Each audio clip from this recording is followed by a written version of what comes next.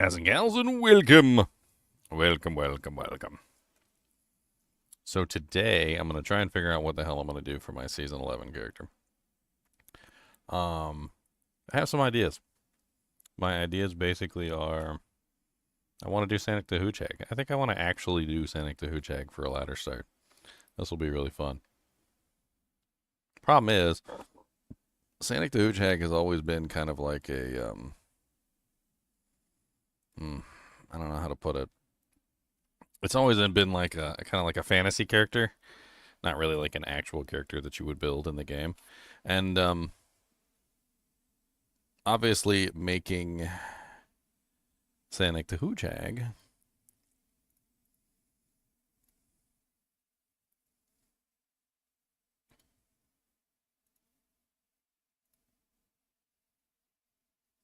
would definitely be an interesting thing because, quite honestly, like I really do think SanicDaHoogeHag could make a really solid character. But the problem with it is that, well, I need like specifics on like how much run walk speed is like too much run walk speed, how much like various stats are the correct amount of stats, and I don't really entirely know, to be perfectly honest.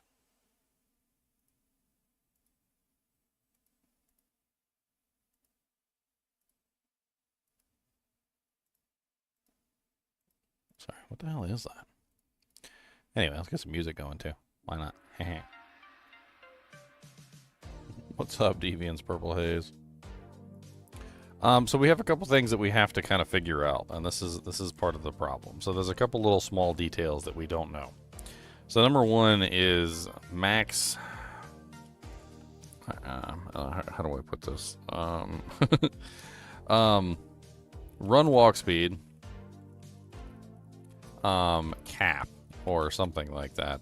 There is no run walk speed cap as far as I'm aware. And like this is something that we need to determine, like how much do I need to hit like an acceptable level to make the SanicDaHoogeHag character without like overdoing it by a huge margin, right? So with run walk speed, and the SanicDaHoogeHag character is very much so like dedicated to run walk speed. With run walk speed, like how much is enough and how much do we need from various sources? So if you're unaware of this, run walk speed actually has multiple different caps, which is really weird. Run walk speed is one of these very weird calculations in the background that like I've never really quite entirely understood. There's basic run/walk speed. There's also skill run/walk speed, which is separate from the run walk speed that you get from your basic abilities. Like, for instance, a charm or a like run walk speed on boots would be considered like your basic run walk speed. And as far as I'm aware, like they multiply against each other in very interesting ways. Skill run walk speed is also cut up into several categories, which is also really quite strange. So Blaze, Frenzy, Werewolf, Feral Rage. There's also what's the other one? I know there's more, and I'm missing something. Vigor, yes, Vigor. Vigor is one, and also there's something else I'm missing as well. So we got Blaze, we got Frenzy, we got Werewolf, Feral Rage, we got Vigor, and that's right, Burst of Speed. Basically, when it comes to run walk speed, there is 1, 2, 3, 4, 5, 6 different ways to increase run walk speed, and all of them are actually kind of like unique and separate from each other. And this is what makes SanicDaHoogeHag so freaking weird, is that SanicDaHoogeHag is basically the equivalent of all of the run walk speeds combined together. And making this character is really silly. But what I want to do today is I want to try and see if we can create a workable, like, real version of the SanicDaHoogeHag character. That, number one, like, is something that you can actually level with. Not just something that, like, is an endgame creation where, like, once you have all your points and once you've done everything that you need to do, like, you're fine. Like, this is something that I think we need to actually play with. So let's actually go grab SanicDaHoogeHag, the one that I currently have built. I should have a SanicDaHoogeHag in my all saves. The one that I last, like, put into play anyway. Why are these arranged by type?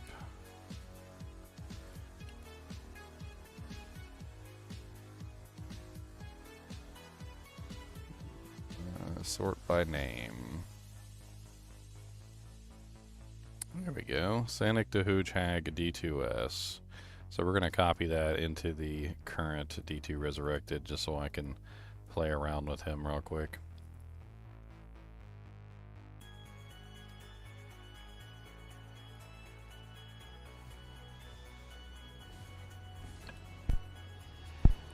What's up, John? How you been doing, man? The #1 hag? The haggiest of hags? A haggis, you might say?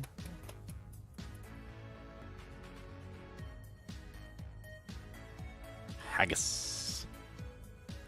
I forgot to join the D2 Resurrected folder. Or chat. There we go. Alright, and I also am in the voice chat.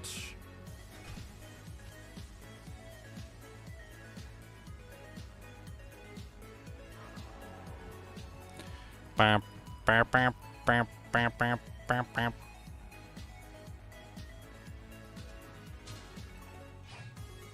see I have a Death Colossus, and I also have a Grief. I have both of them. I'm also apparently using a Hustle Blade in my other hand, which kind of makes sense for the fanaticism and also the other stuff. The Burst of Speed is definitely something that you would want 100%. I wonder what this character is capable of. I mean, Grief seems like a good choice if I'm going with a physical build. I was thinking about potentially going with a non-physical build.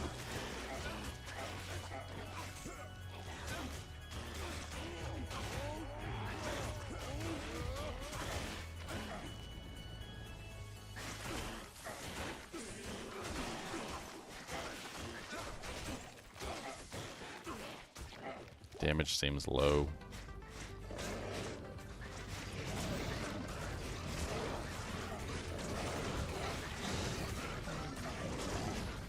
The stone scan monsters? The stone scan monsters.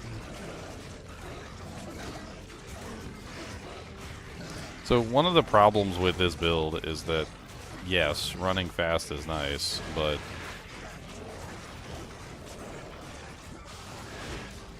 you know what would be even more nice? Like, being able to kill things. That would also be nice. Like, actually being able to do the killing would be great. I mean, as you can see, I've got the running fast thing down. That's not an issue. Which I don't necessarily think is ever an issue with this particular character. In fact, you could dial it down a little bit and probably still end up really friggin' fast. I'm walking right now. This is walking. Like, I'm not even running. This is just walking as fast as I can walk. Get my frenzy running at full capacity, right? And then you just walk. Walking, running. Walking, running. Walking, running. Walking. Remember in school where you'd be like, I'm just walking. I'm not running. I'm just walking. You're walking too fast. It's not my fault you walk so slow.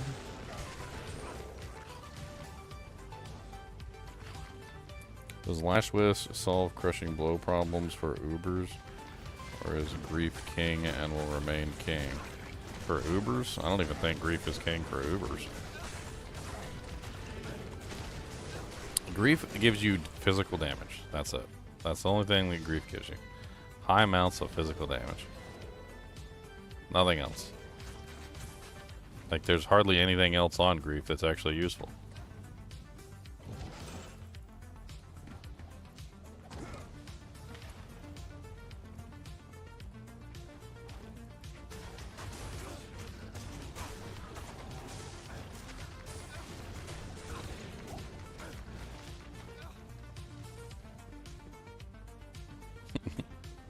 Wee! Look at him go. Brr. Brr. Huh.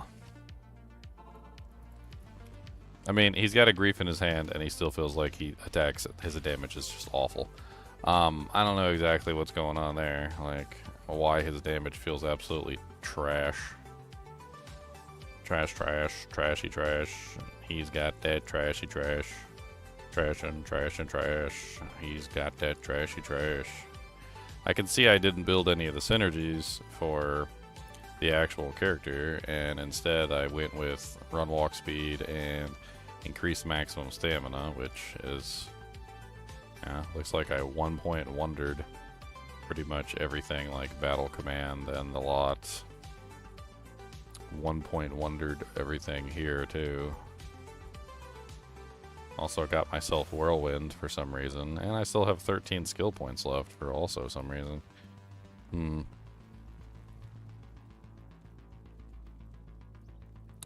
Read the full title, Tomac. Read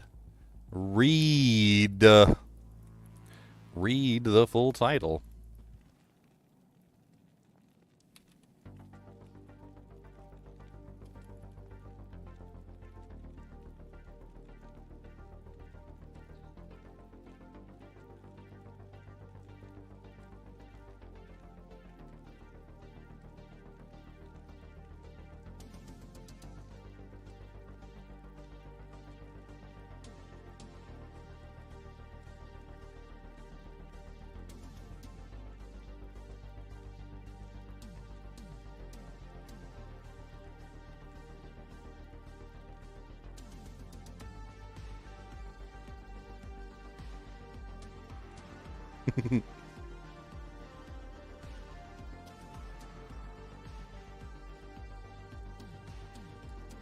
Read, Tomac.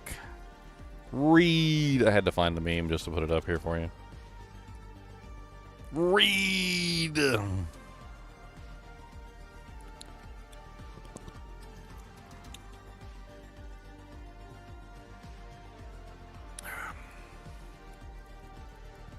Alright, so if grief is not enough damage to make this worthwhile, then what is? Like, what can we do to make this worthwhile? I don't even know.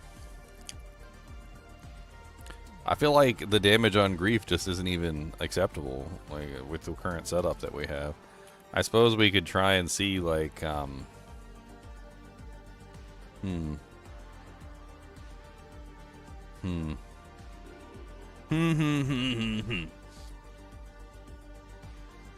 What if I just mix together the Thor Barbarian and the SanicDaHoogeHag together? The most enjoyable run I ever did was the Thor Barbarian, to be perfectly honest. Why do I have like 300 points in dexterity? Is that just so that I can like have ridiculous amounts of attack rating? Not here, not here, not here. That's probably all that is. Not here.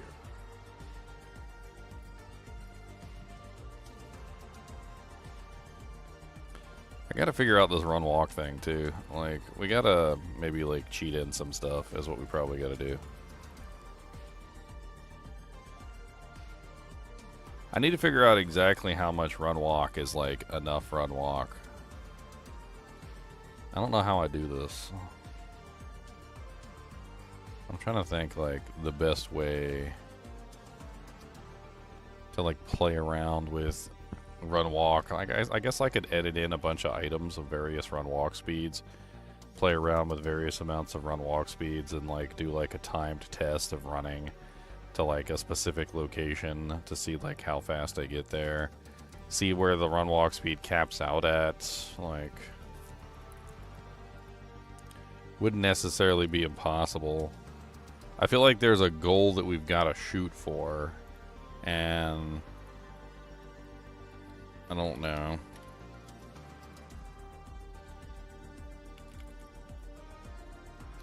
The information on run walk speed like is kind of hard to swallow.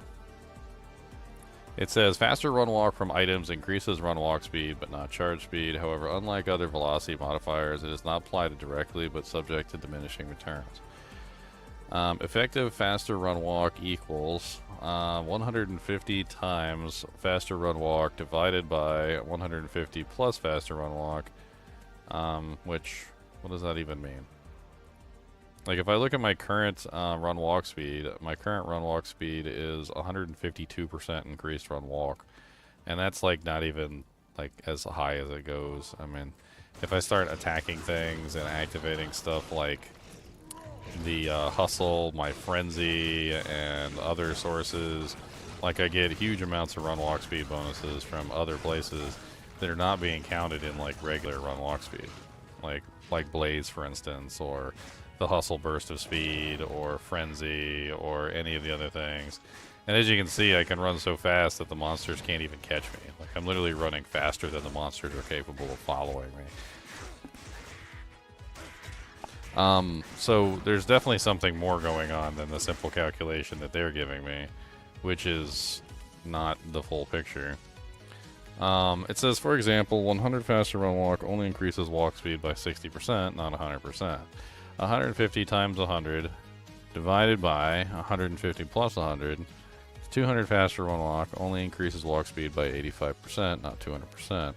Faster run walk speed required to achieve a specific velocity or EFRW bonus can be calculated as shows. Okay. For example, to increase walk speed by 100% requires a 300% faster run walk, and 150 times 100 divided by 150 minus 100. Every 1% faster run walk increases walk and run speeds by 0.06 yards per second, although faster run walk alone can never apply velocity bonus equal to greater than 150%. Conversion tables for faster run walk below.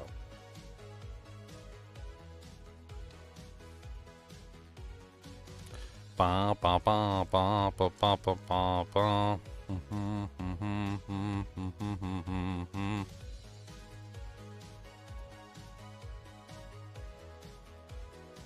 Uh-huh. Uh-huh. So what about Frenzy? Class. Barbarian.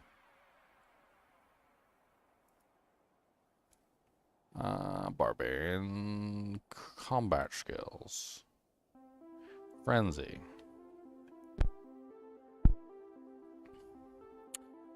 First hit plus movement speed. So let's see here.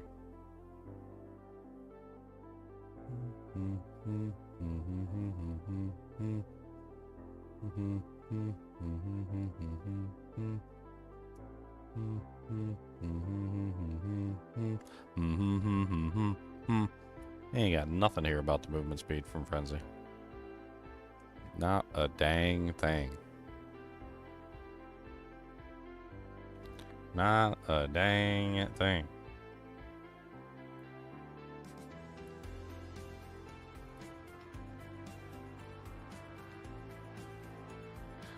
Well, that's not useful. What about other skills, like, what about the Paladin Vigor skill? Let's look at Paladin Vigor. Maybe there's more information on Paladin Vigor. Be what? Defensive auras?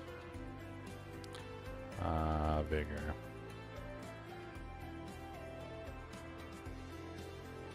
I mean, nothing here on Vigor either. I feel like I'm going in a category, like a world that, like, nobody's really explored. Like, how fast can you go is like a question. Like, how fast can you possibly go? Like, the fastest you can ever possibly go. And, like, I don't think anybody's ever actually asked the question. Like, I think that's the problem. And because nobody's ever asked the question, and that nobody ever tried to solve the problem, and because nobody ever tried to solve the problem, there's, like, no information on it. Like, meanwhile, I'm over here with SanicDaHoogeHag running across maps so fast that, like, freaking teleporting 200% faster cast sorceresses can't even keep up with me. Like, there's definitely something there that, like, I guess I don't know about. Like, We need to solve the damage problem, which is like one of the major issues, and I think that is a big problem. Like, we're not doing enough damage to like hardly kill nothing. Like, it's cool and all, but like this is trash damage for, especially for players 4. We're not in players like 8 or anything. We're just in players 4, so we got to figure out a way around this.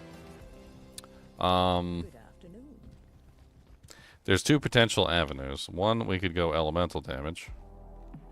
Or 2, we could go with a physical setup.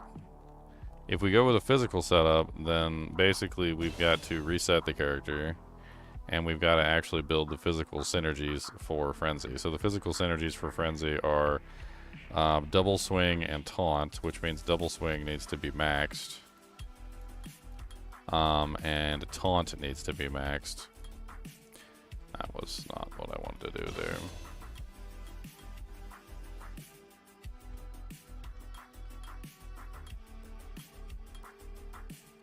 Alright, and then once you have that done, then it's pretty much just what? Combat Mastery. 1-1, 1-1. We definitely need increased stamina maxed out, unfortunately. That's like just required. We also want the 3 shouts. And we also want like find potion, find item, and then increase stamina maxed out to its degree. Which then we need enough strength to actually put on our equipment. Enough dex to put on the weapons. And of course we have like no attack rating. Even with Frenzy, that's really low. Not here. Not in town.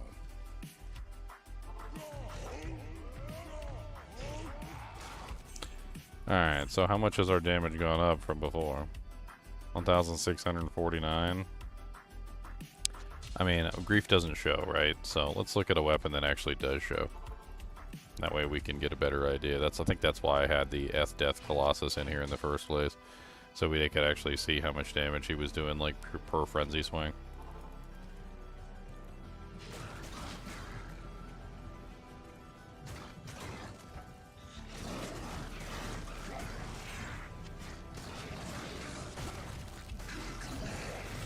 Of course he's stone skin. Let's go attack a monster that's not stone skin.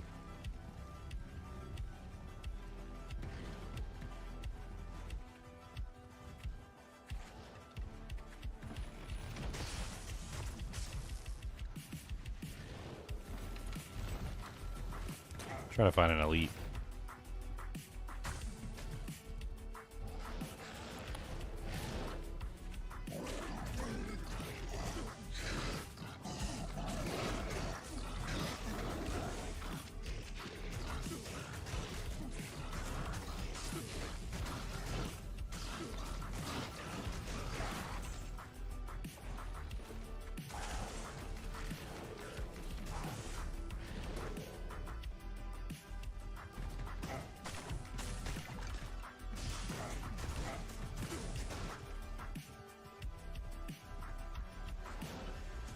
Oh, I know the damage is low. That's exactly what I was just talking about.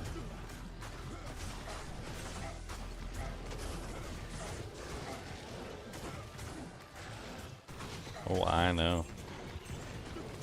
Oh, I know.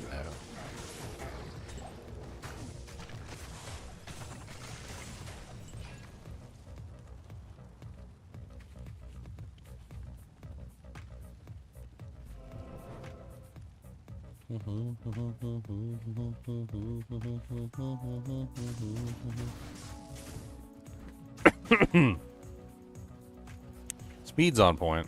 Damage is off. I'm not going to play a character all season long that runs really fast but sucks. So we got to figure out a way to make it actually work properly. And I'm like, my little hamster in my wheel is running. And heck, you can see him on the stream. The little hamster in my wheel going.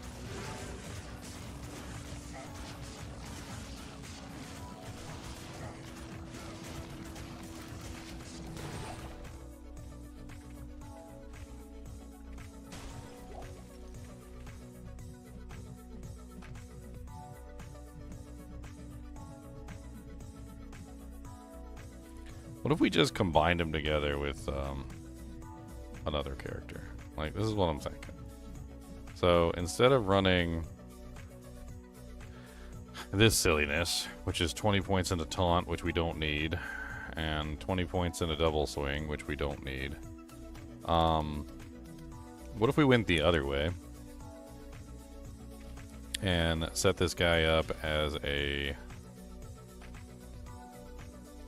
like, an elemental character? I should have the original file for SanicDaHoogeHag still on here. Sanic should be still in here. Okay, so here's my idea. Grief is it's just not good. It's not what we're looking for. I think Hustle still remains as like a swap 2, just so we can get like the burst of speed, which I do think is really important for the build. So like that is something. I don't know why this has +3 bow and crossbow skills on it. I must have converted it from a I must have converted it from like a bow or something.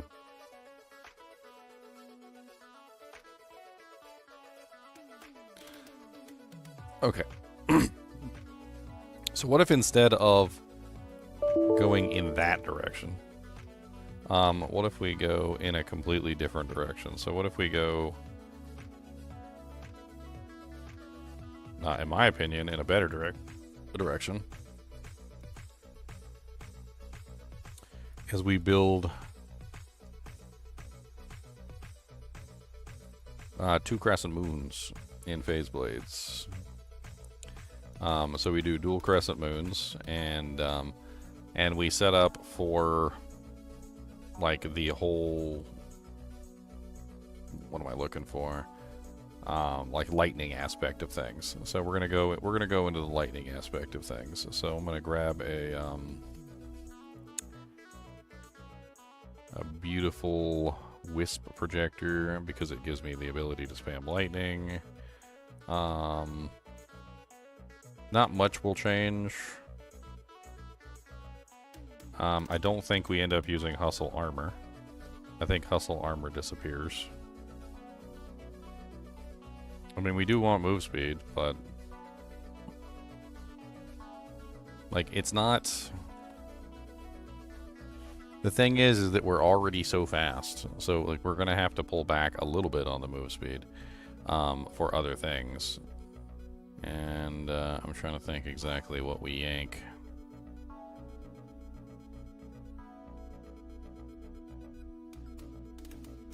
I say we have a G face on here. Attack speed, most likely. We're also running combat skillers to increase frenzy, which is just not really all that important.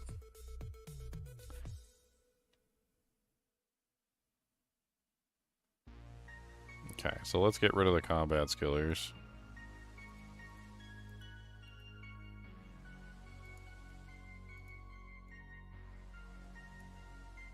Because we don't need them anyway. Like, we're already running fast enough without them.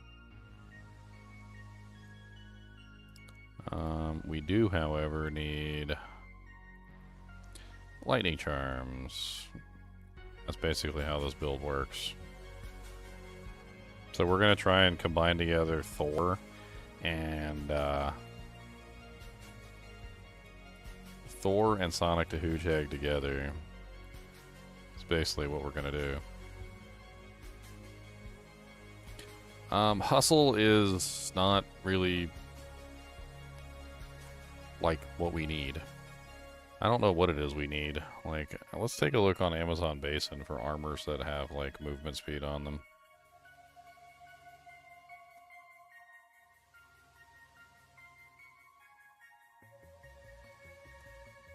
Faster run walk. Body armor. Hustle has 65, of course, which is insane. Triangle skills is 40. Stealth is 25. Tyrael's might is 20. I didn't know Tyrael's might had increased run walk on it. That's kind of funny. Hawkmail has 10. Mm-hmm. 2 Titans Revenges. He can't use Titans Revenges. Can't use those. Silly. You're silly.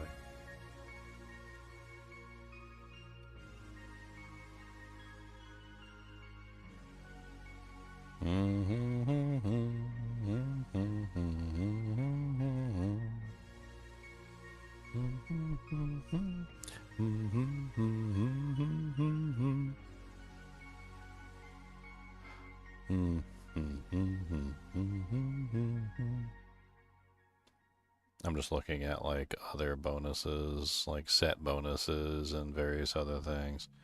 Oh, I didn't know Sabazi's gives a 40 all at movement speed. Sazabi's 2-piece gives a 40% movement speed? That's interesting. Sazabi's Grand Tribute. 2-piece bonus, 40% run walk. Interesting. 15 life steal, increased maximum life 27%. All resistance is 30, +1 to all skills, and damage reduced by 16. Huh. I mean, let's just try it real quick. Let's just insert crescent moons into the build, and let's just see how that goes for the moment.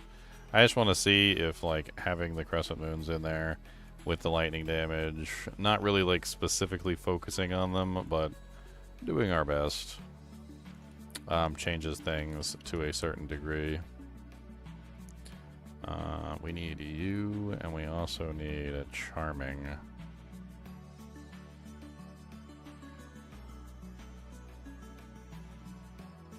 Actually, Charming's not in here, is he? No, Charming's not in here. Charming is in another folder.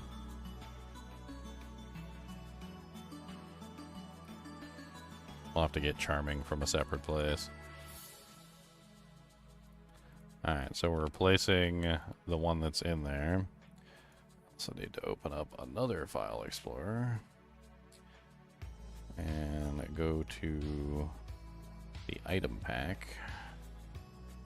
And we need the Sunder Charms. Charming.D2S. That's what we need. I didn't... Hold on. Dang it. I make sure I didn't accidentally, like... I think I just dragged and dropped it like an idiot. Oh, okay. So it's still there. Should be fine.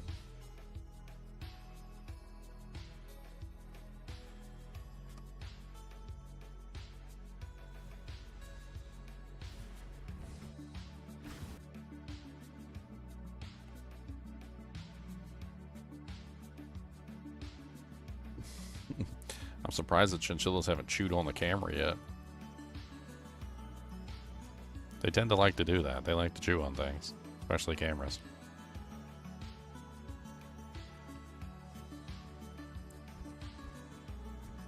I mean, it kind of fits with the theme when you think about it. Like lightning, you know, lightning is fast, right? Like fast things can generate static electricity, like...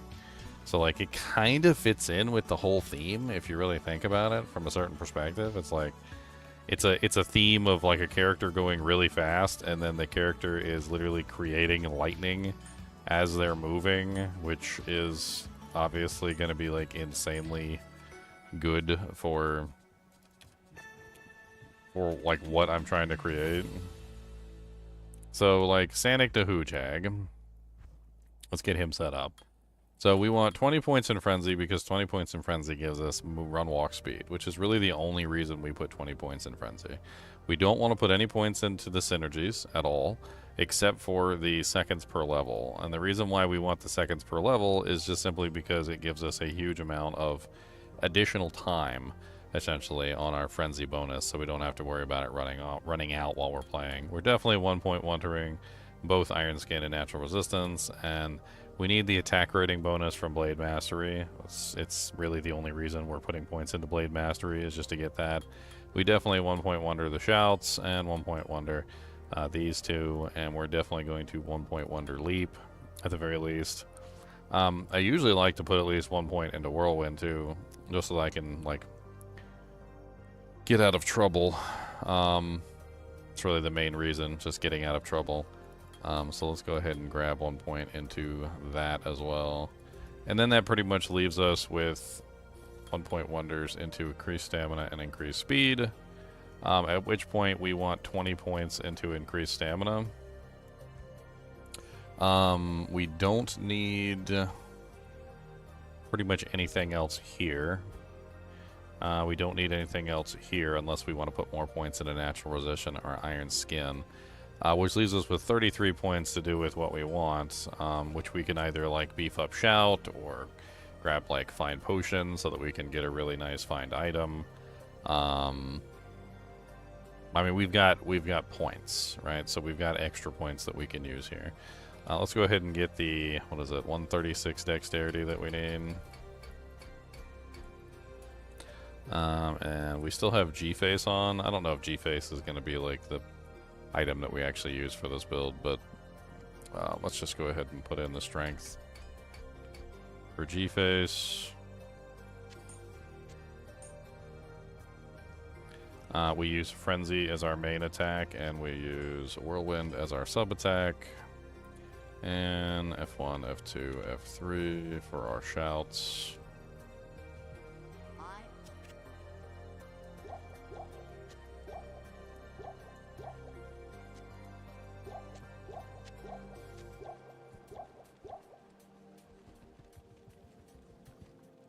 And we pretty much just walk everywhere.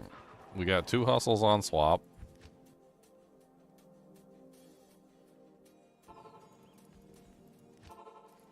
So we can go in here and we can very easily just do a little bit of frenzy work. I forgot to put in points into HP. That would be important. Let's put in hit points. We also need more attack rating too. Like that is something that we've got to like work on. 10k attack rating is usually what I prefer. It looks like with Crescent Moons we're sitting at 6,180 attack rating, which is pretty poor. So let's just go ahead and dump in enough dexterity until we hit at least about 10k. I actually like about 11k is usually where I sit. And then everything else into vitality.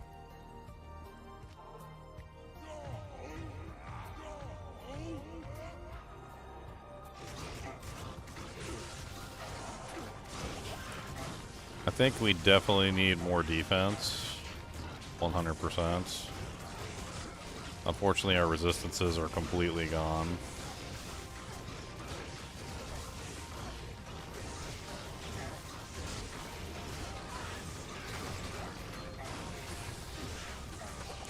Alright, so let's grab more points into Shout so we're not getting hit as much. Shout is, I think, the main one we're really interested in, because this character basically takes advantage of having like full defense while moving. So we probably just end up going with...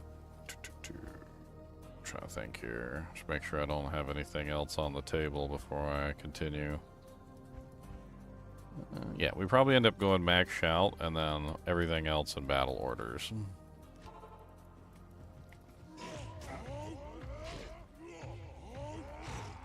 That gives us, that's not a lot of defense, 5,689, that's pretty bad.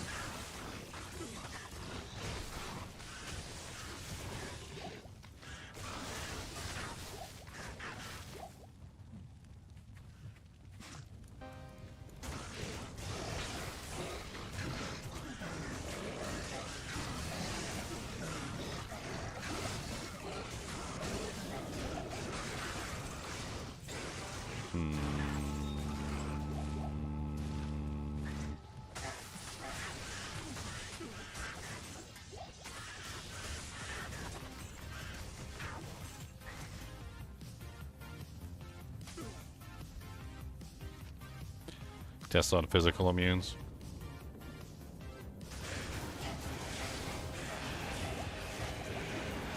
Ugh. When they steal your mana, I can't attack. That's one of the benefits Double Swing has over the other. Because double swing doesn't care if you steal all my mana. And going with the non-physical setup means less life leech. Dude, he's literally walking away from me and I still can't hit him. You know how fast I am, bro?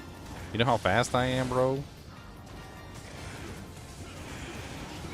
Get that burst of speed proc. I do have mana leech too, like, but and some of these monsters you can't mana leech from, so sucks.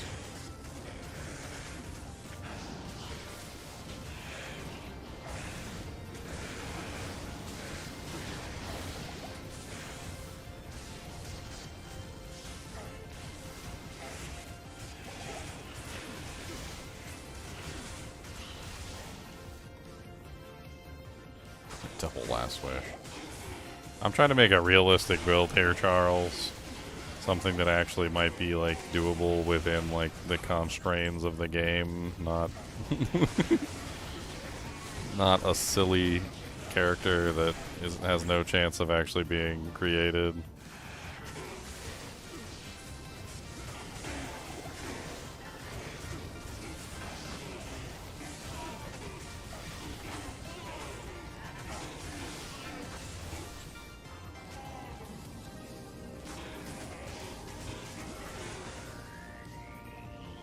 Can't get at me. Oh no, he's so slow. So slow.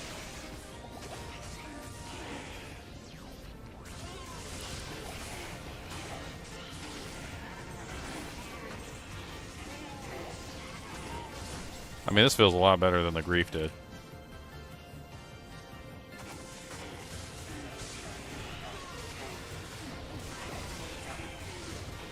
Smoother. Like, everything's dying faster. Low HP really quickly because of the static field, of course. And obviously I got like the negative res to actually make this work.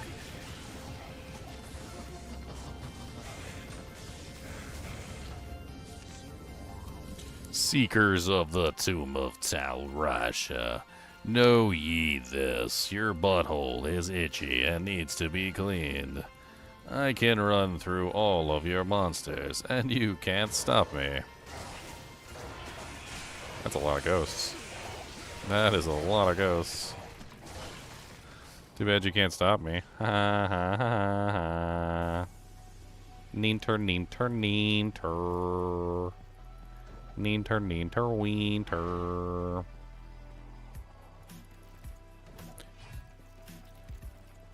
Can't touch this.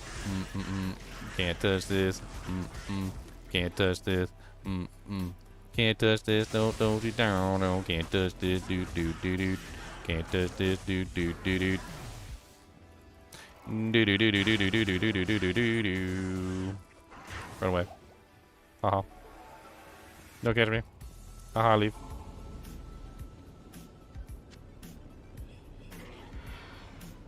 Look who's back, Sonic. Look who's back, Sonic. SanicDaHoogeHag coming at you. He's running real fast and he's like, who? Gonna say, where'd he go? I don't really know. He's gone, you know, cause he came and went and we were still here running around and doing what we fear, but we don't want to go no more, cause he's gone out the door. He ran in, ran out, ran in, ran out, and we didn't even see him. It was a doubt. Oh, oh, oh, oh. Ate all our donuts. He was gone. He didn't even sing a song. Gone, gone, gone, gone.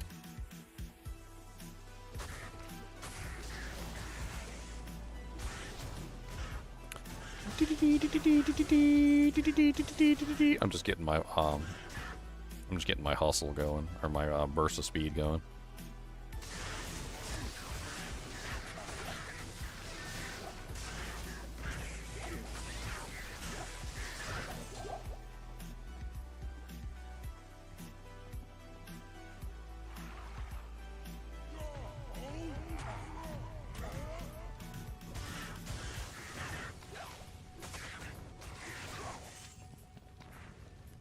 Whee!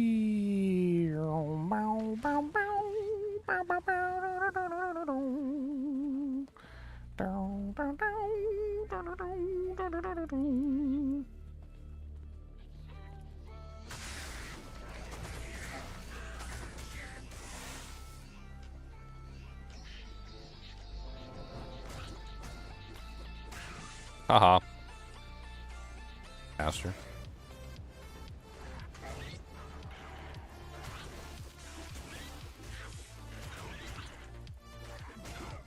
Could be faster.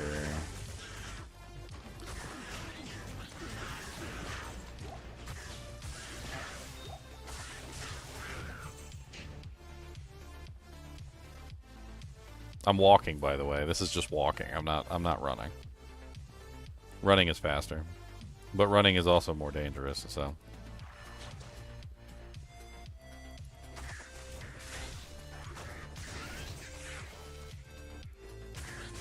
SanicDaHoogeHag. SanicDaHoogeHag. I'm switching between run and walk right now. This is run.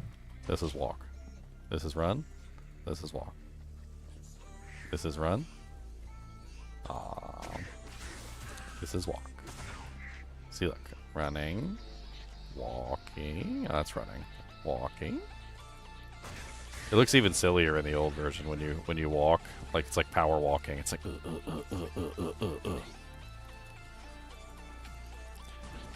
Come here. No, come here. Come here. Come here. Come here. Come here. Come here. Come here.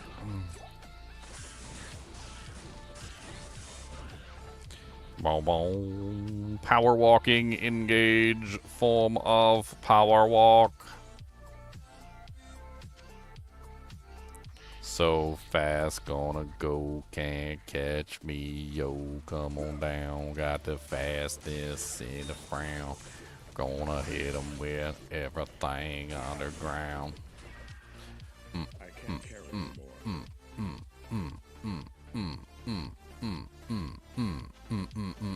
Look at me just walking through town. I'm walking with a frown.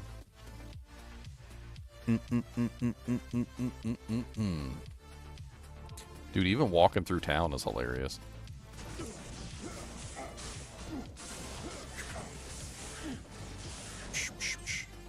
And then we go back to town.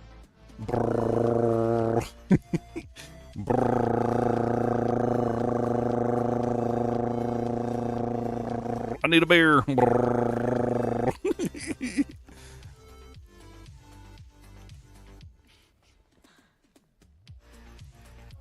Give me a bear. Bear, bear, bear, give me a bear. I need a bear, bear, bear, bear. Give me a bear. Harmony on Swamp would add more. That is correct. That is correct.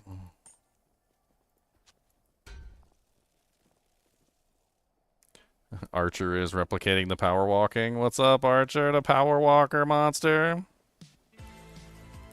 Power walking monster, gonna power walk with the power walking monsters. Gonna do a little power walking, cause that's what you gotta do is power walk. We're gonna power walk everywhere we go. Gonna power walk everywhere you know. Who needs to run when you walk so fast? Who needs to run when you walk like Flash? Gonna run as fast as I can, but that's not for a man. We're gonna walk with a power legs. We're gonna walk every day you see. Gonna walk everywhere with our hair blowing in the air, cause we're walking so fast you cannot see. We just walking like me. Gonna walk across the desert in a flash. Gonna walk carrying our mashed potatoes and not spill a drop. Not even gravy on the rug. Walking really fast, giving everybody hugs. Doom, doom, doom, doom, doom, doom, doom, doom, doom, doom. Do do do do do do do do do do do. Do do do do do do do do do do do. Do do do do do do do do do do do.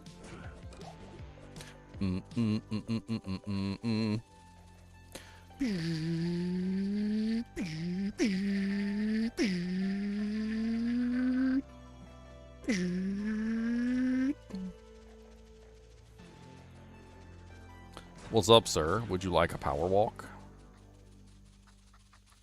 Do What's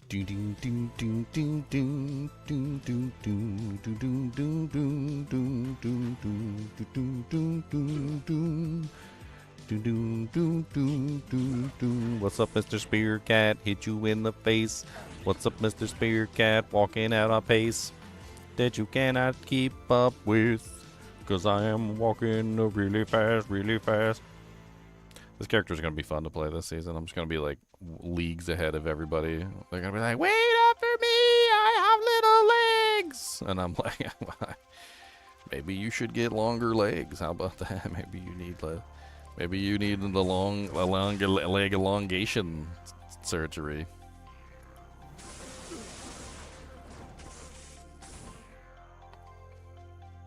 Brr, brr,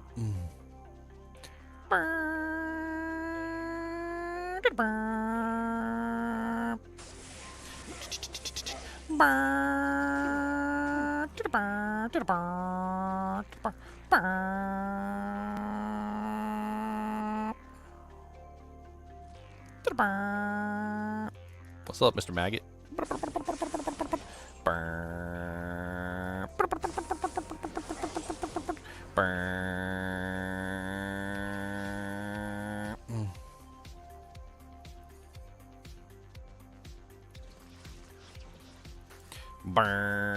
It is a maggot lair. What's up in here? Huh? What's up in here? Huh? What's up in here? I'm gonna shouts and I'm gonna do some attacking like this. And we're gonna go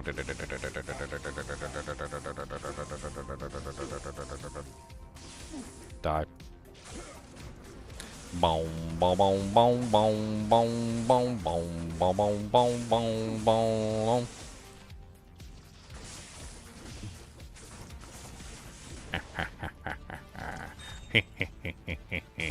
Ho, ho, ho, ho, ho, ho. What's up, immune to physical? Oh no, he's immune to physical. He's also basically immune to lightning as well. And Windshank the Sharp is still going down like a turd face. Windshank the Sharp. You mean Windshank the Dull.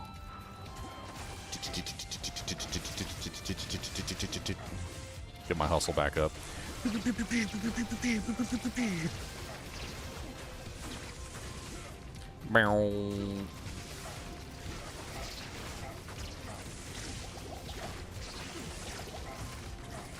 No, they're so mean to me, I do not like it. Stupid beetles and you're immune to lightning.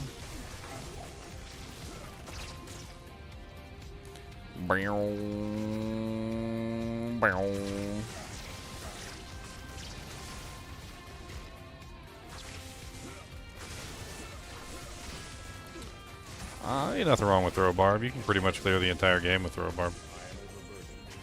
Just make sure you use Grimward. Grimward is the key. Grimward is life. Grimward is love.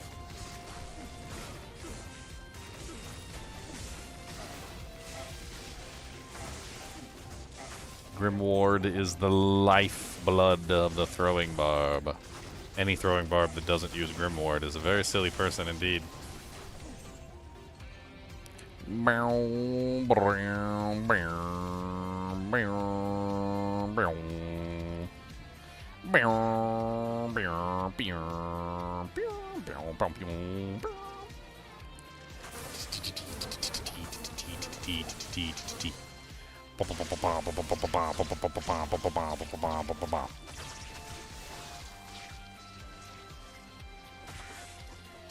So what in this build is even expensive? Like I don't even know.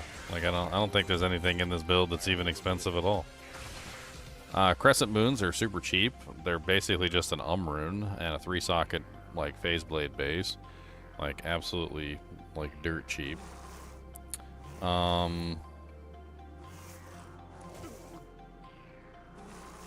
Hustle is a rune, which could be somewhat difficult to come by, but I mean, no different than an rune at that point. I mean, so I've got like 3 mid runes in the build.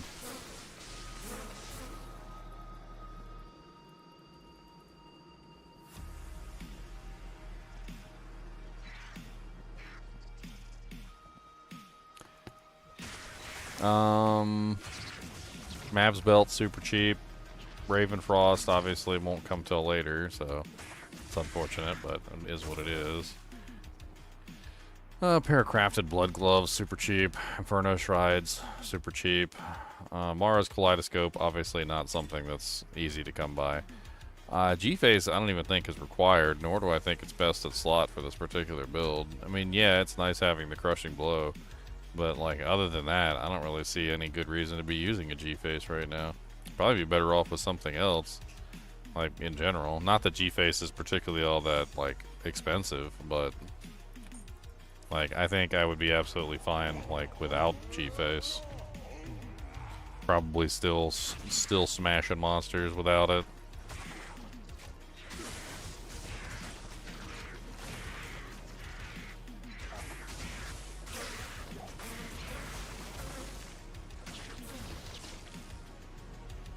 Put in the Dream Helmet for the lulz.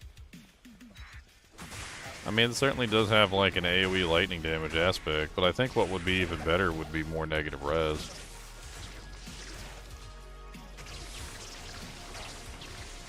I think Griffin's Eye, honestly. Or just something with large amounts of negative res on it. I mean, Facets would be good too, to be honest. Just 2 lightning facets. I'm pretty sure Agent Smith, I have a solo self-found, like, throw barb that I played through, like, all the way to hell difficulty and killed, like, Bale with. And I did it with, like, the most garbage tier equipment that, like, ever could exist. I don't exactly remember, like, 100%, but I do remember me doing some sort of, like, throw barb solo self-found. God, what was that? Was it a run? Was it a challenge or something? I can't remember what it was that I did. I think it might have been on my single player account. I think it was just a single player throw barb that I leveled up.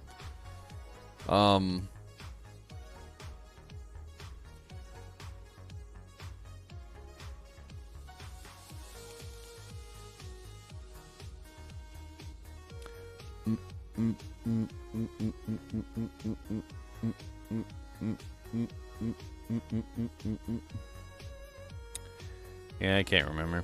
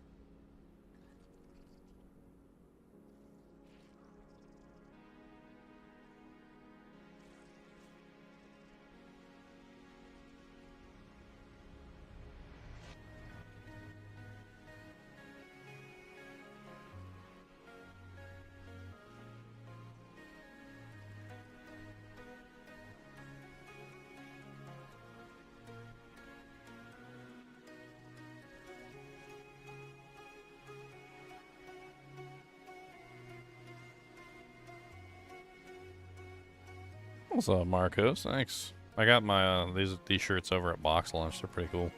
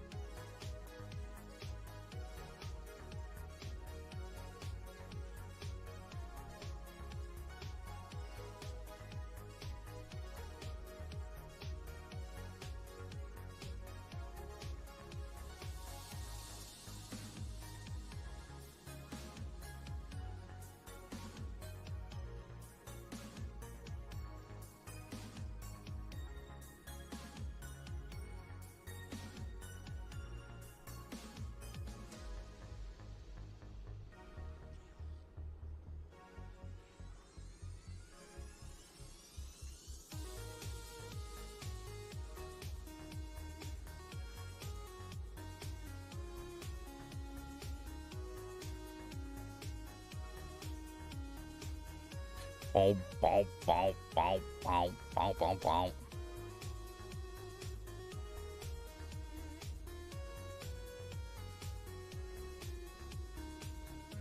Sorry. We're responding to some comments. I like responding to comments. Maybe I respond too much. What helmet would go better there? Pretty much like Griffin's Diadem, probably. Or, like, is Griffin's Diadem really the best choice? Like, what does Griffin's Eye give?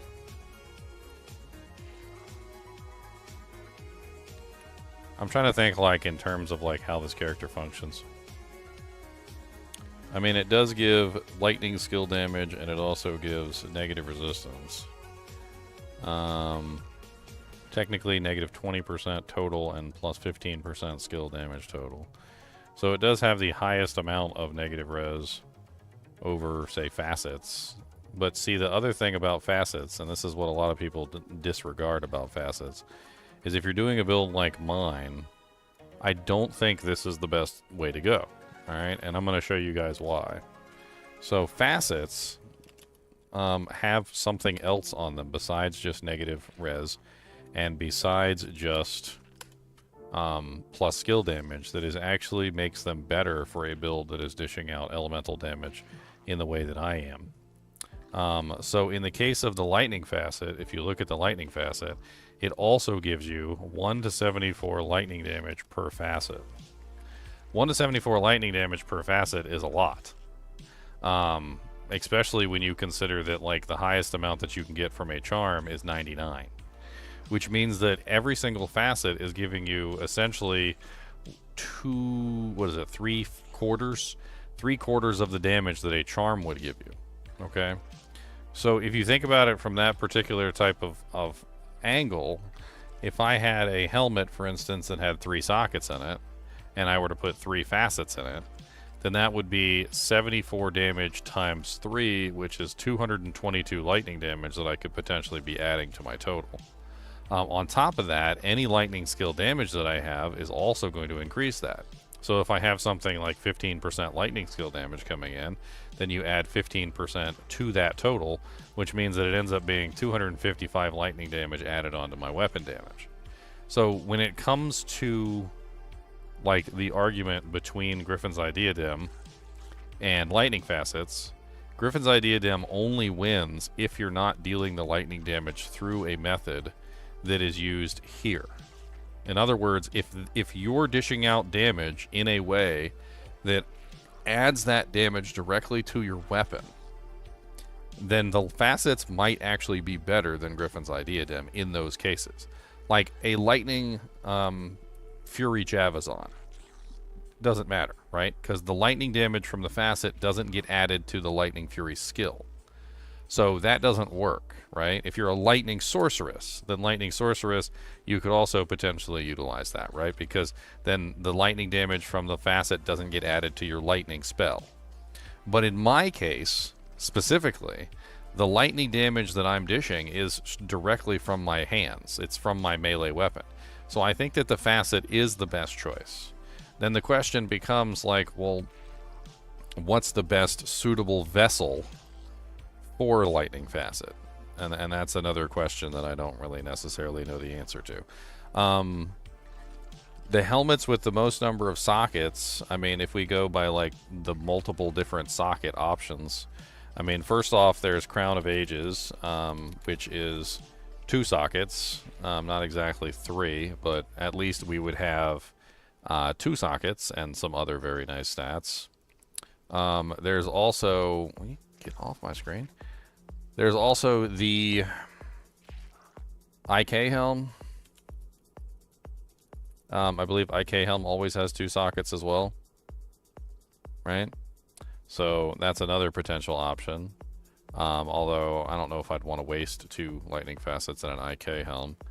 It does have Magic Find on it though, which is an added benefit.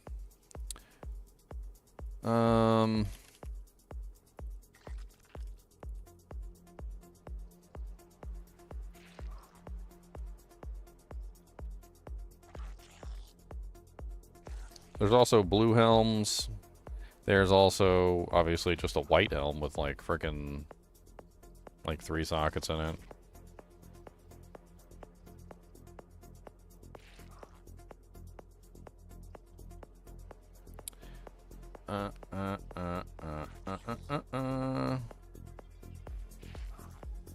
Primal Helm. Griswold's Valor Corona is 2 sockets as well, and Giant Skull Bone Visage is 2 sockets. Giant Skull Bone Visage is out immediately though, because it has knockback on it, and we don't want knockback on our build. What the hell does Griswold's Valor Corona have on it that actually might be useful? I don't even think I've even considered that. Kind of a rare item. Griswold's Valor Corona is always, like, exceedingly rare. I mean, yeah, you could trade for it later on in the ladder, but it's got Magic Find on it. It's got Cold Absorb, a little bit of All Res. Nothing fancy there. Like, really nothing fancy at all. Obviously, you could also look for a Jeweler's Helmet, which has 3 sockets. Or an Artisan's Helmet, which has 3 sockets. Those are both options. Can't really shop for a Barbarian one, though.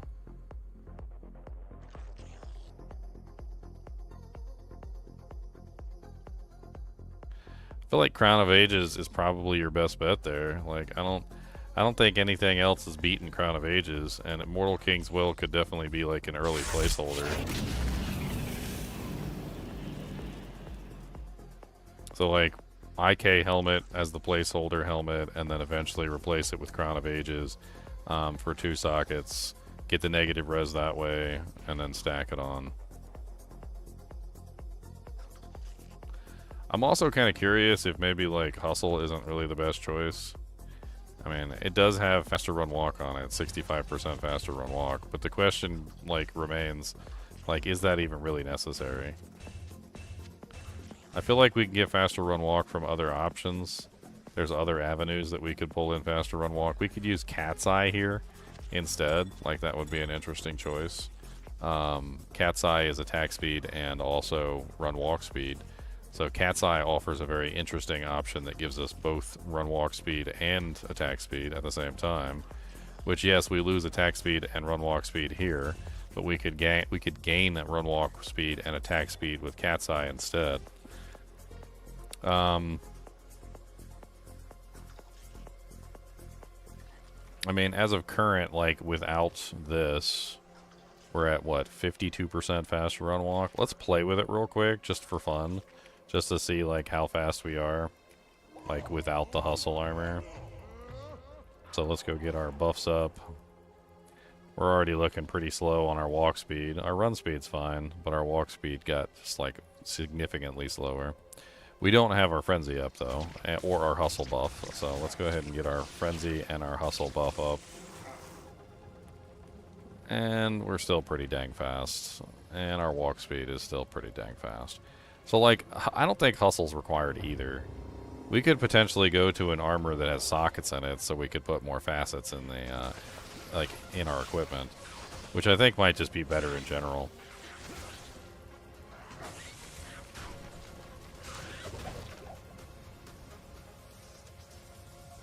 Black Hades.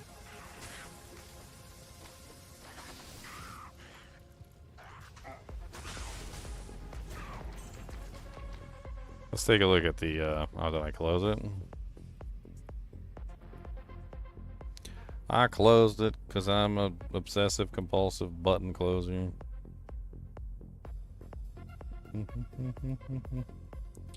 Let's look at armors that have multiple sockets in them. Body armor. So we've got Spirit Forge Link Mail has 2. Natalia's Shadow Loricated Mail has 3. Griswold's Hearts and Black Hades. Does Natalia's is specifically set up for her, right? Like, I mean, I never considered using Natalia's on a character that wasn't, like, actually a character that was using Natalia's. It's got Shadow Disciplines, which is useless, Poison Res, Poison Length Reduction, Life per character level, and Defense. It's not like the worst thing in the world, but it's not amazing either. What else is it? Spirit Forge Link Mail. Griswold's Heart is like the generic 3-socket armor. And then Black Hades is, what does Black Hades have on it? Does it have any run walk speed? That's the question. Half freeze duration, attack rating against demons. I mean, attack rating against demons is kind of solid, actually. Most of the monsters in the game are demons. Like, I definitely would say probably about like 50% of the monsters in this game are demons. The other 25% are either undead or like beast monsters, but like, it ends up being like an equation where getting 250 attack rating versus demons is like insane. The damage versus demons is useless. So Black Hades is an interesting option too. Cheap, easy to come by. Could also potentially just look for like a jeweler's armor. Like Jewelers of the Whale or something. I do like the enhanced defense on Black Hades. Black Hades does have some interesting enhanced defense. Spirit Forge Link Mail. I don't think Spirit Forge Link Mail is a good armor. Let me check it. I'm pretty sure Spirit Forge has like a run walk penalty on it too. Because it's a freaking, like, it's a super heavy plate. But so does Black Hades. Black Hades also has the run walk penalty because it's also a super heavy plate. It does have life per character level, decent enhanced defense. It adds fire damage. Strength, nothing like super crazy there.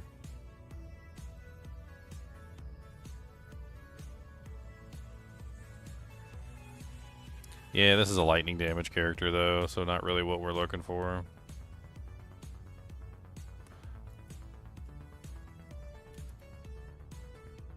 I mean, Griswold's Heart is probably one of the few pieces that, like, on this list. So if you look at this whole list, like, this is a heavy plate. It has a huge penalty for run walk. This is a heavy plate. It has a huge penalty for run walk. This is also a heavy plate and has a huge penalty for run walk. Like, none of these, for some reason, are, like, light plates. Griswold's Valor, or Griswold's Heart is the only one, as far as I can tell, that's not a super heavy plate.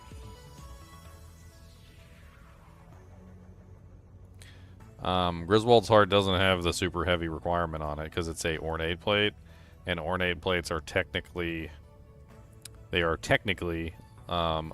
light plates or something. I can't remember the exact specification. But because their body armor has like different classifications for like the penalties that they provide, where is there's like a little list here.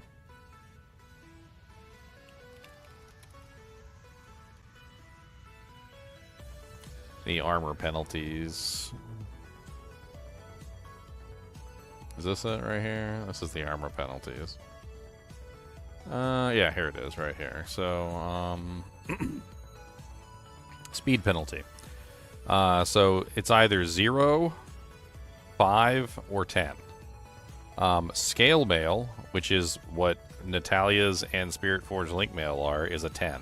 It's the highest speed penalty that you can get.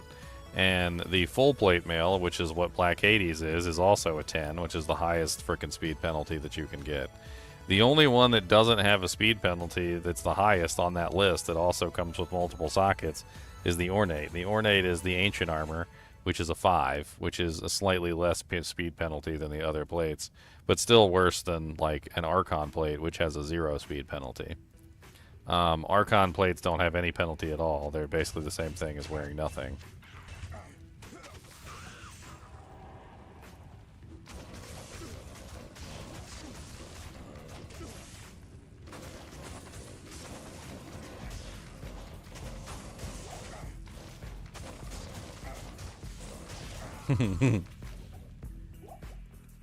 Boom, boom, boom. Another one bites the dust.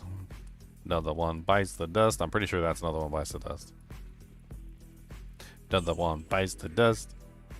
Another one gone and another one gone, and we don't sing this song. Mm, mm, mm, mm, mm, mm, mm. Mm, mm, mm, mm, mm, mm, mm, mm. Mm, mm, mm, mm, mm, mm, mm, mm,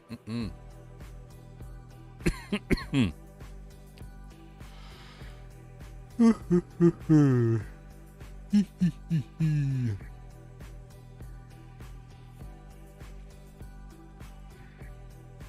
I could have Harmony on the Merc. I could run the Harmony bow on a Merc.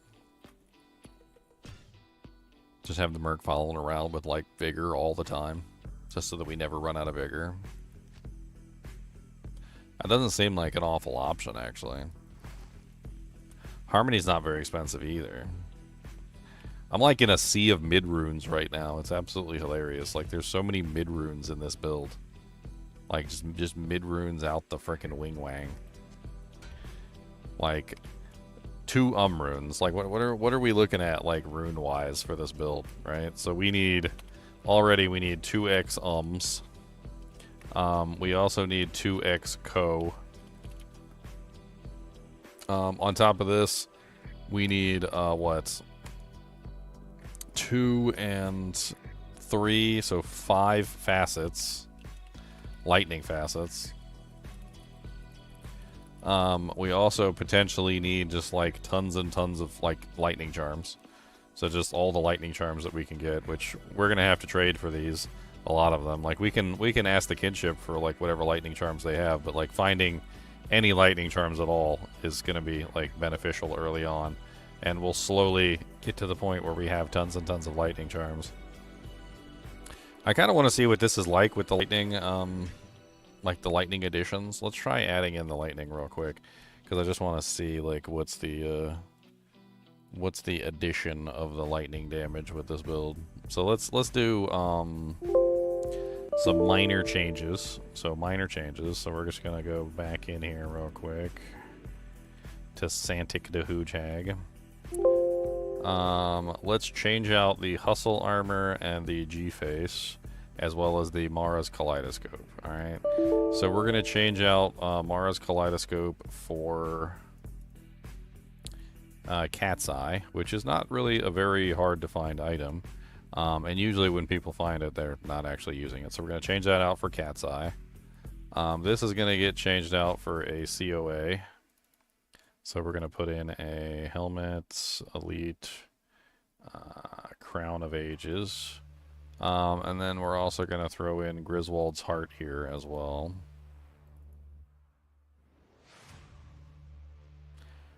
It's an elite set, isn't it? It is an elite set, but it's not an elite item. Griswold's armor's not elite. That's why it's an ornate plate. I didn't, for some reason, it just didn't like click in my head, like what I was getting myself into there. Let's pull out this equipment real quick. Let's leave that. Take that out. Let's put in a Harmony bow for the mercenary. So, weapons, a Harmony, Grand Matron bow. We want, yeah, just Grand Matron bow. It doesn't matter. Alright, and then we need facets. So, import uniques, jewels, lightning die facets. 1, 2, 3, 4, 5. So 1, 2, 3, 4, 5. So that gives us our total lightning damage package there. And then close that out, and we'll copy him back over, and then we'll try this out one more time.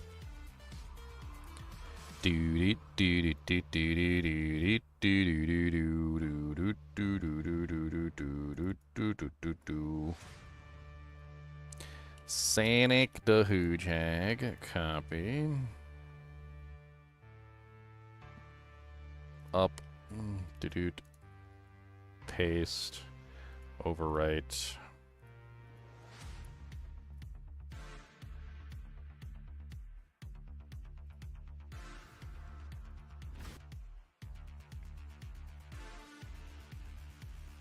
Yep, Tyrael's Might is an interesting choice. I actually had already considered it.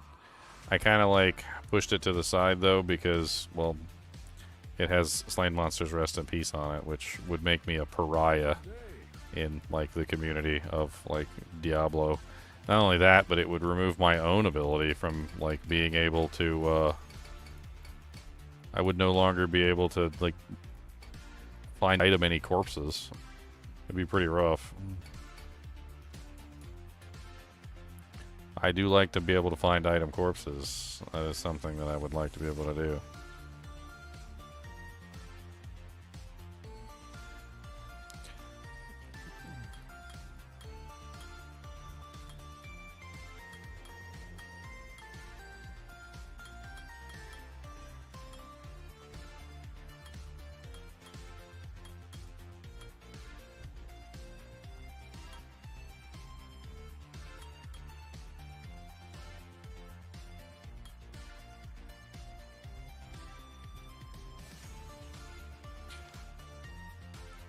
We don't have the Sunder anymore, do we?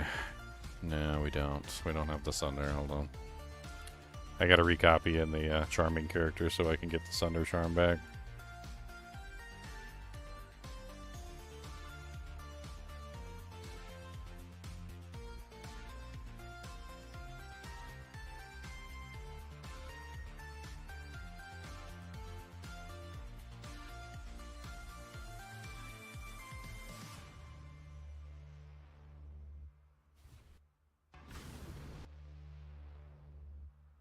Necros love Slain Monsters Rest in Peace.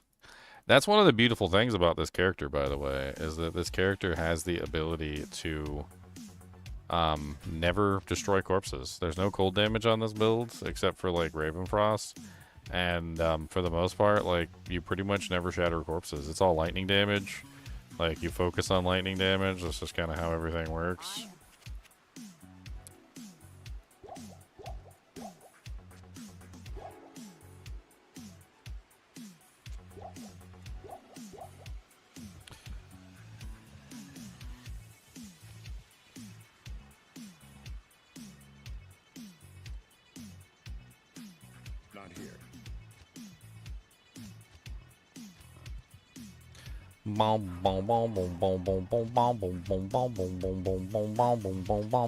So just to like get an idea, like if we take off these two pieces, look at my lightning damage or my frenzy damage, 660 to 2,573.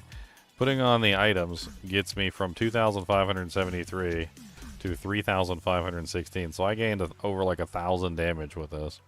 My negative res is now currently at negative 95 enemy lightning resistance.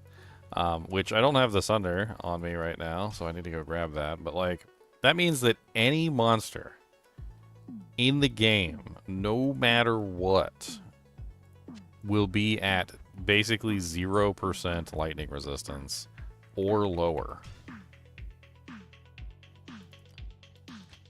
So think about that from a really interesting... That's really interesting.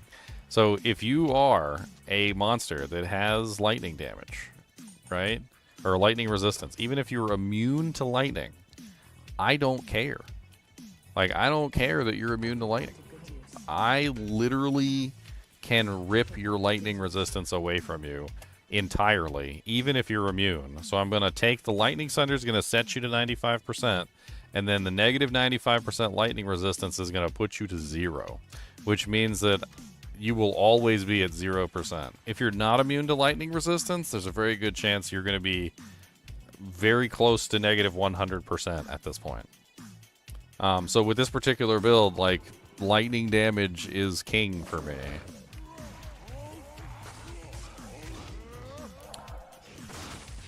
Let's go ahead and get our hustle buff. Alright, now switch over to the lightning damage. I didn't put any HP in, did I? No, I didn't. I also didn't beef up my attack rating. Hold on, I just noticed that as well. Alright, so we need to beef up our attack rating. 11k is usually like where I like to stop. There we go. Everything else into HP. Walk, don't run, do the watermelon crawl.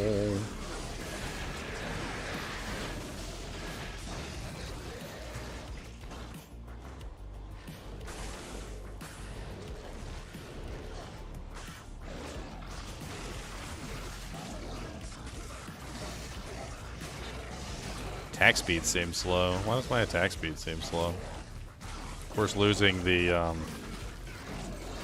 hustle did drop me a bunch of attack speed, but like I shouldn't be that slow.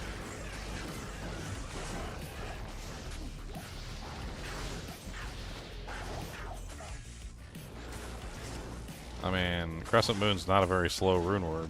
It's 20% increased attack speed on a phase blade base. It should be like super fast. And then on top of that, we also got the burst of speed in the background, which is the burst of speed even procced? It is procced, okay. I'm just walking everywhere. Leave me alone.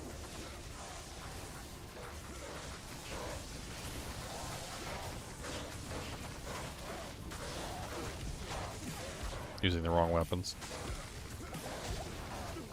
One of the dangers of having a swap is that, like, a lot of the times you'll swap to the other weapon set and won't even realize that you've done it until you're like, oh, why isn't anything dying?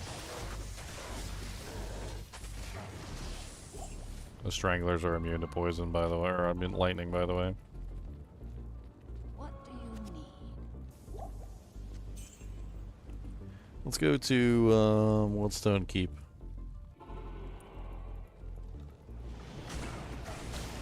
Poison damage, poison damage. Look at all of that poison damage.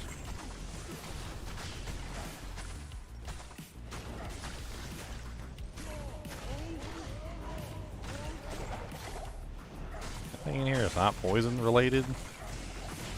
Cadavers are poison. The skeletons are poison. What's next? What else we got on the list? Frenzy ice bombs. Not what I was looking for. I was looking for gloams. Ow! My resistances aren't the best right now, especially with the lightning resistance. Gotta figure out a way to fix that eventually. Let's go to Trav. That's the lifeblood of the barbarian, right? Everybody likes Trav.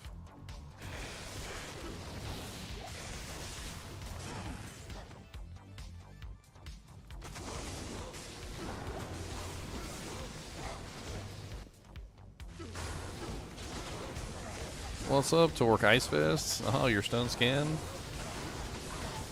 Oh no, my mercenary, she die. She did not feel good.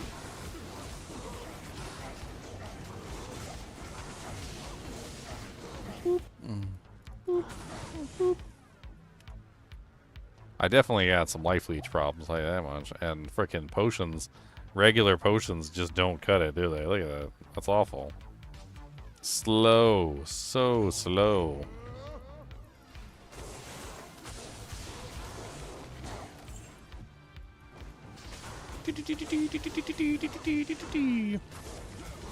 What's up, Galeb? Die.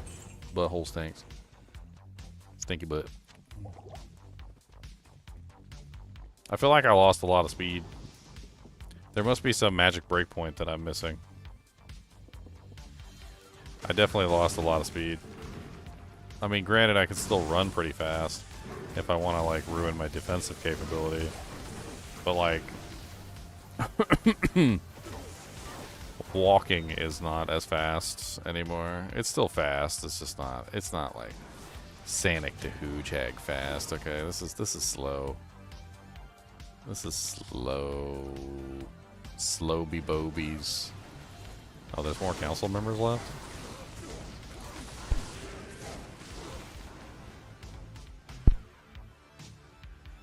I can't carry you. Haha, run away. That's one thing this character will always be able to do, is run away. I can't carry you more. Whee! Oh, there's a well down here. Whee! Do.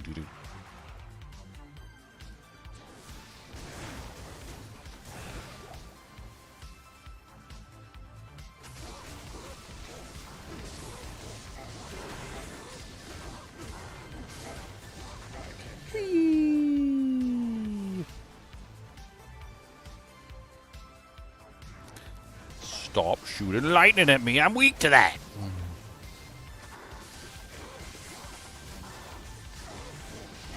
No.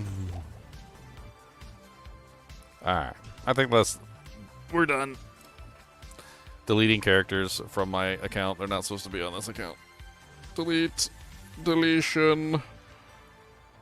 I accidentally deleted my character by accidentally pressing the delete key and accidentally holding down the delete button for multiple seconds. I accidentally did that. It accidentally deleted it for like, it took me forever, but I accidentally deleted it. What's up, Eric? Oh my god, she's so slow. Ah, why did I have to play SanicDaHoogeHag first? Now she's like, it's like she's in mud. It's like she's in mud. She runs so slow. Oh my god, she's the slowest I've ever seen in the whole world. Internet went out last night when I was playing, and I didn't want to keep going, obviously, because you know this is a online thing, and I want you guys to see it. So like, I had a bunch of things drop like right before I logged out, and I didn't even get a chance to identify them because, yeah. The hell? How is that broken already? Came broken? It just came broken. Or is that mine? That must be mine. That's gotta be mine. 17% faster hit recovery with maximum potion slots. That's kind of nice. That can go right in the trash. That can also go right in the trash. And that can go right in the trash. At least we got a new belt.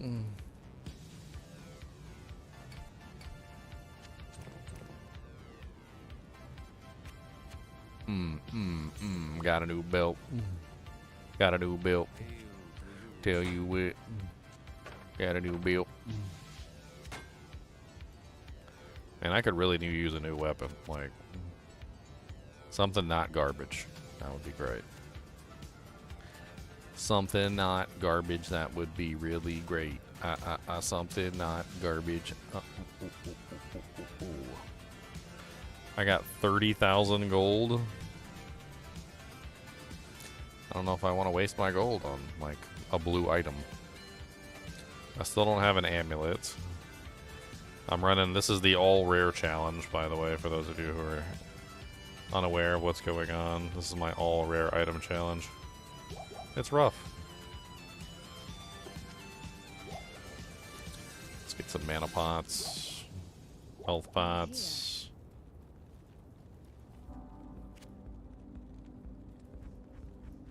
It's too bad they don't sell rare items in the shop.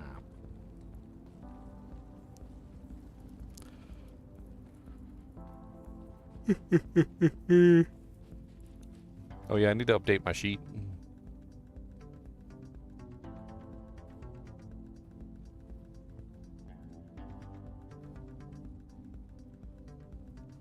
I need to update that I'm doing SanicDaHoogeHag. SanicDaHoogeThor. SanicDaHoogeThor.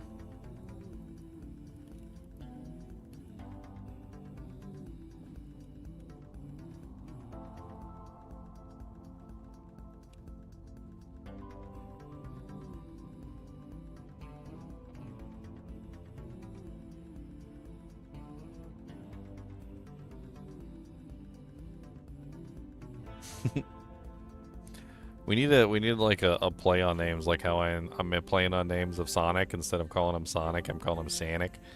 We need to play on names for Thor too. Like what's a good like meme Thor name that's still like, it needs to still embody the like power of Thor.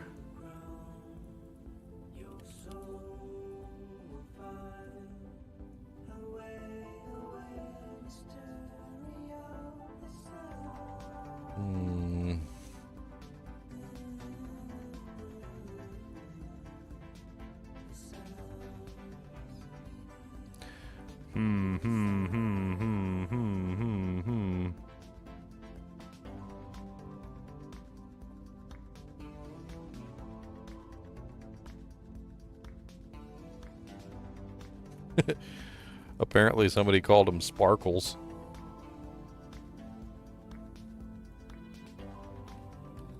Somebody called Thor Sparkles.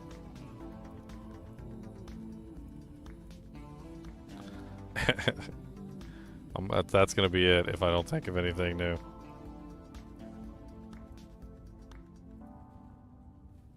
Sparkles.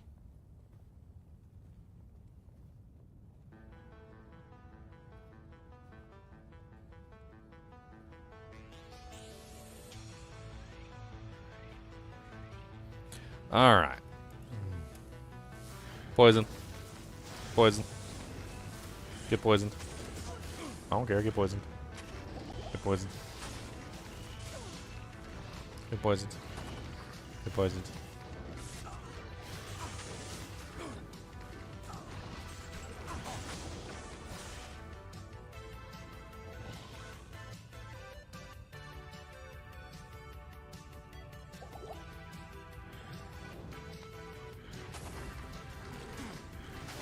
Poison, poison, poison, poison, poison, poison in your face. Poison, poison, poison, poison, poison, poison in the race. I had another idea for a poison whirlwind barb. I thought would be really fun.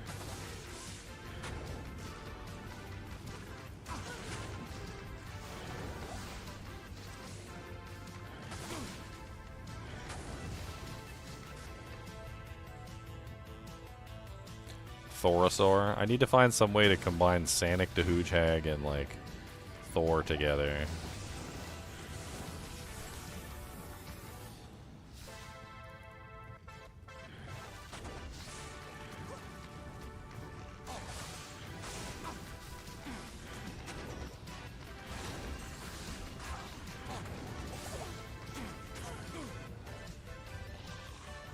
How about Sanic Odin's son?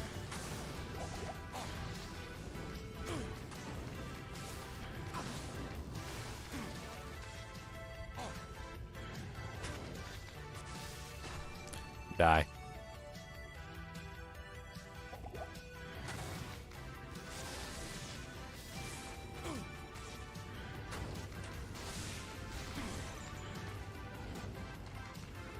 Sparkles is a nice name. You guys don't like Sparkles?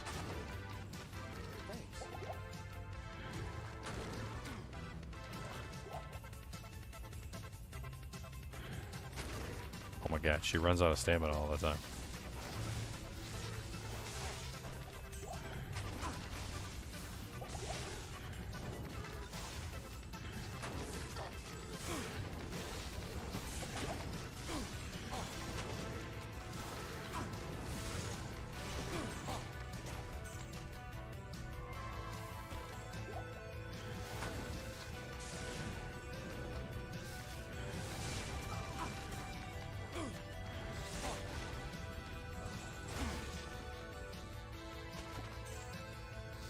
Where the hell is my boy at? Like, I'm running out of potions and everything.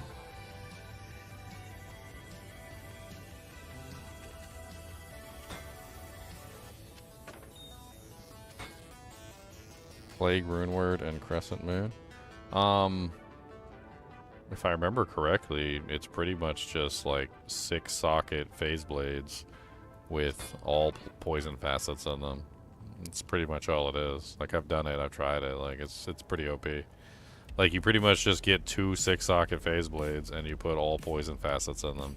And then you get a 4-socket armor, and you put all poison facets in it. And then you get a helmet, and you put all poison facets in it. And that's literally the build. And then you can collect as many poison charms as you want.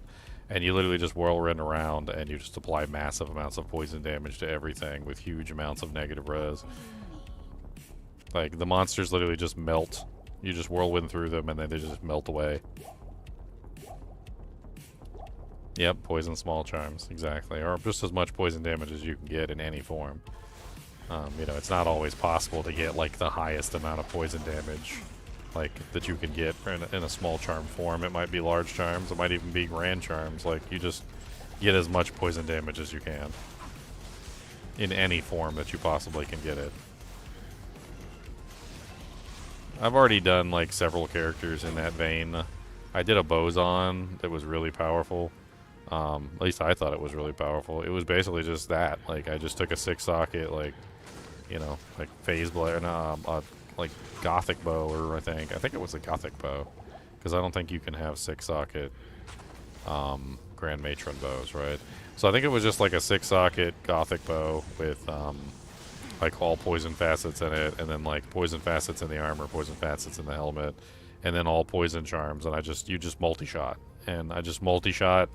Does it like focused on actually hitting the target, obviously, you know, with attack rating, and then that's it. Like that's pretty much all you have to do. You just fire a multi-shot and everything dies. It'd be pretty similar. Like the Boson would probably be more powerful because you can hit more on the screen than the Whirlwind Barbarian, but the Whirlwind Barbarian would probably be even better because two phase blades means that you can get double the amount of poison facets, technically. They wouldn't even have to be good poison facets, really, like, honestly.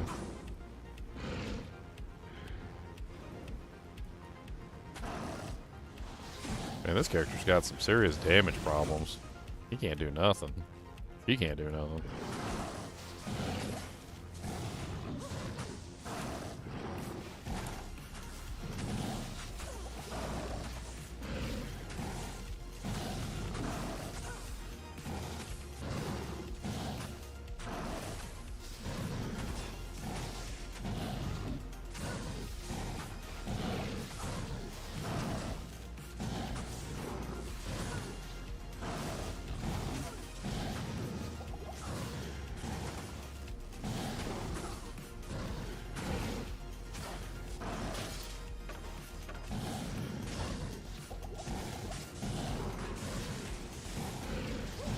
A whole lot of facets? Yes, it is.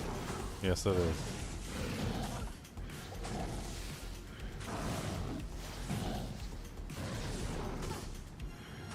My assumption would be that they would not be all perfect, so. Just whatever facets you can get your hands on.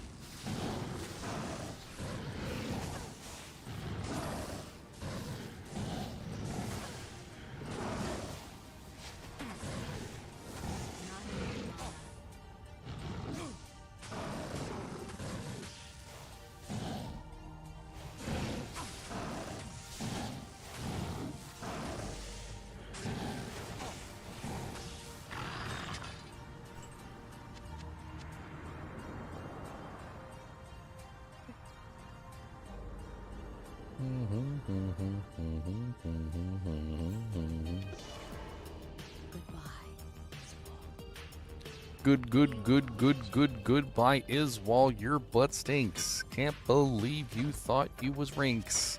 You did some nasty things to your friends, they got wings. And I can't believe it, you think you did a good thing. Tyrael was a fool, you say, but I'm pretty sure that you were the fool today. Nobody thinks what you did was righteous. Nobody thinks what you did was good.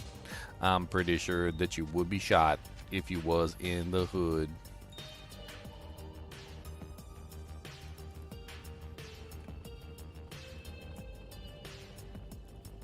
That's right.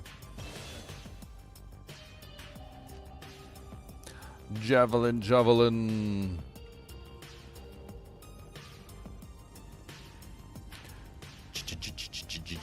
Javelin, javelin, everywhere there's javelins. Come on down, javelins. We got javelins. Gonna hit him with the plague blade.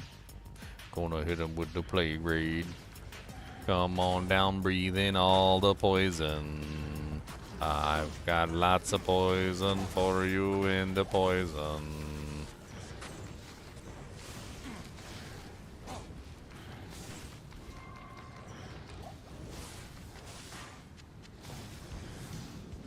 That's right, die.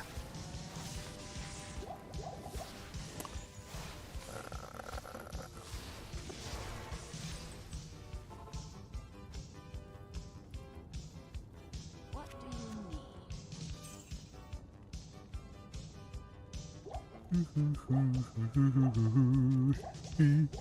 need?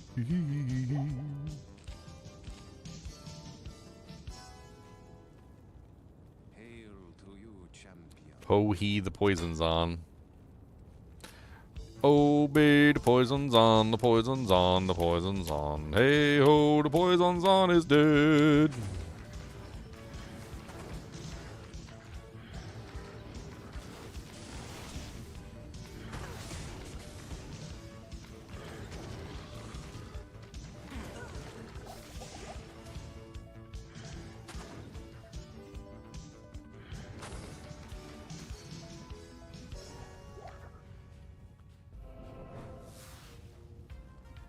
Yeah, I'm not really worried about attack rating. Static field is far more useful at this point.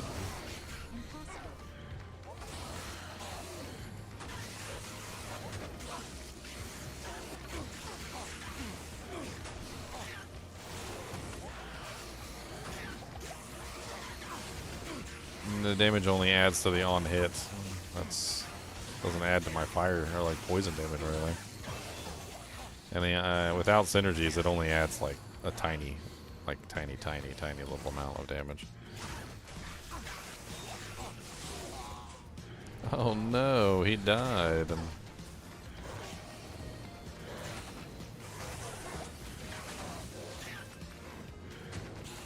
I know exactly what happened there. He was close range and he used charge bolt. And the charge bolts basically reflected back and killed him. It's hilarious. Because he's lightning enchanted, so every charge bolt triggered a lightning enchantment, which basically meant like he hit the target with like 10 charge bolts, and the 10 light charge bolts basically came right back, because that's how lightning enchantment works.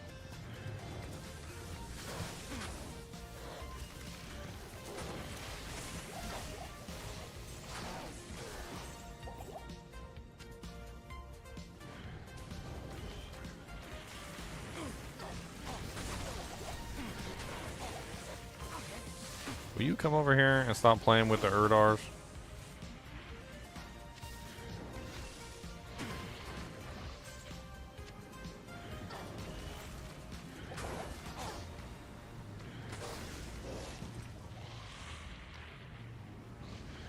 Haha.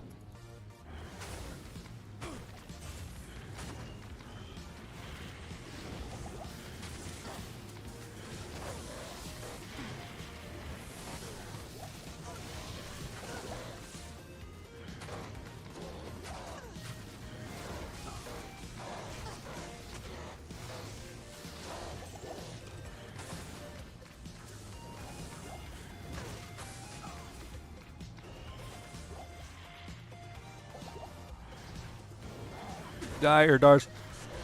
Nobody like you.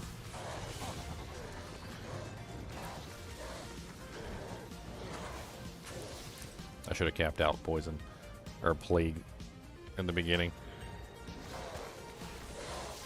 I could go back and do a respec. Might not be a bad idea. I feel like my damage is just lacking.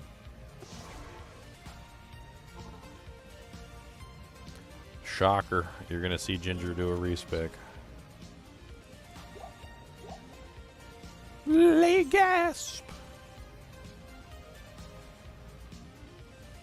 Gasp, gasp, gasp, gasp. Let's do a respec.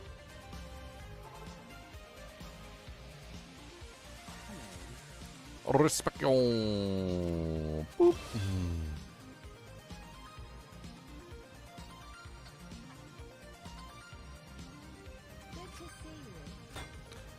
Alright, so what are we going to do? Well, we're just going to cap out Poison Javelin. That's what we're going to do. So I'm going to go ahead and put like 20 points into Poison Javelin. Actually, 18, 19, 20, 21, 22, 23, 24, 25, 26, 27, 28.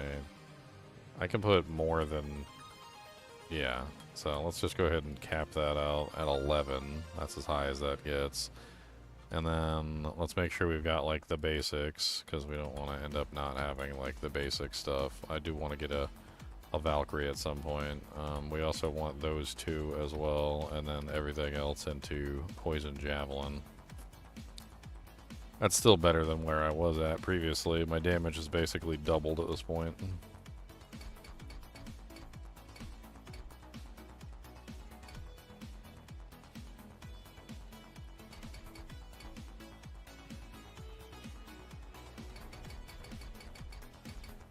Say about 25 points for whatever.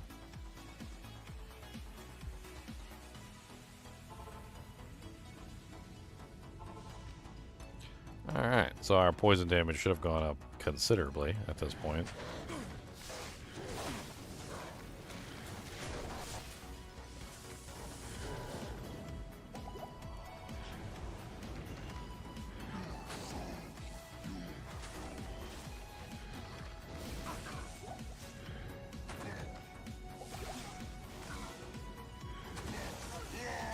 My soul will not fuel the Hellforge. Your soul will also fuel the Hellforge.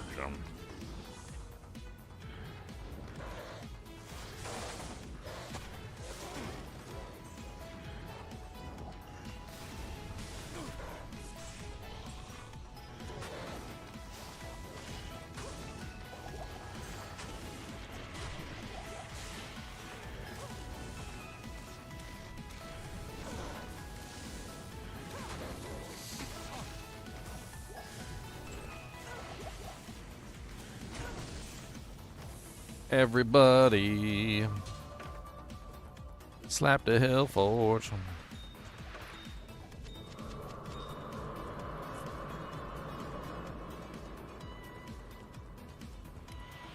We got a whole Thulren, boys.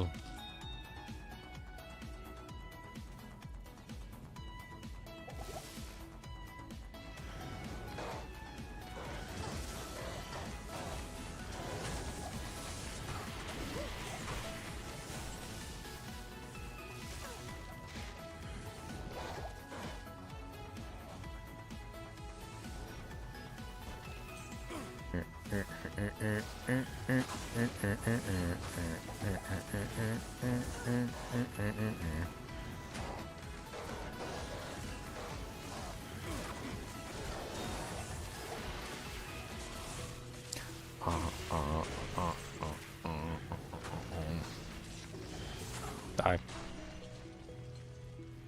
Die, don't come back. You guys super dive.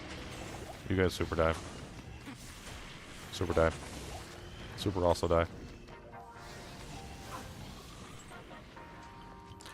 Plague and poison. No.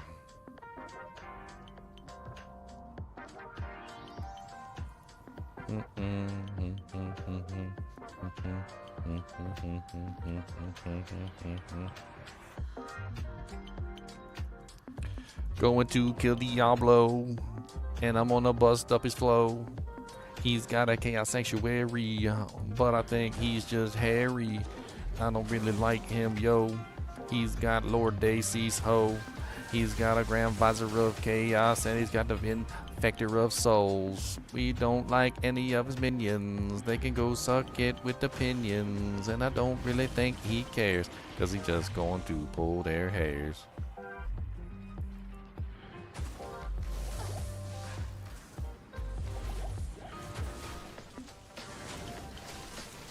Lord Dacey's used to steal your items back in beta before they nerfed his ability.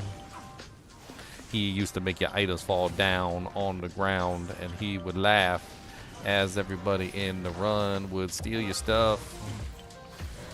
That's pretty rough. He slapped that enigma off your chest, watch it fall down, and do the rest.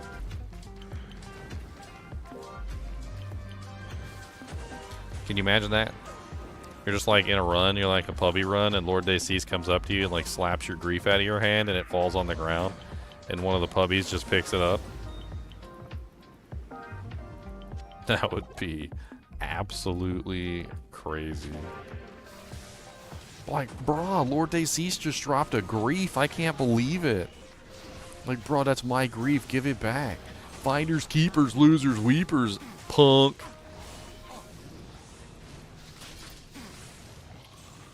Maybe you should have a better grip on your weapon.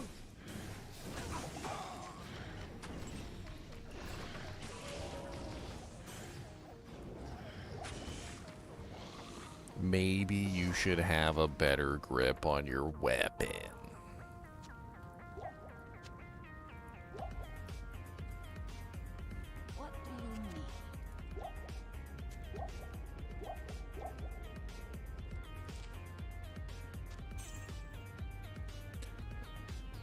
It's no wonder they took the feature out. They probably realized pretty quickly. They were like, huh. It's gonna make a lot of people upset. I don't think we should put this in the game.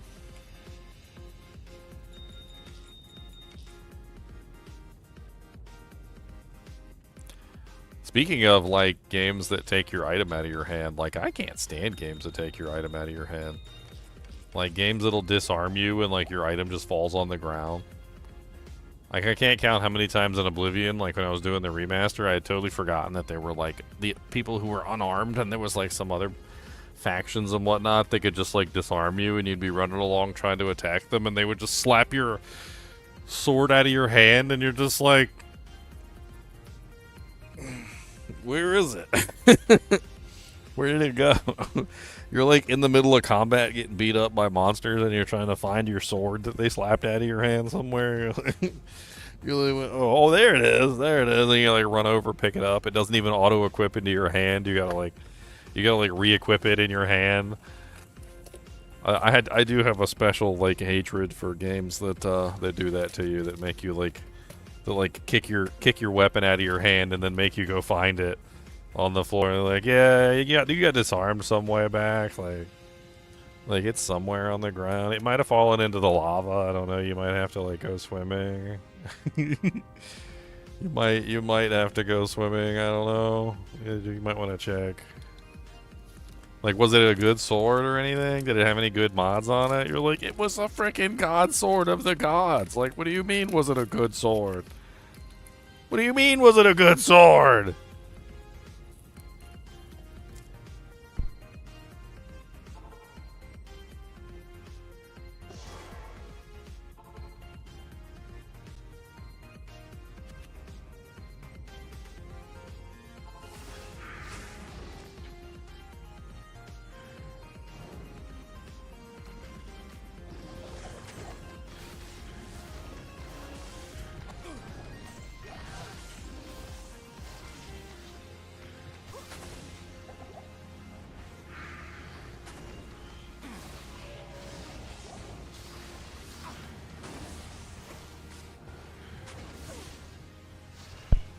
I think you could disarm people in Baldur's Gate too, couldn't you? Like Baldur's Gate 1, 2, and 3, like there was like a disarm thing. He was like fighting like some god monster, and he's got like the sword of the demon lord, and you just like slap the sword of the demon lord out of his hand.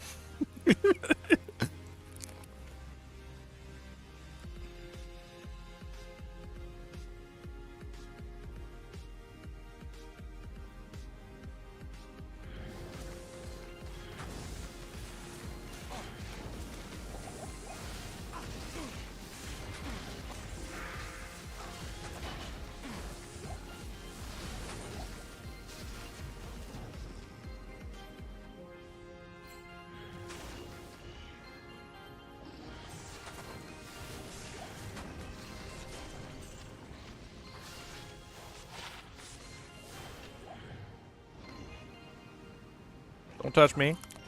Uh-huh.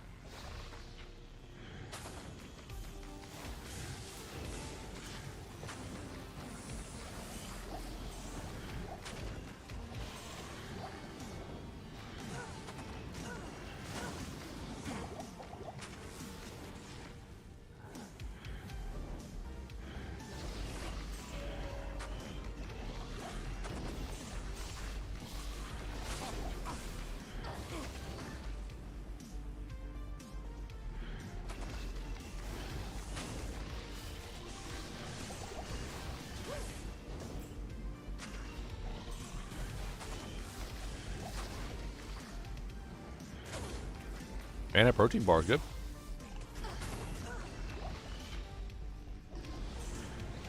That's how I stay alive up here.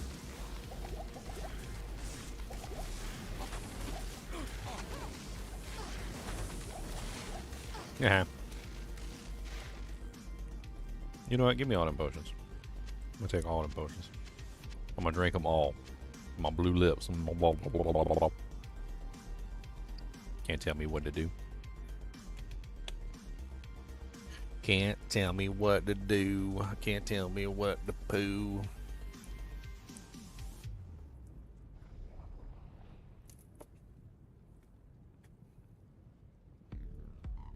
That's good. And I tell you, cold water just hits different, man.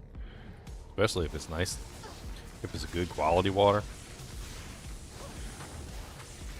You ever go to somebody's house?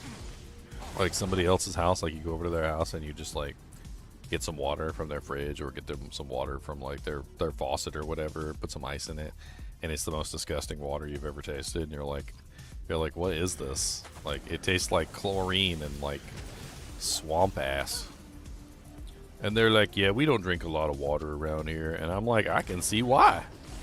I'm like, your water tastes like swamp ass and chlorine. Like, I don't, like, what even is this? It's not even water. This is like, it's like somebody strained this through a sock. Like, it's like pool water that somebody strained through a sock. Like, it's not even remotely good. Like, what even, like, is this why every time you see me drinking water, you like make a face? Because you're thinking of this, like, horrible, like, disgustingness that's coming out of your faucet? Is this the reason why? Makes me laugh.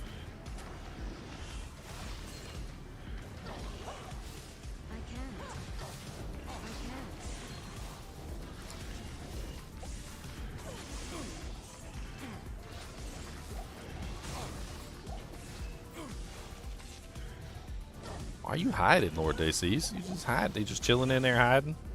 That's okay. Poison don't care about where you hiding.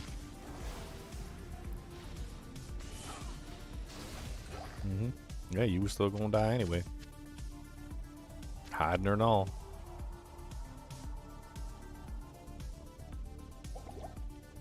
Level 28. Almost to Act 5. Ba-boom. Ba-boom.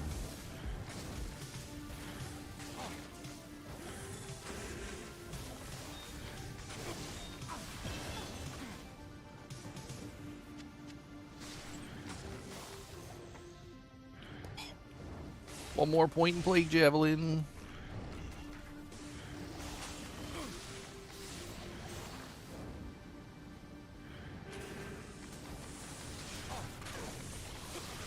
Beep beep dee dee dee beep dee dee do do do beep do do dee do do. Ow. Back it up, T-Lash. Let them walk through the poison. Let them experience pain. Oh, I had fun yesterday with a movie. I didn't know they made another Independence Day movie. Like, I was completely unaware. I like Independence Day. That was one of my like movies back in the day. I used to watch it all the time. Like, I know you ain't shooting that green shit at me. I didn't know they made another Independence Day movie. Like, completely lost. Got lost in the circuit or something. Apparently they made a new one, and when did it come out? It's called Independence Day Resurgence, I think is what it's called. When did it come out? 2016? Apparently it was 2016. I did not even know that movie existed. It was good though. I liked it. I mean, it wasn't better than the original. Like, I'm not going to say it was better than the original. They did have a lot of the original actors in there, though. Like, Jeff Goldblum did return. Bill Pullman, who was the president, returned. Like, there was a decent number of actors, like Brett Spinner, that returned for the movie. And definitely made it an enjoyable watch, for sure. Like, but they were, like, Will Smith was missing, and, like, the people they picked to like fill Will Smith's role were terrible, by the way. Yeah. Not sure what was going on there. Even was it Jeff Goldblum's father in the movie? He returned as well. That was pretty cool. They had like a whole scene in there for him. It was a pretty decent watch. Like I said, I ain't gonna say it was better than the original because it wasn't, but I was surprised. It was pretty good.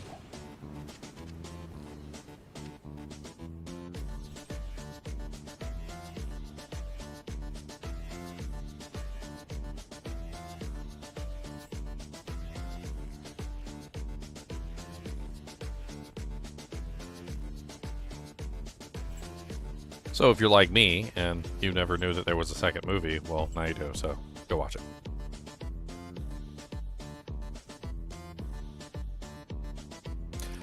Bum, bum, bum, bum, bum. District 9 sequel. I think I've seen that movie. I think I know what you're talking about. I think it did deserve a sequel. It's been a little while.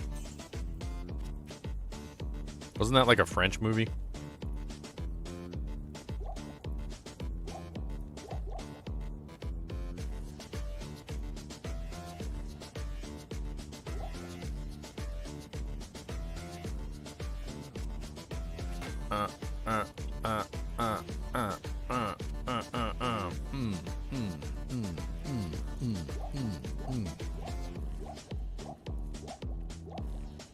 Protect me against that cold touch.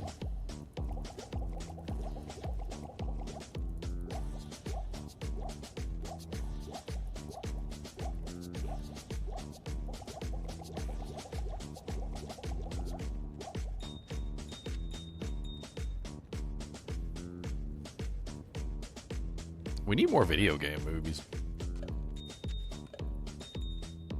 Like good ones too, not like crappy video game movies, but good video game movies. We need more good video game movies.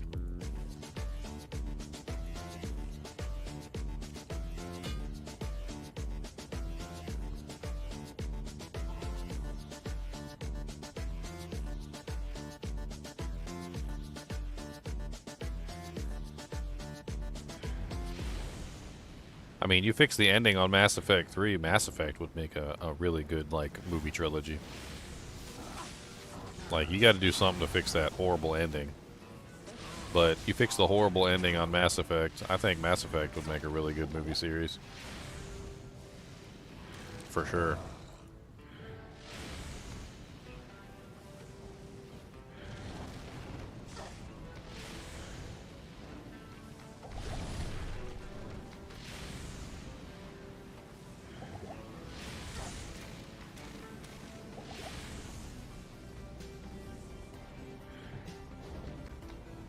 So a little lesson in poison, all right? And this is something that you have to be aware of if you're going to be a poison character. Is the monster green? Then they're poisoned. Is the monster not green? Then they're not poisoned. That's basically how poison works. Like, you can go into the specifics of it, you can go into the mechanics, I can show you the formulas and all sorts of other crazy things.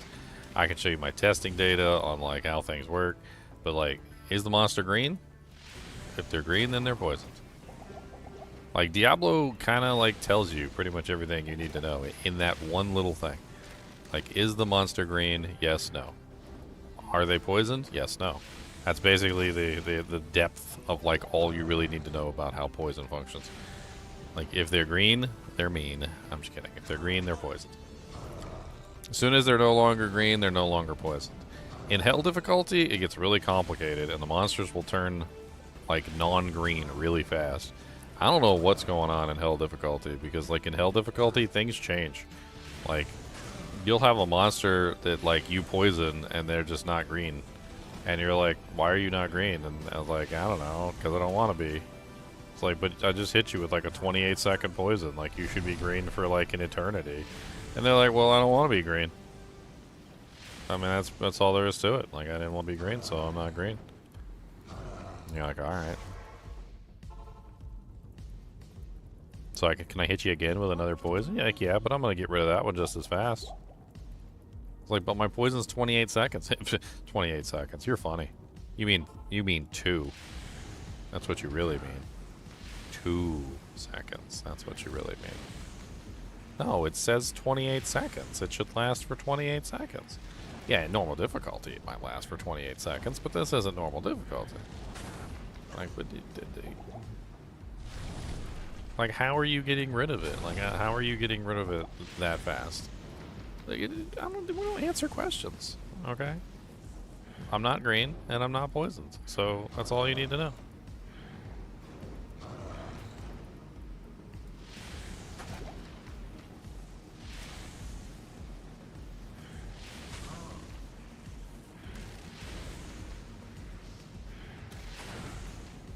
Wow, this is like a rhythm. He's like doing the same exact thing over and over and over again.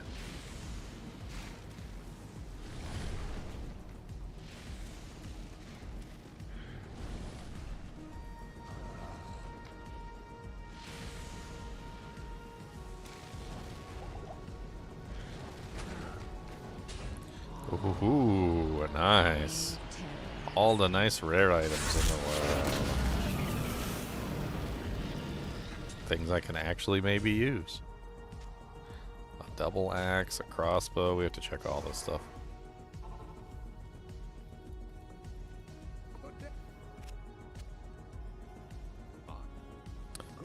Red and green, red and green. Why does it look like your spleen?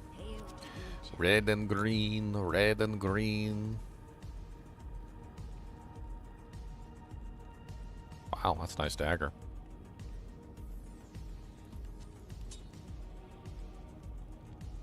Shield's not half bad either. Can't use that.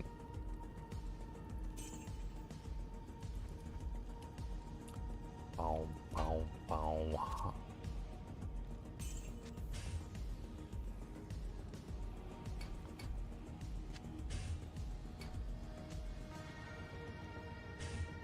Put it on the other side for a little stabby stab. Stabby, stabby, stab, stab, stabby, stabby, stab, stab. Gonna stab, stab, stabby, stabby, stab, stab.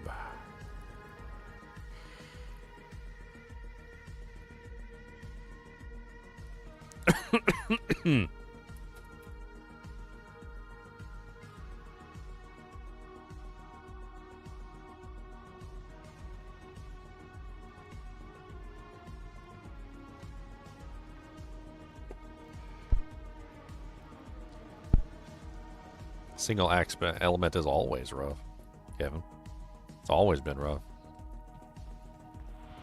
That's why you don't do single elements on ladder starts. Or you start with a group. One or the other.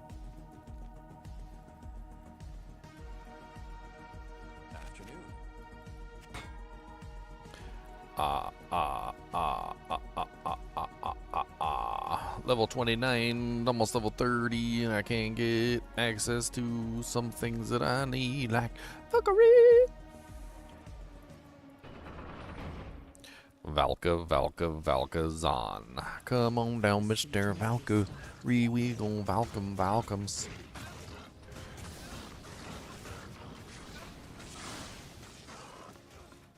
I'm gonna take this and throw it at your face. Take that, throw it at your face.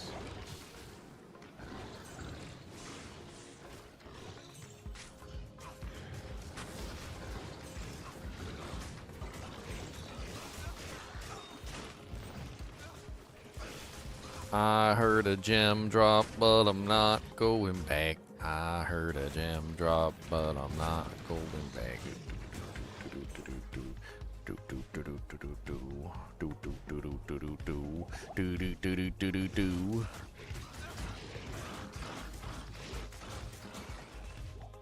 I think we need to get to cow level so we could just like farm cows. Cow King. Cow King drops a lot of rare items. I think that'd be a good like early starter choice for us. Just farm Cow King over and over again for like rare equipment. Eldritch and Shank also work. They're both also options.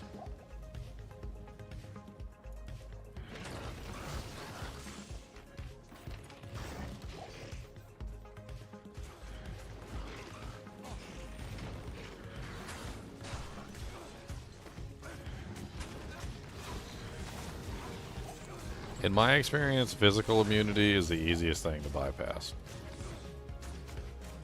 Like, I've done a lot of characters. I've done a lot of solo self-found runs. I've done P8 runs. I've done a lot of things, and physical immunity is by far the easiest thing to bypass, even in a solo self-found run.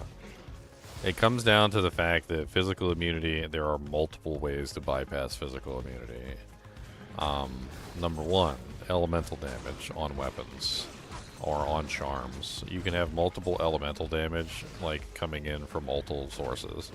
So if you're building a character and you're attacking with a melee character, you can have multiple different elements coming in from charms to help you with physical immunities.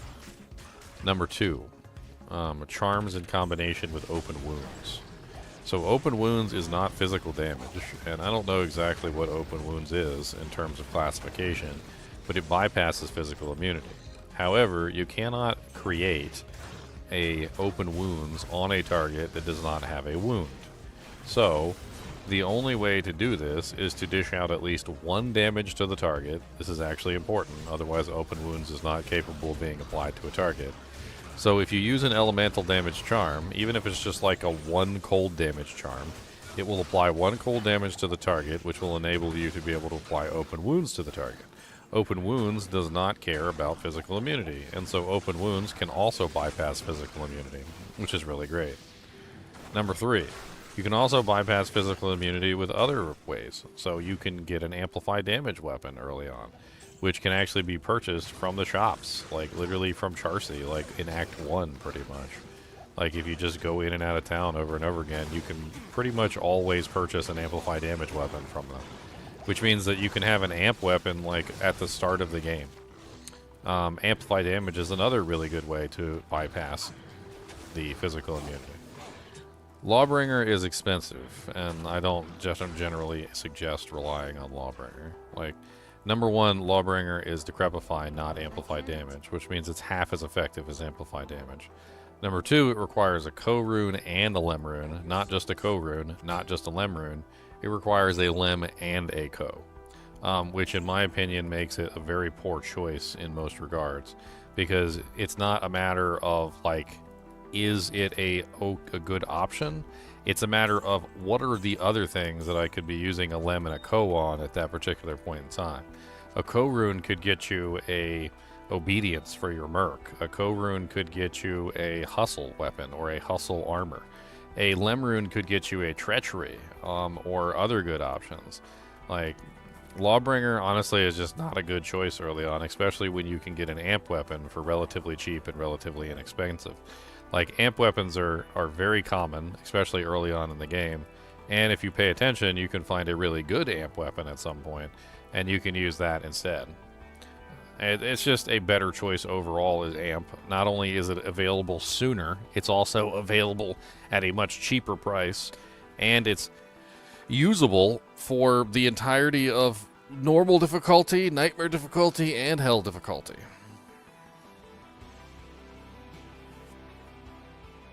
Yes, and Decrepify is also very short, which is another problem with that particular item. Like, everybody is, like, all up on the wiener of Decrepify, but honestly, Amplify damage is superior in just about every way. It lasts longer, it is more effective, and it is better at removing physical immunity in general.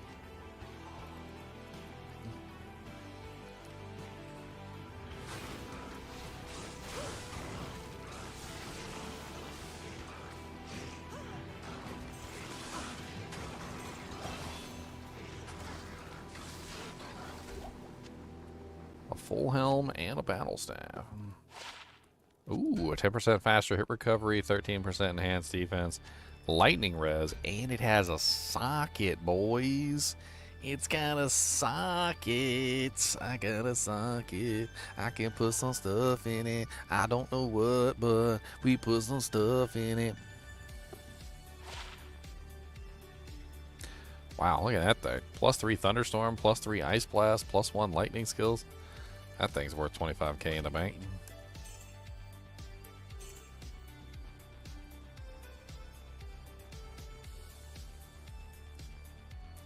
Amp damage is 5% on proc. Yes, it is.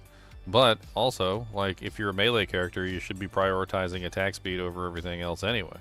So, like, I mean, what are we doing with our lives if we're not prioritizing attack speed? Lawbringer does proc more often, but it's also lasts less time and it's less effective. So think about it like this, right? If you have something like Lawbringer, which is at 50% effectiveness, and it has Decrepify on it,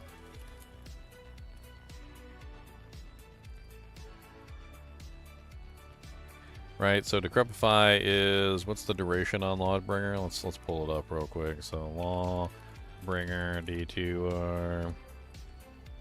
So Lawbringer's Decrepify is a total of level 15, which level 15 Decrepify lasts for a total of...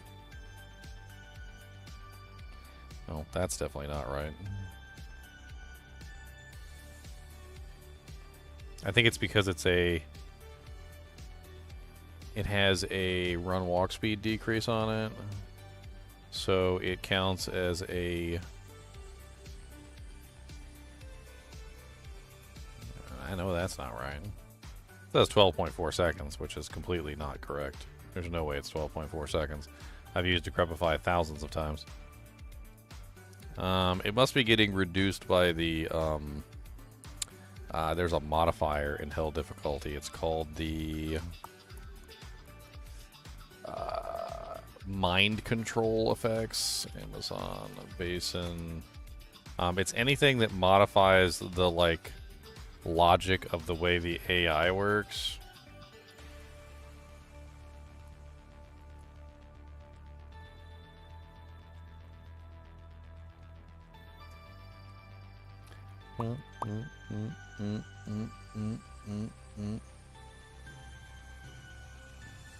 See here.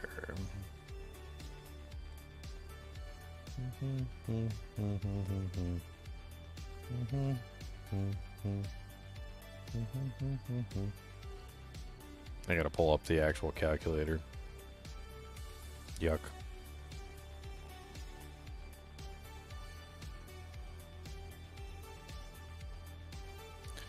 Where is the curse penalties for Hell difficulty? That's what we're looking for. The curse penalties for Hell difficulty.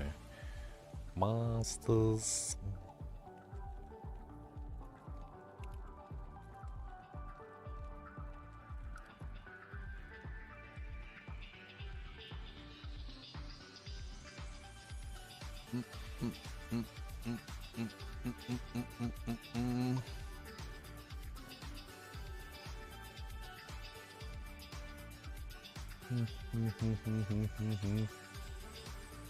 There it is. Curses that alter AI have duration reduced by 1/2 in Nightmare, 1/4 in Hell. It says it doesn't apply to Decrepify, though. So maybe I'm wrong. Maybe it does have a much longer duration than it seems. I could swear on... Actually, I'm not going to swear on anything. You're not supposed to do that. But, 12.4 seconds does not seem legitimate. It doesn't matter anyway. Like, it's still 50% effective, and because it's 50% effective, it basically requires it to be up all the time just to get 50% effectiveness. Amplify damage, on the other hand, has 100% effectiveness, and even if it's not up all the time, it still ends up being better. Cody, quit digging. Quit digging, digging, digging. Quit digging, digging, digging. Quit digging, digging, digging. Even at level 1, it has a duration of 8 seconds. So even if you're talking about level 1 to amplify damage, it's still an 8-second curse. So, and if you get anything higher than that, it goes up extremely fast. Like a level 15 amplify damage is 50 seconds. It lasts for an extremely long amount of time. But the problem is that even if Decrepify is up 100% of the time, so if it's up 100% of the time, the problem is that amplify damage is still 100% more effective than Decrepify is. So even if you have 100% uptime with Decrepify, and I can get half uptime with amplify damage, my half uptime with amplify damage is still better than your 100% uptime with Decrepify. I was going to try and run this on the calculator in some way, and I like completely just like brain farted on how I was going to do it, so whatever. But amplify damage removes more of the physical resistance in general. It also functions very well to remove the monster's physical resistance below 0%, which is also very good. It also fully enables the ability for Crushing Blow, because Crushing Blow is also affected by physical resistance, which means that if you remove a monster's physical resistance to a certain degree, you get even more. And Amplify Damage works better in turn with the Bone Sunder as well. If you use Amplify Damage and the Bone Sunder together, it's absolutely amazing. If you use Amplify or Decrepify and the Bone Sunder together, it's not as good. Like, it's absolutely amazing with the Bone Sunder and Amplify Damage together at the same time. Aren't all Amplify Damage procs level 1? No, there's more than that. Like, there's actually a really high level 1 that's on the bow. It's kind of hard to get, but Brandbow has like a level 20 Amplify Damage proc, if I remember correctly. It's actually used quite a bit by a large number of melee builds just to get the effect. You just swap over, let a monster smack you once or twice, and you get what is it, level 14 Amplify Damage when struck. It's a 35% chance to get level 14 Amplify Damage. There's a bunch of ways you can get Amplify Damage. There's not just one. There's weapons, there's an amulet, there's also a bow, there's this rune word, there's also a castable Amplify Damage from a weapon that you can potentially use. Lacerator also has Amplify Damage. Brandbow is expensive, absolutely.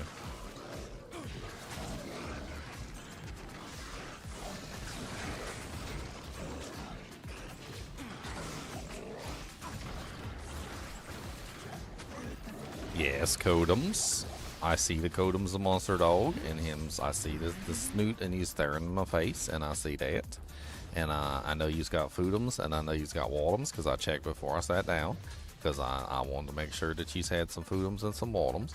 And so what does that mean? Do you use boards? Do you want snackums? Do you need kisses and hugs? Easiest way to get Amplify Damage is to have a Necromancer friend? Exactly. Yeah, that's also a good way. You ain't wrong. You ain't wrong.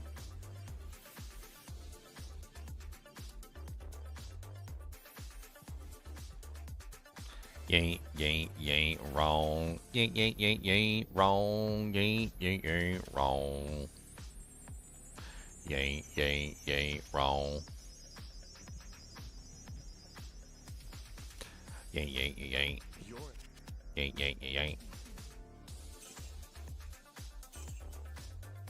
I don't know. I see Lawbringer as a relatively poor option because, number one, it's expensive. Number one, the runes could be better spent in other places as you're leveling up your character. Number two, you could get Amplify Damage gear instead, which honestly just works better. That's like way better than mine. Boom. 7% mana leech.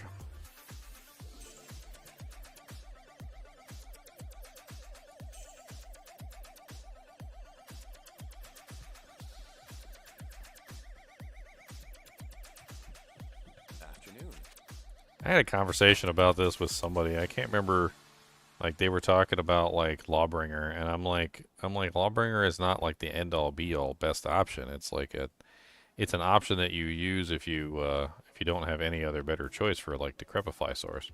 Like, there's better options than that. Like, you can get, you know, a Mercenary spamming Decrepify with, like, Reaper's Toll. You could have, you know, like, an Amplified Damage, like, being set up through, you know, like, the Amulet, or you could also utilize, like, Witch Wild String on a Mercenary. You know, there's a lot of different options you can potentially go with. You can get an amp weapon for yourself. Like, you can also potentially utilize, like, higher end items. But, like why, if I was leveling up a solo self-found character, why would it make a crappy item like Lawbringer when I could just get an amp weapon, make myself a treachery and a hustle, like, and just move on, call it a day? Like, I feel like anytime you look at that situation, using the amp weapon and getting something else better, like treachery or a hustle item or an obedience for your mercenary, is going to be a better overall net yield than running a crappy weapon. Lawbringer, don't get me wrong, has Decrepify on it, but it offers basically nothing else besides Decrepify. it has absolutely no real benefit other than that. And unless you're a barbarian, you can't put it on with any other weapon, which means that it has no other purpose other than to cast Decrepify. Now, if you are a barbarian and you can put it on with a second weapon, then it has mildly more usefulness because you can pull physical damage out of other abilities, like basically by having a second weapon involved, right? So like you would have a, you know, like a really good weapon in this hand, and then you have the crappy Lawbringer in the other hand, right? So then you can take advantage of it better. Or you can put it on a barbarian merc if you can keep him alive, and same thing, he's just going to be there to spam Decrepify for you.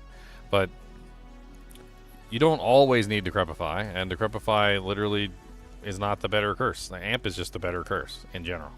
Like, it's pretty much been something that I've realized along my career, is that even though Decrepify is kind of neat, like neat, it's like, oh, this is neat. Even when I'm playing a Necromancer, I don't prefer Decrepify over amp. I don't know any Necromancer that prefers Decrepify over Amplify damage. The only reason you use Decrepify over Amplify damage on a Necromancer, generally, is like when you're trying to lock down Bale, or when you're trying to lock down Bale. That's about it. That's about the only time you use Decrepify over Amp, is when you're trying to lock down Bale.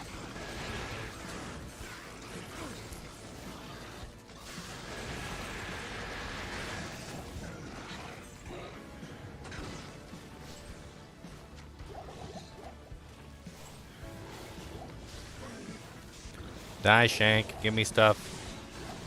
You ain't give me nothing good. That's poopies.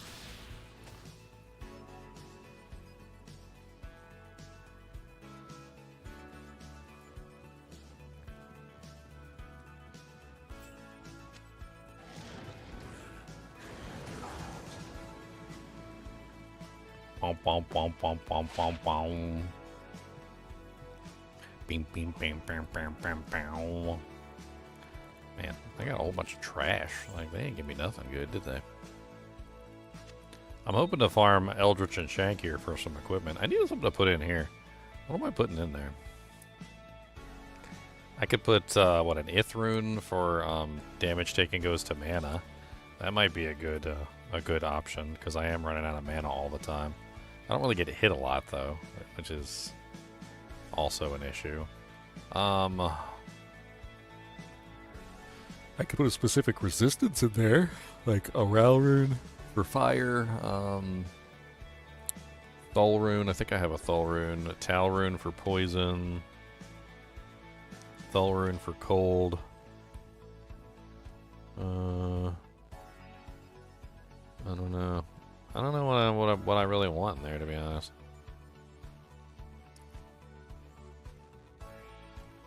I mean, of course, there's nothing wrong with playing around with Decrepify. There's nothing wrong with it.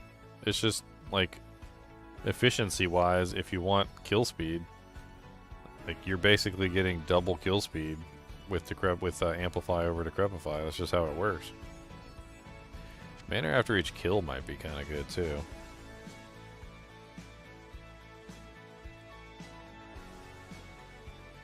I never really understand the whole, like, Decrepify Bladesend thing. I've done Bladesend multiple times. I did it before they fixed it and added the synergies, and I did it after they added the synergies. And, like, Lawbringer on a Bladesend is... you're basically just giving up huge amounts of damage for convenience. Like, you can get Amplify damage in other ways. You can get Decrepify in other ways. You can have your Merc casting Decrepify. You can have tons of different ways to apply Decrepify on the target. You don't need to have a Lawbringer on to do it. And giving up your weapon, which is the highest damage that you can ever possibly get, is crazy to me.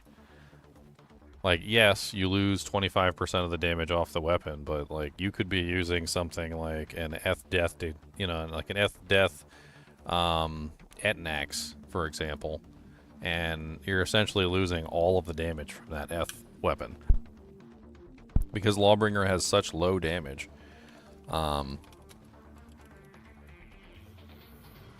As an example.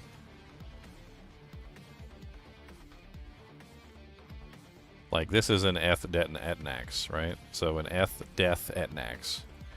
And you're basically giving up on the bottom end of your weapon. You're giving up 450 minus 25% So you're giving up 337.5 damage for convenience. And on the bottom end at 222 minus 25%, you're giving up 166 bottom end damage for essentially nothing. Like, I don't get that at all. Especially when you consider that a Bladeson has a really high amount of damage on her skill, like once she gets it all set up, with the synergies that they added.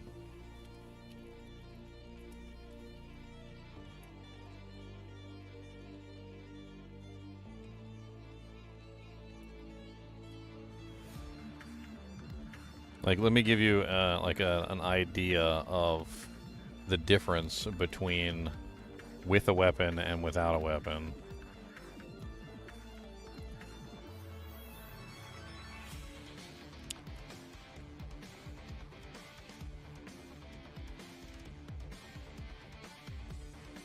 Alright, so these are the numbers for Blade Fury, right?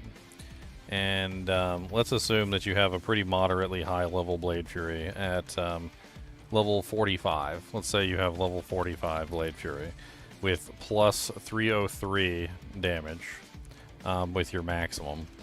And then the synergy bonuses that they added are 10% and 10%. So you get 303, what was that? 10 times 20 times 2, which is 400%. So you end up with what? 303 plus 400%. So you're getting like what? 1,515 damage. And then you're just sacrificing an additional 300. What is that? 450 minus 25%. So you're just sacrificing an additional 337 that can be added straight to that. Because it gets added to the base of the weapon, not the end calculation. It's just a base addition straight to the weapon. So you just give up 337 damage for convenience. It's a lot of damage that you're missing out on by running Lawbringer instead of like an F Death at max.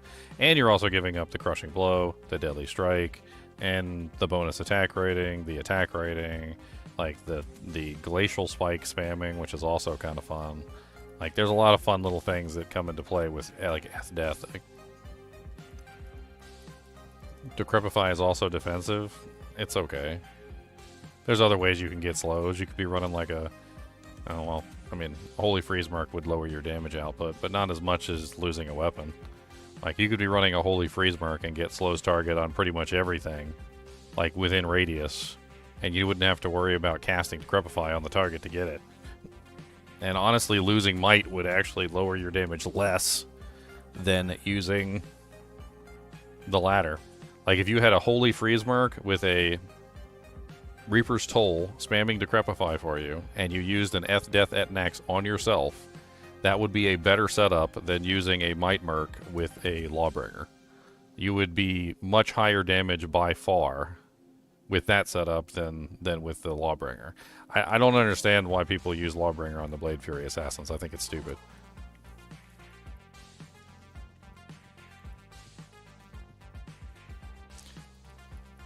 I already did this one, didn't I? I did already do this one.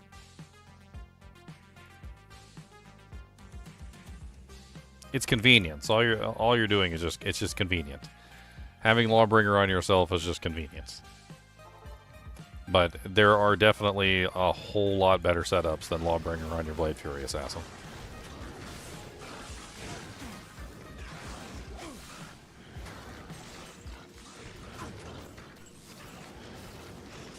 I need more mana potions. Why, thank you for my mana potions.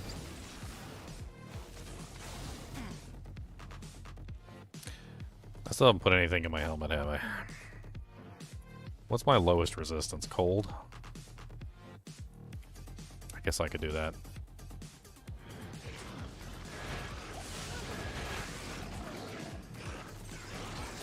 Lawbringer has elemental damage. I mean, it doesn't get multiplied by other sources, though. The problem with the elemental damage is that your Might Aura, your Fortitude, your other sources that are enhancing your physical damage do absolutely nothing for that elemental damage. You'd be better off just building into like something that bypasses the physical immunity entirely than running elemental damage. That's not even worth selling.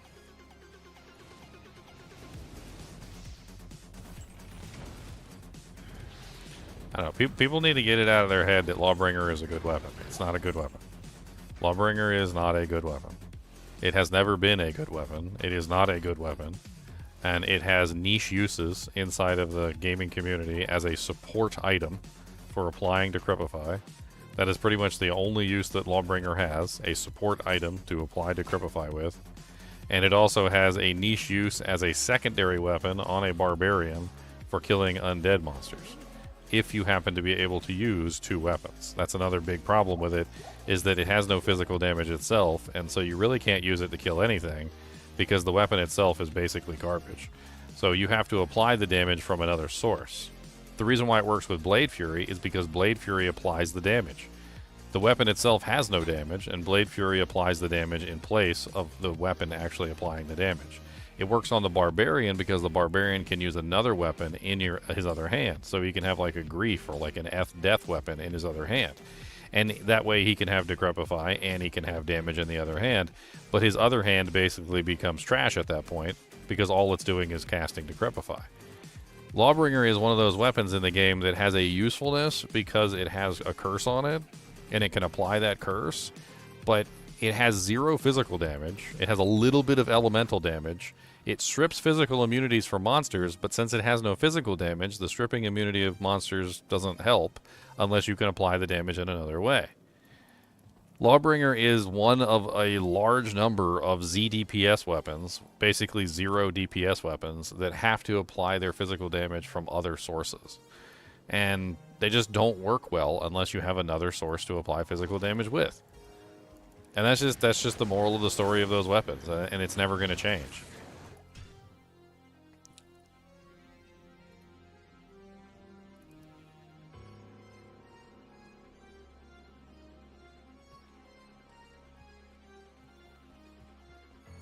In a budget, as I said earlier, Lawbringer's still garbage. You can get an amp weapon early on. You can buy one from the shop. You can find one in Act 1 normal difficulty. You take that amp weapon and you bring that with you for the entire game. When you find your first Lem rune, you make a Treachery. When you find your first Co rune, you make an Obedience. Later on, if you find another Lem rune and another Co rune, then you can make a Lawbringer. But Lawbringer is not the first weapon that you make in a budget bot run because there's other options. Like if amp weapons didn't exist, then I'd say, sure, your first Lemon, your first Co-Rune could go to your Lawbringer if you were a Barbarian. Or a Blade Fury Sin. Those are like the only two options. If you're not a Barbarian, and if you're not a Blade Fury Sin, then it's not even an option. Like, you don't even want to use it. Because you would be better off using that Lem and that Co-Rune on something more important. Like Treachery, Hustle, Obedience, and several other options that you can potentially use a Lem and a Co-Rune on. A Lawbringer doesn't just have one mid-rune in it, it has 2 mid-runes in it, which makes it a non-budget option. Later on, when you're high level and you've got several Lem and Co-Runes, and you can basically already say, like, I've already got my Treachery for my Merc, I've already got my, my Obedience, I've already got all the other things that I need, then yeah, then Lawbringer becomes an option because you've got an excess of mid-runes at that point, which takes it out of the budget category and puts it squarely in the, like, high but not endgame category. Lem and Co's are more commons than Gulls. I have done so many solo self-founds and have never found, like, I'm literally doing multiple, like, Players 8 solo self-founds, multiple run-throughs, and not even come across a single Lem rune or a single Co rune, let alone a Lem and a Co together.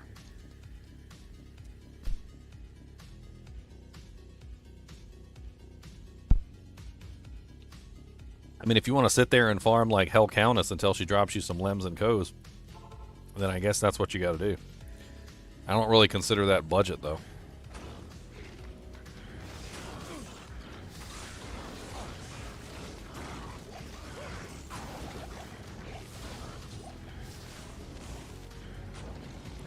My thing is that like I look at it pragmatically from a different point of view.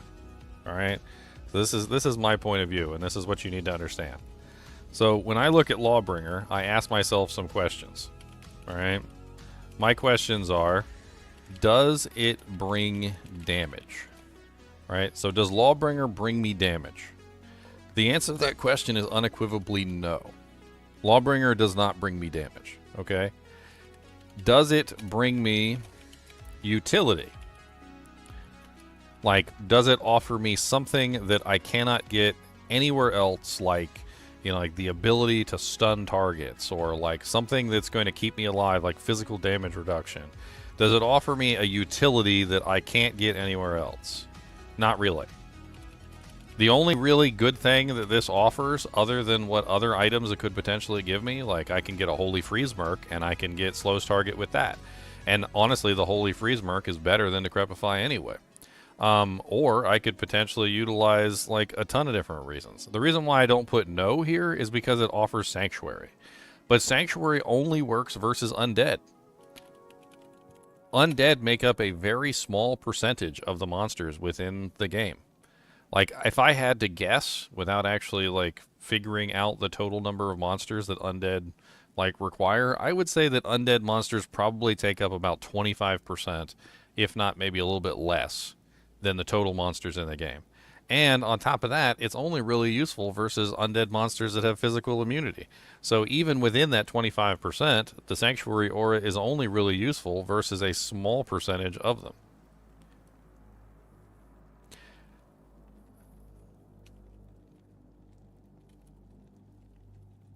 On top of that, like, is it offering me something that I don't have? Right? So this is another question. Is it offering me something I can't get anywhere else? Right? So that's another question. And the answer is no. Decrepify is something that is an inferior curse, and I can get amp from other sources. So I can get amp from a freaking, like, 5% proc, like, amp weapon that I can buy off the shop. So I can have a spamming amplify damage whenever I want it.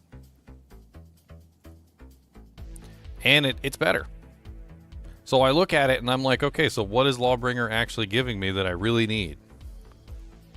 And the answer is nothing. It's not bringing damage. It doesn't really bring me utility. And the Decrepify aura can be gotten from somewhere else.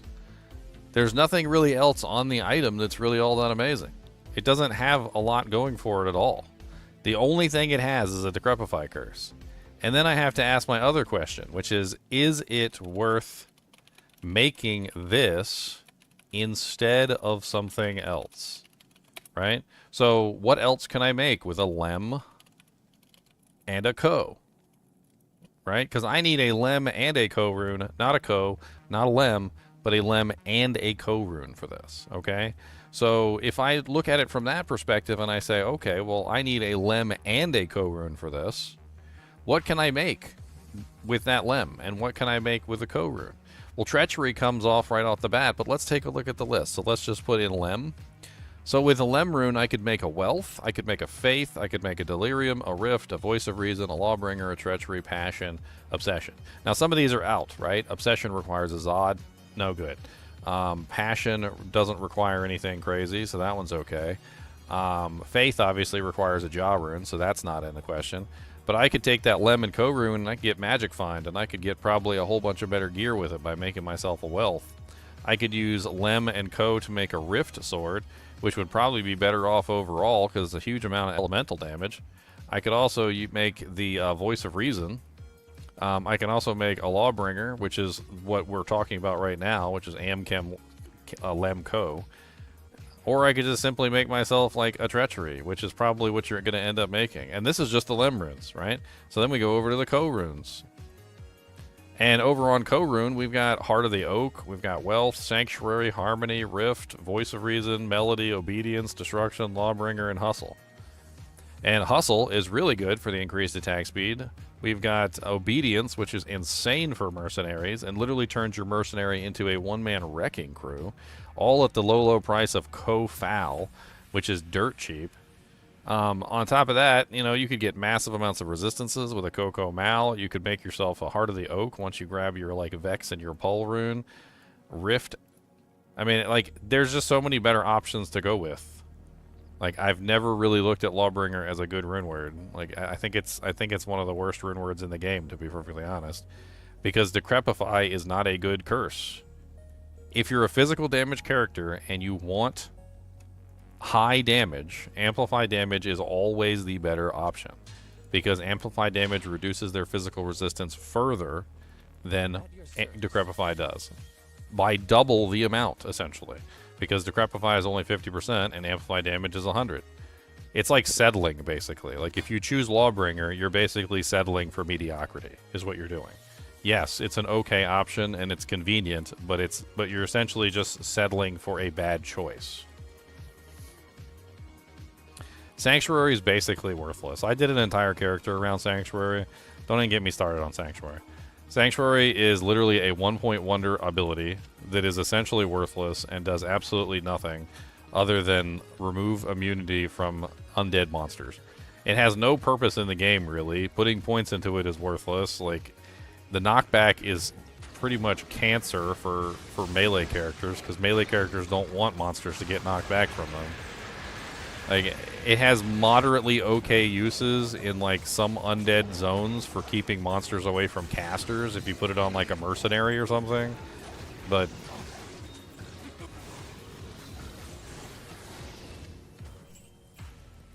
yeah, and then there's Lacerator. So, like, this is where things get really interesting, because if we're talking about budget items, Lacerator isn't really that expensive.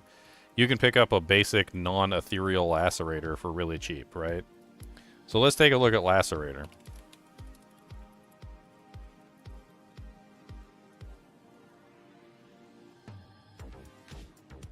So Lacerator has a 33% chance to cast level 3 Amplify damage on strike. 33% chance. That's really high.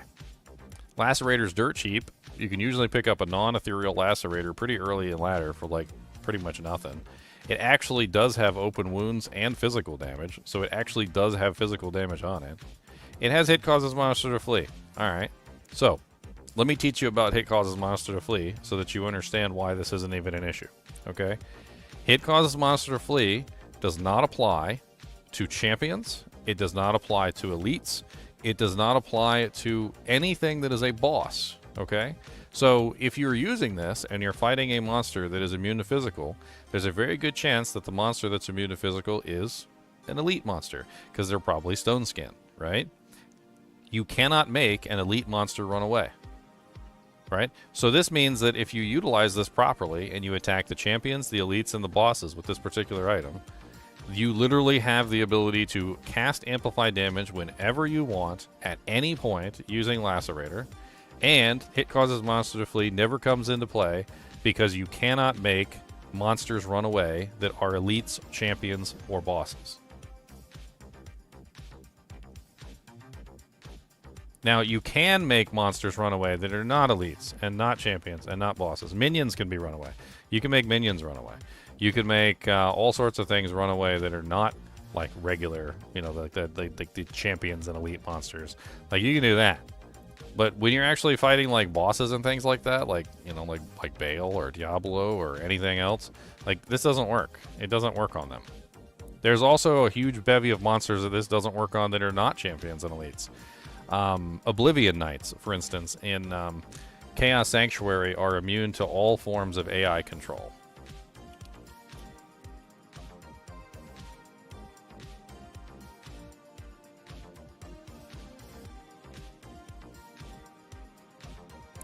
Not Doom Knights. No, not Doom Knights. We want Chaos. Is it Chaos Knights?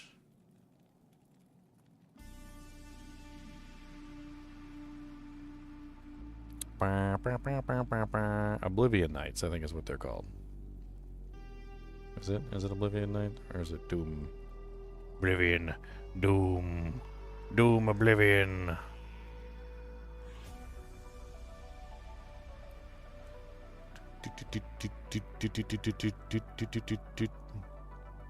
Where is what I'm looking for? Diablo, Lord des Seas, Effector Souls, Venom Lord, Oblivion Knight, Stormcaster. I thought it was Oblivion Knight, but maybe I'm wrong.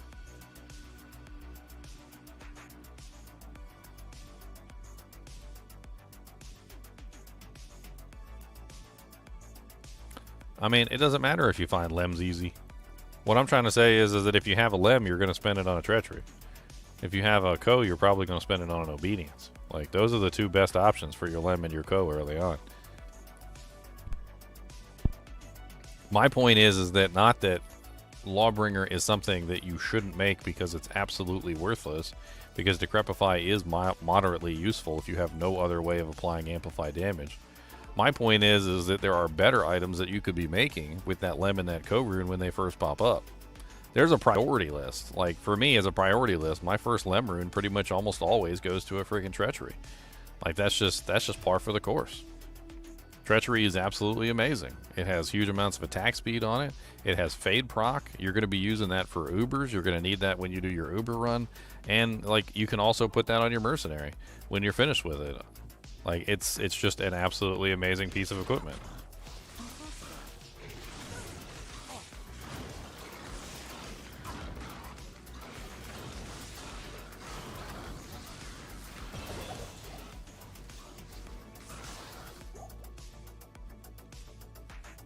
Before your grief, you use Lawbringer on swap for physical beings only. Yeah, I heard you the first time, Autocastle.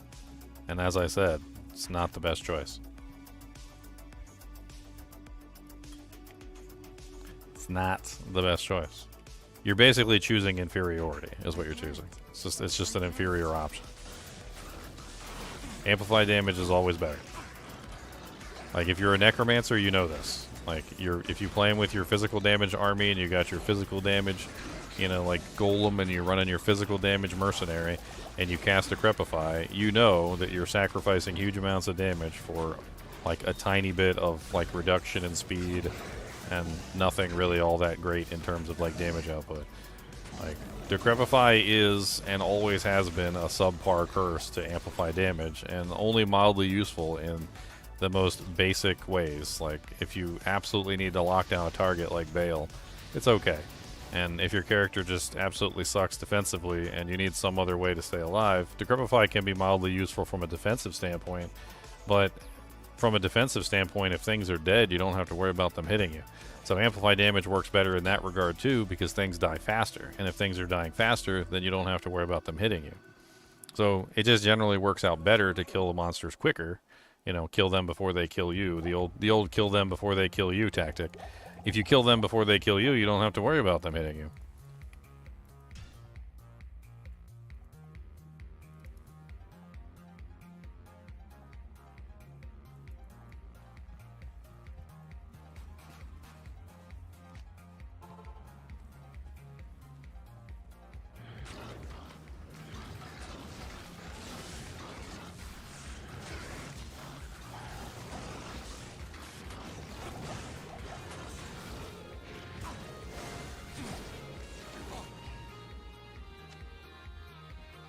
Juvies everywhere.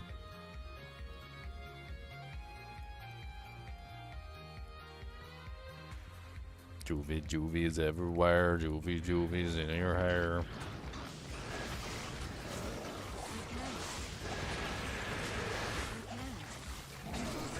Honestly, even going back to the Blade Fury Sin, like, wouldn't Lacerator just be the superior choice in general anyway? Like, if you're going for convenience, and all you're really worried about is getting that Decrepify proc. Like, doesn't at that point, like, Amplify damage is superior and Lacerator is basically the superior choice in that regard. So, like, if that's what you're doing, if you're doing a Blade Fury Assassin, Lacerator just wins, hands down. In fact, not only that, but Ethereal Lacerator is even better because Ethereal Lacerator has higher damage output. So you could literally just get a non-ethereal Lacerator early ladder, put that on your Blade Fury Sin, and then later on, if you can get an ethereal Lacerator, now you've gotten a huge amount of damage coming in from your Lacerator, on top of the fact that it also has Amplify damage proc.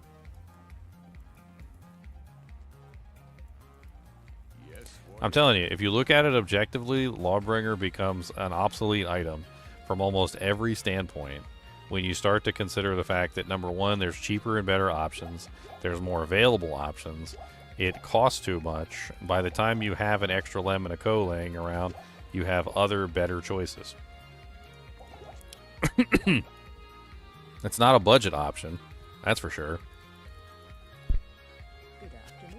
It only really works well on a barbarian. I'm telling you. Like, in the hands of a barbarian, Lawbringer is good. I've tested it. I've played around with it. Like, if you got a grief or like an F death or something like that, or you've got like a really high physical damage weapon in your one hand and you put a Lawbringer in the other, it's very effective. It's a very effective combination. But like, there's other combinations that could be better.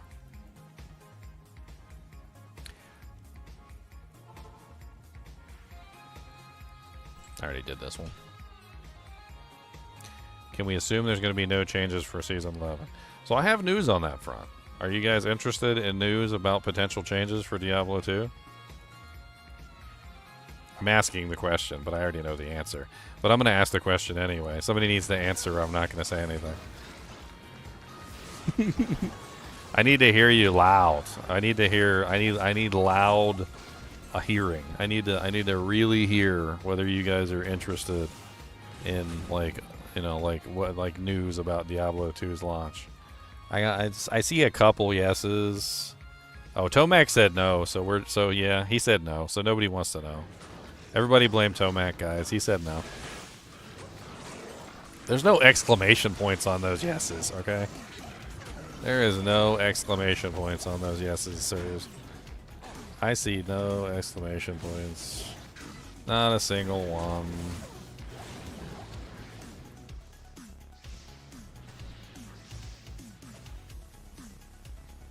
You did Ubers with Lawbringer? Why would you use Lawbringer on the Ubers? That's like asking for trouble. You need life tap. Life tap's the only way for you to stay alive in there. You bring Lawbringer in and it's gonna overwrite your life tap, and then you're just SOL. Okay, fine. You twisted my arm. I'll tell you about the news for Diablo 2. So, there was a leaked bit of information. I'm gonna bring it up on stream. Oh, content is no longer available. Interesting. I'll have to, of course it got taken down. But we got, like, more information on it than that. Hold on. Where is the, This wasn't a link. This was a image that I shared. I guess the image is no longer available. Is that basically what's going on? So anyway, let me see if I can repost the image. I think I saved it on my phone. I don't know why the image is no longer available. I guess Discord decided it didn't want to keep my image any longer.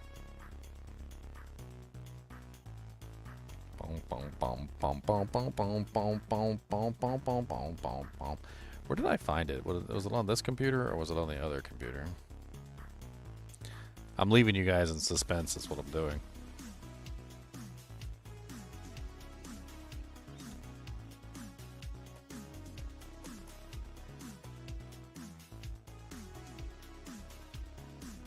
The image is there, but you can't click on it. That's the problem. For some reason or not, the image got, like, deleted from Discord, so when you click on it, it says content unavailable. So anyway, they're doing some sort of, like, survey for Diablo 2 Resurrected. It was apparently sent out to a bunch of people, and it looks like this. This is it right here. The link, I don't think the link works anymore. But it says, well met, Blizzard's Global Research and Consumer Insights team is conducting research focusing on thoughts and opinions and experiences of some of our Diablo 2 Resurrected players across the country, and we'd like to invite you, if you are interested in sharing your experience and playing Diablo 2 Resurrected with other players, like you live in an in-person focus group. Please use your link below to sign up, and if you're selected for a focus group, you will be compensated for your time. This sign-up will only be available for the next 72 hours, so sign up quickly. Yada yada yada yada, and then of course there's an entire, like, agreement thing that you have to go through. Apparently this is part of player research at blizzard.com. Elmist went through the actual survey when it was up, and this is the these are the like survey questions. The first survey question is literally whether or not you agree not to share this stuff on the internet, which is kind of funny because it got shared all over the internet. Like everybody frickin' shared it. We basically just reported it and like put it in there, like someone shared the link. But basically, this is just some sort of focus group, essentially, like learning about what people think about Diablo 2 Resurrected, which is really interesting because, well, like, they're obviously interested in doing some sort of research for Diablo 2 Resurrected. Apparently, this is some sort of group. Where is the firm? Elmas looked up the firm. Apparently, it's called Sawtooth.com or sawtoothsoftware.com. And basically, they did some sort of research for Diablo for Blizzard. It's called Max Differential Methodology at Blizzard Insights and Applications. Max differential scaling is a powerful research methodology often used to measure preferences and priorities among a set of items. In a recent webinar hosted by Sawtooth Software, Hassan El Sadig, Global Research and Consumer Insights Manager at Blizzard Entertainment, shared his experience with applying max diff methodology in the gaming industry. Apparently they are part of Diablo, or Blizzard rather, and apparently they're doing research into Diablo 2 Resurrected. I don't know what the hell they're like doing though. It says they do things like sentiment research, product and feature research, pricing research, internal versus external research, bundle evaluation, simplifying presentation, like a bunch of other things. So it seems like they're doing some sort of research into Diablo 2 because they're setting up focus groups and trying to figure things out. So maybe they do have like something on the table for Diablo 2 Resurrected. I don't know.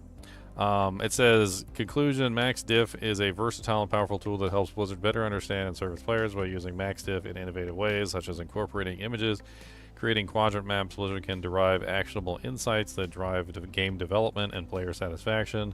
With the support and expertise of Sawtooth Software, Blizzard continues to innovate and enhance games, ensuring a rewarding experience for players worldwide. I mean, essentially, they're still doing research and trying to figure out things for Diablo 2 Resurrected.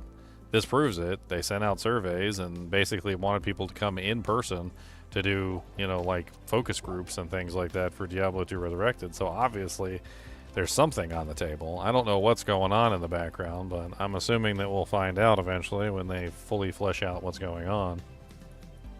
We shall see.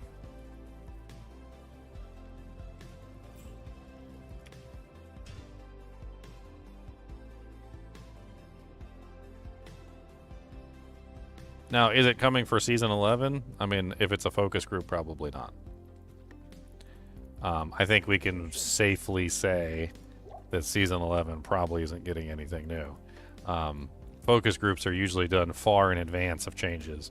So if that particular focus group is coming up, then like this might be something that's coming for like Season 12 or Season 13. Isn't the 25th anniversary of Diablo 2 coming up soon?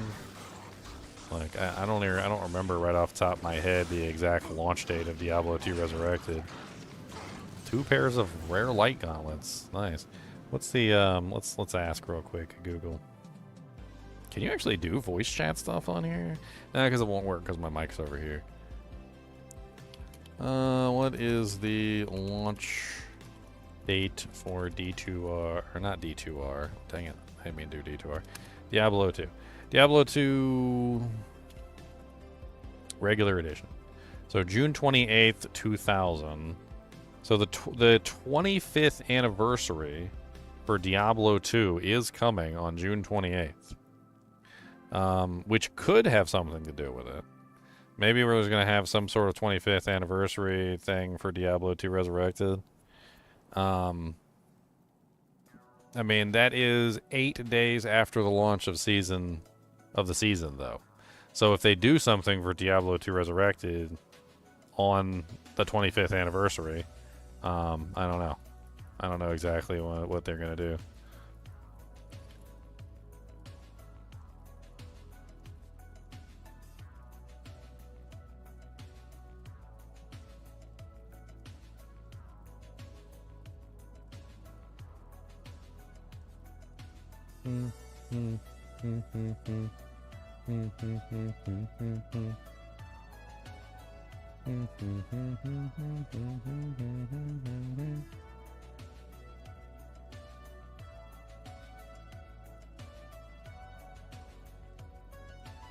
I don't know.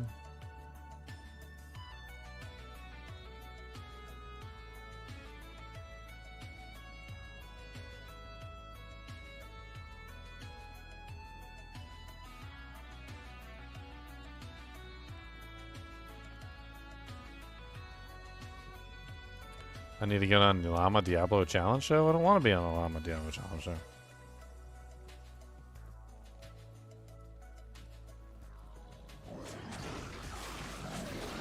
Hey, thanks for the Prime sub, Tipal. Appreciate it.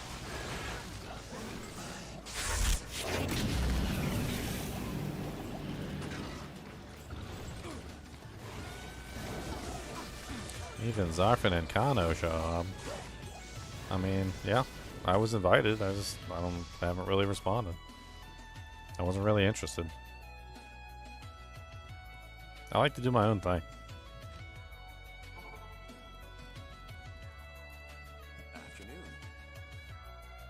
Aw, well, that was ethereal.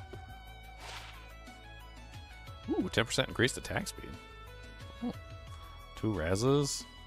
Magic find? Oh, baby. Magic find. We finally got some magic find, boys.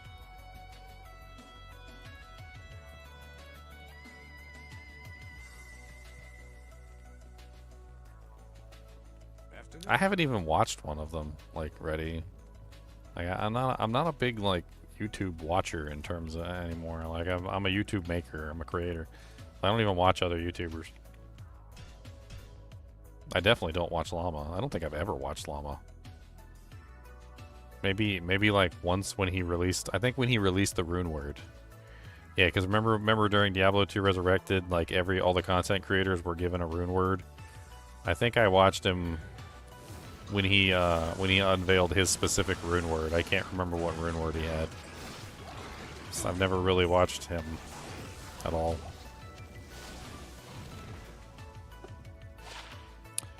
Dread Scalpel Shamshir. It's crazy to think, right? Like, that I don't, like, watch other YouTubers, even other Diablo 2 YouTubers. But, like, I just haven't really paid attention to anything that any of the other content creators make.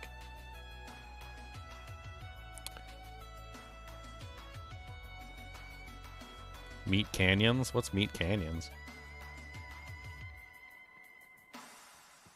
Never watched the OG of Diablo 2. I mean, it's just I don't generally look things up like that. Like I like my own way of doing things. Like I've always enjoyed my own way of doing things, if that makes any sense. And like I'm always trying to do things in a way that I am interested in doing them, not a way that somebody else does them. And like I think like the moment that I heard that Llama was a speed runner, I'm pretty sure that I just ruled him out entirely, because that entire gameplay style is just not my gameplay style. I'm not a speed runner. I like to take my time and enjoy the game.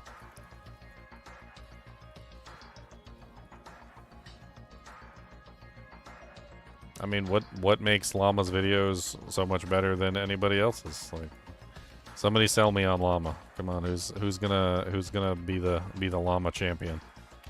So sell me, guys. You guys gotta be like a car salesman, all right? I'm looking at a car, like, why should I walk away with this car? Like, why don't I just go over to the Toyota dealership? Why don't I just go over to the Sweet Phil dealership and go from there? I could just go to the Sweet. How about Cooley? I think I'm thinking about getting a Cooley ride. Like, why should I get this Llama ride? Maybe I'm just gonna do Cooley instead.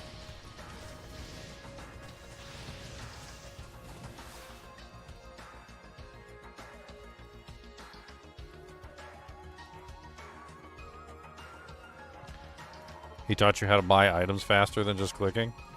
I can teach you how to buy items faster just clicking.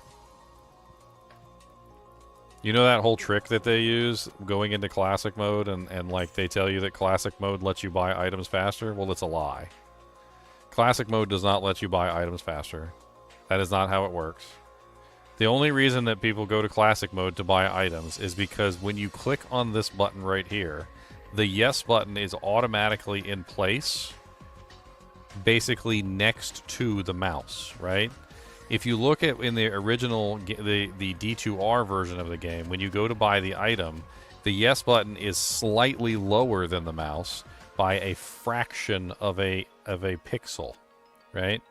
So the reason why it's slower on this version than it is on the other is just simply because of that small little thing, right? So watch this, right? This is what they're telling you to do, right? They're telling you to go into here and buy like this so that you can just buy them scrolls really quickly, right? This is basically what you're doing. Or it's not scrolls, it's usually gambling, right? You can buy things really quickly this way. I can do the same thing the other way. I don't have to go into the other interface. All I have to do is this. You just go like this.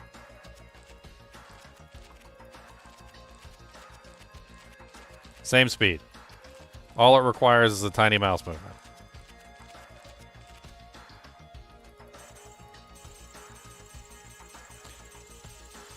I remember somebody telling me that one time. They're like, go into the old interface. The old interface is faster. And then I was like, why is the old interface faster? Because that's the kind of person that I am.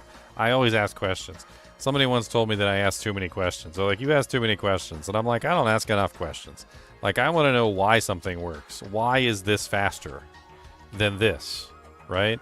And when I figured out why that was faster than this, like, then all of a sudden I could do it in any freaking interface I wanted to. Look at this. Look at this. Look at this.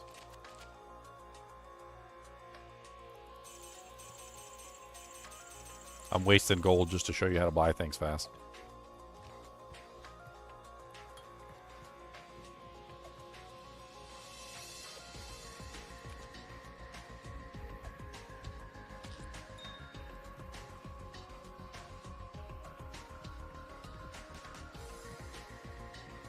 Double Billy. See, I don't know all the YouTubers' names. I was having a conversation with Cooley one day because we did like a collab together. And he said something about some YouTuber that was like climbing up the ranks, and he was looking at the YouTuber, and I had no clue who the hell he was talking about. I think he said his name was Goblin something. Maybe if I type in into YouTube search, maybe if I just type in like D2R Goblin, it'll probably pop up. Yeah, Zarfen the Loot Goblin. That's the name. Zarfen the Loot Goblin. Have no clue who this guy is. Never even seen him before. Apparently he gets a lot of views though.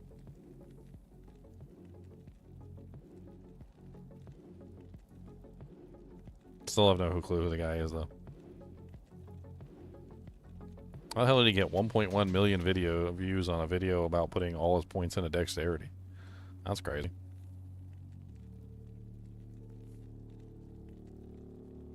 Put my videos to shame. I think the most views I've ever gotten on a video was like, what was it? Like 400,000 or something? Or was it 500,000? I can't remember. I haven't gotten 1 million on a video yet. That's for sure.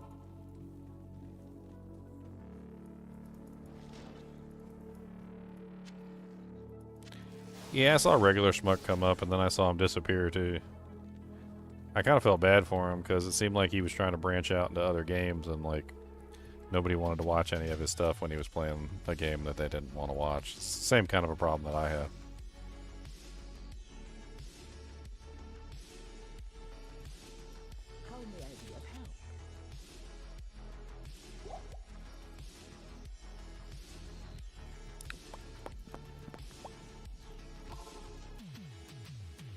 I don't really compare myself to other people. Like, it's hard to do that. It's hard to compare. the nature of my channel like facilitates a different way of like viewing stuff like that. Like just as an idea, like here, hold on. So let's pull up Zarfin's channel. I mean, it was the last one we looked at, right?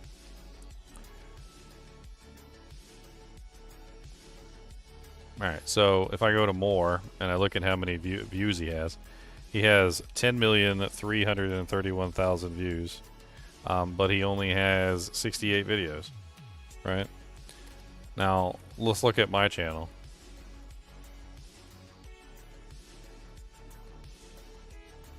I have 17,043,000 views.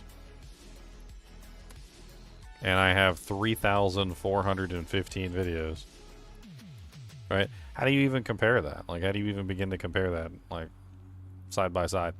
It just doesn't even make any sense. Like, the number of videos that I have is, like, in excess of many times more than what he has. Like, if you take my number of videos, 3,415, and you divide that by 68, I've got, like, 50.2 times the number of videos he has, right? I also have more views than him, too. So, like, I've got, what, 7 million more views? Or, well, 6 million. Let's say 6.5 or something. 6.5 million more views. So, like, how do you even begin to compare, like, one channel to the other? I don't think you can, really. Like, it just doesn't work. His content style is completely different. He's going for quality videos, but a very small number. I'm going for quantity of videos and archiving large amounts of data. My channel is basically an archival channel. Like, I archive large amounts of information on a regular basis. I think I have like 2,500 Diablo 2 videos. And over 1,000 some odd other videos as well. But does he have a monster dog? That's a good question. I don't think he does.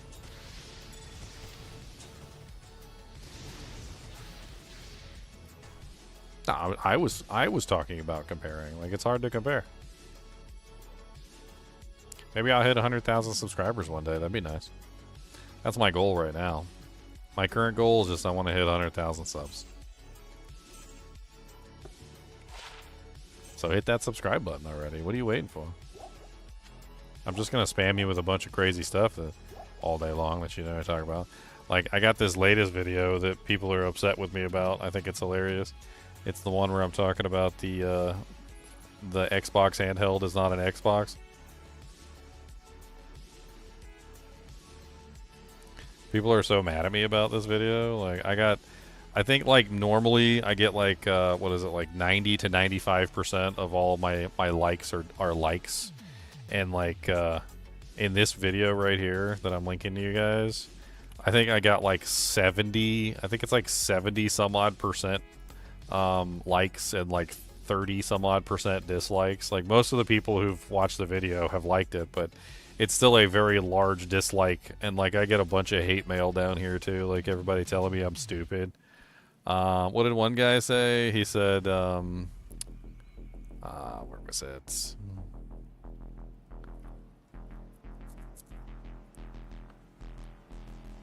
Did he delete his message? I think he might have deleted his message, or maybe it got held. Some of these people are pretty rude, so a lot of their messages get held. Offensive language and all that.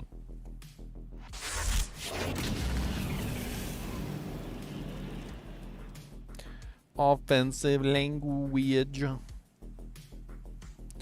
Let's see how many offensive language comments I've got now.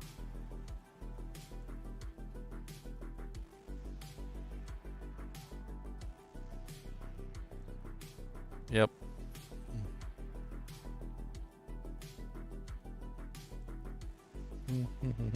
I got called a brand new level of retard. That one's not up here. I wonder if it just hides messages that it feels like are mean, even if I have allowed the message through. Brand new level of retard.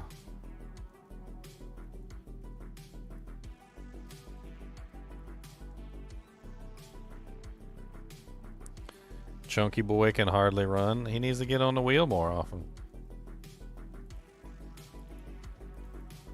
He needs to get on the wheel.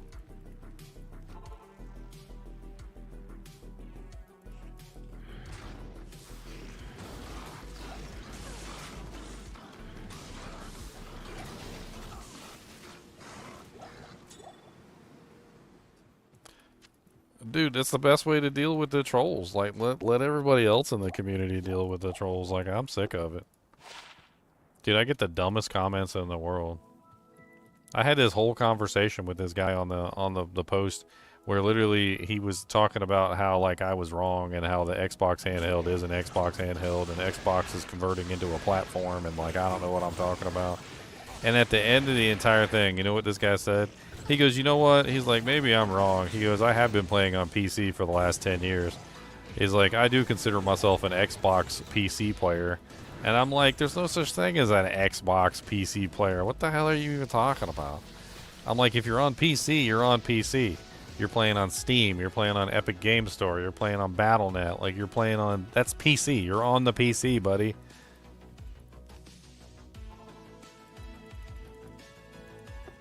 Like, you're literally on the PC.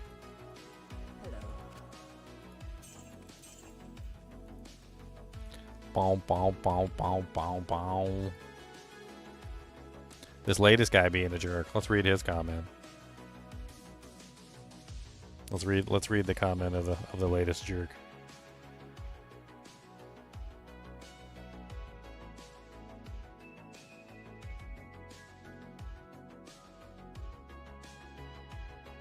Bow, bow, bow, bow, bow, bow, bow, bow, bow, bow, bow, bow, bow.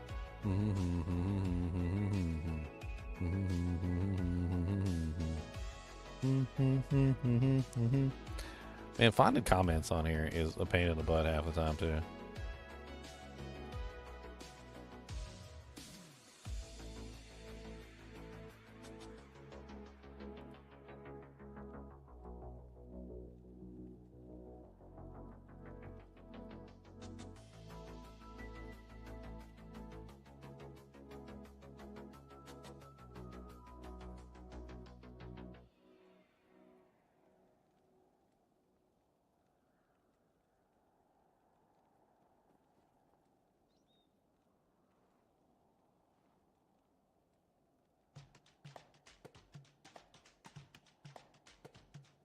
Bink.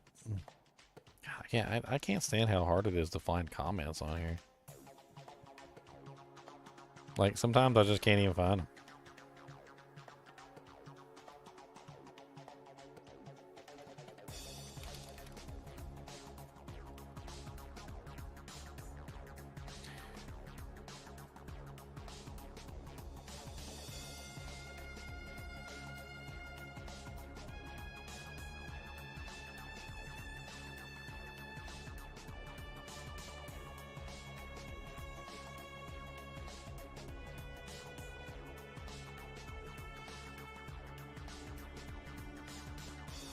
Womp, womp, womp, womp, womp.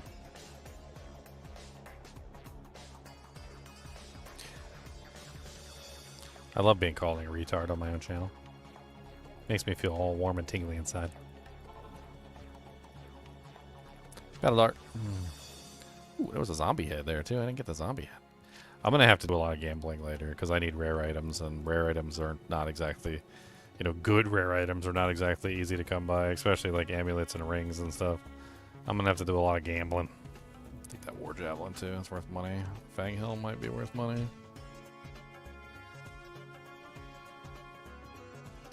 I mean, if you're assuming that I didn't get invited, ready for whatever, I did get invited. I just haven't responded. Afternoon.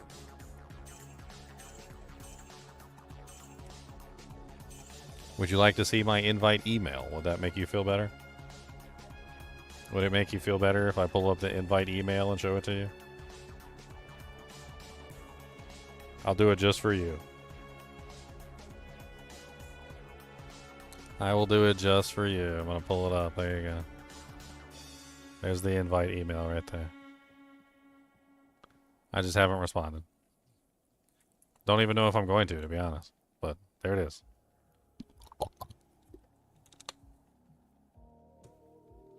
I tell you what, I'll try and take a look at one of the trivia night things and see. I don't know. I don't know whether I want to respond. I don't know. Don't want to. Somebody pay me like $1,000. and I'll go on there and I'll troll. Like, what do you want me to say? What do you want me to do? Should I make fart noises?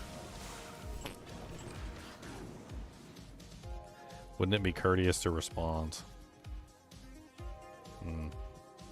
I mean, seeing as how I've contacted him before about, like, some things, like when we had, like, that puzzle thing going on and, like, some of the other stuff, and he outright lied to me about certain things.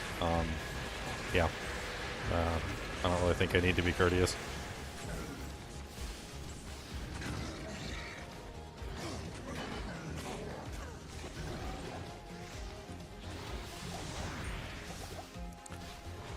I remember when I was relatively new and I was still relatively small, I was curious about the Diablo partner program.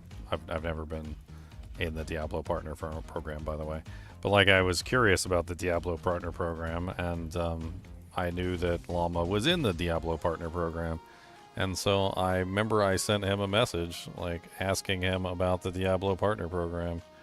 And his response was basically that it didn't exist, and he didn't know what I was talking about.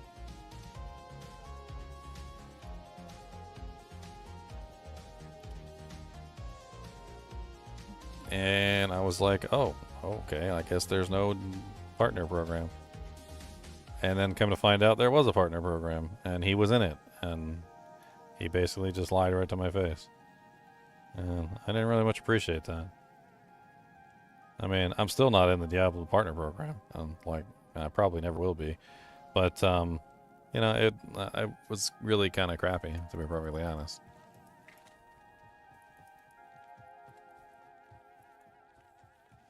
I'm sure I've got the Discord message somewhere. Either that or the DM got closed. One or the other.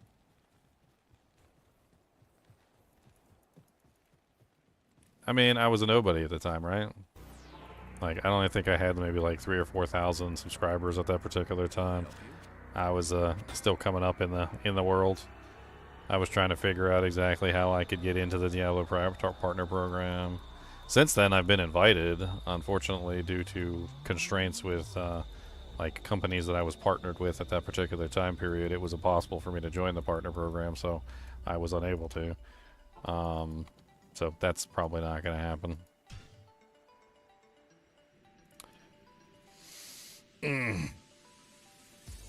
Riker, on the other hand, I've communicated with him quite a bit. He's a really cool dude.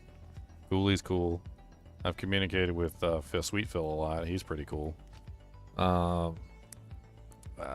Regular Schmuck, I've never really talked to him, but I've communicated him with on some of his streams.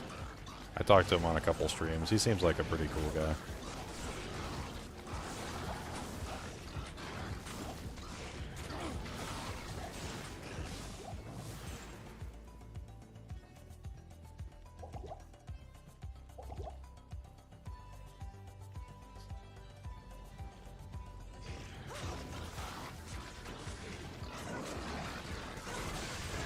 Amru. I still never put anything in my helmet, did I? I put something in my helmet. Maybe mana after each kill would be a really good choice right now. Keep that mana flowing in every single time something dies. I have to chug less potions. I think that actually would be really good right now. Macro Bio Boy, I've had too many bad run-ins with him. I've had, people tell me that he steals content from other creators as well as Reddit posts and doesn't give any credit to the people he steals them from. I've also had people tell me that they mentioned my name inside of his YouTube chat and were immediately banned because of it, and were told that they weren't allowed to mention my name inside their chat, which was all really freaking weird. I also had a run-in with him where we had a conversation about Blizzard sorceresses and Hammerdins during the time when Blizzard was going to apparently nerf the Hammerdin. And we had a whole conversation about Blizzard sorceresses and why Blizzard sorceresses were not equivalent to Hammerdins. At which point he took everything that I told him and made a video about it. And then he blocked me. So that was also pretty fun.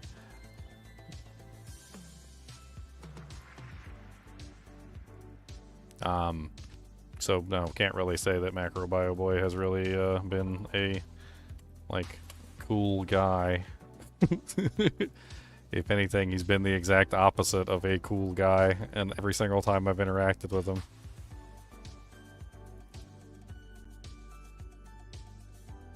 Spirit Ward? Yeah, Spirit Ward is exceedingly rare. I don't know why I still never... I've never found that stupid thing.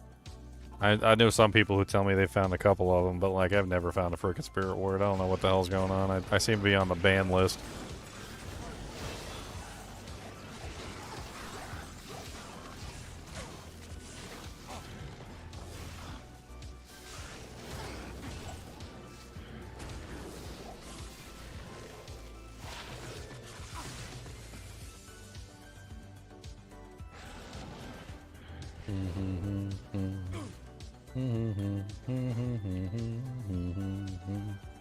I mean, no offense.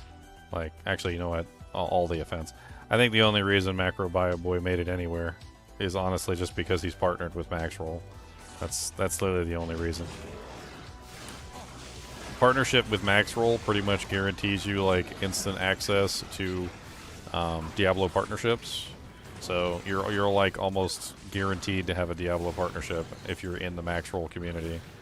On top of that, like Maxroll pushes all your content. You basically get like the entire force of the website behind you. Like if Macro Bio Boy wasn't part of the Maxroll family, he probably wouldn't have gotten anywhere at all.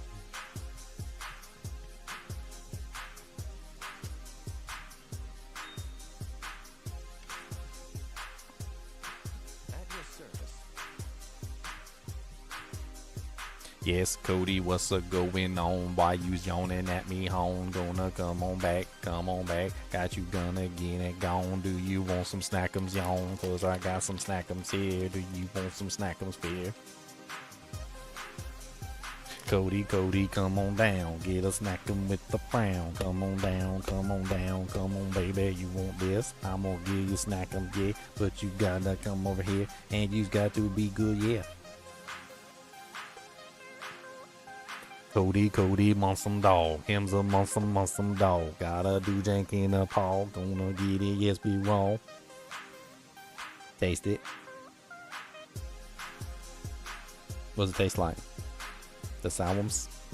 That's the sours. Yeah. You gonna fight me for it? No. I'm gonna make you taste the sour because you're just gonna swallow it. No, you gotta take out a good, yeah, gotta taste it. What does it taste like? Tastes like flavors. Are you gonna fight me? Uh-huh. He's gonna fight me for it, huh? Yeah, fight me.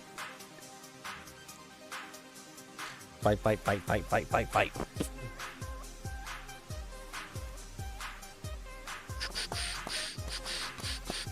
Llama is not partnered with Maxroll as far as I'm aware. I don't think he is. Dobrunsky used to be. I don't know if Dobrunsky's still on the team. I don't even remember. Dobrunsky used to be on the team. I know that much. You could just go to the Maxroll website and you can look. Like, there's like a list of all the content creators that are partnered with Maxroll. Cody, you're drooling all over everything, buddy. That's a lot of drool coming out of you. It's like somebody turned on the faucet and left it on leaky mode. He said, you better shut up or I'm coming up here to fight you. He said, I'm going to beat you up and I'm going to punch you in the nutsack. With one paw, I'm gonna ball up my paw like a fist, and I'm gonna go donk.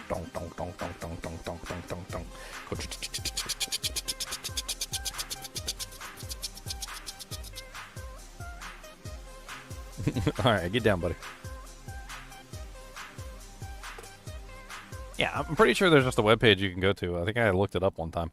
Somebody because I was curious who was partnered with Maxroll, and I think somebody like showed me it. There's like an actual like website on the thing that shows you the team. Yeah, here it is right here. This is the team. Woodijo, Echo Hack, Macro Bio Boy, Chewy, North War, Dioxide, Boiler Up, Snail, Kronsick, Lucky Luciano, yada yada yada yada yada. Like, that's a lot of these creators are literally only doing well because they're partnered with Maxroll. Like, it's like that's the only thing they've got going for them at this point.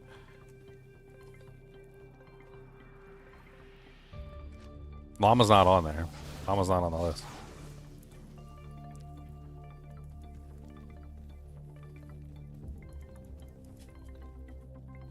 I actually found out about this whole like max roll partnership thing like when they came out with the Discord. So they when Diablo 2 Resurrected was launching and when Diablo 4 launched, there were Discords for each individual thing. There was a partnership between Blizzard and one of the Discords. And I had already had like a pretty good relationship with that Discord owner, like, you know, previously when they had Diablo 2 Resurrected. And when they came out with Diablo 4, you know, I contacted them and I was like, hey, you know, like same deal. Like I'd love to be, you know, involved in the Diablo 4 Discord as well. And I, you know, if you could throw me like a content creator flag or whatever, you know. And I was told no. Like Blizzard had a pre-assigned list of people that were allowed to be content creators, and I looked at the list and it was primarily max roll employees. Like the whole list was basically just max roll employees, content creators. And like nobody was allowed to be marked as a content creator that wasn't on that list. And I looked at the list and I looked at the like that page I just showed you, and every single person that was on the list was on that page. The only ones that weren't on that list that were on the list were ones that were really big. They were really big content creators. Like Riker was on the list, and Llama was on the list. But like if you weren't like 150,000 plus, you know, subscribers, like you're basically you weren't on the list. And so I remember like I was talking to Ketcheris, the owner of the server, and I was like, so there's no way you can get me on the list? And they're like no, we can't do it because we signed a, you know, like an agreement with Blizzard saying that we wouldn't put anyone on the list that's not on this content creator like pre authorized content creator list. And eventually he got me on a different list. So he said that there was like a loophole, and as long as they made a different role for me that wasn't like the content creator role, it was some other role, that they could put me on that list. And so I ended up getting on a different list, and he gave me a different tag. I can't remember what the tag is. I can probably pull up Discord and like look at it. The tag that they ended up giving me was community figure. That was the tag that I ended up getting, was community figure. And Llama is also in the community figure section. Community figures were not the same thing as content creators, because the content creator tag was locked behind the specific, like, you know, like max roll category, basically. Like if you weren't in the max roll category, they just gave you that you weren't even allowed to be marked as a content creator. It was really weird. Riker's a pretty cool dude, but like I'm kind of worried about him, his health. Like he seems, every time I see him, it seems like he's skinnier and more sickly than the last time I saw him. Like I just want to take him up to like a Burger King and like fill him with cheesecake and like Whoppers or something. Like he looks like he's, I swear he looks like he's like 6'3" and he weighs all of like 100 pounds, maybe 120.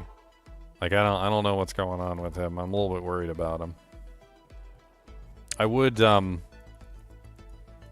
like to see him get healthier. I mean, skinny is not necessarily healthy. Gaunt. Have you ever heard the term gaunt? Like when somebody looks gaunt. Gaunt. That's the term, gaunt. It's a term that means like extremely thin, haggard, often due to illness, hunger, or suffering.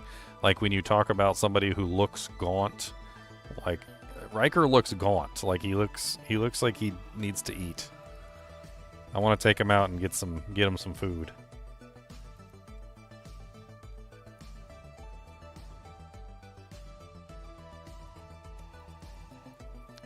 Yeah, but I mean, obese isn't good for you either. I mean, I'm not saying either one of them is, but like healthy, just healthy. That would be nice.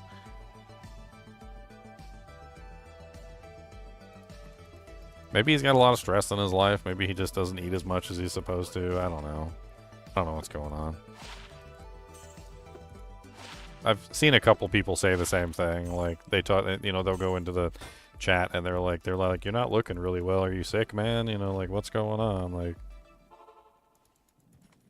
and you know, it's yeah. But other than that, he's a really cool dude. We've had a lot of conversations. He made a video during like the Diablo 2 puzzle thing, and we had a pleasant conversation with each other. Like, I mean, overall, our discourse has been pretty good.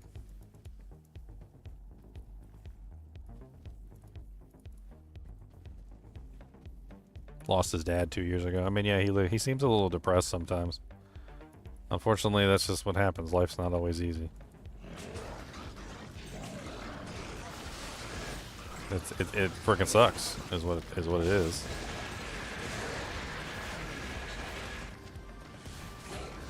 Sometimes you just need to take some, you know, take a while for yourself. Mental health day. Mental health week. Unfortunately, as a content creator, we don't always have that choice. Very often, when it comes to content creation, like, if you're not on the ball and you don't keep up with things, like, you can fall off really quickly and people will stop watching you. Like, and so sometimes you pull yourself on the stream even when you probably should take a day off. Like a vampire. Yeah, gaunt like a vampire. Yeah, that's a good term.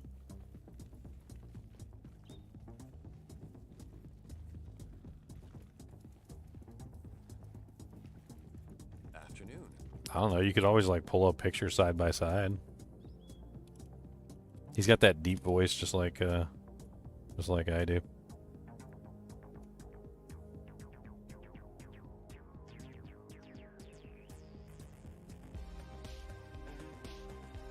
Oldest video. What's his oldest video? Man, 15 years ago? He started 15 years ago? Holy crap. Do any of these videos even have his face in them?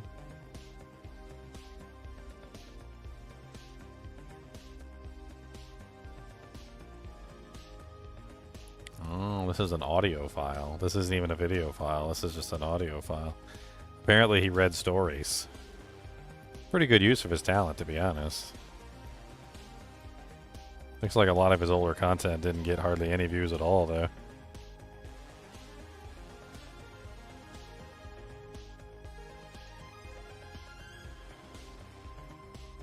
Looks like he did D&D groups. That's pretty cool. A lot of TRPGs, I think is what they're called. Is that him? I think I found like the oldest video of Riker. Maybe. I may have found the oldest video of Riker. What is going on right now? There he is. The Riker 1000. I'm pretty sure that's Riker, right?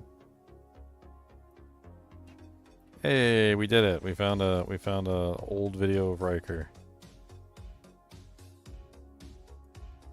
That's a really bad video, though. Let's try a different one.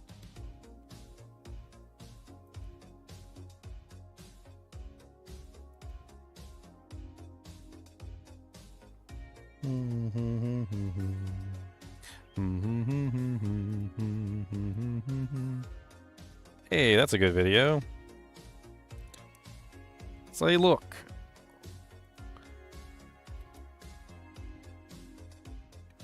See, he looks healthy. He looks normal. Like, you know what I mean? Like, and then like, he just seems like he was taking care of himself. Eating well, you know? He still looks skinny. Like, he's still skinny, right? I mean, there's nothing really changed there. I guess maybe, you know, like maybe I'm just overblowing it. You know what? Whatever. Riker's a cool dude. Hope he feels better. Sucks losing your dad. Sucks losing anything, to be honest.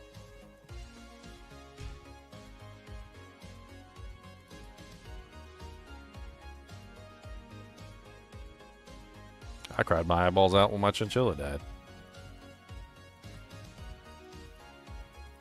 Can I help you?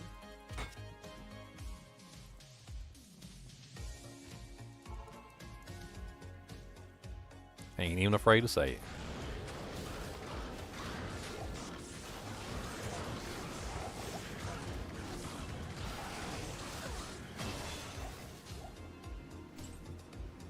class as ectomorph. What the hell's an ectomorph?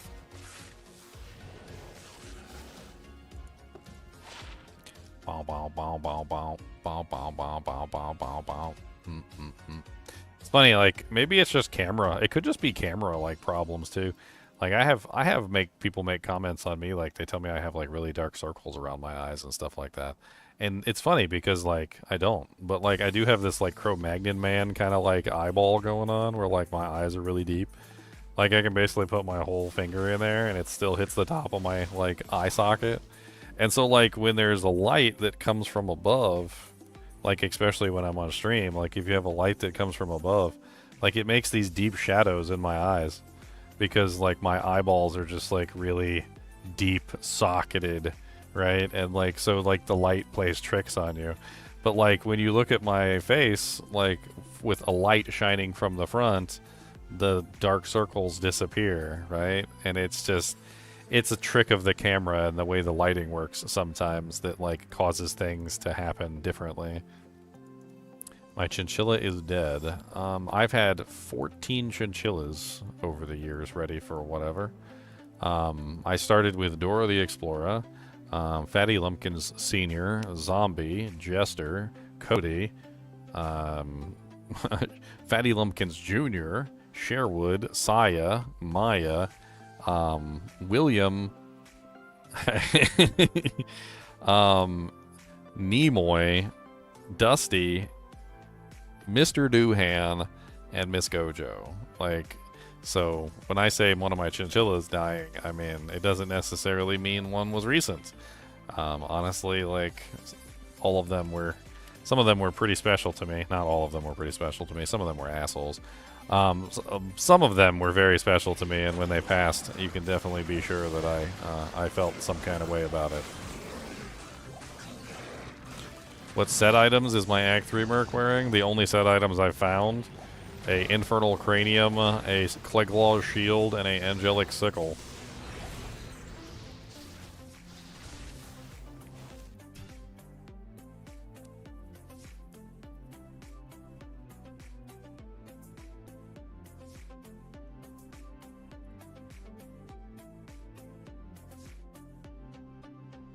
Endomorph. What do you call somebody who's both tall and... What do you call somebody who's both an ectomorph and an endomorph together?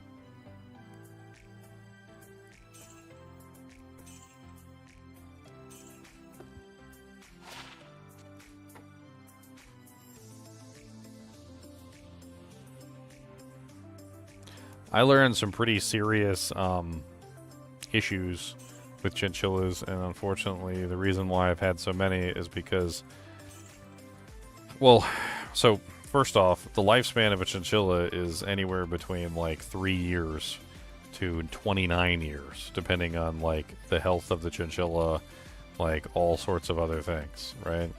Well, the problem is that a lot of chinchillas are inbred because they came from a rather short list of family members.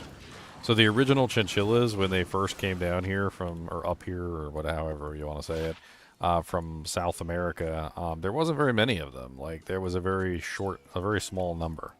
And so, like, some of the chinchillas just ended up getting inbred, and they have problems like congestive heart failure and other things.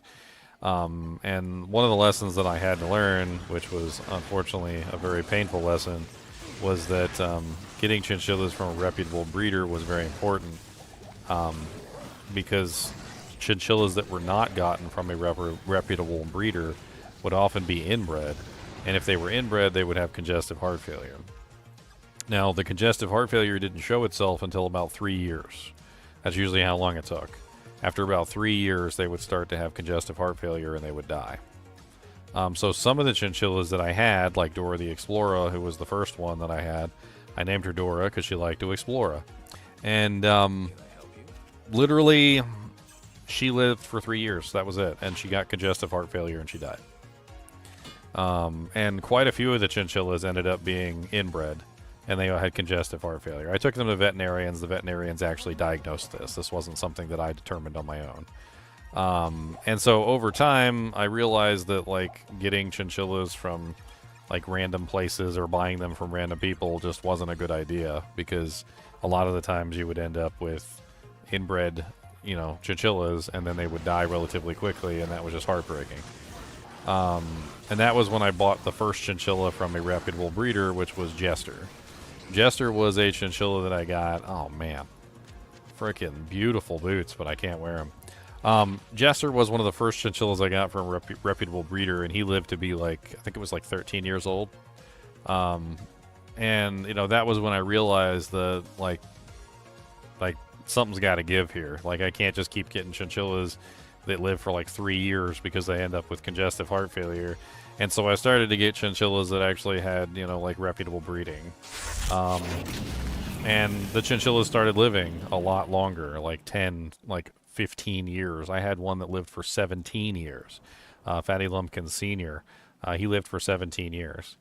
I also had another unfortunate incident when I was away at work.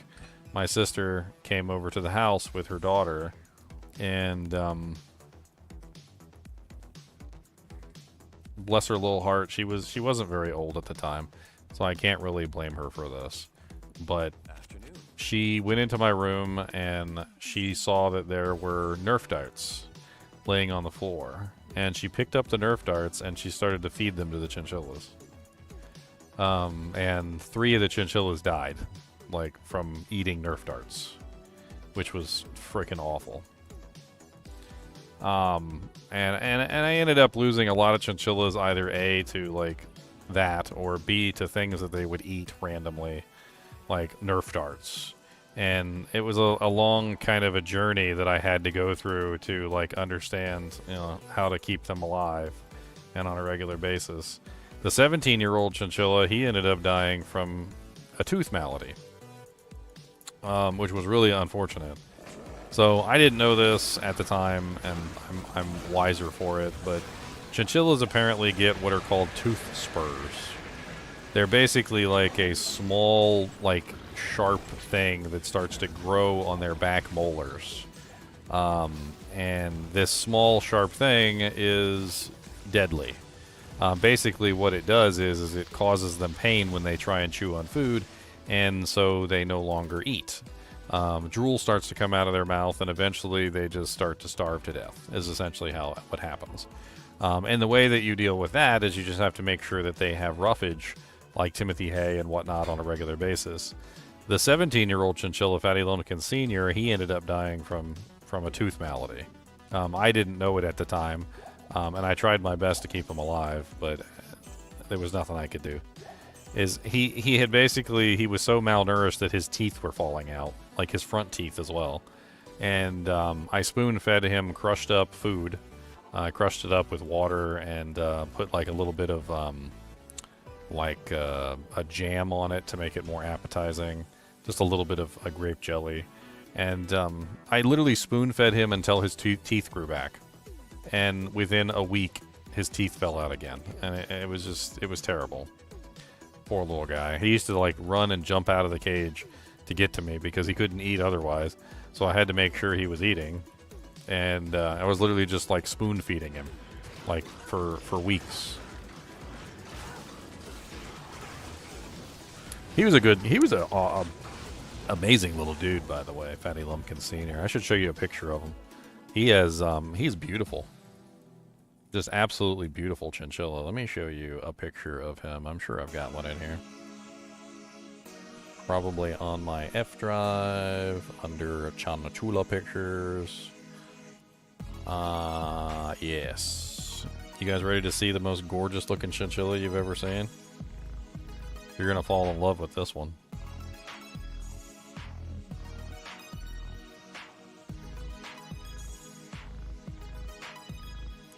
That's Mr. Fatty Lumpkins Sr., the oldest of the old. He lived to be 17 years old. Old ass chinchilla.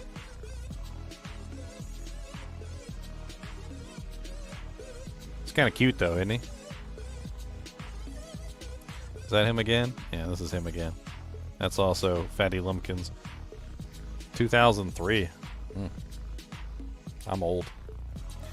This is Cody when he was a baby. That's Cody. Cody was the best chinchilla I've ever owned. Hands down. If somebody offered me a pet resurrection spell, this would be the animal that I would resurrect right here. I would resurrect Cody. I would bring him back from the dead in a heartbeat. This is a picture of Cody, Fatty Lumpkins Jr., and his mama. And this is the daddy. This is the daddy. That's Jester. He's the papa.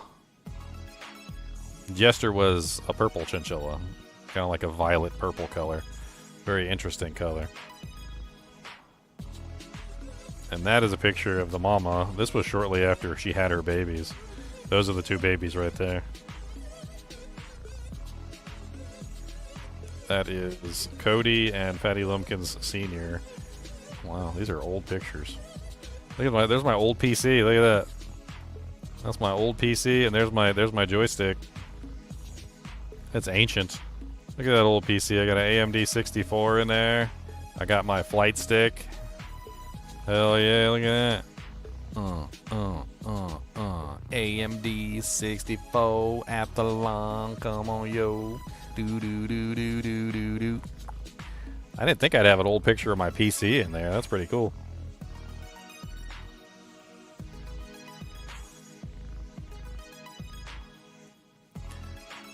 Are you talking about raw meat and ferrets? Yeah, you can give ferrets raw meat. Hey, look, there's my GameCube.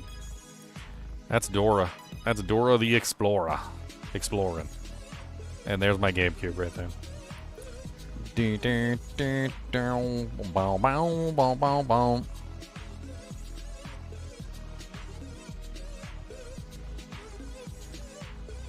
Uh-oh. There's a picture. You guys ready to see young Ginger?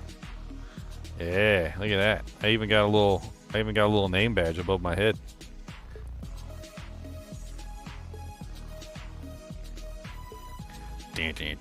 That's a real sword and a real shield, by the way. That ain't no props. I actually have that sword right here. I'm pretty sure I still have this sword right here. It's literally like right here.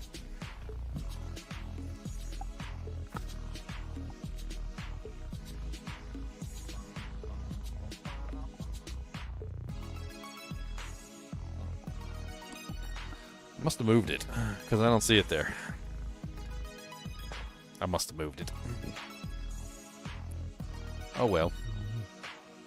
It's a basket hilt 17th century broadsword.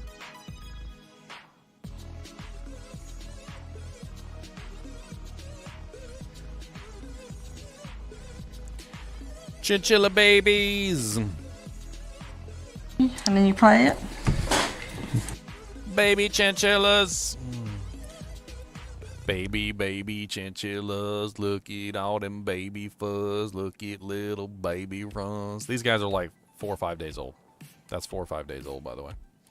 Baby chinchillas are born, look at all them babies, huh? Come on back, them baby chinchillas, look at them, they's cute. There's a fluffy little chinchillas, I don't bang on fluffy.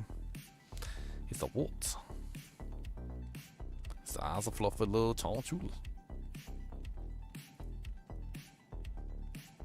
Chinchies.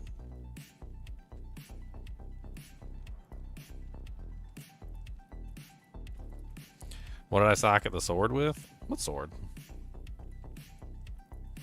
Did the sword have a socket and I wasn't paying attention? Is that 15-year-old Ginger? I don't know exactly how old I am there. Young, but not that young, I don't think.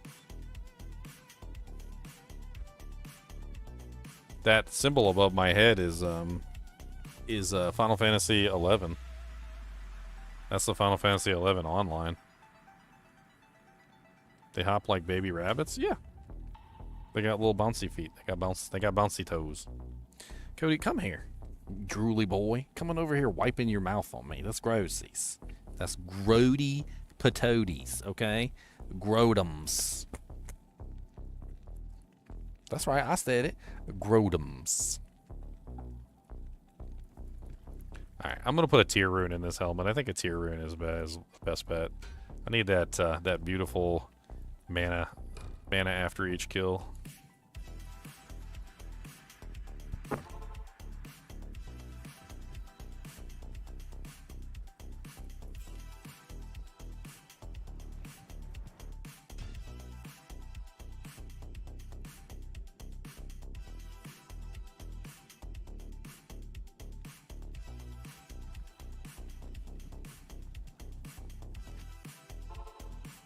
I got the Chinchilla cam up so you guys can see him run. You guys didn't see him hopping? I mean, I don't know how much they've been in the wheel. Like, I'm not paying attention to the Chinchilla cam most of the time, so you guys will have to tell me if they're actually doing a good job running or not. It's a ring.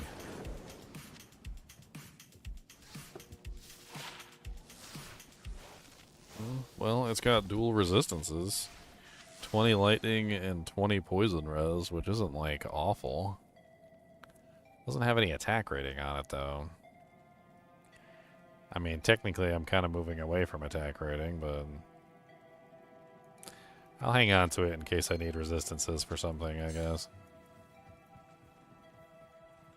Is it good to socket skulls? What are you socketing skulls with? I mean, it's regeneration. It's mana regeneration. Because of the way that mana works, it's always better to put more mana than mana regeneration. So you're probably better off using, what is it, sapphires? So like in any situation where you need mana, more mana is usually better than mana regeneration. Except for a situation where you already have massive amounts of mana, at which point mana regeneration is better. So like when it comes to skulls, skulls give mana regeneration and life generation, right? Well, the thing is that like you're better off just using one of these to give yourself more mana, because more mana regenerates faster anyway. So the bigger your mana pool, the better your mana regenerates.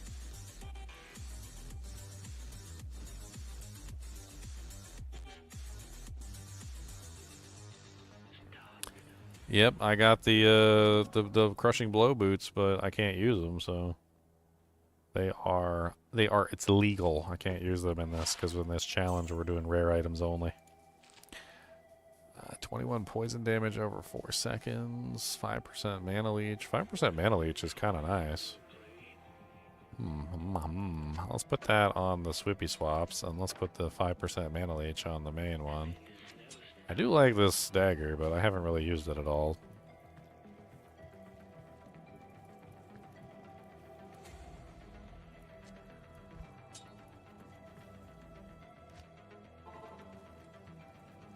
What's up, Gold Magic Find?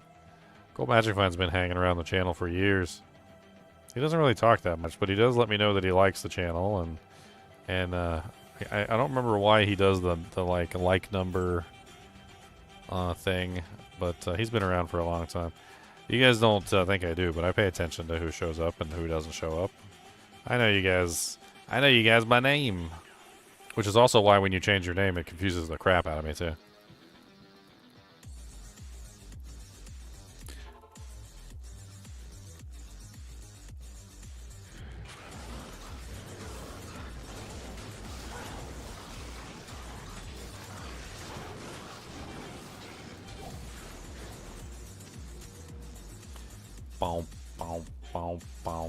Used to, man, oh my god, back in the day, I don't know if you guys remember this, but do you guys remember when Steam was first starting and like people like couldn't decide on a name and they would change their name like 16 times and like they would message you and you would have no clue who they are, and they're like it's me, what are you talking about, you know me, and I'm like, well, Mr. Pigsmith 7000, no, I have never played with anybody named Mr. Pigsmith 7000.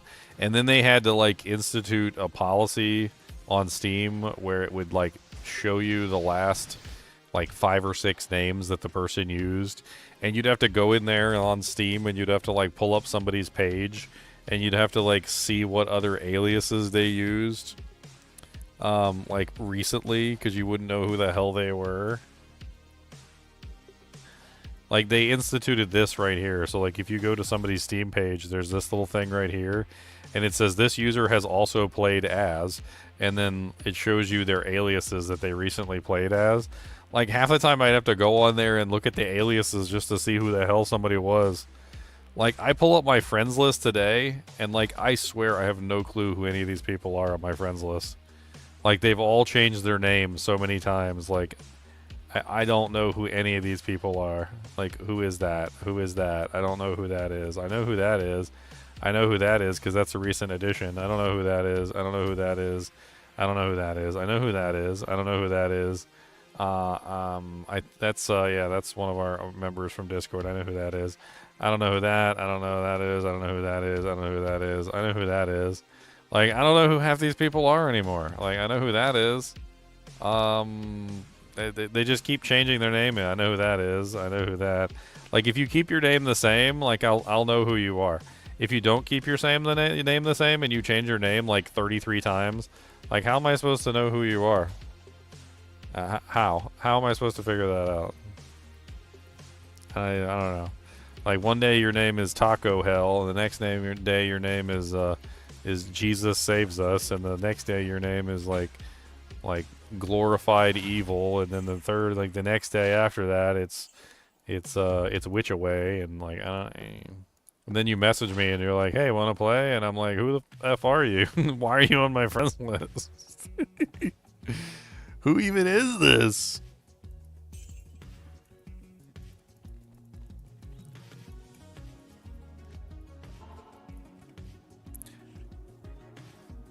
Can you imagine if it was real life and you just changed your name every day in real life? Like, every time you go to work, like, they're like, what's up, Jay? And you're like, oh, name's not Jay anymore. Like, I changed that. My name's John now. Like, oh, okay, John. What's up, John? Next day, like, you come to work, like, oh, what's up, John? Oh, yeah, I'm not going by John anymore. Name's actually Jeff now. Like, yeah, we're going by Jeff now. Like, okay. What's up, Jeff? I guess. Next day. Like, alright, what's up, Jeff? How's it going? Got that new name? Yeah, about that. I didn't like Jeff. I decided to change it again. Yeah, the name's actually Big Wiener 17 at this point. Like, if you could just call me Big Wiener 17, that would be great. And like, I'm not calling you that. Like, I'll call you Jeff. How's that? Like, well, that's not my name anymore, though. Like, my name's Big Wiener 17. Like, if you're gonna call me something, call me Big Wiener 17. That's my go-to name now. Even the boss is getting frustrated. It's like, Jeff, we can't call you Big Wiener 17. Like, that's against company policy. Well, don't worry about it. You don't have to call me Big Wiener 17 anymore. I changed my name anyway. Oh yeah, what's it now? Oh yeah, well now my name is Big Chongus. Okay, you're gonna have to call me Big Chongus. How much MF do I have? I have a total of 14%, because that's all I found so far.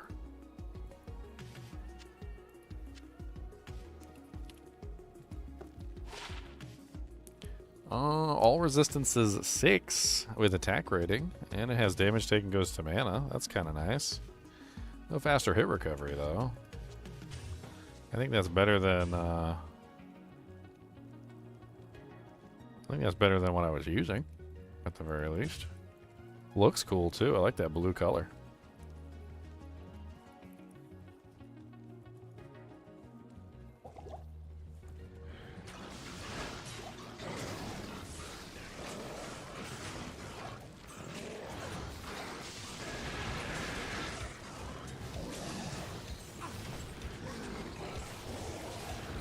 I think I'm strong enough now to move on, so let's move on. We definitely got a couple levels and a couple dojinks.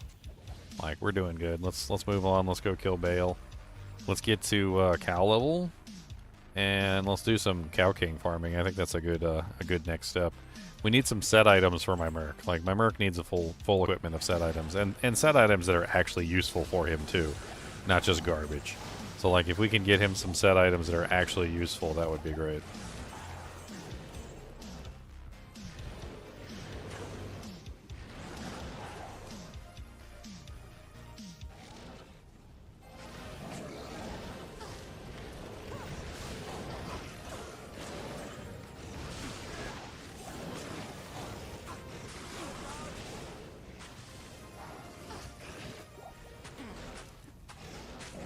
Ho, ho, ho, ho, ho, ho, ho.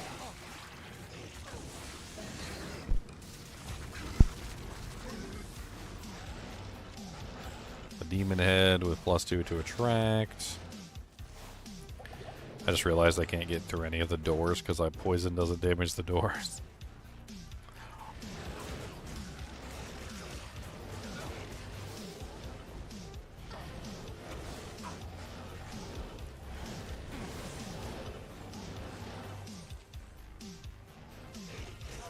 Silkweave is really good, yeah. Sorry, I didn't see your message because I was too busy yakking.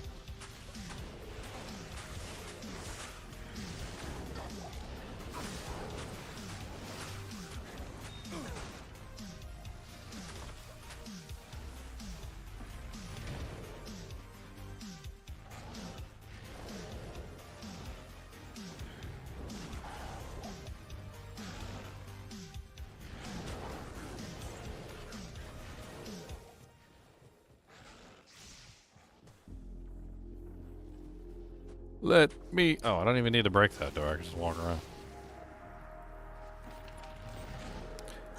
Still thinking about doing poison physical? Yeah. Because I'm currently set up for poison. Poison physical is a good combination. Like, because you're mainly single target as a physical character anyway, so it gives you a way to do like AoE damage.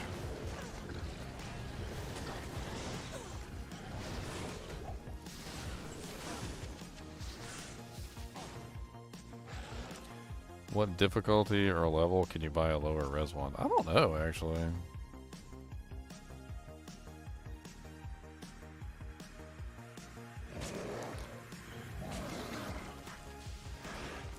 Social anxiety.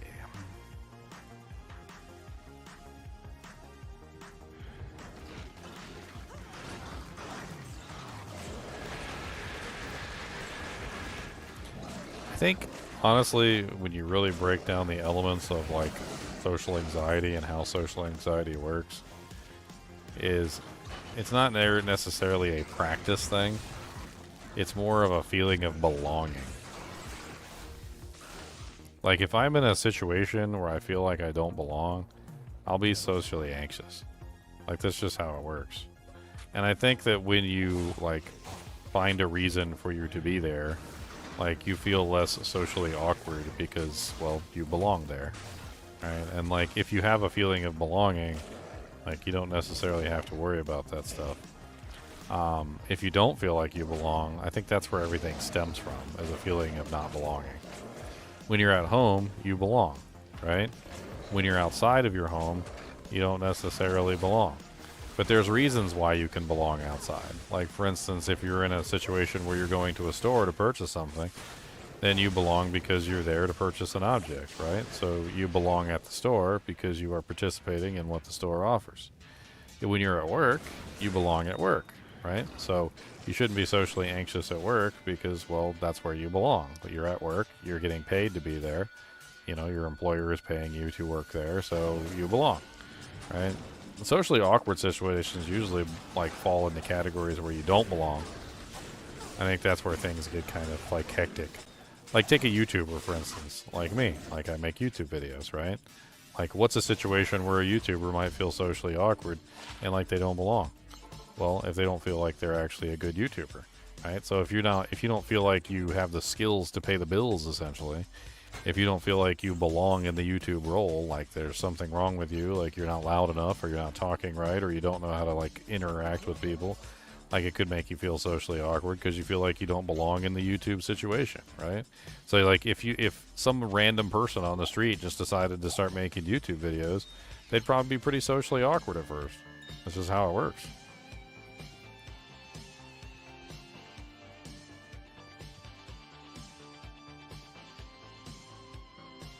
And that's just the thing. Like a call center gives you that feeling of belonging. I worked in a call center for 3 years. So when you work in a call center and you talk to people, there's a function, right? You're not just talking to somebody random. Like you're talking to somebody and you belong there. Like it extends from that point though. Like once you start having conversations with people on a regular basis and you understand that the feeling of belonging is there, you start to branch out from that, right? So like, let me give you an example of branching out from the feeling of belonging. So let's say you're at a grocery store and you're shopping. You belong there. right? You're shopping. But talking to other people isn't required to be in a grocery store, right? So you don't necessarily have to talk to anybody else when you're in the grocery store, except for maybe the cashier. And ever since they made self-checkouts, you know, like you can avoid that too, and you can just go to self-checkout and you can do it that way, right? But here's the thing. When you're at the grocery store, you belong. Just like when you're at a call center, you also belong. So you can take up conversations with people nearby. Like, you might see somebody purchasing some pickles, and you might say, you know, like, hey, the Colossum pickles are really the best. You should give them a try. Now you just turned a belonging situation into an opportunity to break up a conversation with somebody, right? Like, I've had people ask me before, like, they ask me, like, how do you just walk up to people and start a conversation? And I'm like, it's not really that hard. I was like, everybody likes to talk about something. Like, if you want to find something that somebody's interested in, like, I mean, if you're at a grocery store, it's pretty darn easy. Like, what's in their cart is what they're interested in. They're buying peanut butter because they like it. They're not buying peanut butter because, you know, like, they don't like it. You can be like, oh, man, have you ever tried peanut butter and hazelnut spread? Absolutely delicious. Or have you ever tried peanut butter on Ritz crackers? Absolutely delicious. Like, it's actually surprisingly easy to, like, start a conversation with somebody when you have some of their interests at hand. Now, you meet some random person on the street, like, you don't belong there, they don't belong there, like, you have no clue what the person likes, they have no clue what you like, it's going to get really awkward. It's going to get really awkward fast.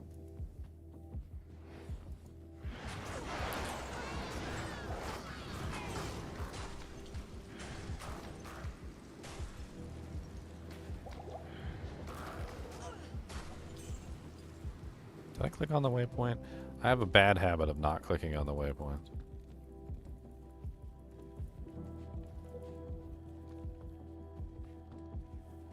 I also find that a lot of people prescribe to one simple methodology for talking to other people. It is one of the most widely used and simple methods of talking to other people, all right? It's called matched energy. All right? Matched energy is one of the simplest and most effective ways to talk to other people. Matched energy is where when a person is angry or mad at you, you're angry and mad back. When a person is happy, you're happy back. When a person is sad, you're sad back. Like, matched energy is basically where you take the energy that they give you and you just whoop, turn it right back around like you got a Thorn's aura, and you just apply that energy right back to them. A lot of people don't understand this. Like, a lot of people go through life like as a nasty person, like, that literally just spews forth bile on a regular basis. Like, they're literally bile spewers. And, like, they go through life and literally spew bile at everybody. And the majority of the people in the world prescribe to this form of communication, which is called matched energy.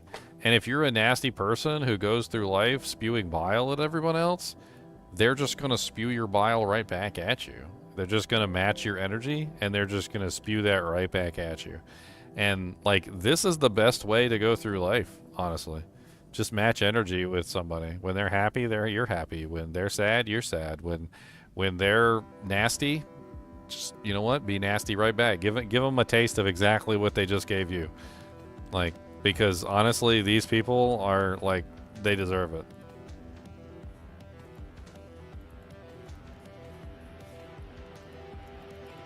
Most conversation is literally just matching energies. Like, you come at me in a nasty way, I'm gonna come back at you in a nasty way. That's literally all there is to it. I don't play those games.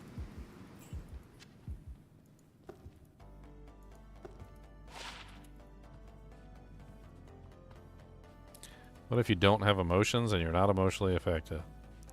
I mean, everybody's emotionally affected. It just, you just have to hit the right buttons, right? I'm pretty sure your girlfriend knows all about that. Whose girlfriend in here doesn't know exactly which buttons to push to make you angry?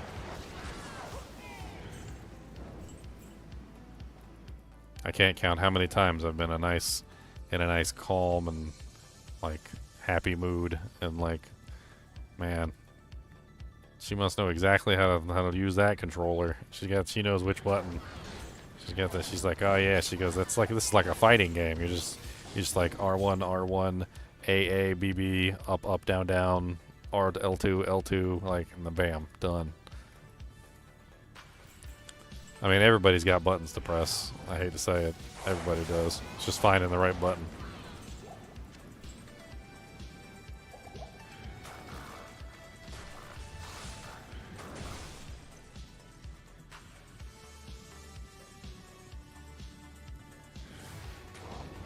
I got buttons to press too. I don't want you guys to know them, but I got buttons to press too. Look at Mr. Dusty over there running in the wheel. I love it when he stops abruptly and the wheel's just going like wee wee wee wee wee wee wee wee.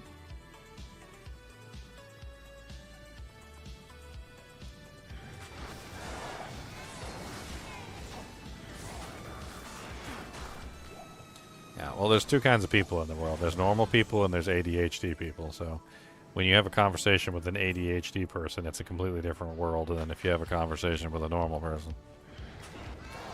ADHD people tend to communicate with stories, and if you get two ADHD people together, like, it just goes horribly wrong because like they just keep telling stories to each other and it never ends.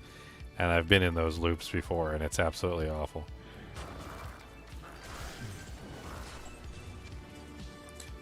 Like, let me give you an example of the way that ADHD people communicate, okay? I'm going to see if I can give you an example of the way that this works. So imagine, if you will, we're having a conversation, and you tell me that your dad died. I might start up the story and start telling you about how sad I was when my chinchillas died. And, like, all three of them died in the same day. And I was pretty bummed about it, kind of like went outside and cried my eyeballs out. Now, you might think on the surface that what I'm trying to do is diminish your story by telling my story. But as an ADHD person, since we communicate with stories, what I'm trying to communicate with you is that I somehow know what you're feeling.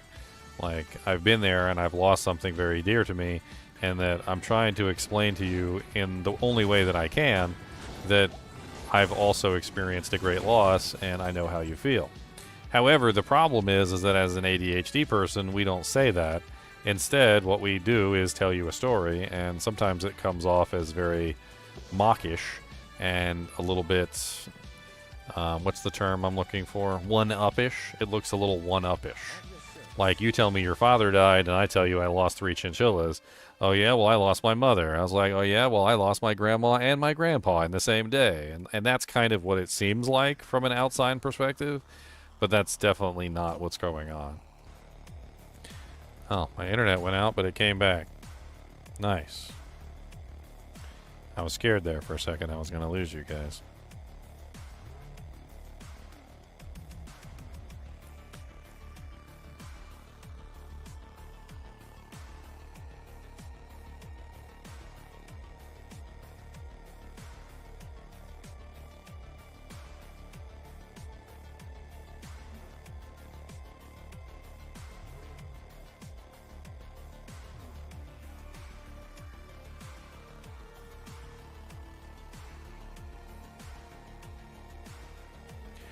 Bom, bom, bom, bom, bom, bom.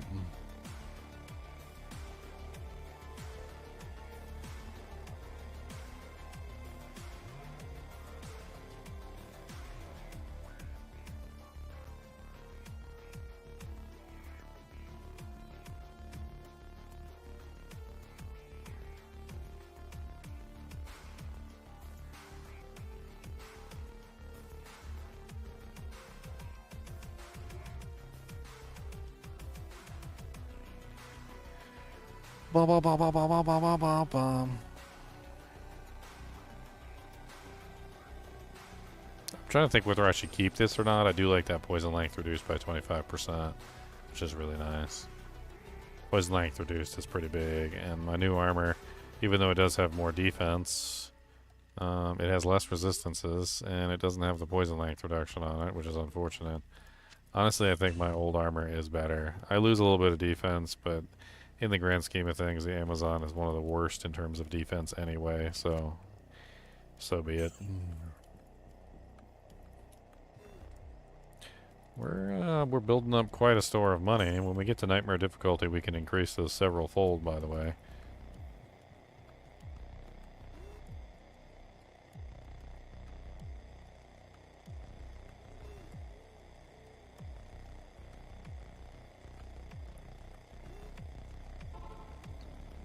Crystalline passage in the frozen river. Come on down, we're gonna make a bliver.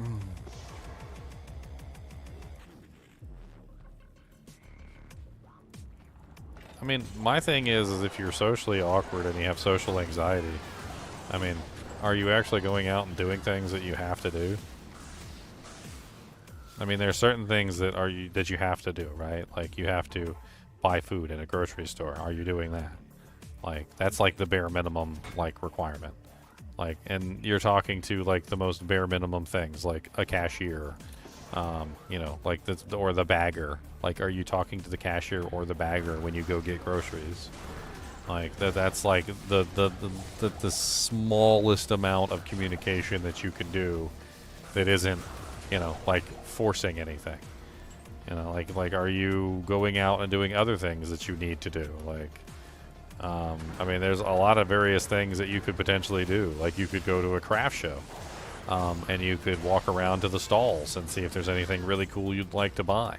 And if you see something that interests you, you can talk to the vendor about the object and ask questions. That's another way that you can start communicating. You're communicating with me right now. I mean, written communication is still communication. We're talking. What do you want to talk about? You want to talk about the weather? Do you want to talk about chinchillas? It's a lot easier than talking is a lot easier than it seems.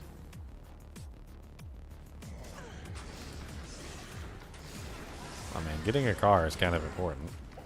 Unless you live in like New York or something. There are some cities where not having a car is okay, but like most of them, not quite.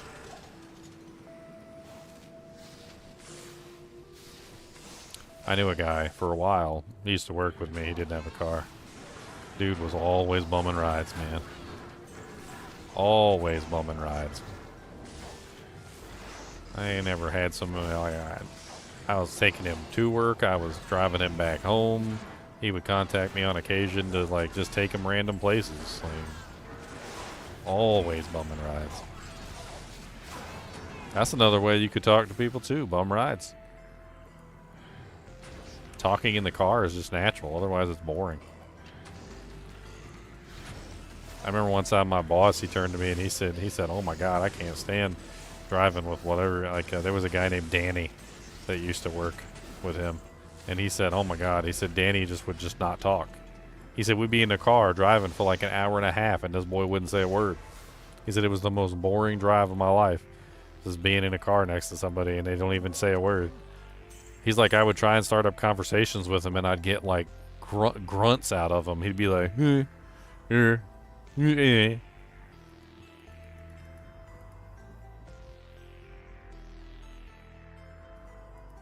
pops buys groceries. Well, you should go with him to the grocery store.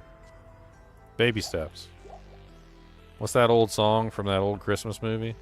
You gotta put one foot in front of the other, and soon you'll be walking around. You gotta put one foot in front of the other, and soon you'll be walking around. You gotta put one foot in front of the other.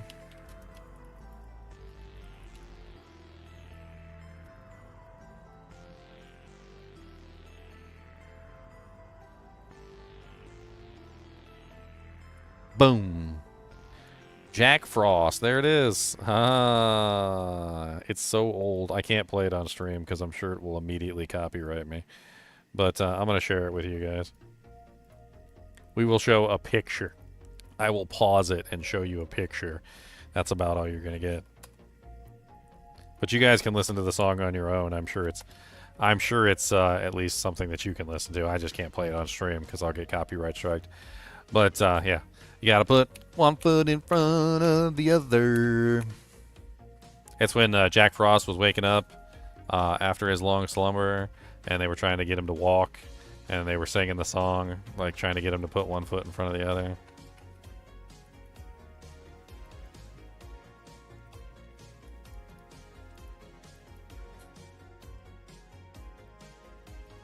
I mean, social situations are always easier when you're with somebody else. So, like, the first step that I would say is go with your, your dad to get groceries.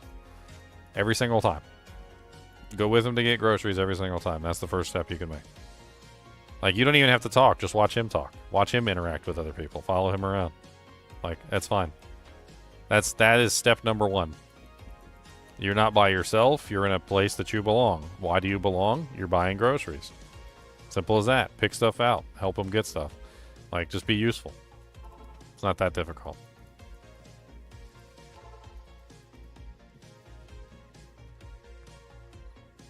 Why would a 38-year-old want to go grocery shopping with his pops? If you were 19 years old, I could understand that question, but you're 38 years old. At 38 years old, you should be seeking to deepen your relationship with your father, not push yourself further away. Your dad's not going to be around forever, and like opportunities and times that you can bond with each other, even if it's something as simple as going to the grocery store to get groceries, is a good thing. Like, latch onto it while you have an opportunity. Ride with them to frickin' Hardee's to get yourself some Baconators or something. Like, like go get some sausage biscuits early in the morning with him. Like, I mean, even just being social with your family is the first step. I mean, if you can't be social with your own family, then how are you going to be social with people that you don't know? Like, life basically comes in multiple forms, right? Like your social interactions. There are social interactions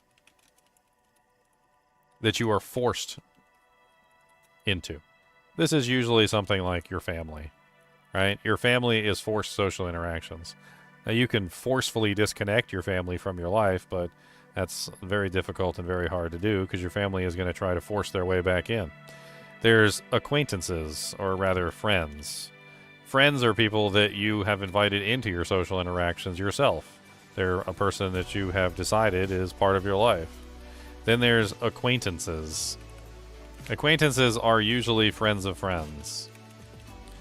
People that you know but not necessarily are your friends. This can also include family members like cousins, for instance, which you might not necessarily be that involved with, but are still a member of your family.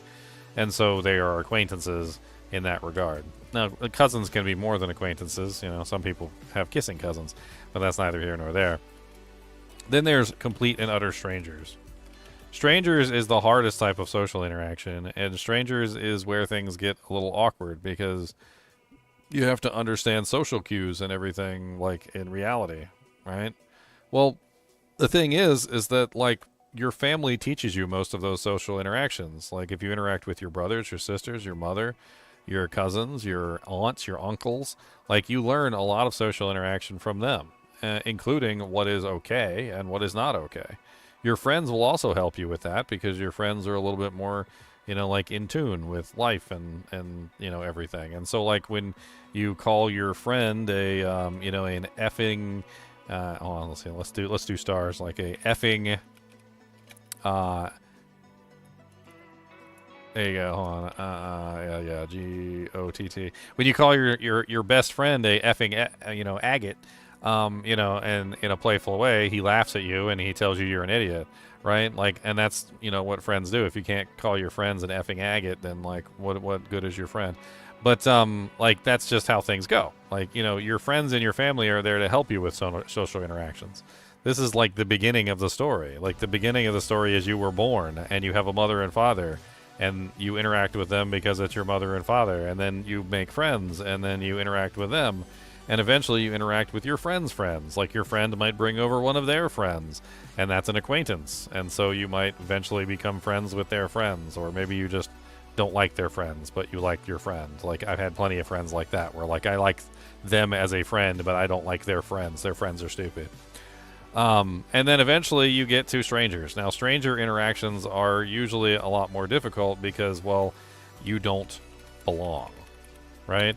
And that's what I talked about earlier, is that like in a lot of situations when it comes to social interactions, you don't belong. The easiest way to talk to strangers is in situations where you do belong, right? So why do you belong? There's thousands of reasons why you could potentially belong. You're buying groceries. Buying groceries is a way that you can belong. Buying things at a craft show. This is also a way. You're spending money. You belong there, right? Like renting a hotel. Usually it involves money, right? So like if you're renting a hotel, you can talk to the staff. If you're at a grocery store, you can talk to the cashier and whatnot. If you're buying things at a craft show, you might talk to the people around at the table. Or you might also talk to the person running the table. There's a lot of people at a craft show too, so like there's tons of different things that you can do. I can even show you a picture of me at a craft show. Would you like to see a picture of me at a craft show? Not everything has to do with buying. It can also have to do with selling. So selling is also a way that you can interact with strangers. Let me show you a picture of me selling objects.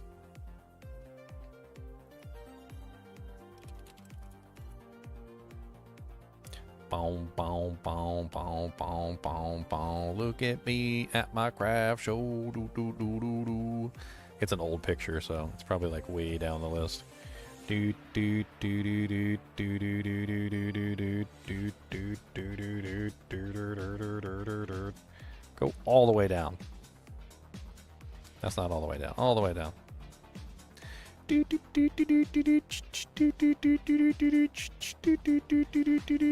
I guess it's not in here. So we'll have to go here then.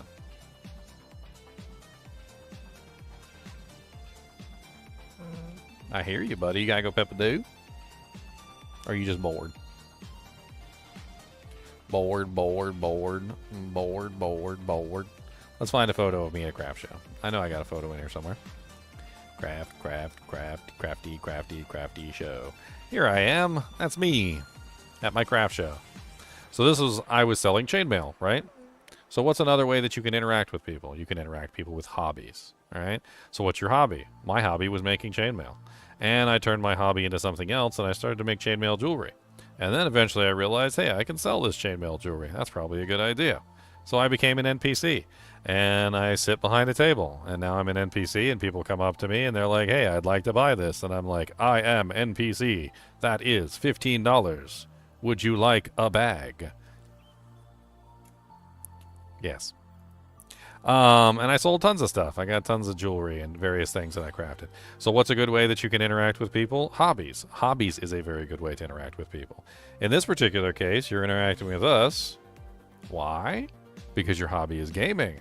So gaming is a very good hobby. So what's a way that you can tell people about your hobby, even without communicating, right? So let's say you're out and you're at the grocery store and you are, like just doing your thing. You're at the grocery store, you're buying groceries.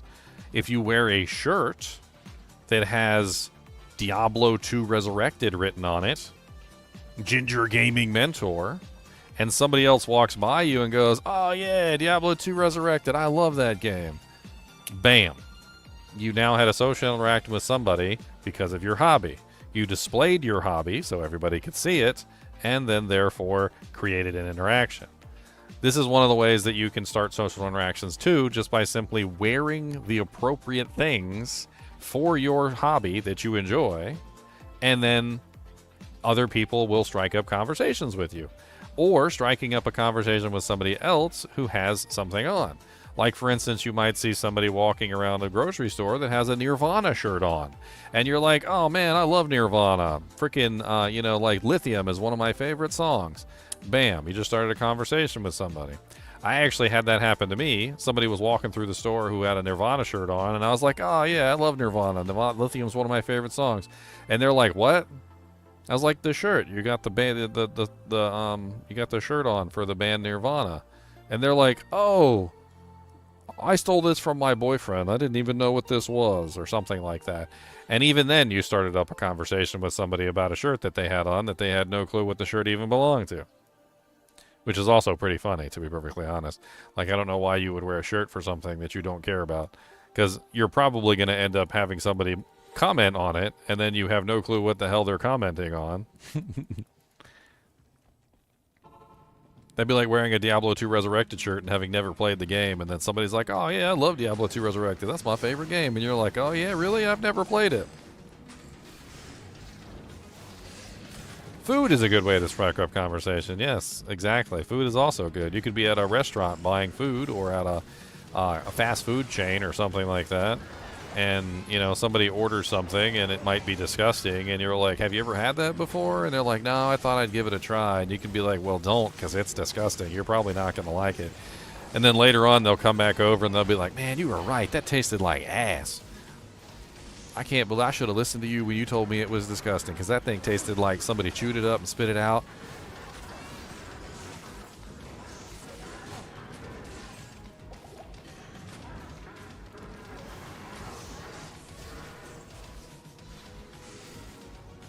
Weather's good too.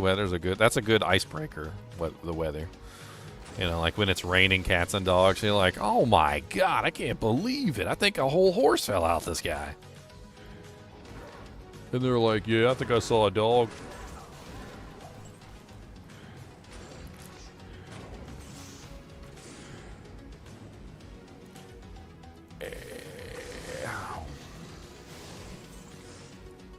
Die.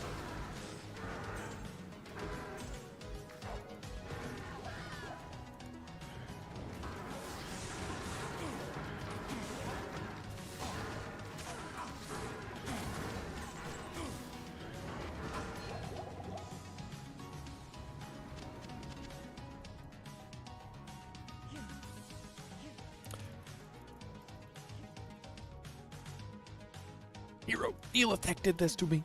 Neelathek did this to me. Neelathek did this to me. Please tell her you found me. Why are you so cold? Why are you so far? Hey, in the original version, she wasn't, her legs weren't covered. In the new version, she's like covered all the way up behind her back. But like in the old version, she wasn't frozen that badly. She probably could have stepped out of that. She could step out of that. She could have stepped out of that. Boom, boom, boom, boom, boom, boom. Good afternoon.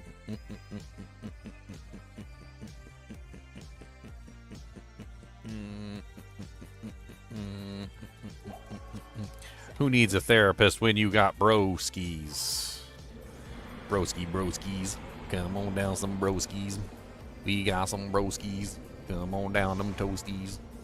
Broski lowskis. Come on down, them broskies.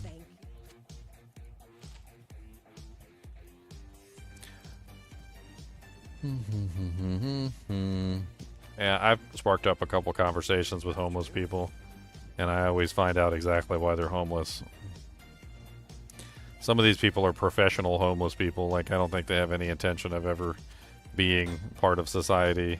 I remember I had one guy, I was heading on my way to get breakfast, and this one guy asked me for money, and like, ever since, you know, like the advent of credit cards and like mainly like, you know, online purchases and all sorts of other things, I don't really carry cash anymore. I don't know about you guys, but like I just don't carry cash. Like, so when somebody begs me for money, like, I don't have any to give them. And it's not that I don't want to help somebody out. It's that, like, most of the time I don't have any cash to give you. I'm sorry. Like, I've moved on from the cash part of my life, and like I'm now usually, you know, on the other side, right? But like, I'll offer to take them to get breakfast with me sometimes, and occasionally they'll take me up on the offer. You know, like if I'm on my way to get something to eat, they'll ask me for money, and I'm like, well, I don't have any cash on me. I was like, but if you want, I'll come get you some. I'll get you some food. Like, do you want anything? Like, you can come with me. I'm going up to like McDonald's or like Hardee's or something to get some breakfast. You want to get a bacon, egg, and cheese or something like that? And like on the occasion that they've actually taken me up on the offer to come get breakfast with me, like the conversations that we've had have always led me to believe that like they're never going to be a like functioning member of society. Like that basically this is their job now. Like their job is essentially to beg for money, and they have no intention of ever doing anything else. And it's really quite odd. Like I don't. I'm assuming that most of the time they're upset at me too because I don't have any cash to give them, and they probably just want booze, which is usually the case. Like if you ever hear a like people tell you advice about homeless people, and they're like, don't give them money because they're just going to go spend it on alcohol. If you want to give them something, give them, you know, give them food or give them clothing or give them a jacket or give them like anything that you can give them, but like don't give them money because they're just going to go spend it on booze or drugs or something. And a lot of the times it's true. Like if you don't give the person money and you offer to give them something else, like the next time somebody begs from you, like a homeless person, the next time they beg from you, and they want money, just tell them you don't have any money, but you'll take them to the store. Like say, hey, do you want to come into the store with me? I'll buy you some food, or I'll buy you, you know, like, you know, do you need a jacket or something? Like I'll get you whatever you need. The majority of the time, they will turn you down. They do not want anything. They want money, and they want booze, and they want drugs, and that's what the majority of them want. And so when you offer them something that's not booze and something that's not drugs, they don't want it. And I'm sure that there are homeless people out there that do want to get better, and they do want to, you know, obviously not be homeless anymore. If I was homeless, I would want to not be homeless. But, like, there are professional homeless people out there who have no scruples whatsoever. All they want is money for their next alcohol, you know, binge or their next drug binge. They have no care in the world about your money for food. Food's not important. Clothing isn't important. They're not looking to, like, right themselves.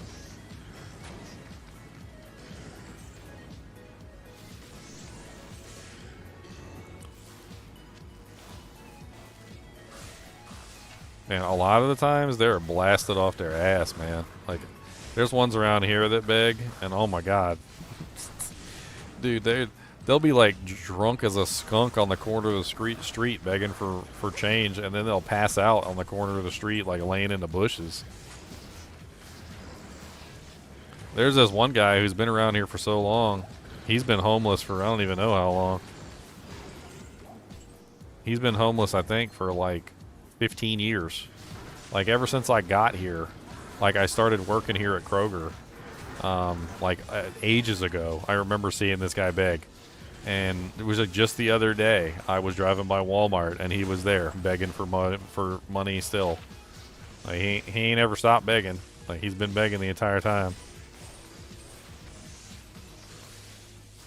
That is terrible.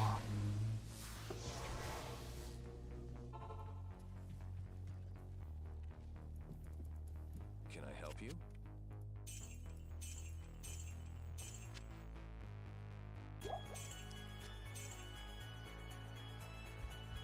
I still remember this article a while back. It was there was this guy who was always begging out in front of something. I can't remember the guy's name.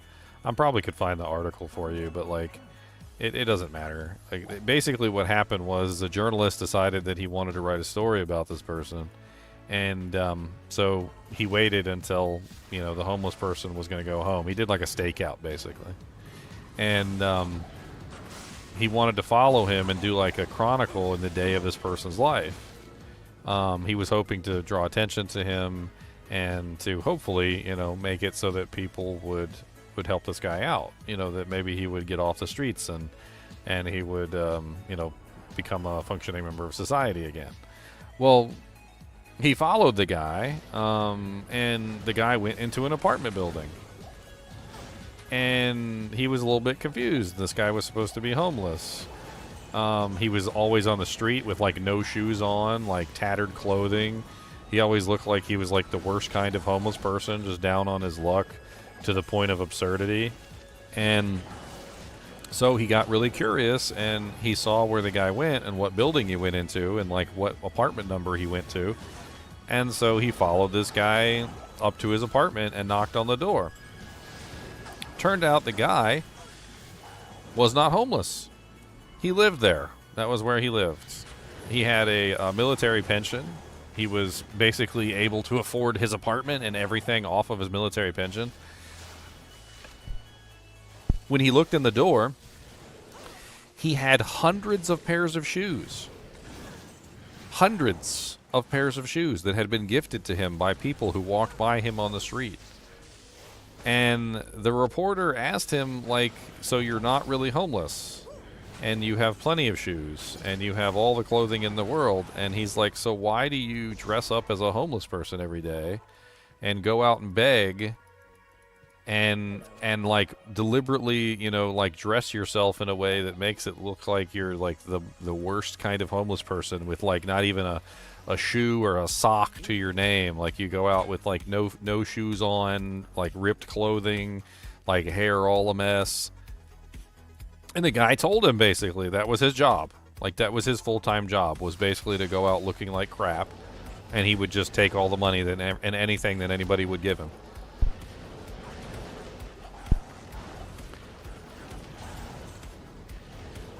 Ooh, a war scepter.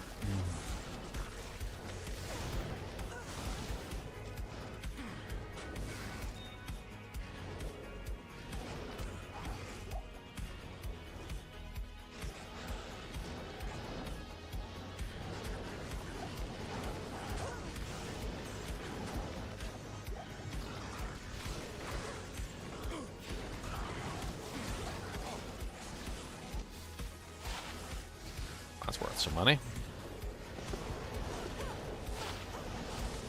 Wow, War Scepter's got some good damage.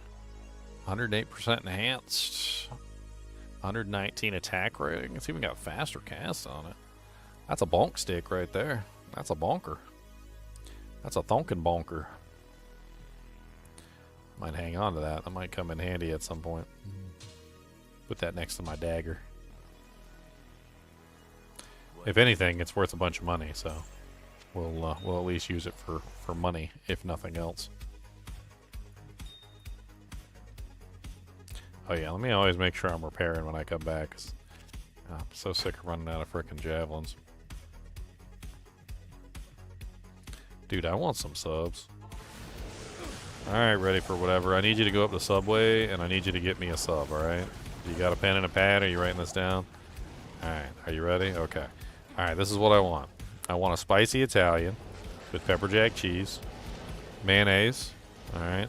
I want it toasted.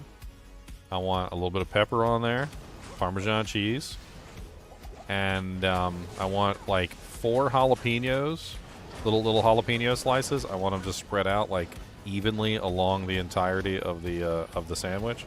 And not too many jalapenos, okay? So if they start throwing like a whole handful of jalapenos on there, tell them to stop. All right. I want just think about it like cut into quarters, okay? I want 1 jalapeno per quarter of the sub, all right?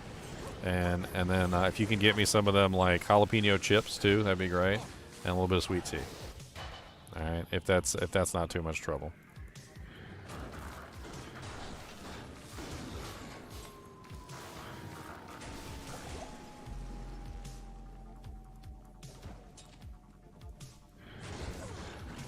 It really depends on what you put on the sub. I'm not a big veggies person. Like, some people put so many veggies on their sub. I don't know. Like, their sub's got more veggies than it does meat. I'm a meat person. I like salami. I like pepperoni. I like turkey. Oh, yeah, add turkey. Add turkey. I want turkey on my spicy Italian. Yes, please. Add some turkey. That's a must. Turkey with the jalapenos. That's great.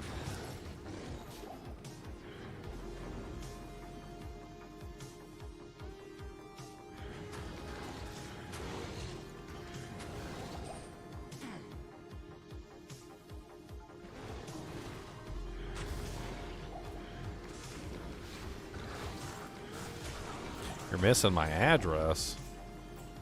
Oh no.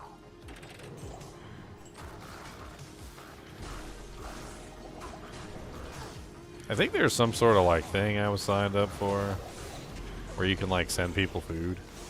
Somebody was telling me about it and I signed up for it and I've totally forgot like what it was. It's some sort of like streamer thing where you can send food.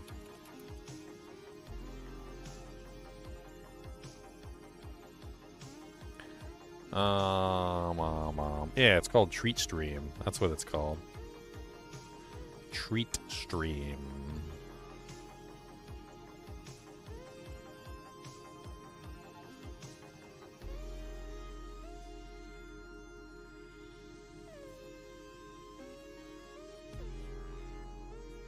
I think I was like trying to set it up, but there was like some issues where I was trying to figure out how the hell to set it up, and I couldn't get it to set up properly. Like, no matter how hard I tried.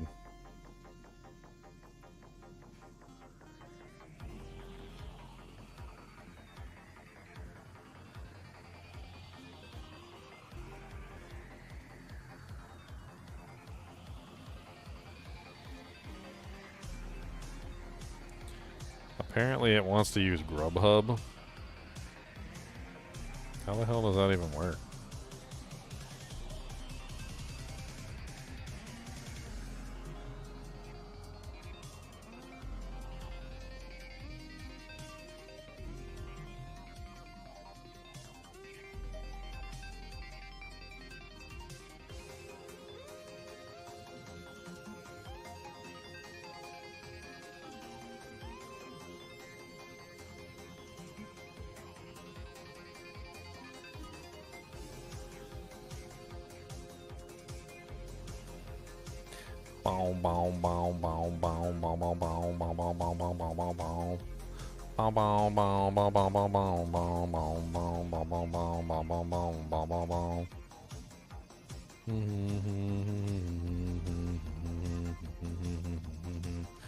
Yeah, I'm gonna have to get like a tutorial on how to set up this treat stream thing, because I have no clue how to do this properly.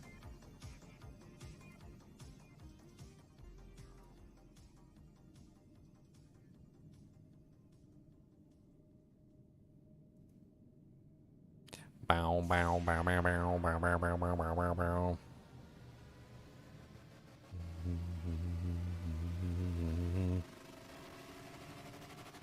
Man, I'm gonna have to take like a whole day just to do this.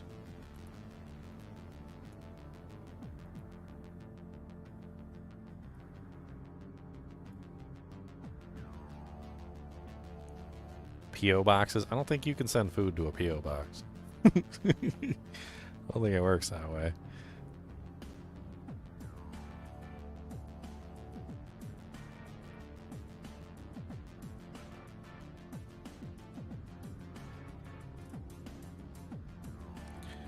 And this just seems like inordinately hard. Like, I don't understand why this is so difficult. Is there like a different, like, software I can use for this, or...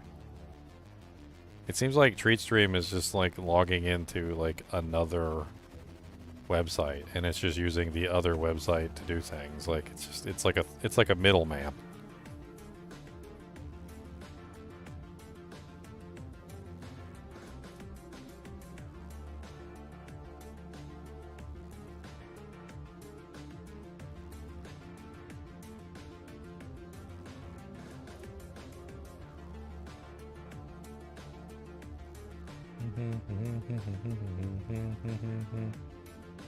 Apparently I can do a notification on stream so you guys can see it when it happens. Like, apparently that's a thing.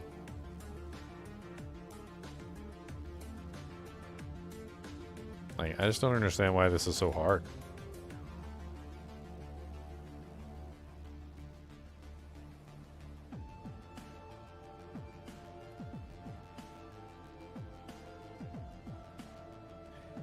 Bump, bump, bump, bump, bump, bump.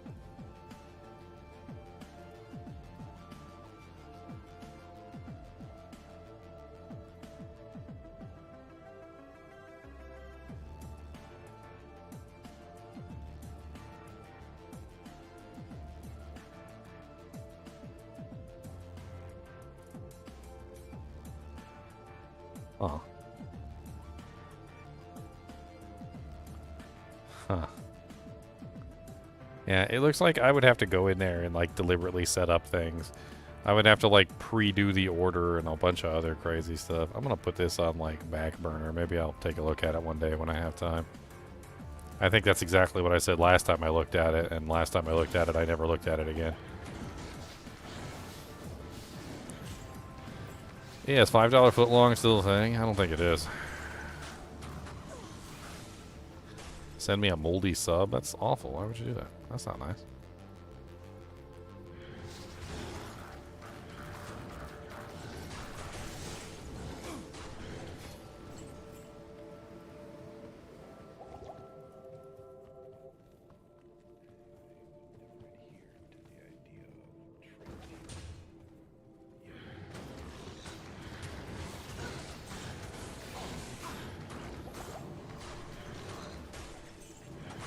With Legos, they better be edible Legos, at the very least.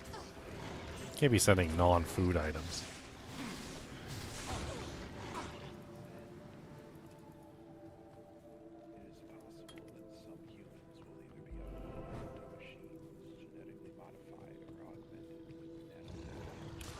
I get no sub delivery.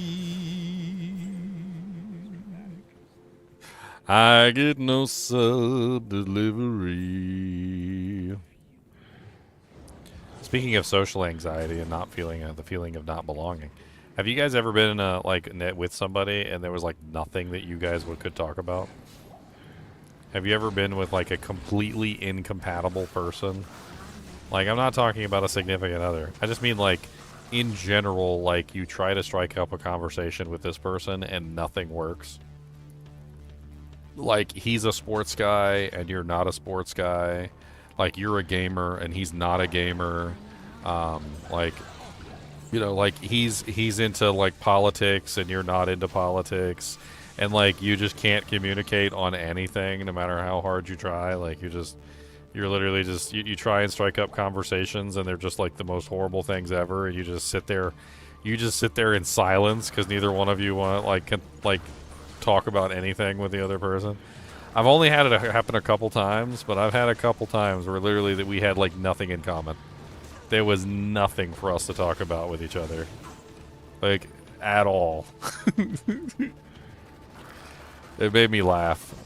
Like it was pretty bad. Like I ain't ever like sat next to somebody before and just been like completely incapable of talking about anything. Yeah, I'm pretty sure I tried that one, Jesvin, and the answer to that question was pretty shitty. Like, it was basically along the lines of like, wow, like my life's doing really bad. I'd rather not talk about that right now, or something like that, or like it's going really poorly, or like my dad died, or something like that, and I'd rather not talk about it. Like it was like the answer to the question was so bad that like it pretty much just immediately changed the subject to something else.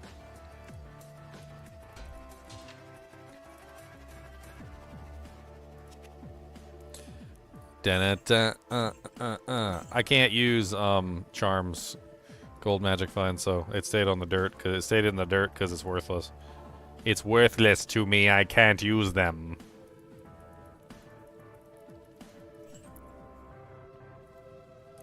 Worthless to me. Cody, are yous being goodest, or is yous being the baddest? Do yous gotta go pep do, or do yous gotta go number 2? Are yous hungums? Do you want a snack? Would you like a snackum? Do you like snackums? Are you snackum enthused?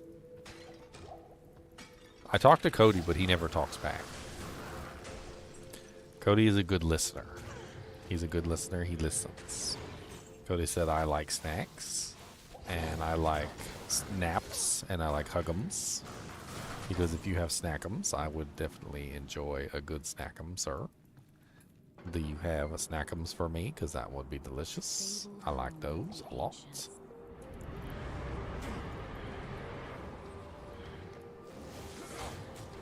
A little bit of trivia for you. Did you know that ancients are capable of having poison length reduced by? Most monsters in the game cannot have poison length reduced by. In fact, it's a very rare stat. But because the ancients spawn with random pieces of equipment, they can indeed have poison length reduced by, which is one of the few monsters in the game that actually do.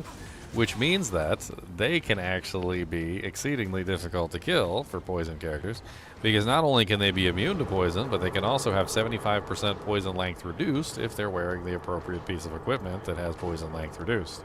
And I think that Talik has poison length reduced because he doesn't seem to be staying poisoned for very long, and on top of that, he seems to be taking relatively no poison damage comparatively to the other two. See how his poison is going away almost instantaneously when it's supposed to be 6.8 seconds? Like, he definitely has some poison length reduced gear.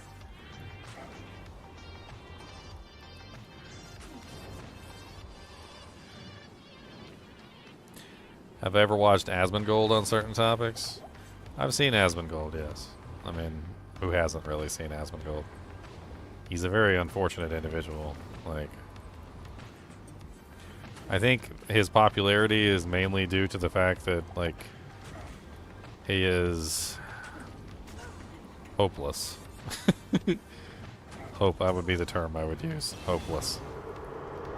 I've never seen somebody more hopeless in my life.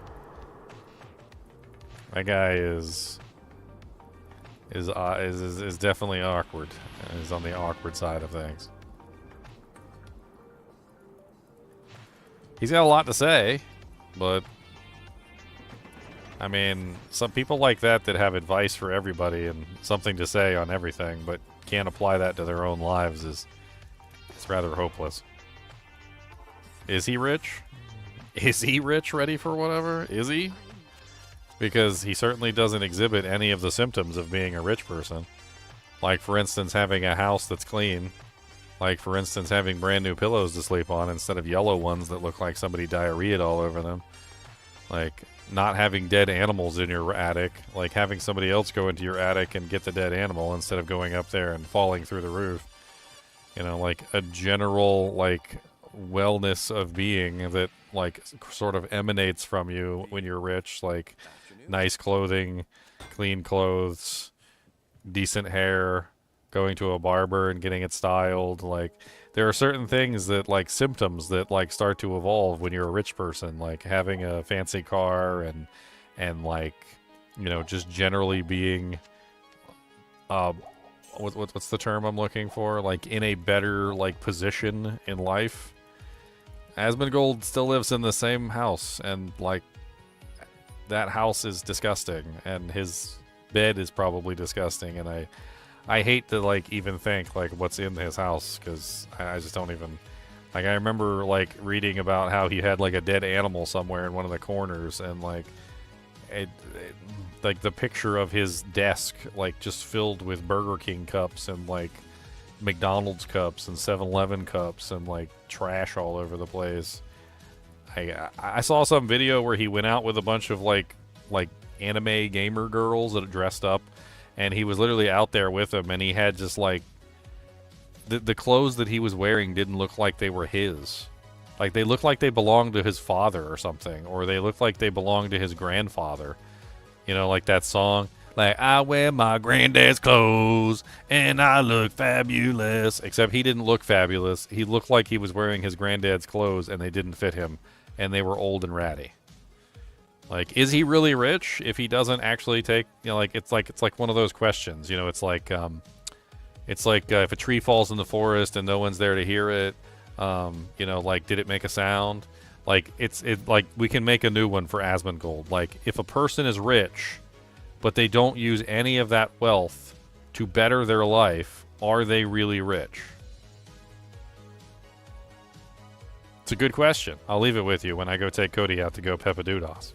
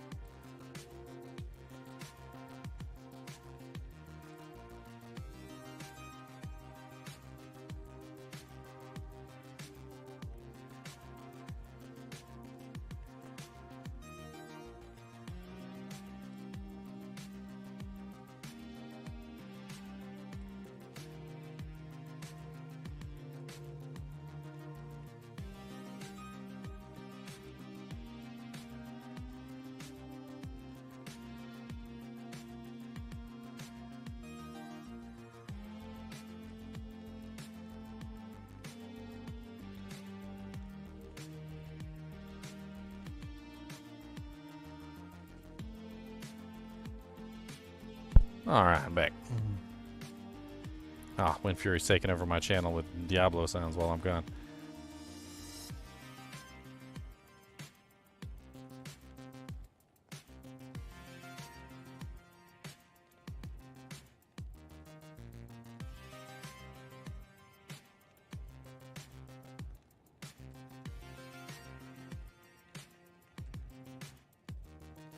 I mean, I heard Asmongold say one time something like, he said, you guys are just jealous that the money didn't change me. And I'm like... Dude, I ain't ever rolled my eyes harder in my life. Imagine if I was a homeless person and, like, somebody gave me the means to, like, write my life. Not, like, enough to, like, become a rich, you know, like, millionaire or something, but just enough to get me a house and like set me up for a little while so I could become like a functioning member of society and imagine he gave me that money and I just did nothing with it and I just kept being a homeless person. And I come back later and I'm like, hey man, how's it going? Did you fit yourself a house? Did you get yourself you know, like right with the world? And he's like, nah, he's like, I didn't let the money change me. He's like, I'm still homeless. He goes, I prefer to be homeless actually. It's like, oh, okay. There was actually a famous Greek person. His name was he was a philosopher.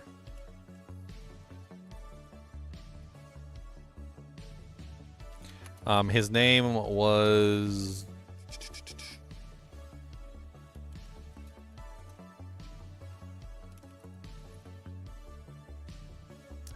Diogenes of Sinope. He was known for publicly urinating on people who annoyed him. He lived a minimalist lifestyle, often in a barrel, and challenged societal norms with his actions and words. Diogenes' philosophy revolved around living in accordance with nature and rejecting artificial social structures. He believed that true happiness came from self-sufficiency and indifference to external suffering. His actions, like urinating in public, were a form of defiance against societal expectations and a way to expose what he considered to be hypocrisy of the civilized world. Diogenes was also known for his witty remarks and public displays of ridicule towards those he considered foolish or corrupt. He even famously challenged Alexander the Great, asking him to move out of his sunlight. Diogenes' life and philosophy continue to be studied and debated by scholars today, and he remains a fascinating, controversial figure in history of philosophy. Diogenes literally lived in like a big barrel, like on the street. Like, I'm not even joking. There's like a picture of him, like in his house. Right? And like, even if Diogenes was rich, he still wouldn't have ever like done anything different. Like, that's just who he was, and he was going to be that forever. And like, I'm not comparing Asmongold to Diogenes in a like positive way, like to say that he's like Diogenes, a great philosopher. I'm comparing him to Diogenes in a negative way, to basically say that, like Diogenes, he has decided that he's not going to change his life in any way, shape, or form from how it was already on the trajectory of. Whether his life was good or bad, like, he just decided he wasn't going to change his life. And while Diogenes was doing something specific, like trying to fight against societal norms and, like, make a statement in a philosophical way, like, that's not what Asmongold is doing. But, you know, in a very similar way, though, like, even Diogenes, even if he was given wealth, he would not have used it, right? Like, well, Asmongold doesn't use the wealth he's been given either, really. So, like, they're kind of similar in that way, is that, like, both of them talk a lot and tell people a lot of things. You know, like, Asmongold's got a lot to say, and he's got a lot to say about everybody, but he doesn't really, like, apply any of that to his own life, which is kind of funny. It's called hypocritical, right? When you're a hypocrite, you say a lot of things and you do the exact opposite of what you say.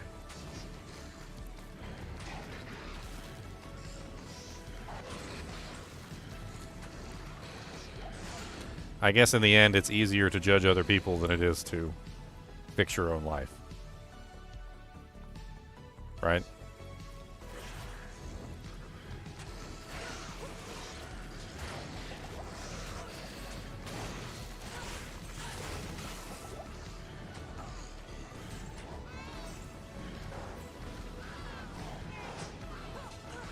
He loves the house he grew up in. Okay? Let's apply a statement that to an object, all right? So let's pick up something that I love, all right? Let me actually, you know what? Let me go get something, all right? Hold on.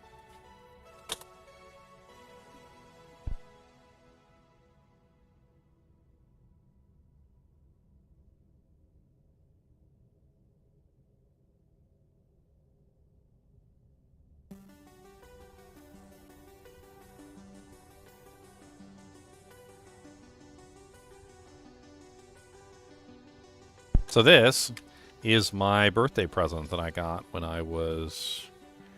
How old was I? Like 11 years old? 10 years old? This is Power Master Optimus Prime. This is a very cherished birthday gift that I got when I was younger. I love this thing. I've kept it for a very long period of time. It's in pretty good shape for what it is. When I was younger, I didn't take care of it. But when I became older, I tried my best to take care of it, and I've managed to keep most of the parts intact, right?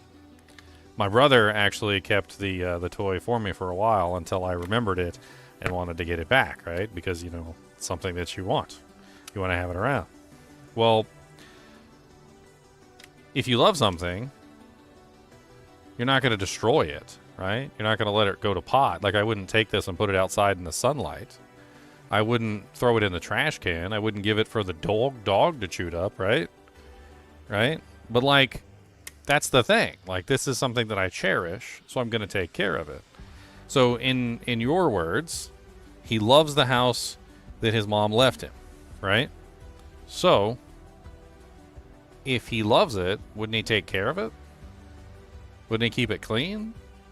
Wouldn't he make sure it doesn't fall apart? Like, if you love something, aren't you going to, like, go out of your way to try and take care of that object and, like, keep it in good, you know, in good condition? Like, exactly as I'm stated with this. Like, would I take this and just, like, put this outside in the rain? Would I leave it out in the thunderstorms and in the snow? Would I, like, throw this thing on the ground and smash it? Like, the thing is that when you love something and you want to take care of it, like, it shows, right? But, like, if he loves that house, if he truly loved it and enjoyed it and was, like, you know, thankful for it and wanted to take care of it because it was his mom's house, don't you think he would take care of it better? Like, keep it clean? You know, like actually keep it from falling apart, rusting, like, do maintenance on it, like, generally do what needs to be done to make sure that it doesn't have, like, dead animals in it on a regular basis. Like, the internet basically bullied him into cleaning his house. Like, I saw the videos. Like, they basically bullied him into cleaning his house. His house was disgusting, and they basically bullied him into cleaning it. And even then, it still wasn't clean.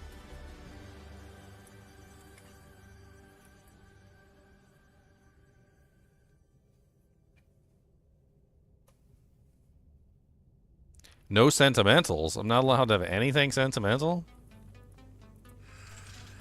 I got my original stuffed animal from when I was a kid, which I call Cookie Baby. Kept that as well. I get to keep sentimentals. Sentimentals are important. Help you remember who you are. They have value to you, so you keep them safe. They remind you of things. Visual memory, scent memory, touch memory. There's a lot of specific things that you get when you, like, hear specific objects. Like, when you guys hear a ring drop in Diablo 2, you guys know the sound. Like, when you hear this, you're like, there's a ring! Brings back all sorts of memories.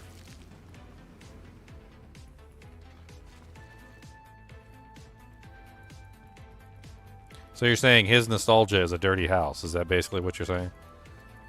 Like he doesn't clean it because that's how they kept it. So, like, they kept it dirty and his nostalgia is a dirty house.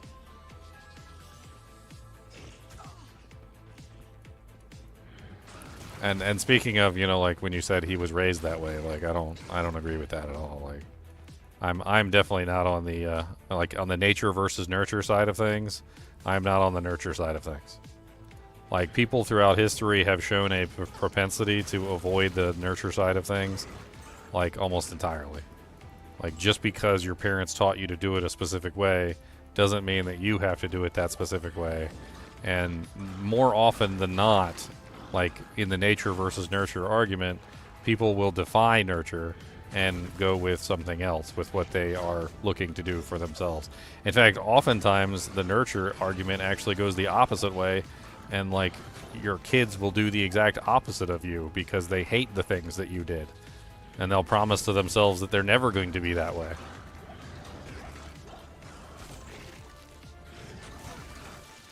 I know, I'm speaking about nature versus nurture specifically. Like, I definitely think that, like, in that argument, there is not a lot to be had there. Because even if your parents taught you to do something a specific way, that doesn't mean that you can't learn something else, a different way to do it. Need to repair that blue peggers. What blue peggers? You talking about Power Master? He's fine the way he is. He's exactly as I left him. Like, you kept him in good condition for me, and I kept him in good condition now.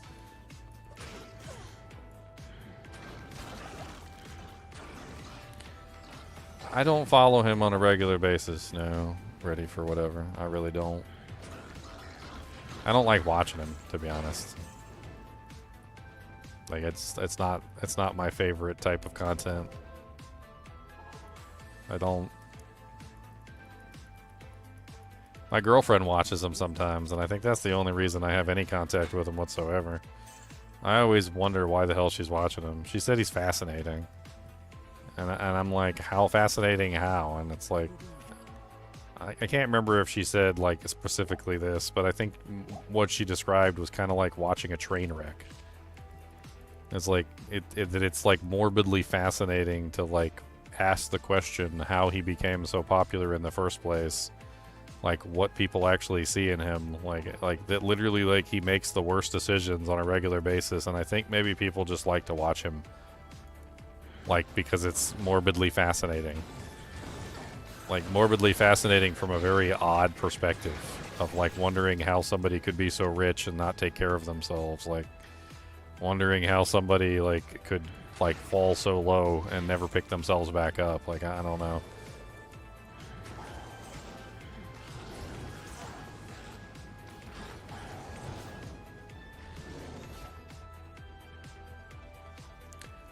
I don't hate poison. Like, in this game, I don't hate poison. I just don't necessarily think it's the most effective thing in the world.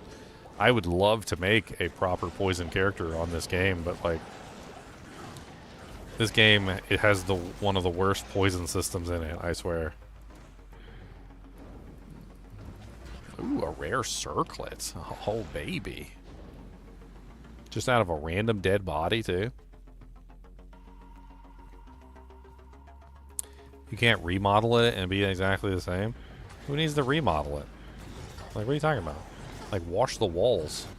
Like, pick up the trash off the ground. Like, do general maintenance. Like, make sure the pipes are working. You know, like hire a crew to come over and steam clean, you know, or do the carpets. Like, you can hire a crew for like $500. They'll come clean every single carpet in your house. Like, buy new bed sheets. Like, I guarantee you his bed sheets and his pillowcase covers are probably, like, yellow at this point. Have you ever seen what it looks like when somebody uses a pillow for way too long, to the point where literally the pillow is just like a disgusting shade of yellow? I'm gonna bring it up on stream for you guys. I want you to see like the way that pillows get disgusting yellow.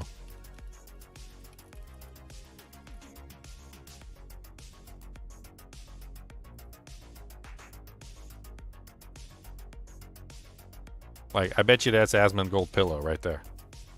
That's probably what his pillow looks like. That disgusting yellow, nasty pillow that, like, all he's got to do is go to the store and buy a new pillow. But this is probably what all his pillowcases and pillows look like. That's not yellow because it's dyed yellow. That's yellow because literally it's like been used for years and decades, and it's got like decades worth of filth and nastiness in it, to the point where it literally just needs to be thrown away in the trash can, or washed with some heavy chemicals and some bleach, to the point where it manages to be like a good pillow again. But like, if your pillow looks like that, throw it away and get a new one. Like, that's the best thing you can do. Throw that pillow away and get a new one. My dad had a couple pillows like that. I always wondered why he didn't just toss them. Just get rid of them. I should have thrown them away. I should have thrown them away for him. Just buy a black pillow, problem solved. I don't think that solves the problem, but.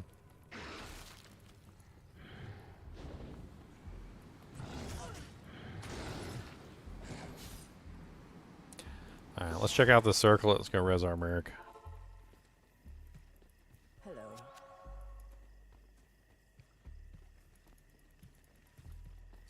Best.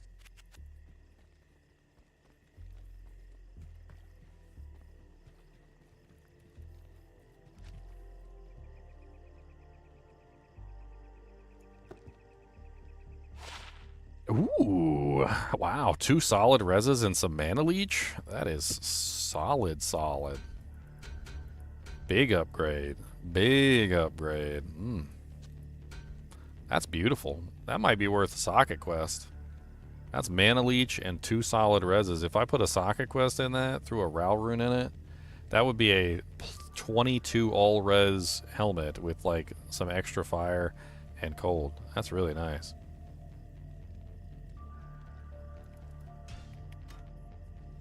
You have nothing against Asmongold, but it amazes me how he can go like, I haven't showered for a month, and people go like, amazing. I'm telling you, it's like watching a train wreck. I think people just like watching him because it's a train wreck. Like when he says things like that, like I haven't showered in a month. Like who does that and is proud of that? Like that's disgusting. Like, I mean, but you know, like in his life, like he doesn't interact with anybody on a regular basis in the real world. Like so, I mean, I guess to him he thinks that's okay. If he went out into the real world, he'd find out rather quickly that like him stinking is not acceptable in public, you know, behavior, and like people would just avoid him on a regular because he probably smells like dookie. You know, that'd be like if your breath smelled like poop, and like you didn't do anything to like try and fix it, and you go talk to people, and they're like, "Why does your breath smell like you literally just ate a turd?" No Listerine. Don't brush your teeth.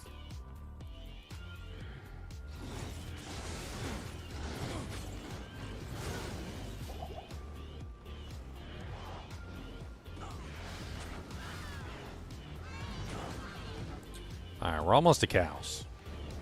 That's where we need to be. We need to start farming some set items for our Merc. So, we'll probably be doing like normal Cow King for a while, trying to farm up some rares and some sets. I think that's the best place for us to go. For now.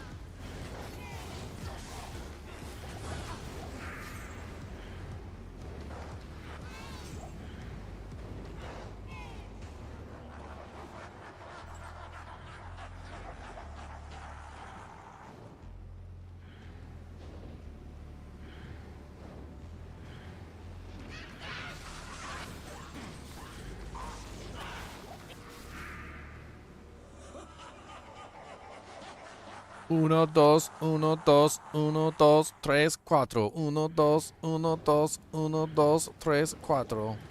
Actually, he's immune to poison, isn't he? Yeah, he's always immune to poison. I forgot about that.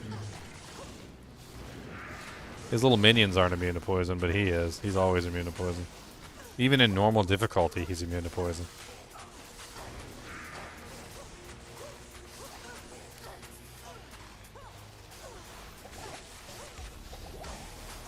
I'm not, though.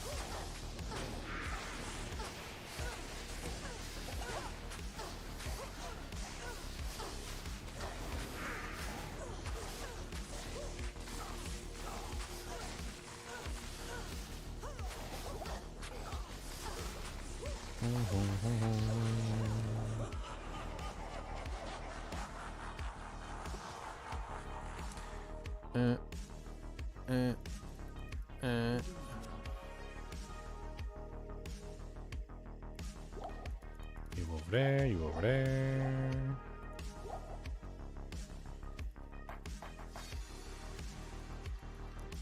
What do you need?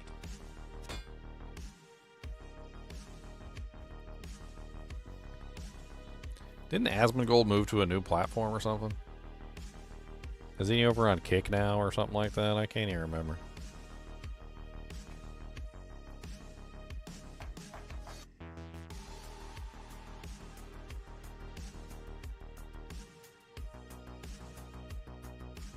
Yeah, he moved to kick.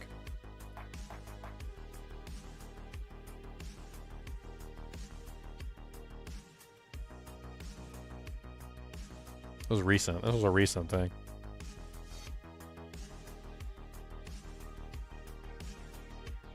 Yep, right there. I stream on Kick now. I'm on Kick too. I get like no viewers over there, but hi Kick.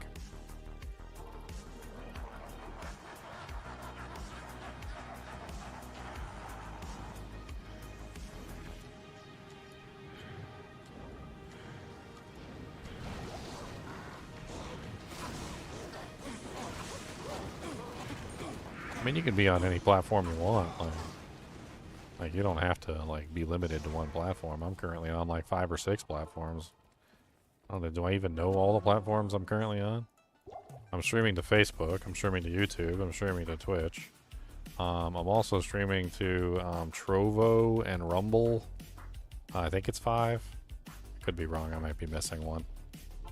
I used to stream to X, but X requires a subscription to be able to stream to X, and like I don't know if I want to kind of pay that right now. Like maybe I'll re-up at some point. I don't know.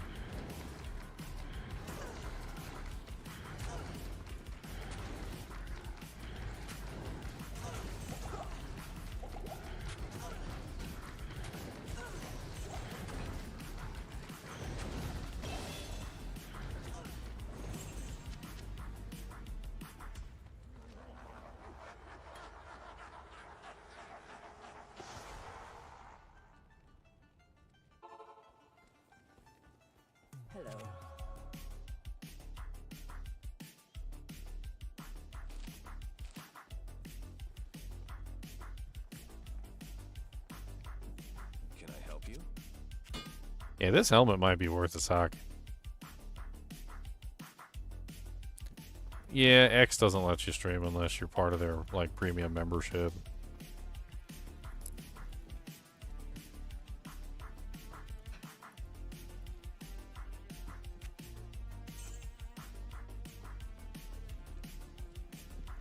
What, you don't shower for months at a time? What is it?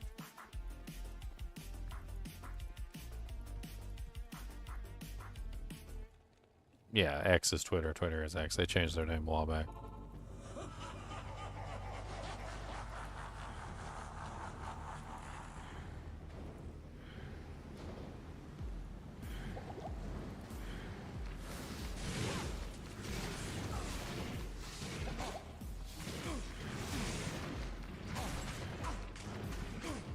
Stop getting pimp slapped, buddy, and come back over here. Like, what were you doing?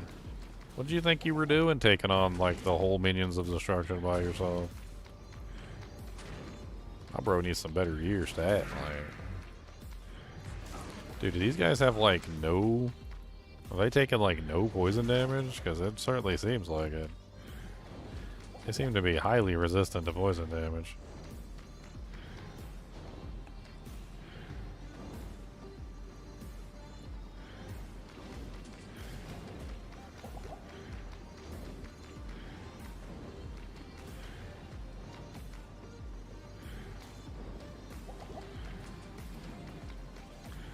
Highly resistant to poison damage. Ugh. That's some very high resistance. Like, they're taking basically no damage from Plague Javelin. I think we might be skipping Tormentor. Tormentor the Benter.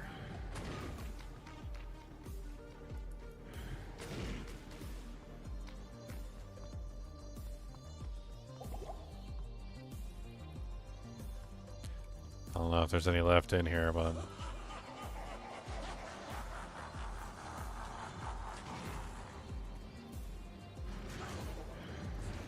there's one. We're just gonna kill one. 2 showers a week. 2 showers a week seems a little light. I don't think you should shower every day, mind you. Like, not every day is a shower day. But, 2 showers a week seems a little low. Afternoon. You like my crackhead barb? Nice.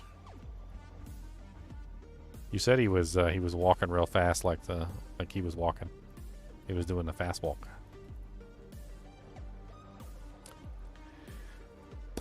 Boom, boom, boom, boom.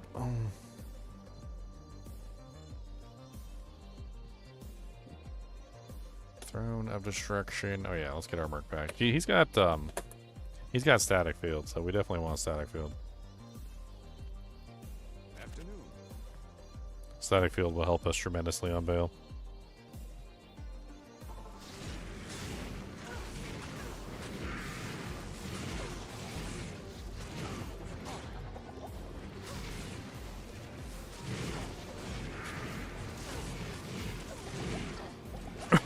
I'm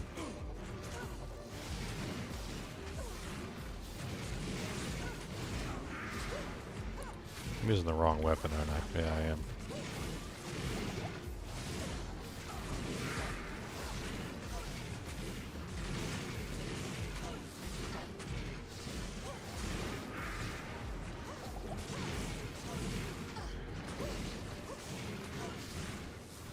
Man, slowest kill ever.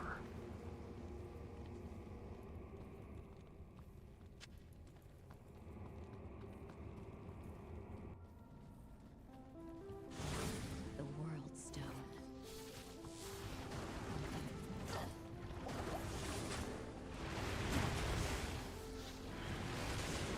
You know what's crazy is like the internet bullying Asmongold into doing things like cleaning his house is kind of funny. Like let's set up a scenario, right?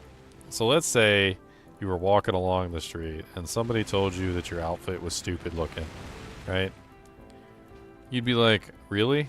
I don't think it is." And you'd ignore what they have to say, right? Or maybe you take it into consideration, but you're also like, "You know what? I like how I look." Now imagine like 1,000,000 people tell you that that your outfit looks stupid and you should change it, right? Imagine 1,000,000 people tell you your outfit looks stupid. And then finally you're starting to like come around. You're like, "You know what? Maybe my outfit does look stupid. Maybe I..." and like that's kind of what's going on with Asmongold, right? Like if one person told him something, he would probably just dismiss it. But once 1,000,000 people tell him something like, "Hey, maybe you should take a shower more than like once every 3 months," like, and he'd be like, "Yeah, you're stupid." And then like 1,000,000 more people tell him the same thing, and he's like, "You know what? Maybe they're right. Maybe I should be taking a shower more than once every 2 months." What do you need? It's like the what is it? What's the term? So there's a specific term for it, and I can't remember the term. It's like collective reasoning or something like that. Like being able to see the collective reasoning of like the entire world essentially would change your opinion. Like for instance, let's say you like something weird like mustard, right? And let's say you like finally found out, you're like, okay, let's see how many people in the world actually like mustard. And then you find out that like less than 20% of the planet like actually enjoys mustard, and like only 10% of those people actively enjoy it like in a specific way. And you're like, "Wow, so I'm one of like the very few people that actually likes mustard. I thought everybody liked mustard." And like once you understand like the group dynamic of like that most people don't like mustard, like then you're like, "Oh, okay. Well, that makes sense. No wonder everybody looks at me weird when I slather my hot dog in mustard until it's swimming in a bath of yellow."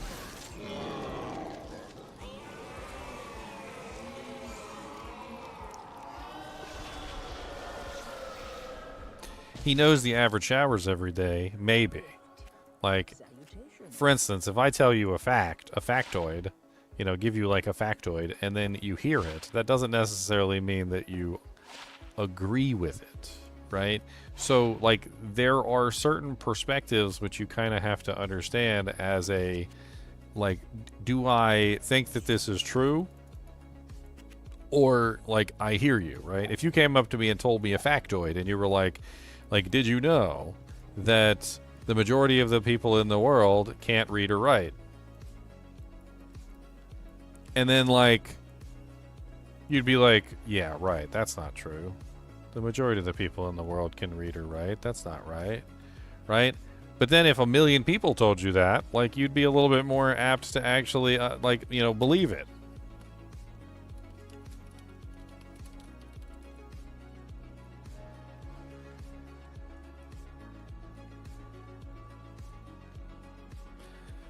Of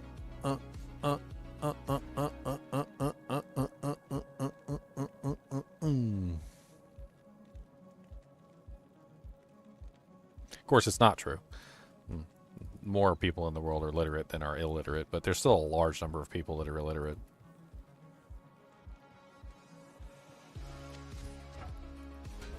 I wanted to pick something that wasn't true because I wanted to make sure that you guys disbelieved me, which is the entire point.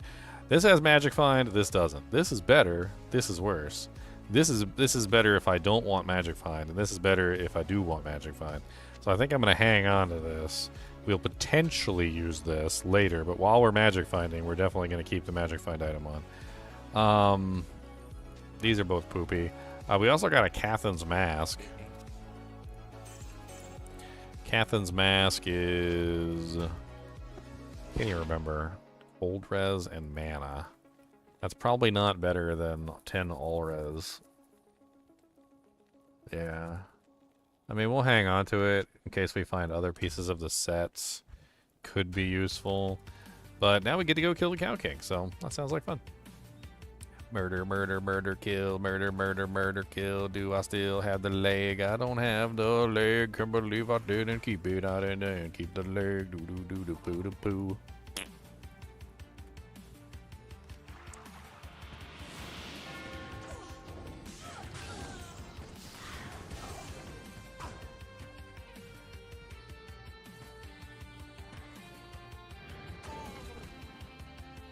You hide from the amazing world every single day? Doesn't seem like you're hiding to me, friend. You're online talking with other people on the internet. That's not hiding. That just makes you a neat. Have you ever heard the term neat? It's a Japanese term. NEET stands for not in education, employment, or technology. So it represents a person who is not in any kind of education. They're not going to school. They're not employed. And they're not in any technological job. So, a NEET. N-E-E-T. I'm pretty sure that's what it stands for anyway.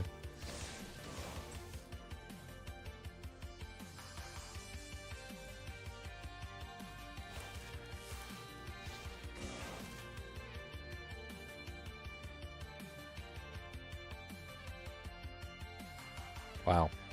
That's AI for you. I typed in NEET and asked what it was, and AI immediately came up with this. I'm not reading it on stream. Yeah, I'm not reading that on stream. But right below that is the one that I was talking about, but I'm not reading that one on stream. Not in education, employment, or training. Refers to young people who are neither enrolled in education nor employed nor undergoing any training. The need for term NEET was first used in the UK in the 1980s. Okay. Interesting.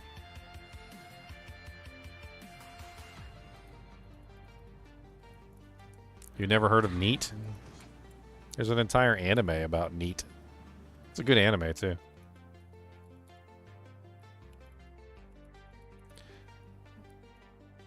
What is the NEET anime? It's actually an anime about NEETs.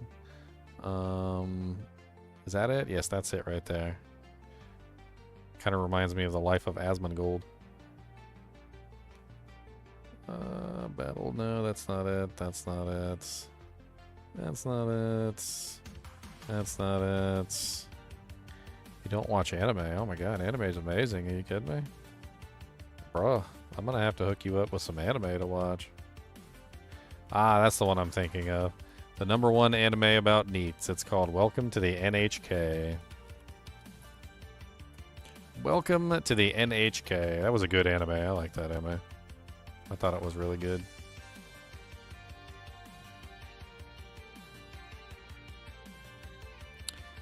Welcome to the NHK is a Japanese novel series written by Tatsuhiko Takimoto. It was published in Kadowa Shoten, Japan Where's the story part of it? Plots. Welcome to NHK revolves around the lives of several young adults, all living in or around the city of Tokyo. Many different lifestyles are shown, though most of the time the story focuses on the concept of being a hikikomori, a reclusive individual who withdraws from society. An anime otaku, and having the most of the characters experience intense feelings of depression and loneliness. The main protagonist, Tashuhiro Sato, a university dropout, entered his 4th year of unemployment. He leads a reclusive life as a hikikomori, ultimately coming to the conclusion that this happened due to some sort of conspiracy. One day, just when his life seemingly seemed entirely unchanging, he meets Misaki Nakahara, a mysterious girl who claims to be able to cure Tatsuhiro of his hikikomori ways. She presents him with a contract basically outlining that once a day they would meet in the evening in a local park where Misaki would lecture Tatsuhiro in an effort to rid him of his lifestyle. During these outings, the many subjects are discussed, though they always pertain in some way to psychology or psychoanalysis. One of their first meetings, in fact, deals with interpreting Tatsuhiro's recent dreams. Both Tatsuhiro and Misaki, however, have a tendency of overdoing things, such as hiding the truth, especially from each other and themselves. Despite Misaki's offering and pressing attempts at salvation, it is Tatsuhiro's neighbor and high school friend, Kaori Yamakaze, who Tatsuhiro often turns to in moments of need and support.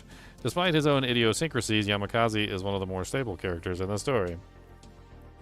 It basically just revolves around a guy who's like shut in. He's basically a shut in, a NEET. He's not in employment, education, or technology, and he basically just like 4 years later, he's still inside his house, not going anywhere, not doing anything, not talking to anyone. It's a pretty good anime.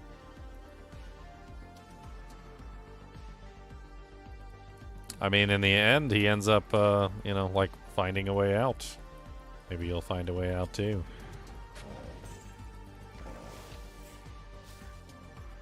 As a NEET, I can tell you it's not recommended. That is correct.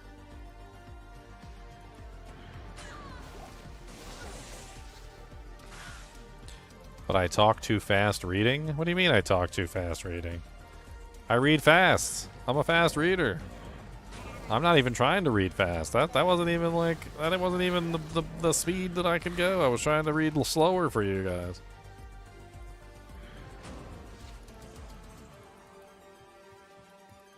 I've seen so many anime, like, subtitled and read so many books.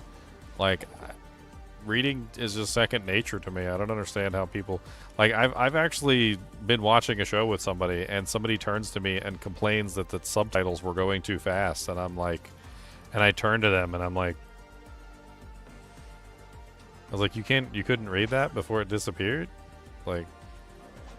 You really couldn't read that before it disappeared? Like... They're like, no, it wasn't up there for long enough. I'm like...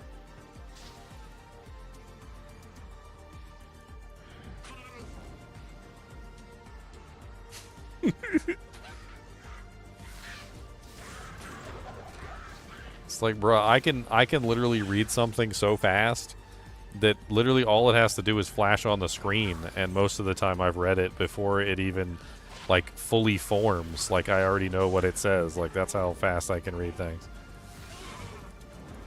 I just instantly like absorb the information into my brain. Brain absorption go. Form of reading. That's not how I like to enjoy like content, though. I like to enjoy content in a very dramatic and very like when I read to myself, I'm usually reading in a way that's like silly. Like if I'm reading, like, you know, if like Kane is talking to me, you know, it's like, have I told you about the Haradrim? They were an ancient confederation of mage clans who sought to bind the three prime evils for eternity. The Haradrim are now nearly forgotten, and it appears that the bonds they wove are unraveling. I like to read like that to myself. That's how I sound to myself in my own head, for those of you who wanted to know that.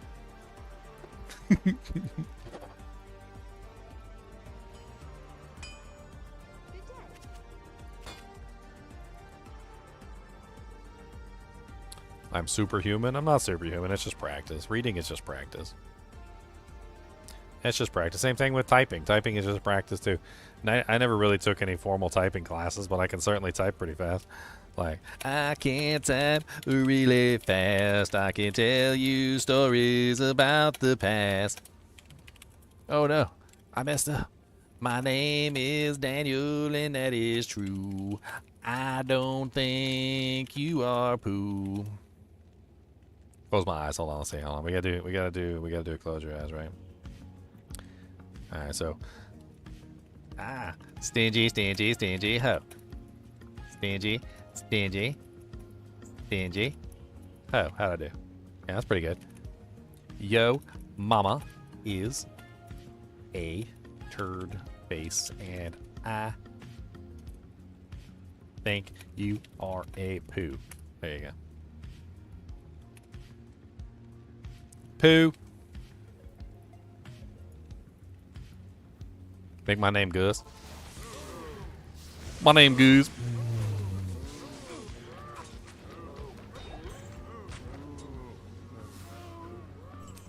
Skull capped, a chip sapphire. Nothing all that amazing.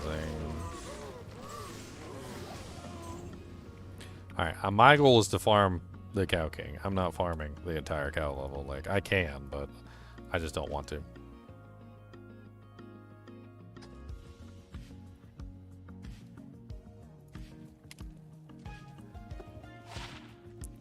That's not bad. 10% faster hit recovery and 2 solid reses. I don't think that's better than mine. Mine's cold lightning and this one's lightning poison.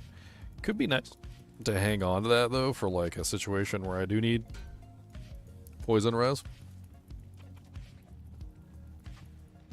Good day. Moo.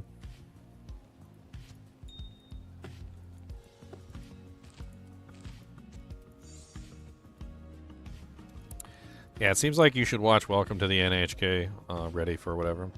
That is your homework. So, your homework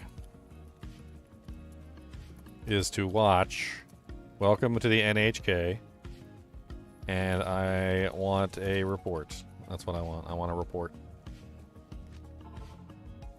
Am I allowed to use gems? Yeah, I can put gems in a socket as long as the socket is in the rare item. So, yes. I can't use blue jewels, but I can use rare jewels, if I find a rare jewel, that is.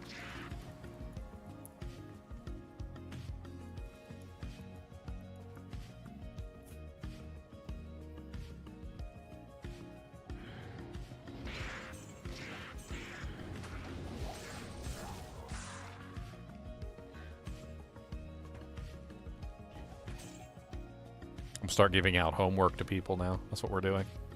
I'm just going to give out homework.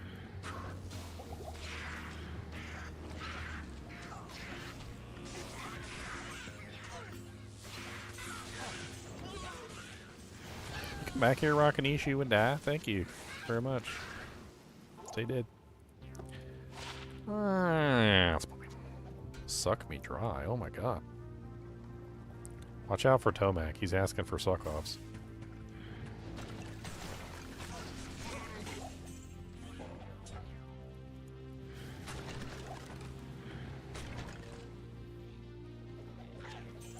Actually, no, I haven't watched NHK in a while, so... I think I watched NHK back in, like, 2017 or something like that, or 20...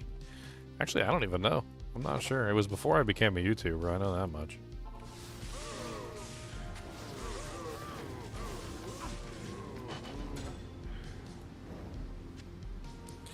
Dang it, a freaking guitar. That's it.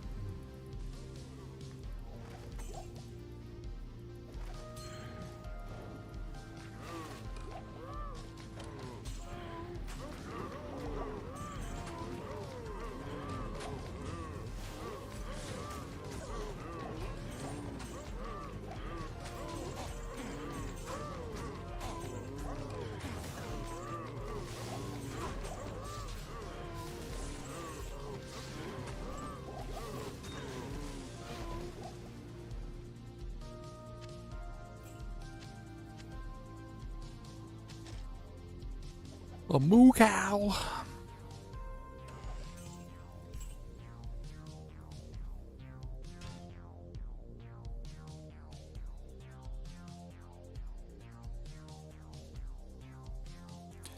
thoughts always steal your attention. I mean, big bootied hoes always steal attention. What's wrong with big bootied hoes?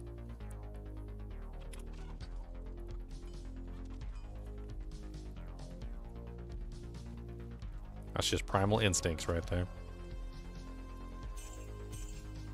Everybody got the primal instincts of big bootied hoes. Booty, booty, booty.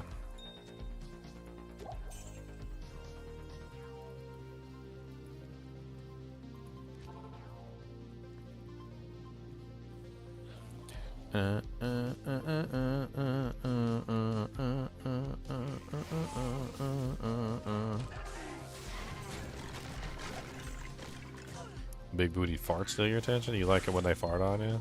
You like it when they tickles? See, even Dusty stopped for that one. He's like, what about big booty hoe farts?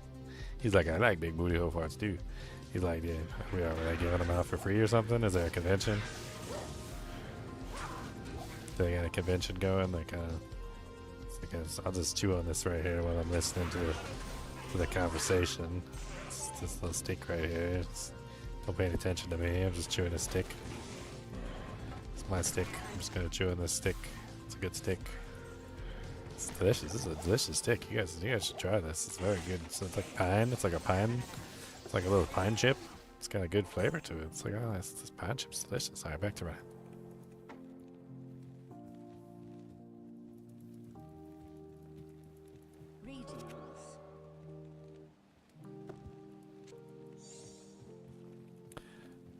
Womp, womp, womp, womp. Cow King better give me something or I'm gonna quit. Cow King better give me something or I'm gonna quit. What the hell, Cow King? A Bardiche? It's kind of a good Bardiche. Oh wow, 118% enhanced. It's got like all the right stats in all the right places. I got stats in all the places, got them beautiful stats that'll make your heart race, and I've got enhanced damage and attack rating too, 'cause I've got stats in all the places, gonna make your heart pitter-patter, got them beautiful stats. All the stats that you want. 'Cause I got stats in high places. Gonna take those stats to the races. 'Cause I got stats in high places.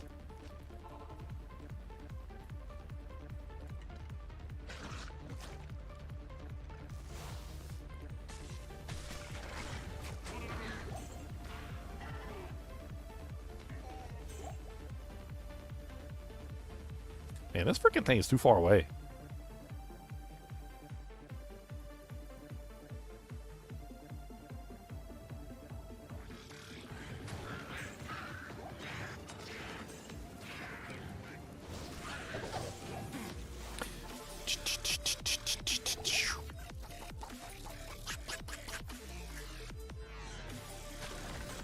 I don't know why I never realized this before, but that's totally an F on the ground.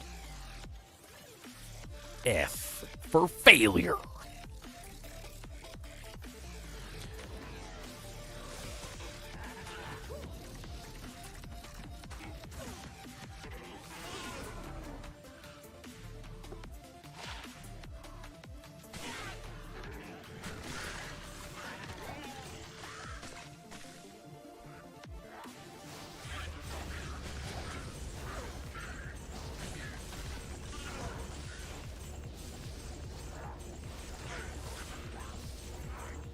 Sounds like Tomac has friends in gross places. That's what he's got. He's got friends in gross places, got them ugly, nasty, horrible feces. Haha. You didn't think I could rhyme that, did you? Ah, but you were wrong. You were wrong. I definitely can rhyme it.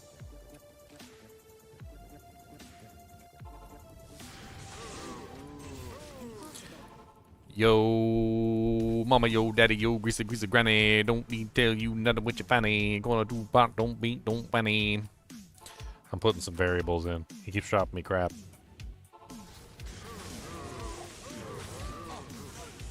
Give me something good. Looks like poop, smells like poop. Pretty sure it is brown like poop. Don't know what to tell you, yo. Pretty sure it's nasty, ho. She left on doo-doo on the floor. She put that doo-doo, doo-doo, doo-doo in the door. She got that doo-doo on your bed. I can't believe she did. She pooped it right down on your sheets, and now you've got to clean them up. Doo-doo on your bed. Doo-doo on your bed. All right. So real scenario here, guys. Okay, real scenario here, guys. You're Johnny Depp. All right. You have a wife. Your wife takes a dump on your bed. What do you do? All right. You're rich. You're a millionaire. Your wife just like poops on your bed, like takes a squat and poops on your bed. Like what are you doing at this point with your what are you doing? Like we need to answer this question. This is an important question. Like what are we doing now?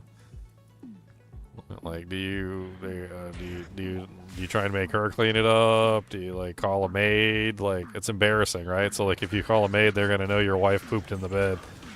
Like, okay, so that's a thing. Like, and she doesn't just like accidentally poop in the bed. You know, it's not like she didn't intend to. No, she took a squat right on there. Like, she just took a squat right on the bed, and she just right on there. Like, it was deliberate. Like, you know, Gimli. Like, it was deliberate. It was deliberate. I need to add that to my soundboard. I gotta add that to my sound. I'm doing that right now. What's my Twitch soundboard thing? What's my Twitch soundboard? I can't remember what my Twitch soundboard thing is. What is it? It's called Sound Alerts. Sound alerts. We need to add it was deliberate in the sound alerts. I gotta do that right now. I'll forget if I don't do it right now. It was deliberate. It was deliberate.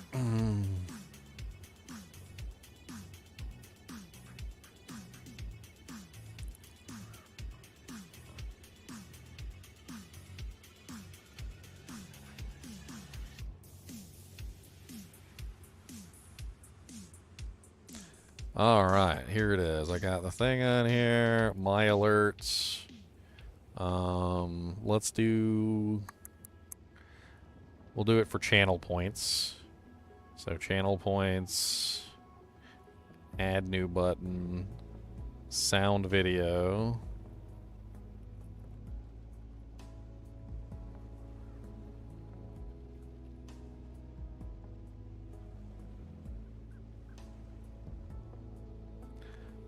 There's a bunch of Gimli ones on here. Don't tell the elf.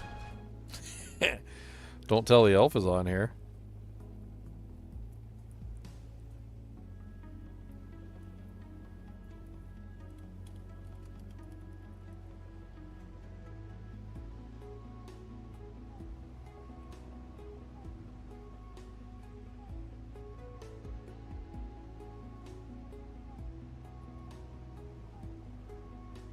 Oh, did they not have it was deliberate on here? Come on. Come on, they got like everything else on here though.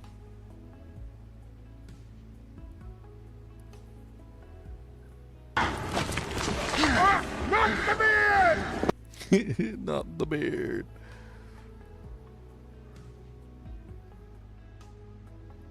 Certainty of death, small chance of success. What are we waiting for? That one's good. We should add that one. We should add that one. That's good. Let's put that one on there. Certainty of death. Done. It's added into the list.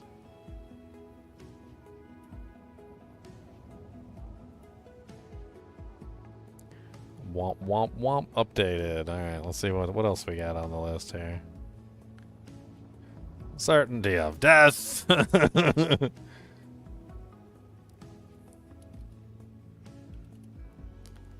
love it.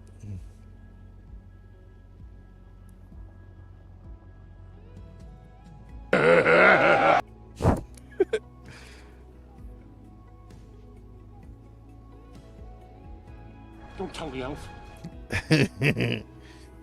Don't tell the elves pretty good too.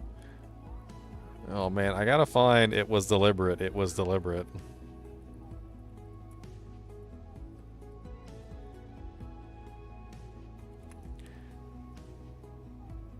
It was deliberate. It was deliberate.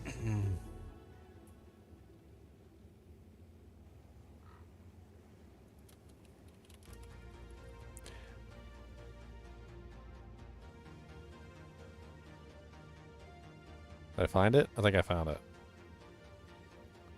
Squished, mine, laugh, laugh. That's not it. That's not it. That's not it.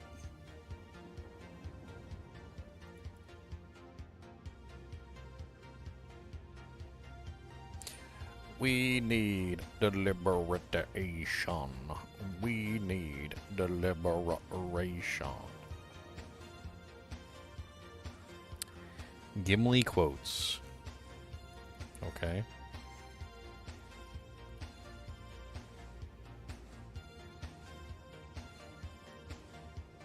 Doesn't work. It's awful.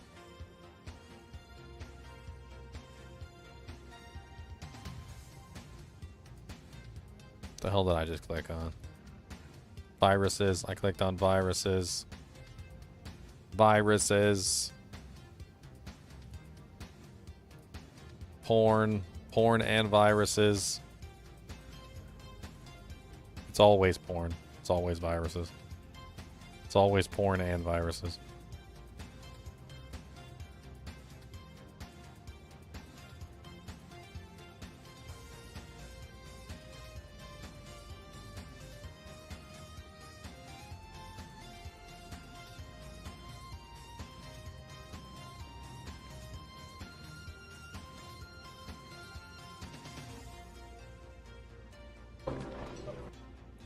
Yeah, I'll have to make one. I can upload my own, so I'll have to make one.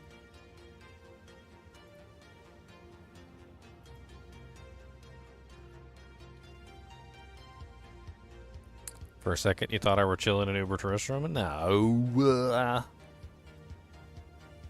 Hey, what's up, Sathis? Viruses are just evil Digimon? I don't think that's the way it works.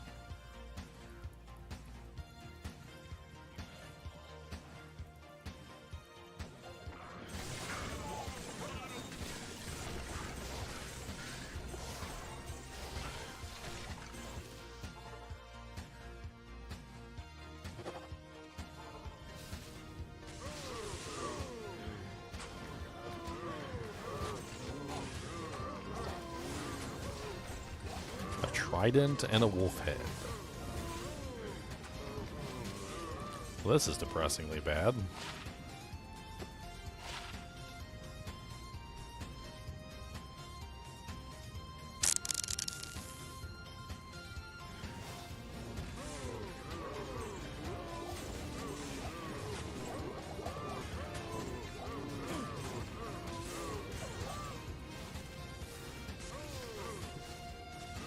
I feel like it'd be better off just going to nightmare difficulty and farming friggin' like Rocket Issue and what's his face, Griswold, because these drops are just awful.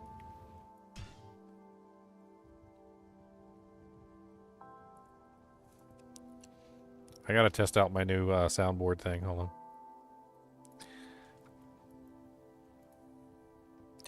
Testing out the soundboard doojang, gotta make sure it's working. Alright, it should be on the soundboard thing now.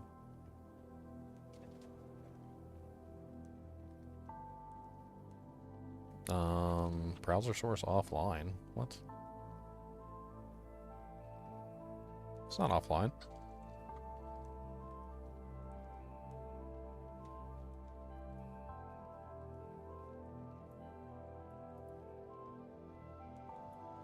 It's not offline.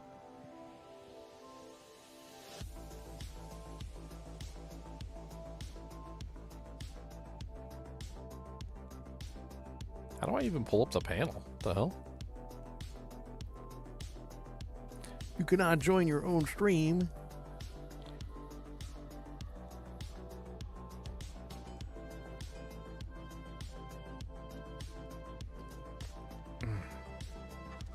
Oh, well, there you go. Somebody played it. It's not working, though.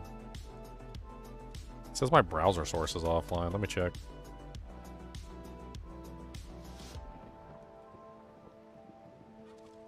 Sound alerts. Refresh cache of page. I might need to update the sound alerts, like, file, too. Let me, like, go to the sound alerts.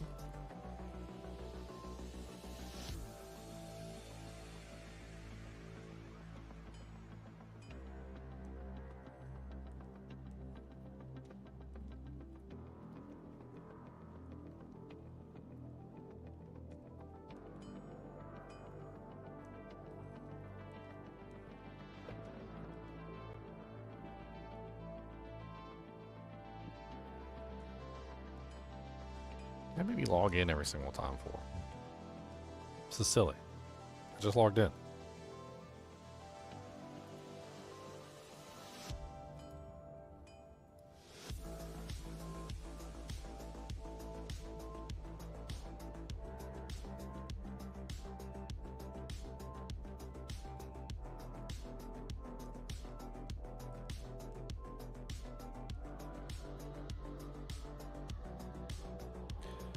Alright, where's the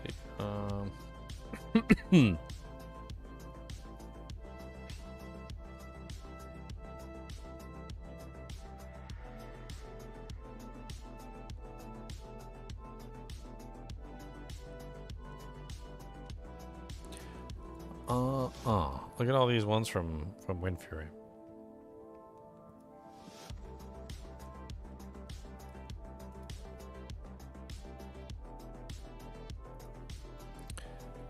So where is the link? Because it seems like the browser source is currently broken, so I need to find the new browser source, copy it back in.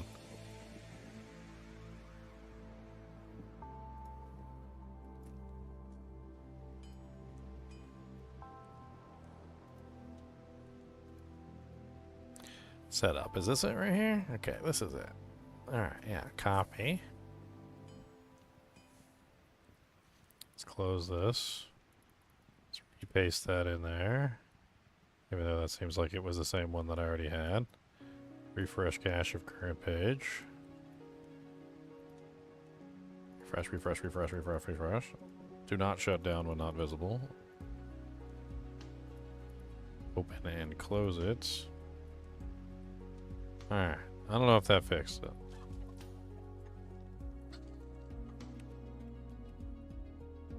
Just need to send a sound alert and find out. Does D2R have WASD movement? It did, and then it broke the game, and then they fixed it.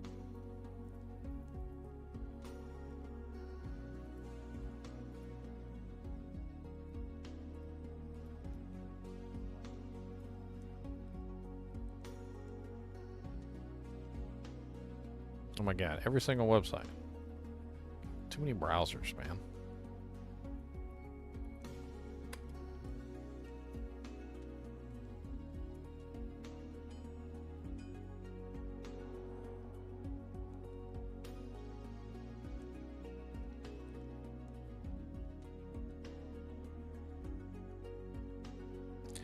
Your sound alerts browser source is offline. It's not offline. I just checked it. It's online. It's working fine. There's absolutely nothing wrong with it.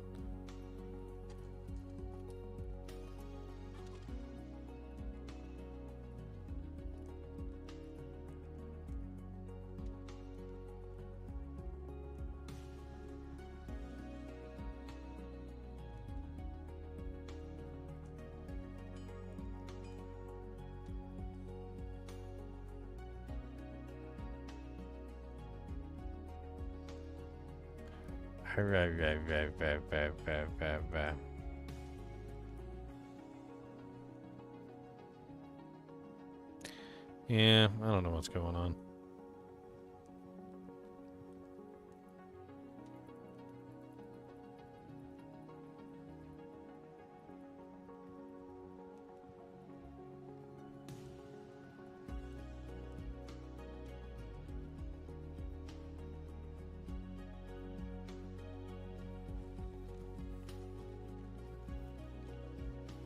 before Dragon Ball was a part of my epic growing up because of my older brother.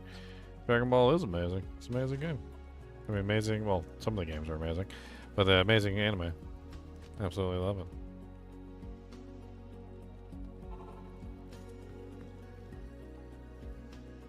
Afternoon.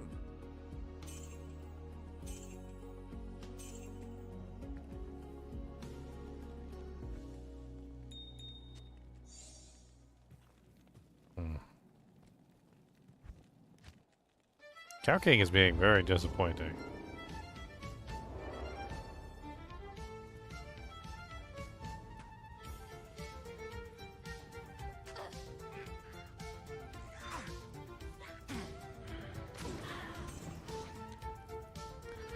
Why is anime so great? Anime is a way to tell stories that can't otherwise be told. Like, you remember when they tried to make the Dragon Ball Evolution movie and it turned out to be utter dog garbage? Like, not fit for human consumption? And literally ended up with one of the worst review scores to ever exist up in, like, time and space? Yeah, well, that's because anime is hard to, like, create, like, a good story for, like, in real life. Anime offers an opportunity to create a story that otherwise might not be able to be told. It's very good at it, too. Like, the design of anime, the drawing of the characters, like, the freaking screaming voices in the background, like, it's all very well done. I mean, yeah, there's bad anime. There always is going to be bad anime, and there's going to be good anime. Like, there's never, like, a situation where it's all bad or all good. Like, I'm sure you've seen a bad anime at some point. Just like I've seen a really good anime at some point. Like, The Order welcomes you. sometimes there's turds. Sometimes you feel like a nut, sometimes you don't.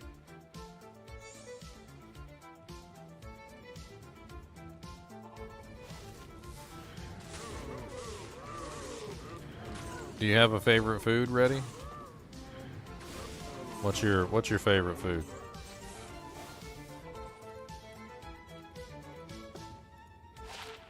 Ooh, magic find. Good, we can use those for the time being for some magic find bonus. Now we have 18 plus 14. Pizza. Okay. Alright, so imagine the first time somebody brought you pizza. They brought you a anchovies, pineapple, onion, tomato, and bean pizza. Right? Hello. Does that invalidate all other pizzas and make all other pizzas nasty and like you don't want to eat them all? No, it doesn't, because just like there's good pizza, there's also bad pizza, right? So, like, the fact that some of the pizzas are bad does not make the pizza that is good any worse because of it.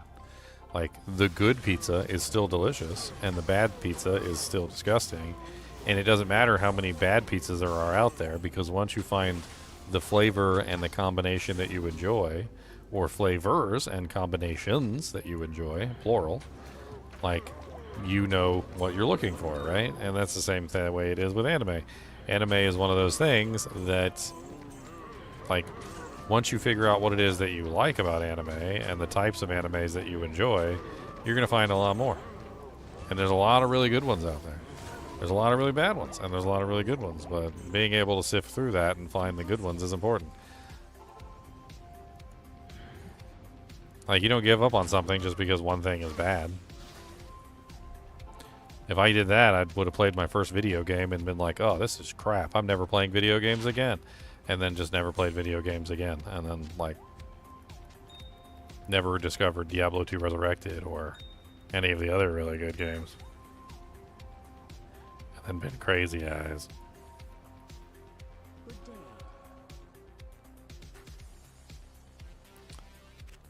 day. I can't get behind that mushroom. Mushrooms just taste like runny snot to me, but like if you enjoy it, then all the better for you. Pizza is very customizable, so you can buy your nasty runny snot flavored pizza and I'll have mine that's not flavored like runny snot.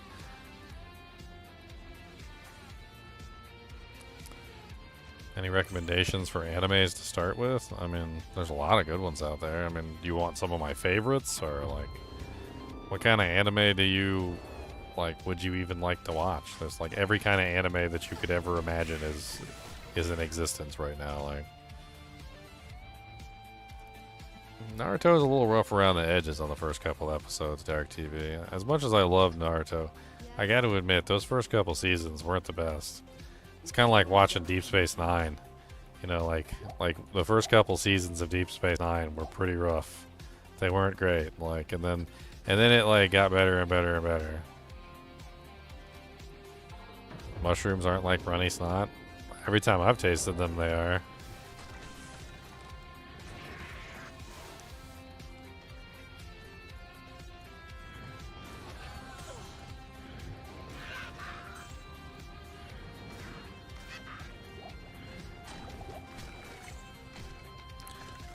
I mean, if you want my favorite anime, I think my favorite of all time is Yu Yu Hakusho. Definitely touched me in places that are inappropriate that I could point out on a doll. Like, I think that one in particular definitely holds a special place in my heart. Yu Yu Hakusho is definitely amazing.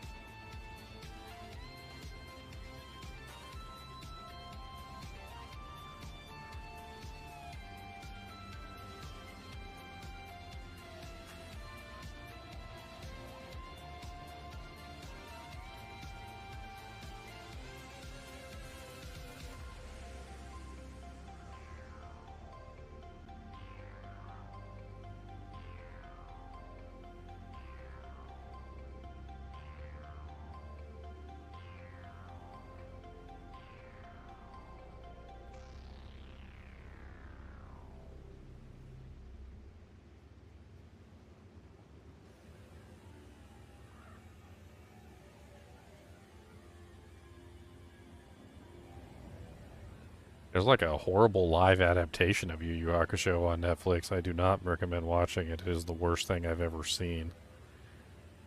That entire thing literally just like gave me, I think it actually gave me cancer. I think I might die in a couple of years because of that anime. That live action anime on Netflix was just, I don't know what that was. I don't know why. I watched it. I still don't know what it was.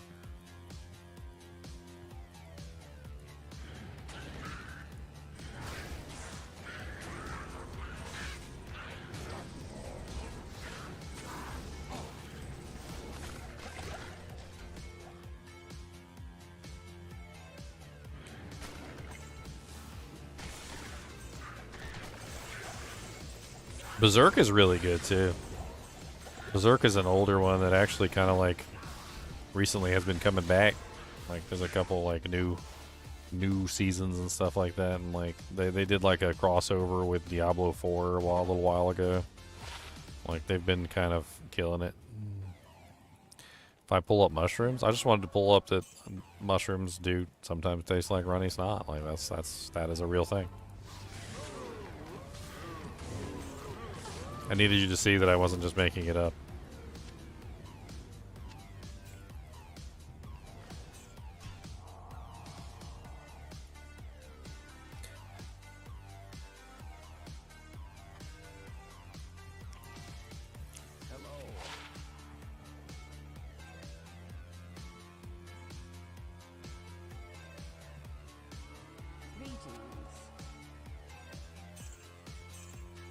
I already recommended an anime to you, Reddy. You need to watch Welcome to the NHK. That's your anime. Yes, your homework. I already told you that's your homework. You got homework and you need to do it. I gave you homework to do. Get to it. You got homework.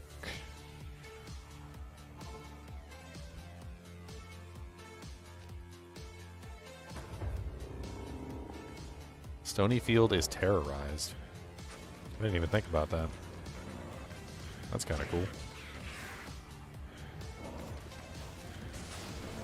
I'd actually kill things. Get some good items here. Rockin' might do me nice.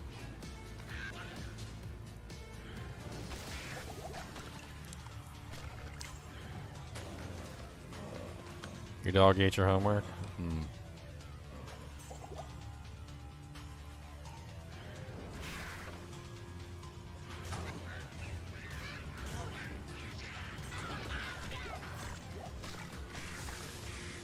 Failed.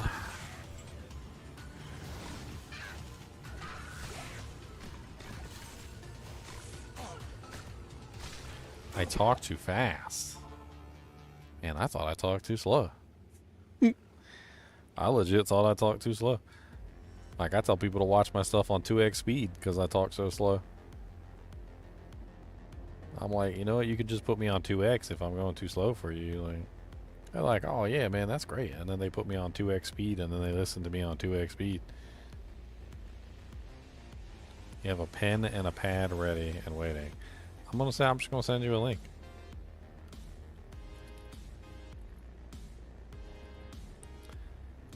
Boom, boom, boom, boom, boom, boom, boom, boom, boom, boom, boom, boom, boom. That's your homework right there. That's your homework. Boop. Right there. That's it.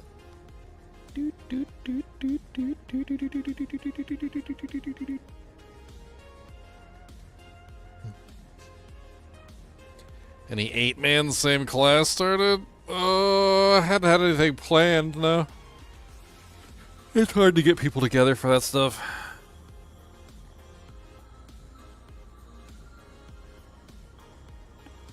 I'm hungry. I want something salty.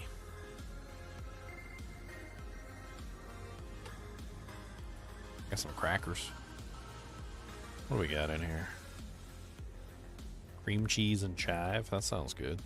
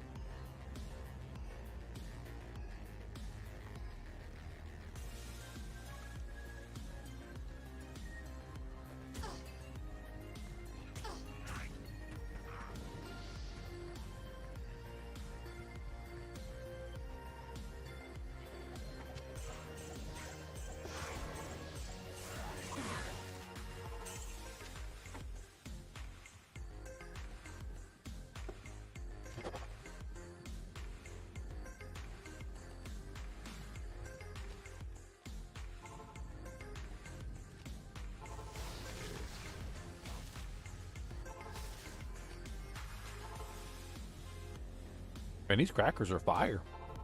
These things are delicious.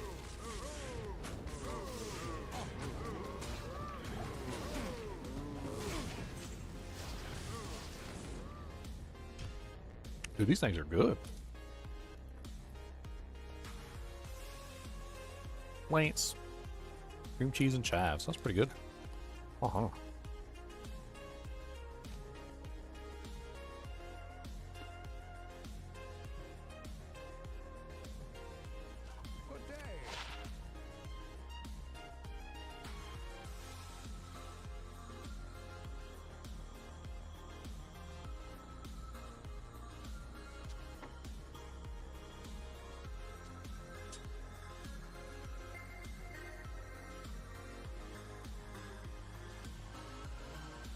Yeah.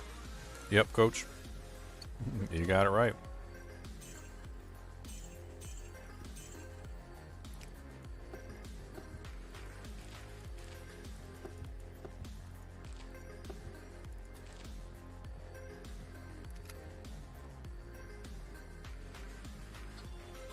Yep, that's the website to show you the anime. That's the anime.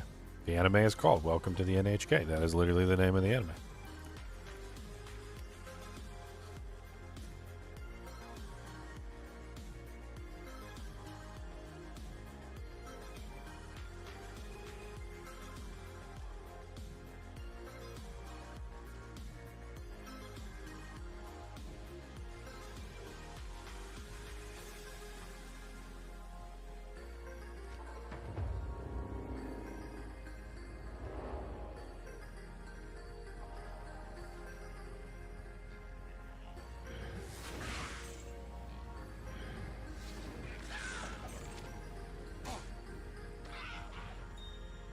I don't know if it's on Netflix.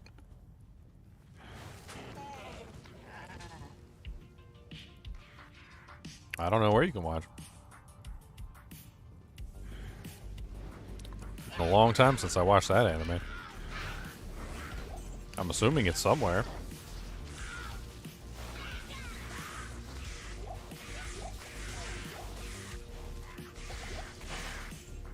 That would be my assumption. That it is indeed somewhere. Impossible. Impossible. I mean, one could just simply plug in "Welcome to the NHK" into YouTube and type "streaming where," and apparently it is on Amazon Prime Video.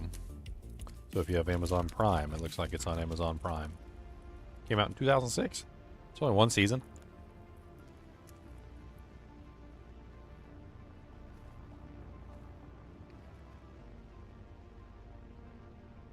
Looks like it's on Crunchyroll.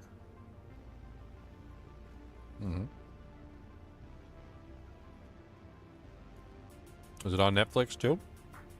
Looks like it might be on Netflix. Oh, not in my country. Sad.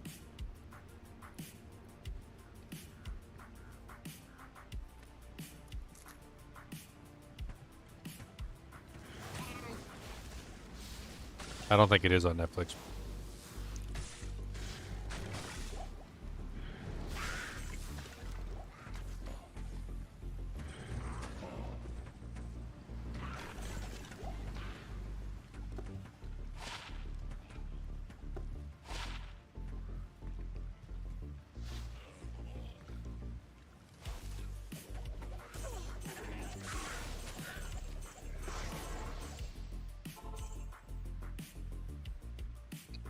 Good day. The order welcomes you. Yeah, well, you can watch plenty of things on the internet without Netflix.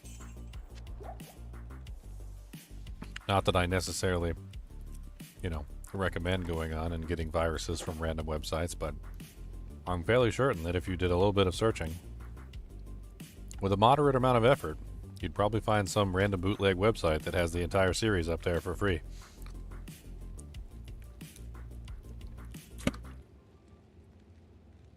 If you're willing to search, that is. Man, them crackers were freaking delicious, though. Like, bro.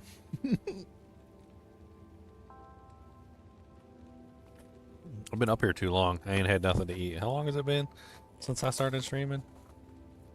I don't even know. Does YouTube have my total streaming time? Like almost 7 hours. I've been streaming for almost 7 hours.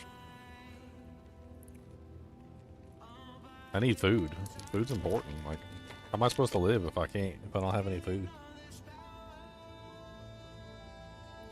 I got these like Belvitas. These are pretty good. The blueberry ones. It's better than dying anyway. They're kind of dry and they taste vaguely like blueberries, but they're okay.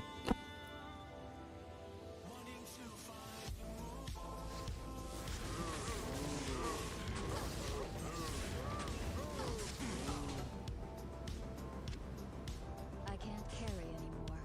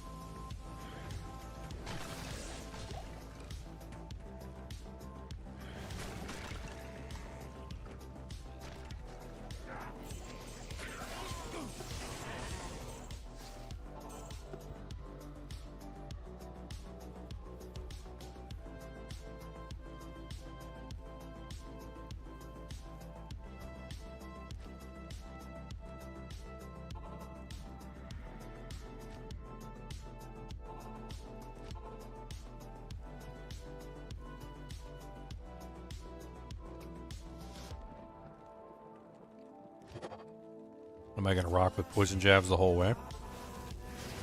In combination with physical damage, yeah.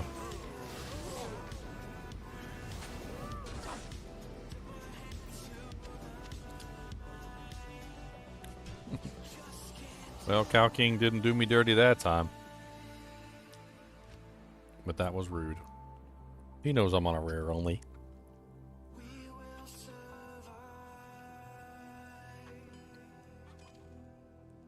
He knows I'm rare only.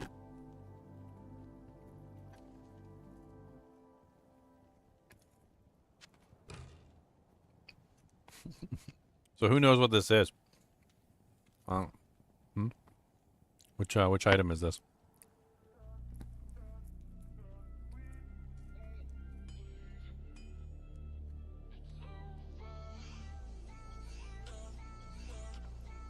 And which one's this one?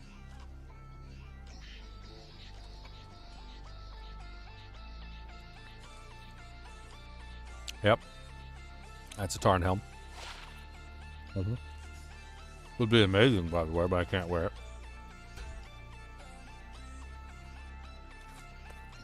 Peasant's crown. No.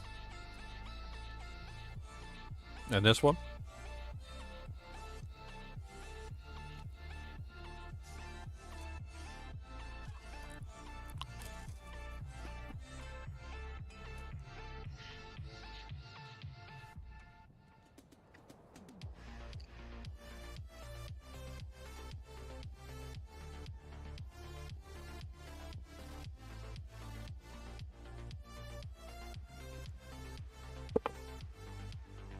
Poop. I don't think that's what you call it. I'm pretty sure this one's Lead Crow. Lead Crow's actually pretty good. It has Deadly Strike. Pretty good damage, AR. Poison res. It's actually not a bad item for level 9. If you found it at level 9, it'd be really good.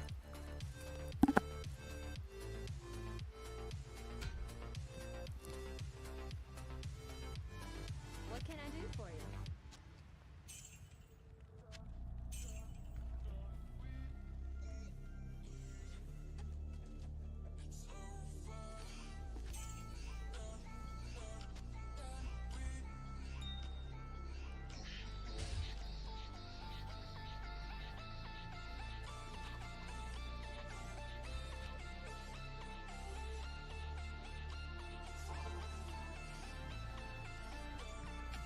Can I help you? Dude, I found like everything good so far on this run that I can't use. I found a frickin' Death Sash. I found a Tarn Helm. Like, everything that literally I would really want to use, like Goblin Toes and all of those stuff. I think I found like every GG piece of equipment that I could at this point that's low level. And I can't use any of it.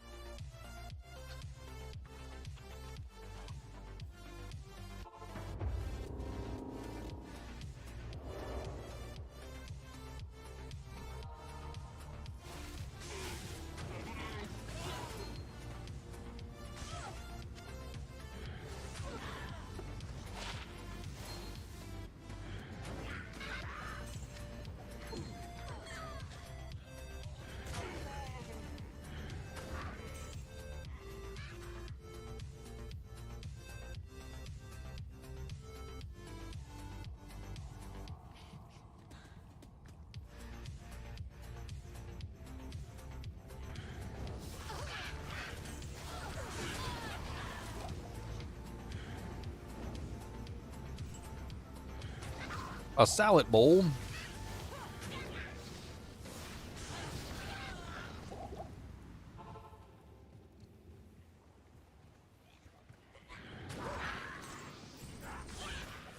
Not a salad bowl.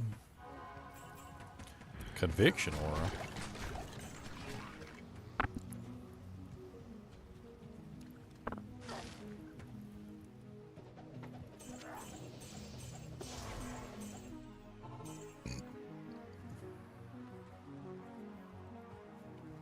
Yeah, I wish they'd do something about that, honestly. On a barbarian, you really are highly dependent on your weapon drops. It makes it very difficult to choose a mastery because you never know what you're going to get.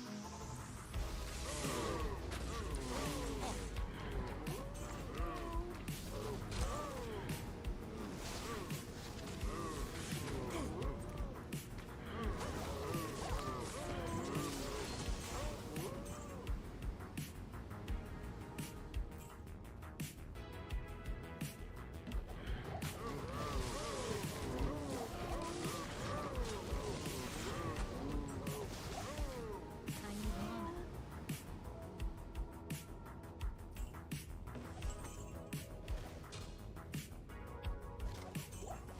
I really don't know what they can do. Like, maybe it would be better if they just unified the masteries.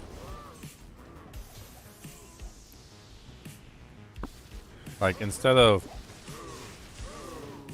like, weapon mastery of a specific type, what if they just turned it into, like, just all weapon mastery? They just converted them all to the same mastery.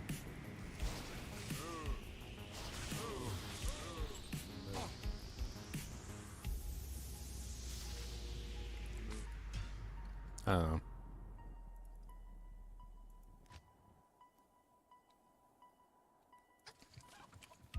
All I need is a set armor for my Merc, and I still have yet to find a single set armor from the one monster in the game that has the highest drop rate for sets.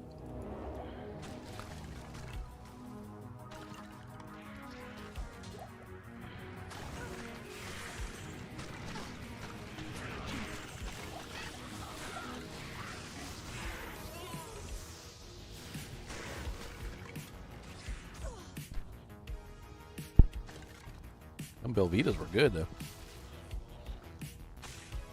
I'm still hungry. I think we're going for some jerky. I got some old Tracker peppered beef jerky. I think that's what we're going for.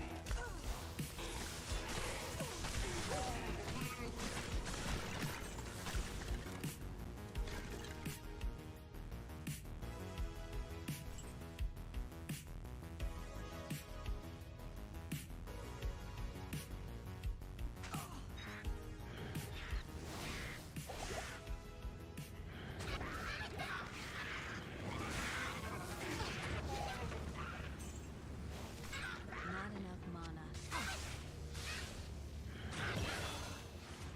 That's right, beef jerky. Hey, the peppered beef jerky. No. Chain boots. I am overburdened.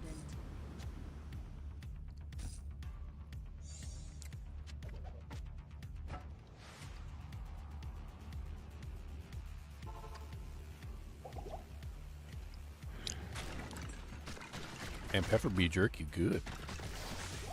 Oh, moo cow.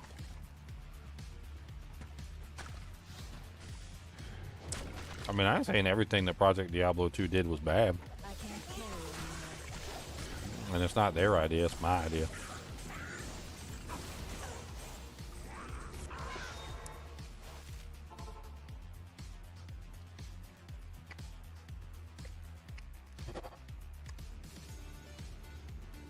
Stay a while and listen. If a caveman on the other side of the planet in Zimbabwe makes his first wheel, alright, and I'm over in like New Zealand and I make a wheel, just because he made his wheel first doesn't mean I'm copying him. I don't even know he exists.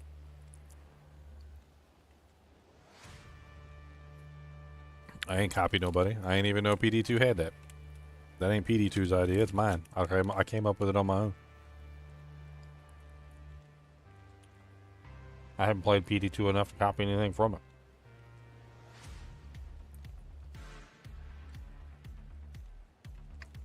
That's poopy.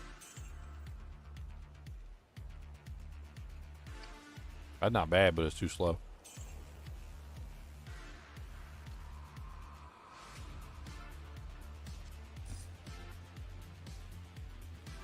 They got magic find on them, and that's the only thing I care about. Mine are better, though. I'm gonna keep the Arcanist hat just in case I find like another piece Like the body armor, maybe?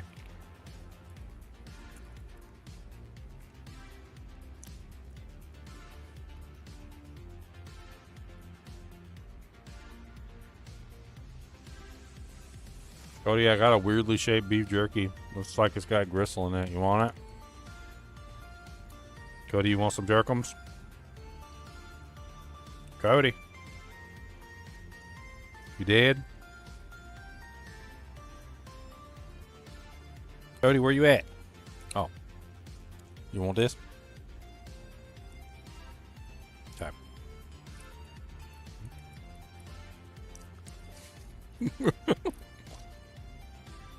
I guess I could wear this for the extra magic fine. I'm gonna take them off though as soon as I get like into a push state.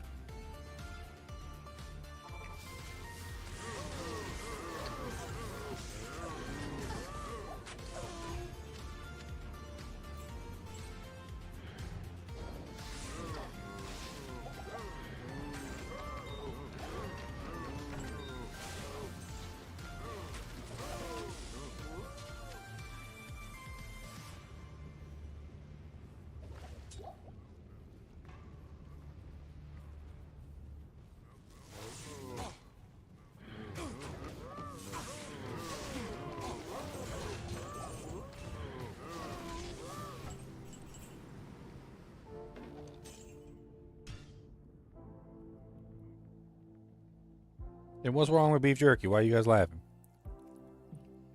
Y'all don't like beef jerky? Good day. Hello. Y'all just jealous because y'all ain't got no beef jerky? Was that what it did?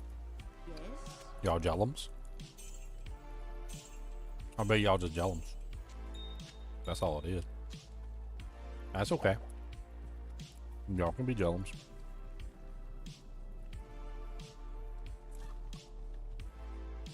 Y'all ain't got some pepper beef jerky like I do. That's some good stuff. Yeah.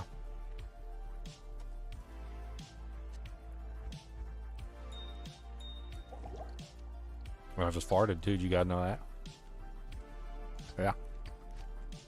Rootin' tootin'.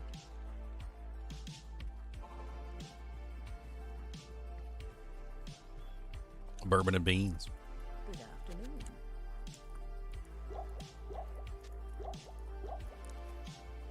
All right, I'm gonna say a quote, and you guys gotta tell me what movie it's from. All right.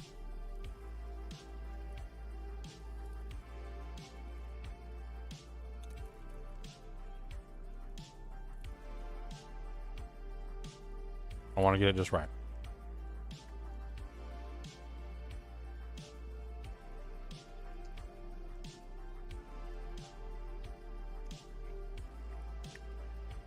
Yeah. All right. Here we go. Bing. I got the link and everything, so I can prove to you that it's from that particular show. All right. And the quote is, "Bourbon and beans, an explosive combination." All right. What movie was that from? Bourbon and beans, an explosive combination.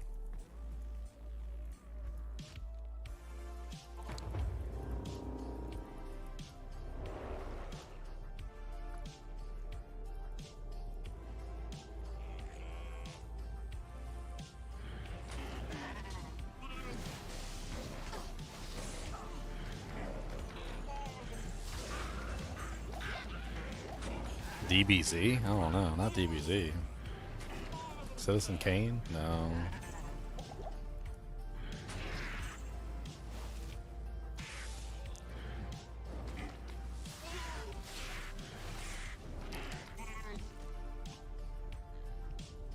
You guys suck at this.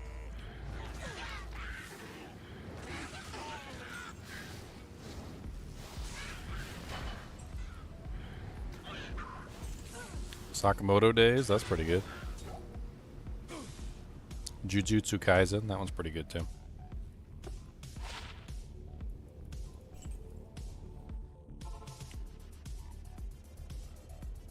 But Welcome to the NHK is specifically for you, Reddy. That's an anime that is poignant to your specific condition and might give you a new perspective on things. bad scythe. Not the most amazing thing in the world, but it's not bad. You don't remember a movie with that quote? Oh my god. Alright, you guys suck. It was in Star Trek V: The Final Frontier when Spock, McCoy, and Kirk are all sitting around the campfire singing stupid songs like Row, Row, Row Your Boat. All they have to eat is bourbon and beans, and he says, bourbon and beans, an explosive combination. That's a good one. I like that one. We'll do another quote since you guys suck. We'll do another quote. We'll do another quote.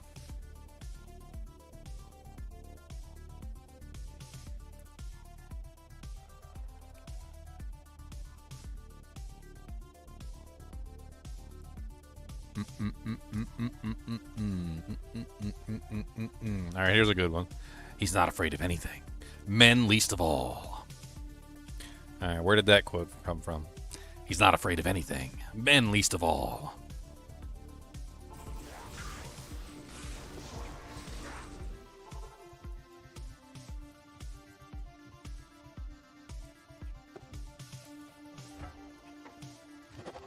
What's up, Corn Doc?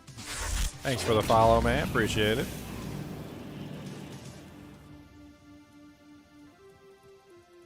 Good day. Hey, Corn Doc with the raid. Welcome. We're doing a movie trivia quote. You guys can join in on the movie trivia quote. The quote is, he's not afraid of anything. Men least of all. What movie did that come from?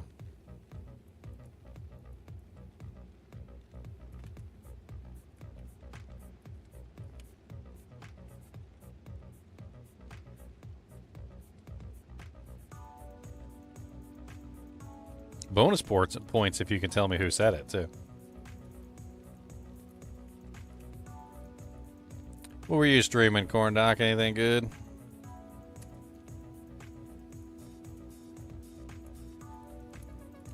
I'll reveal where it came from in a little bit. Gotta give people time to guess. Really hard questions? I don't think it's very hard. It's actually a pretty popular movie, and I think a lot of people have seen it.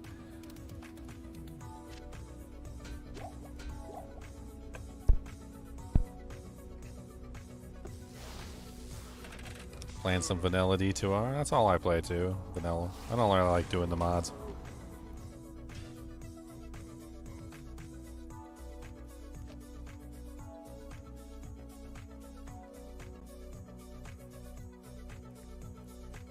Stay a while and listen.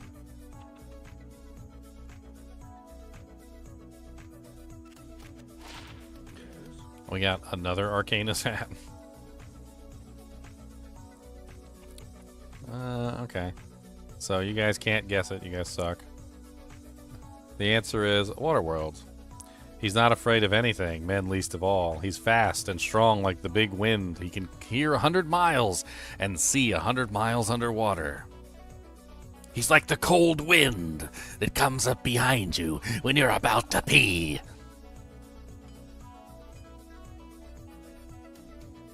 Uh-huh. Mm-hmm. Mm-hmm. You caught me on Twitch. Glad to want to say I'm on YouTube too. I stream like everywhere, but yeah, I'm on here. I'm on there. I'm on everything. I'm everywhere. 1995 was another time. All right, we're gonna do another quote. All right, let's see. I'm pulling up archives in my brain.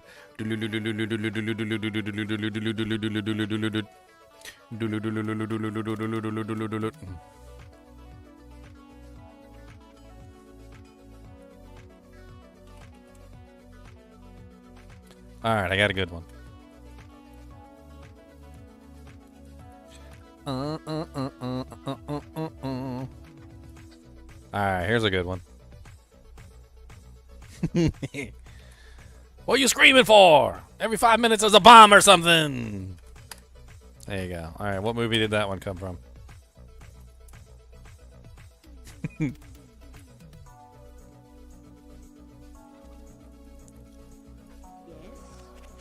And bonus points if you can tell me who said it. Rush Hour? No, no, no, no, no, no.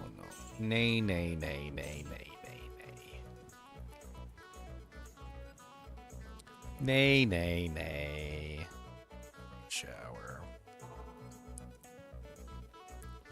But it's dull, you twit! It'll hurt more!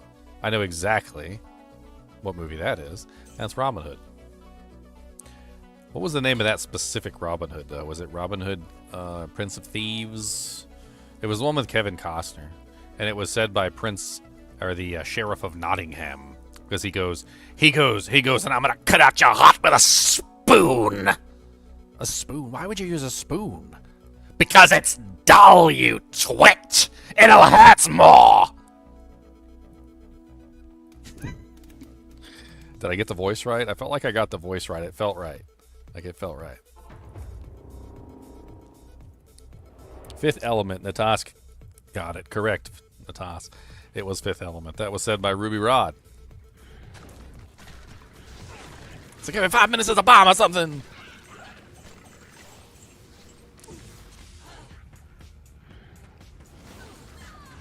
Already got it. Natas already got it. Chris Tucker. That's right. Look at that. We got a winner. Winner, winner, chicken dinner. Winner, winner, chicken dinner. There you go. Since you're the first one to get something right, here, have standard moderator powers for, like, until I remember to take them away. Congratulations.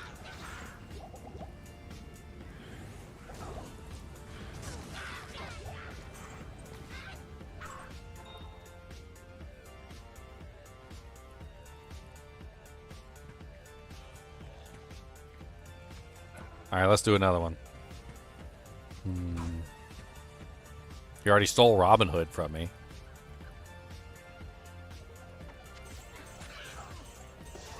Prince of Thieves.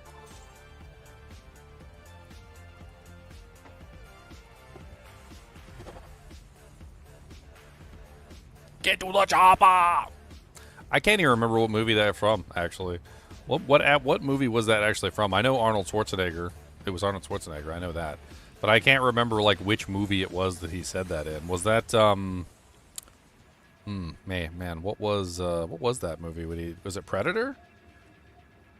Or was it one of his earlier ones? Didn't he say it also in what was that other Commando? Didn't he say it in Commando as well? Which was also before Predator? Or was Commando after Predator? Commando was pretty good too.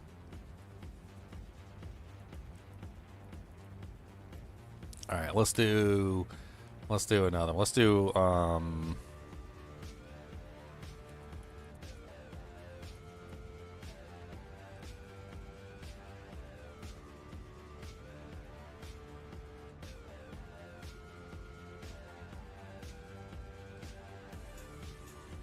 right, here's a good one. All right, only true fans of this movie will probably know this quote, but all right, the quote is, "I don't love her. She kicked me in the face."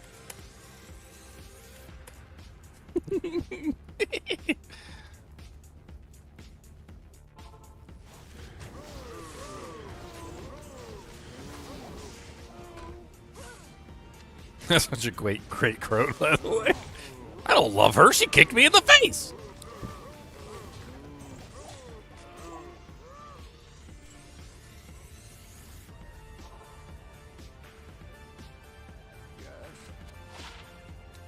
Wow, wow, wow, wow, wow, wow, wow. Come on back. Come on back. We gotta.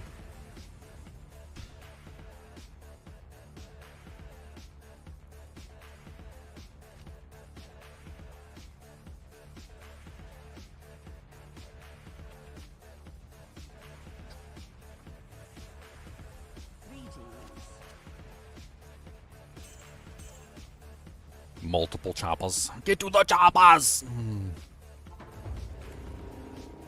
Get to the multiple choppers! No idea, it's too hard. Here, I'll act out the rest of the scene for you. I love you, Sasha. I miss you, Sasha. I need you, Sasha. I don't love her. She kicked me in the face.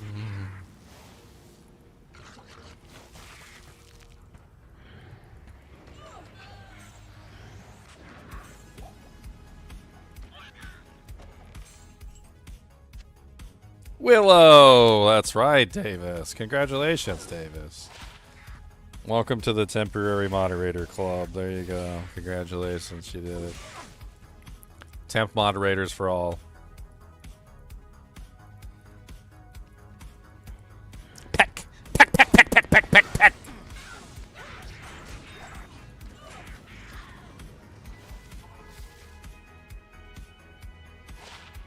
Ooh, ooh. 24% faster. It recovered with 45 life. And extra gold. No magic find, though. Oh, you can't, can you even get magic find on a belt? I'd have to upgrade it, though, for maximum slots. But that's way better than what I'm currently using.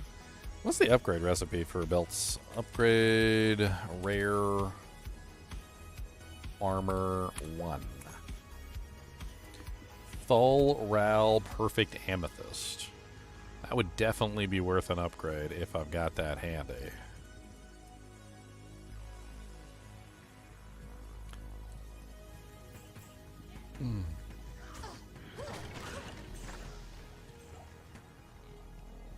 Willow! One of my favorite sayings of the word impossible. Like, I'm sure impossible has been uttered about 1,000 times in 1,000 different movies. But, like, the Willow impossible is one of my favorite impossibles that I've ever heard, like, said anywhere.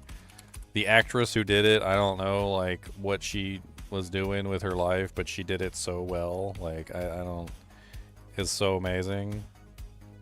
Here it is right here. Let's bring it up on stream. I want you guys to hear the impossible. What the hell is getyarn.io? What the hell even is this? Viruses?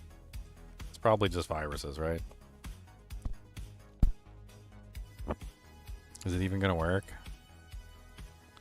What the hell even is this result? I keep getting this result on my browser and they never work.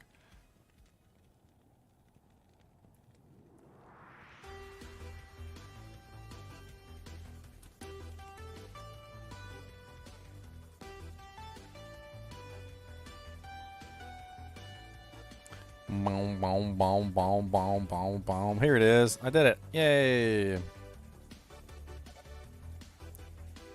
Alright, you guys ready? See if I can find the right spot.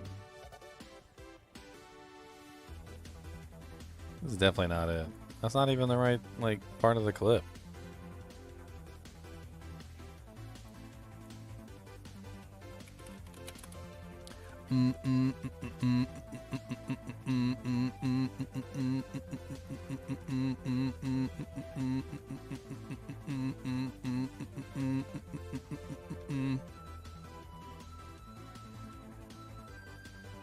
Bathwater.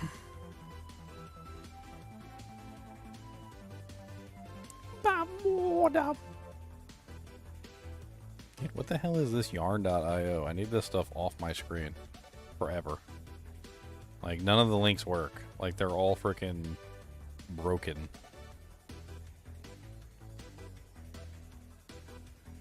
Start punching air. You're in love with Sorsha? Yeah, Sorsha's amazing. You kidding me? Fiery redhead? Hell yeah, who's not in love with Sorsha? Who isn't in love with Sorsha? Okay. Alright, let's see. Another movie quote. We need another one. I'm trying to think of... yeah, okay, here we go. Okay.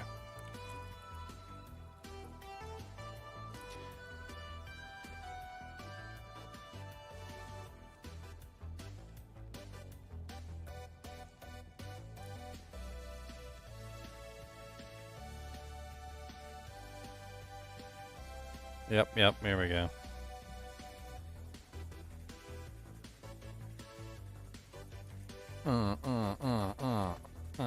I gotta take out the names, otherwise,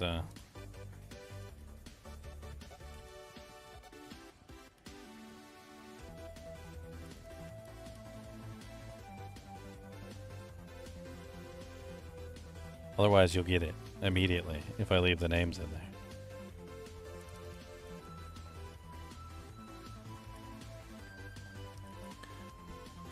I don't want you to get it immediately. We got to make it somewhat hard. All right, there's the quote. There's never enough time. Time for what? Time to satisfy a woman. Then you never want to miss an opportunity. Greetings. What movie did that come from?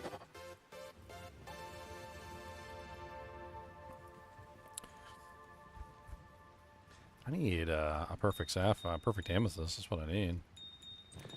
I need to upgrade this belt. Can I even make a perfect amethyst with what I've got?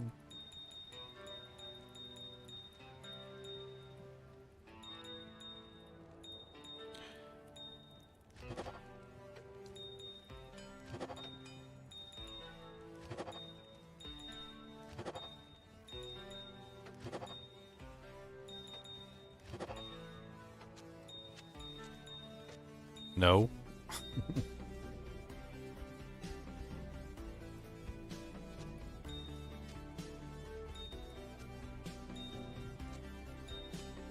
Okay, well, this belt can sit right here in mediocrity. Lotro Gandalf. I don't think Gandalf is talking about wooing women, but especially since Gandalf was gay. Well, at least Ian McKellen was.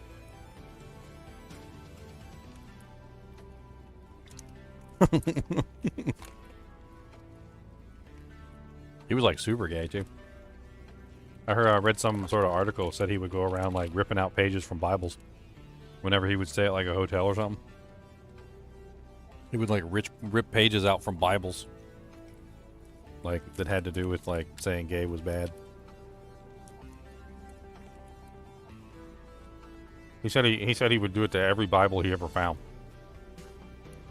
So, yeah. Gandalf's gay, guys.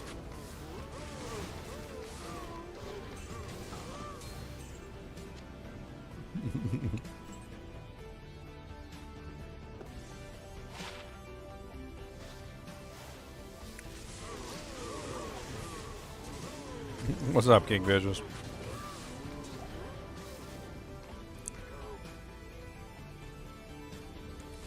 Alright, you guys give up? The quote, time for what? Time to satisfy a woman. Then you never want to miss an opportunity. It's Time Cop. That is a Time Cop quote. That's when he's wooing the lady in Time Cop. Jean-Claude Van Damme. I think it was Jean-Claude Van Damme in Time Cop, right? Wasn't it Jean-Claude? Sometimes I mix up Time Cop with Demolition Man. I mix up Time Cop with Demolition Man, but they're two separate movies. I don't know why I mix them up. Yeah, Jean-Claude Van Damme. Jean-Claude Van Damme.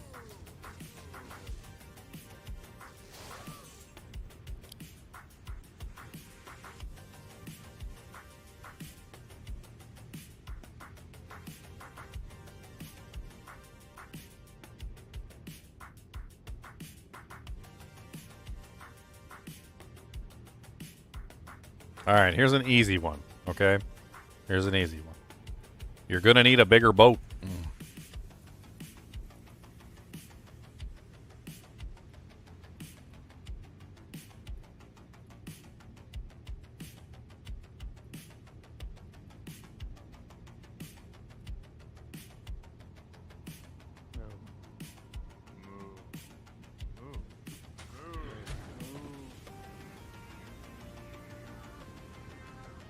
Haha, Dixon and Davis both got it at the same time.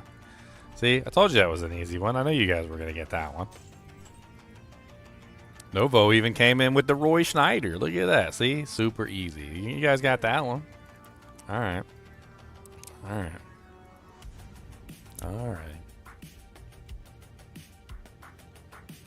Okay. See, I got to make them harder. That's not hard enough.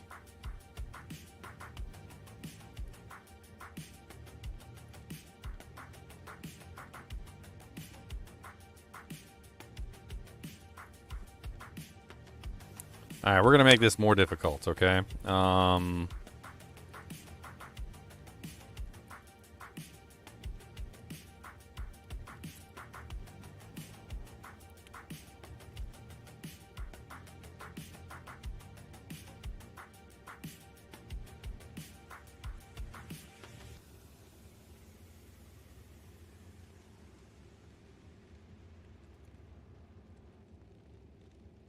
We're making this harder now.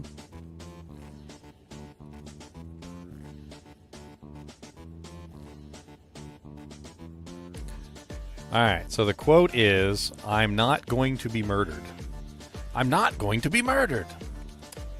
Alright. What movie was that in? I'm making it more difficult on you guys now. And there's a reason why this one is more difficult. In fact, I'd give a little bit of a hint if I told you why it's more difficult. So I'm not going to.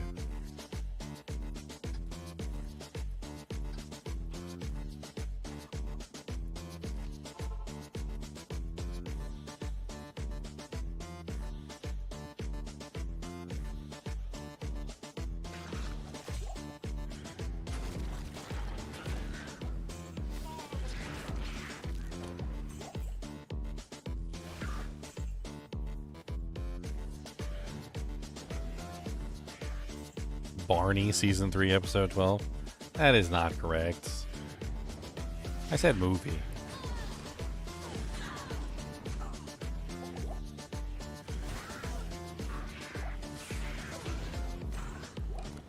Movie.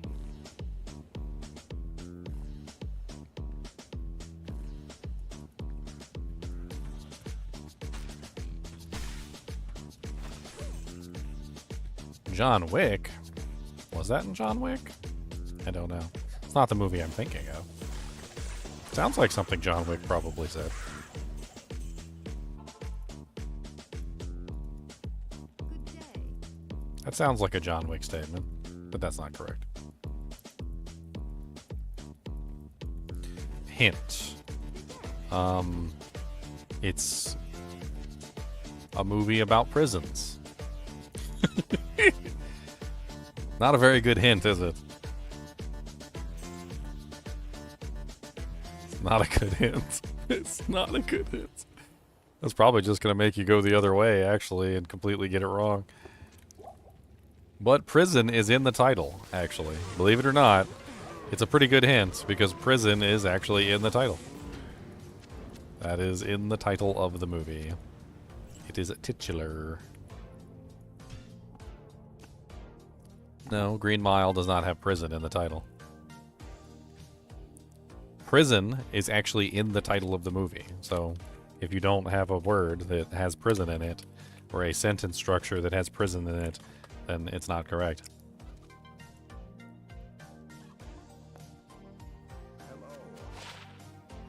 Folsom Prison. What is it, Johnny Cash? Mm-mm. No. No Folsom Prison. I can't believe I just found Blood Fist, too. Oh my god. Good to see you.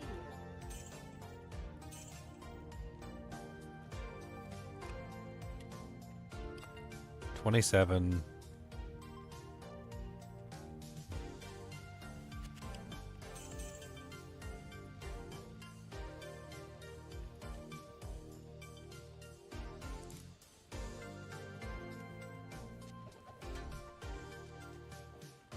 Stallone prison movie? What? No.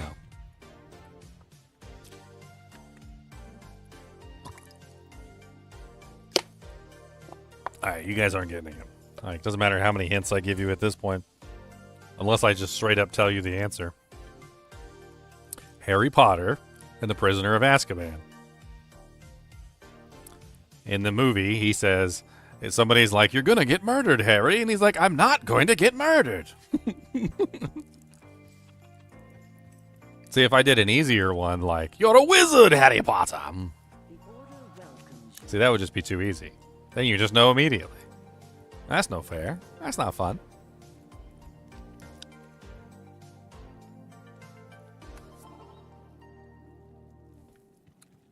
That's not fun.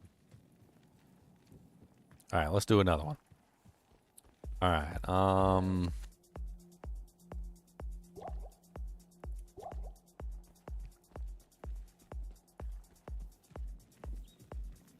Trying to think of a good movie first before I pull out a quote.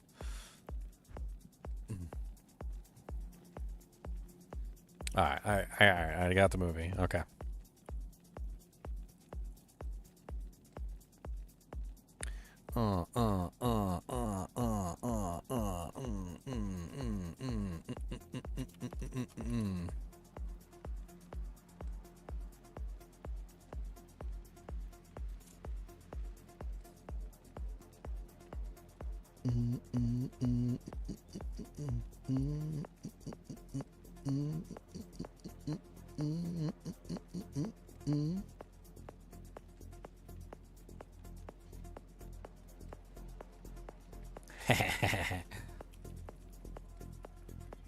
This is a good one. That's a good one. If you guys don't get this one, I'm gonna be surprised if you don't get this one.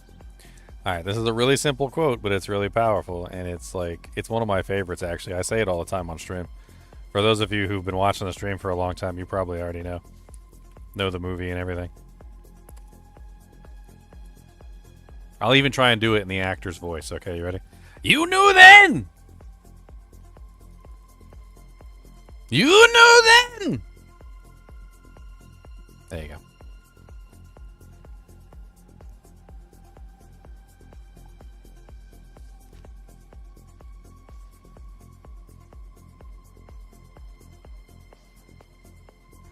What did they know, ladies and gentlemen? What did they know? See, I knew Elemist. I knew somebody would get it really fast. Elemist already got it. Yeah, it's Independence Day. You knew then with the spaceships and the landing and the Roswell and the. See, and here I was trying to pick a harder quote from Independence Day, like one that, like, because you know, if I did, there was a couple of them that I did, you guys would have got it right away. Right? After dinner, it's 3:11 at night. It's pretty late for dinner. I think we're on to brunch at this point.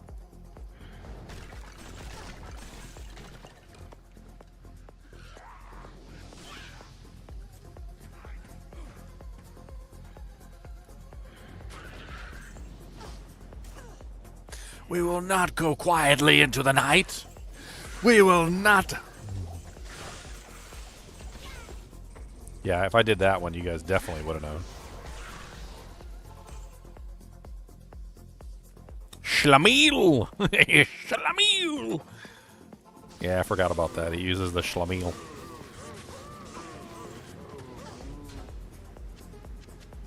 Schlemiel. Alright, let's do another one. We're gonna do another one.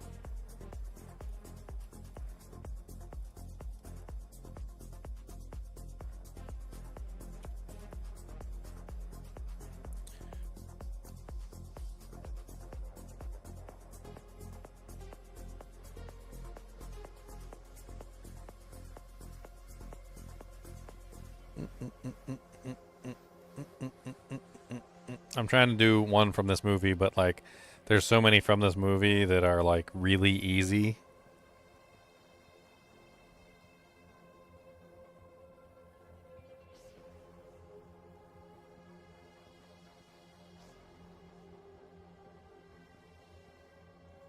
This one's got way too many easy quotes. I'm trying to pick a harder quote from this movie.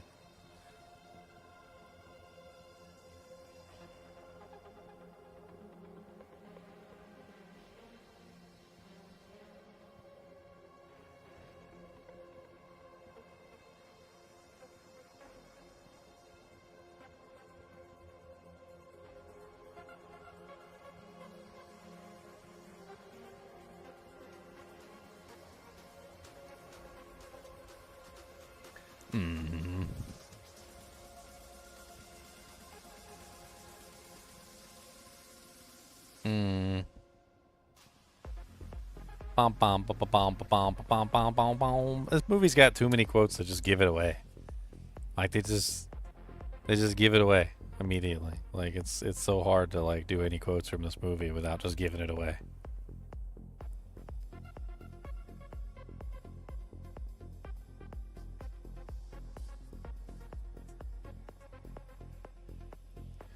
Ah, okay, here we go. Here we go. Alright, here we go. Alright.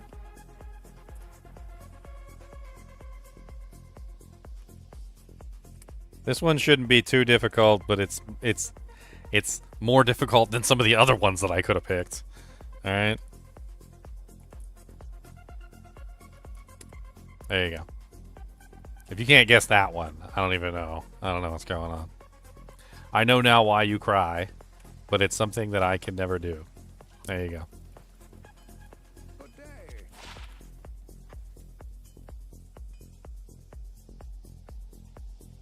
Boom, boom, boom, boom, boom, boom, boom, boom, boom, boom. Boom, boom, boom, boom, boom, boom, boom, boom, boom, boom, boom, boom, boom. Elmas already got it. Terminator 2. Yep, done. He got it. There you go. Yep, Terminator 2. That was Terminator 2, the little kid.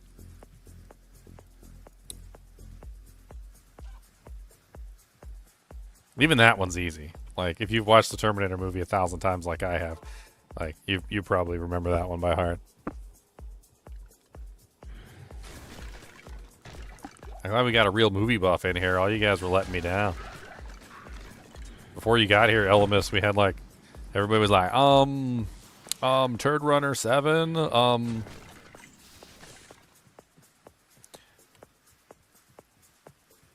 don't know. This one's hard.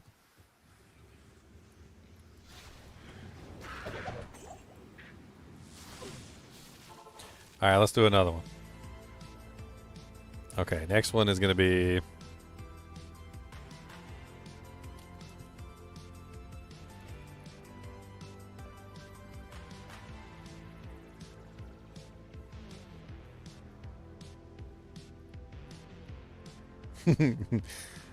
Alright, I gotta make this one a little bit more difficult since that one was so easy.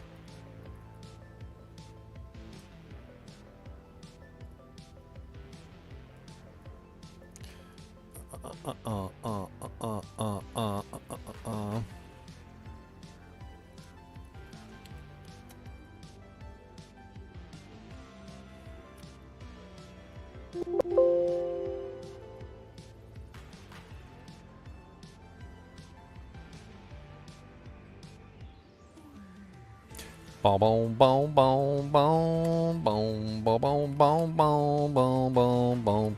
There you go. There's your quote. I know you're scared. We're all scared, but that doesn't mean we're cowards.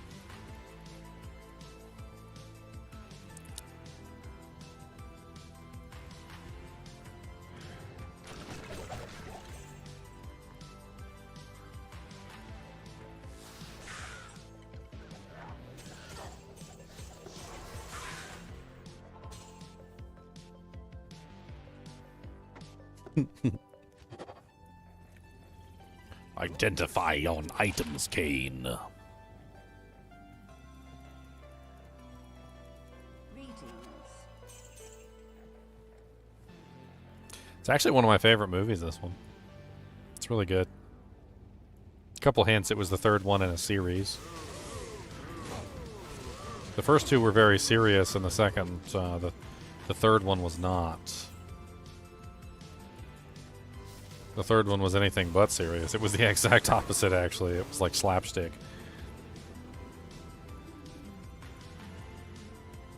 Elemis already knows the answer. He's over there holding back. He's trying to let you guys have a chance. He's like, this is too easy. He's like, let me let some of these lemmings get a chance at the answer. These poor, pathetic cowards. That's right. Shop smart. Shop S-smart.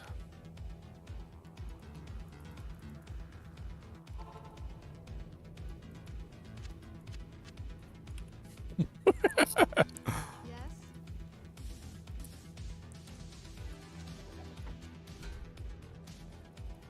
Yes. Oh my god, I should have given it away with Shop Smart, Shop S-smart. Oh my god. Are you kidding me? He only says that in like every single show. Every single movie, actually. He says it in the TV series too, doesn't he? Good day.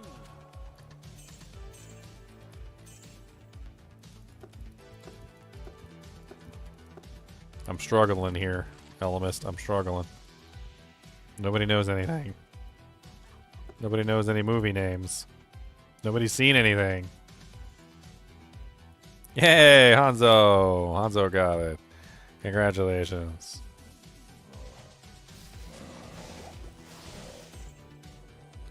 You did it. You did it, you did it, you did it. Here, Hanzo, have standard moderator powers for like 5 minutes. There you go.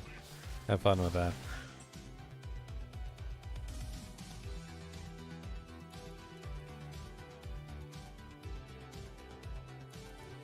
Well, Elemist obviously won. He knew it way in advance.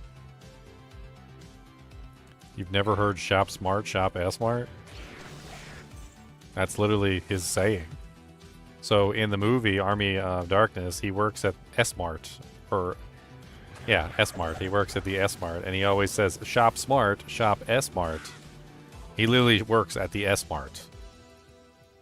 It's literally a giant S.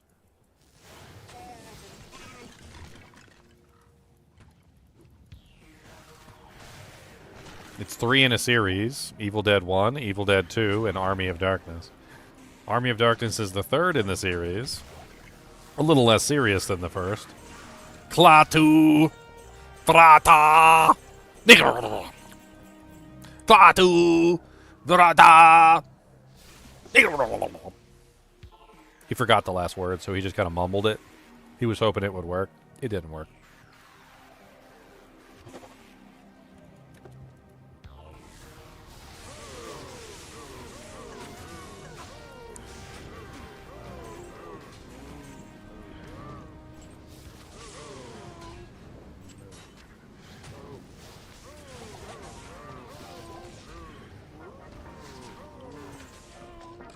Hail to the king, baby.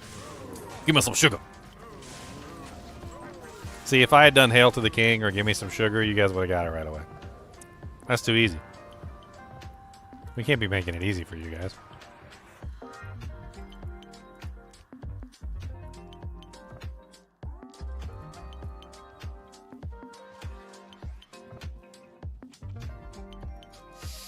Yeah, you should watch Army of Darkness or Evil Dead 1 and 2. They're pretty good. That's where he gets his hand cut off in the first place. And, like, that kind of explains his hand missing. That whole thing with, like, his hand coming to life and trying to kill him, that was a whole thing, too. That was pretty funny. Like, there's a lot to the story that if you don't watch the first 2, you kind of miss out on. Say hello to my boomstick!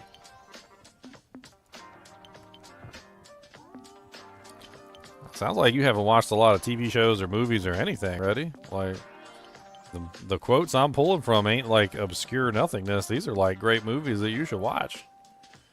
Like, you ain't seen Army of Darkness. I don't know what you do with your life. That's a great movie. Freaking Bruce Campbell's amazing. I love Bruce Campbell.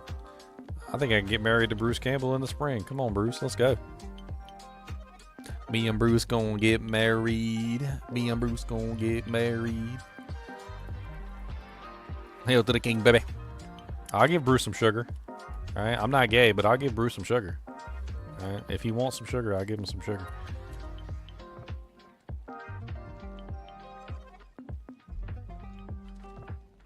Alright, let's see. What other movie quotes we gonna do? Let's do another movie quote. I know what. This is a good one. Pretty popular movie. I think a lot of people have seen this one. If you haven't seen it, you need to see it. Alright, alright, here's the quote. All my life, I've always been poor. That's the quote. All my life, I've always been poor.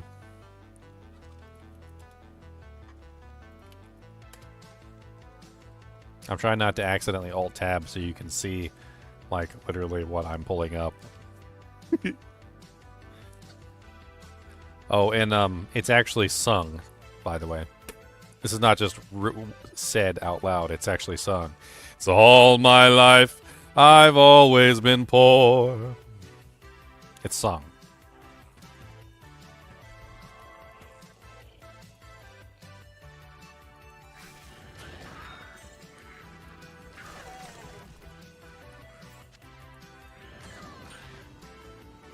I'll give you a hint.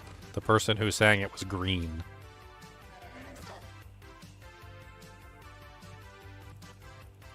That's about the only hint you're gonna get out of me, too.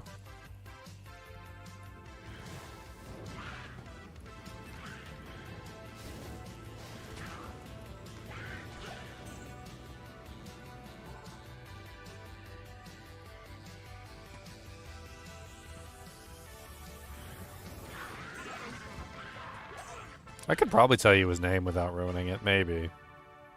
Maybe. I'll save it.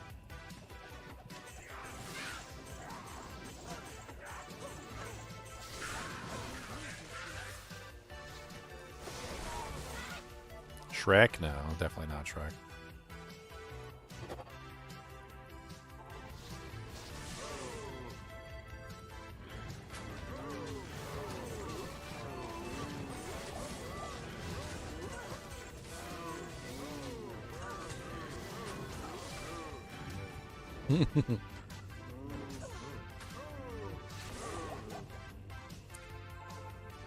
Actually, I could probably tell you the actors that are in it without ruining it. I could probably tell you the actors without ruining it. Because these actors are in a lot of movies, so you might not necessarily know, like, the specific movie that they're in. So, Rick Moranis, Steve Martin, they were both in there. Jim Belushi. Rick Moranis, Steve Martin, and Jim Belushi were all in the movie. Yes.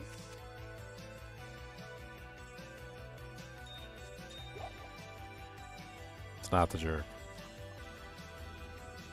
It's totally not the jerk.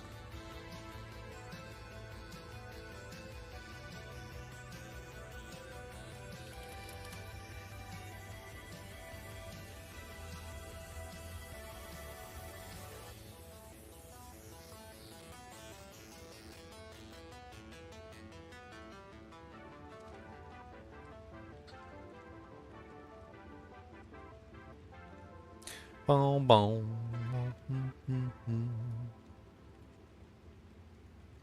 Joph? The plant?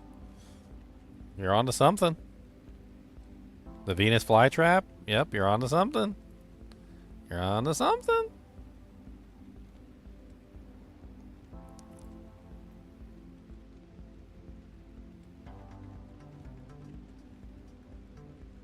You're on to something.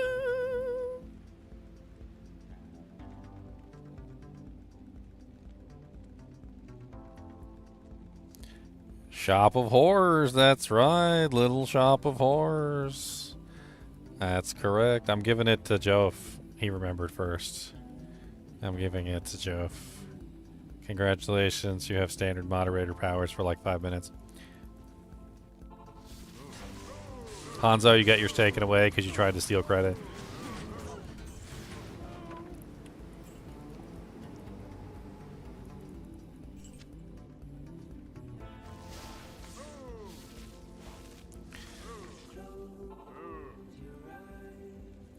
Five-minute then ban. 5 minute then ban. Banned.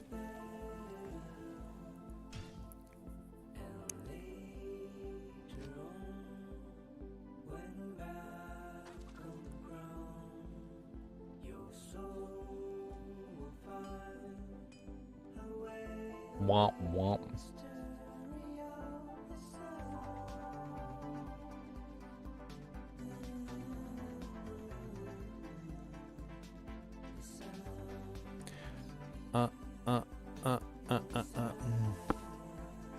Hit.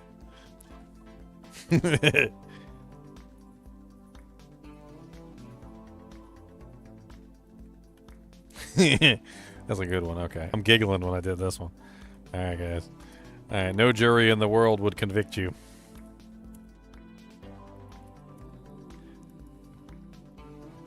I was trying not to do like one of the easier quotes from this movie because there's a lot of really easy ones. This one's a little bit more difficult, but if you've seen the movie about 100 times like I have, it should be pretty easy. Yes. Oh yeah, Little Shop of Horrors is great.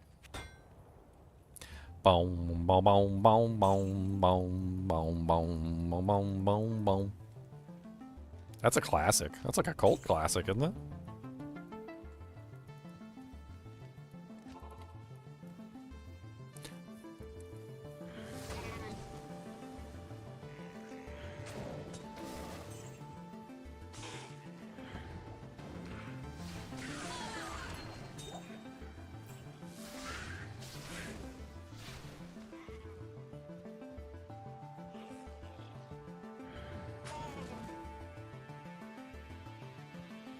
I'm just messing with you, Hanzo. I don't really care.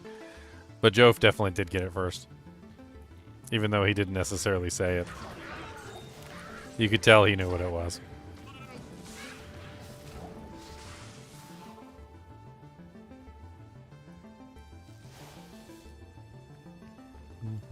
Spaceballs?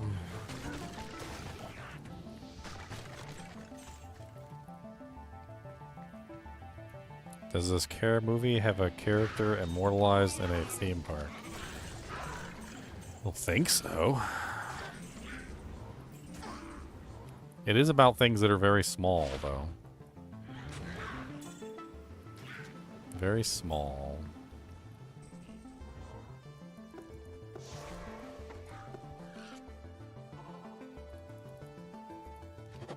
Just trying to guess movie quotes. I'm trying to put the audience through their paces. You guys need to scrub up on some movie. Apparently, there's a bunch of movie reviews you guys need to watch. You guys got homework. Hey, Novo got it. Honey, I Shrunk the Kids. Yep.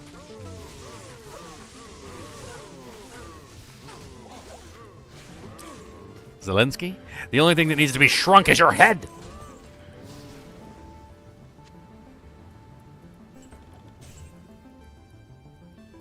Yeah, how could you forget Auntie?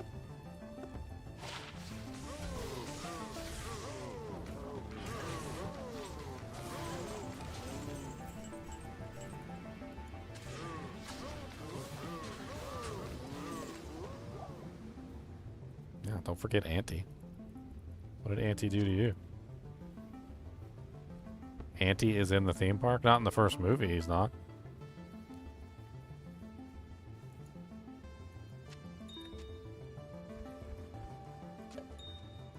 In the first movie, there's nothing. Because they hadn't even successfully shrunk anything yet. It wasn't until later on that they started making other things.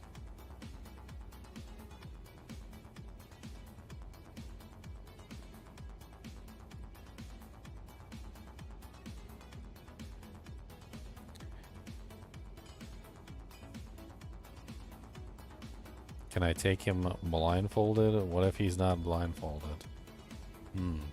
That doesn't sound familiar to me.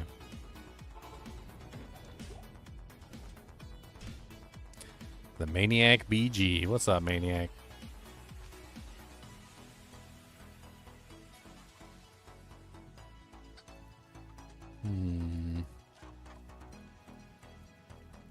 Hit the doojank? Always hit the doojank.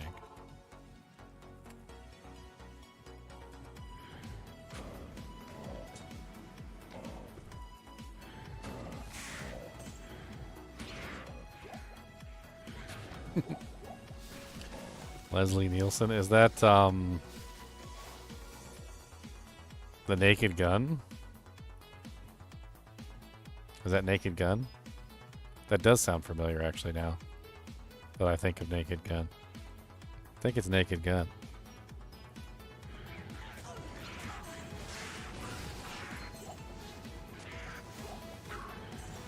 I don't remember which one it is though.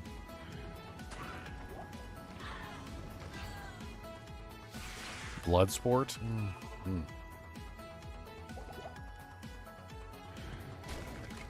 Bloodsport's a good one too. That's another Van Damme movie. Very good. I like Bloodsport. Did you hear they're coming out with a new Bloodsport with like all the actors are going to be back in it again? Like Jean-Claude Van Damme, like everybody, like they're all coming back.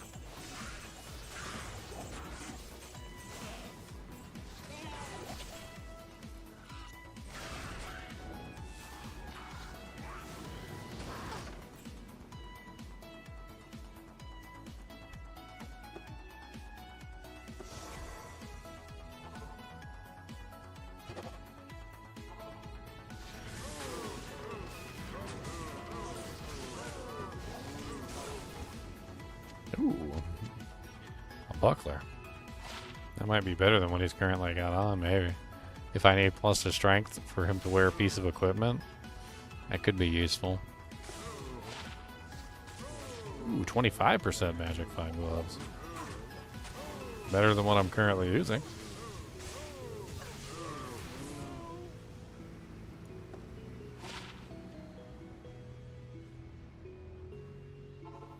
Alright, we've got like 50% magic fine now, boys. I'm kind of excited. Yes.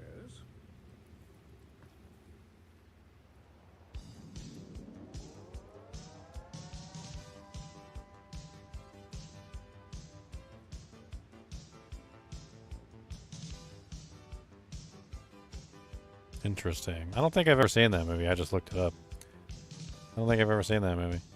Apparently it's called Patrick Saint Esprit as Buddy.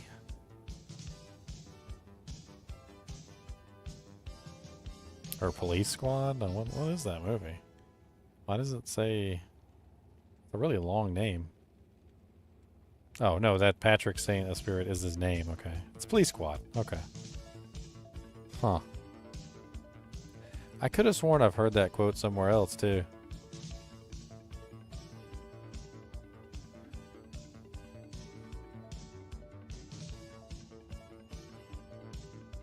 Interesting. It's been way too long since I've seen Police Squad. Probably like 10 years, maybe 15 years, I don't know. Everybody loves Grandpa Van Damme and Stallone. Arnold. Yeah, they're all like basically the classic like action movie actors. Like, hell yeah, everybody loves some Van Damme and Stallone and Arnold Schwarzenegger. Get to the chopper! Get to the chopper! Hasta la vista, baby. See, if I did those, you'd like get it in a heartbeat. That's not fair.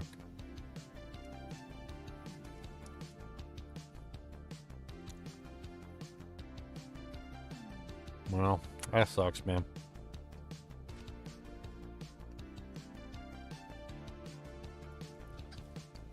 Now you just need to go out on the street. Go.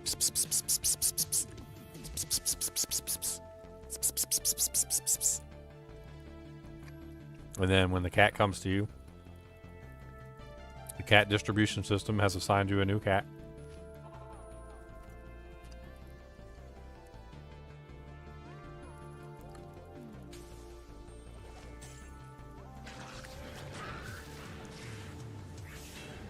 Go get him dewormed.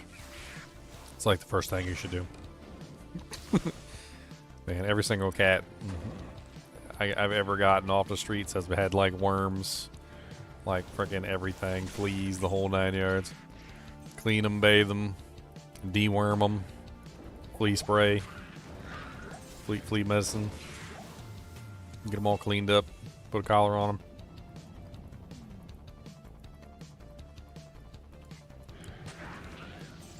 It's a satisfying process turning a stray cat into a livable creature again.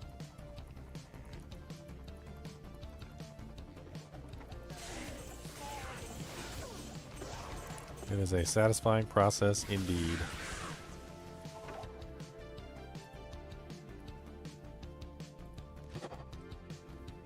You might be mobbed by an entire litter of kittens.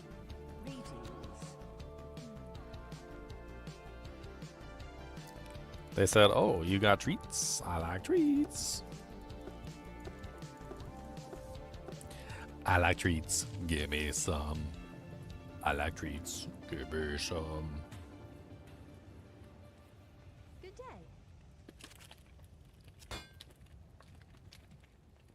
Well, we've been finding some upgrades. Not exactly as many as I would like. But we've been finding upgrades. I am mad at it. Cody, oh no, I dropped a piece of candy. I can't carry anymore.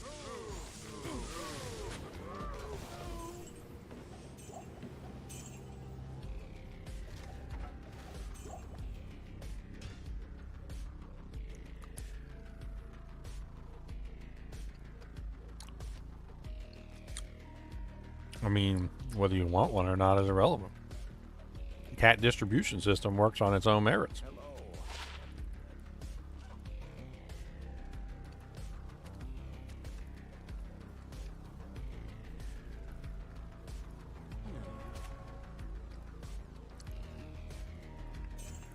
Cat just gonna show up at your door one day.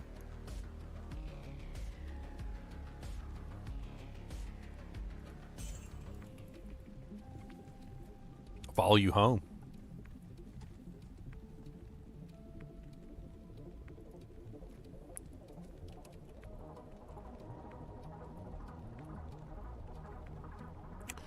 The cat distribution system is a humorous concept popularized on social media that describes the seemingly random ways cat appear in people's lives. It is an idea that people don't choose their cats, but rather the cats choose their people. This often happens when a stray cat or kitten approaches someone and they end up taking it home. Ha ha ha. The cat distribution system working as intended. Hello, stray kitty. Why do you look so angrums? No, you are not angrums. You seem to be adapting well. Cat distribution system successful.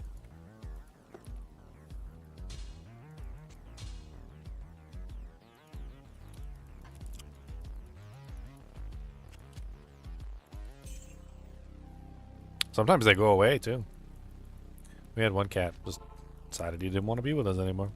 Actually, two of them decided they didn't want to be with us anymore. We still see him every now and then.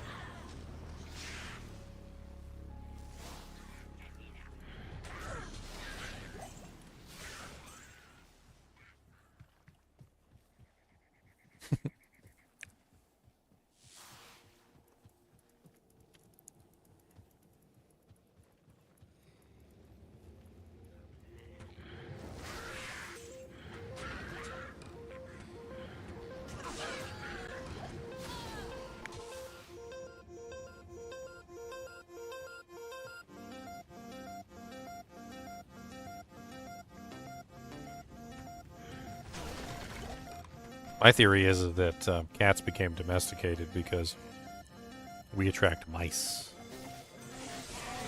If you think about it from a certain perspective, it makes a lot of sense.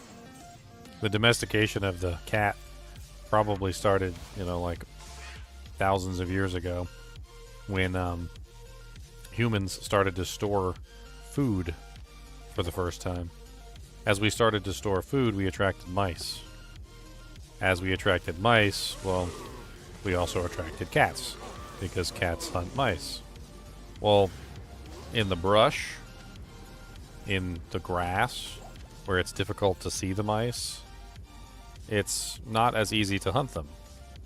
But in a storage room where there's no grass and very few places for the mice to hide, well, it's a lot easier for the cat to hunt there.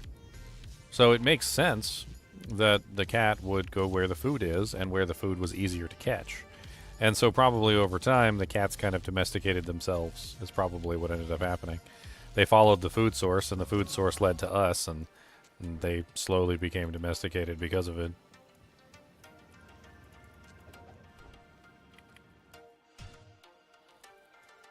Dogs are kind of the same way, but not really quite like mice related. Like, they followed us because we left food everywhere. And, dogs eat anything. It doesn't matter. If you're cooking on, like, a campfire, you got some bacon on the spit, you're cooking a little bit of ham. You got that on the flame, and, like, the dogs are out in the woods, and they're just like, that smells pretty good. What you making there? A little bit of bacon? That smells real good. That's some good. You putting some spices on there? A little bit of salt? Oh yeah, some pepper? Oh yeah, they putting some pepper on there. Oh yeah, that's the good stuff. Oh, a little bit of salt and pepper on the ham. What else? Oh, they're making some corn?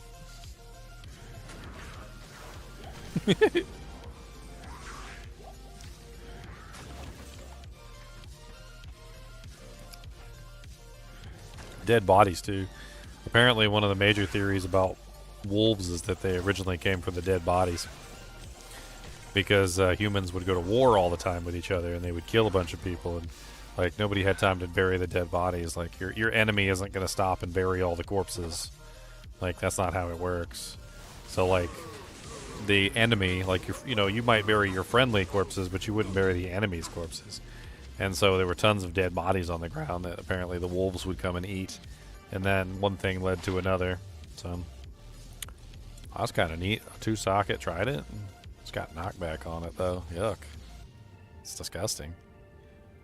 Why did it have to have knockback on it? Why couldn't it have had like not knockback?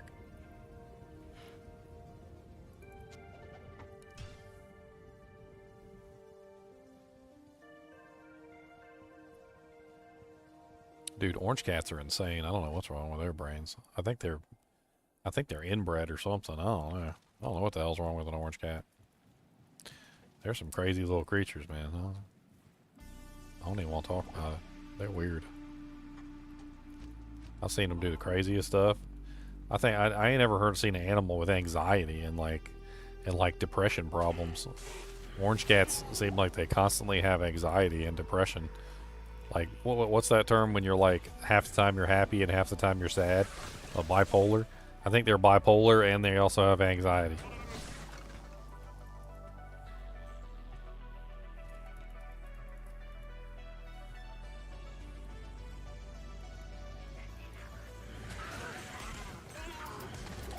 Gotta get some bipolar medication for your dog, for your cat. Another Hussar's Fist. I'll compare it to mine to see if it's better defense.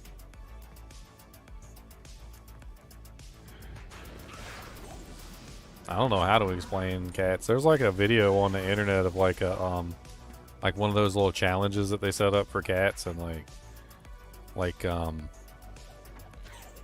they put like the plastic cups down or something like that, or they put like the little candles or like the dominoes or whatever, and they put them up on the they set them up, and then the cats have to go through the obstacle course, and like all the cats like went through the obstacle course, had absolutely no problem whatsoever.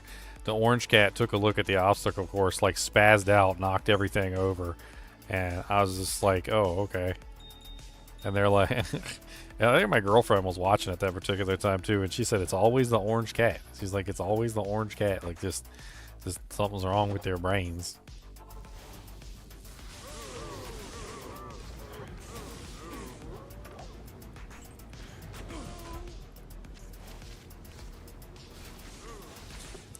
Always the orange cat. +3 iron skin, +3 spear mastery. That's kind of cool. I mean, I can't use it, but that's kind of cool.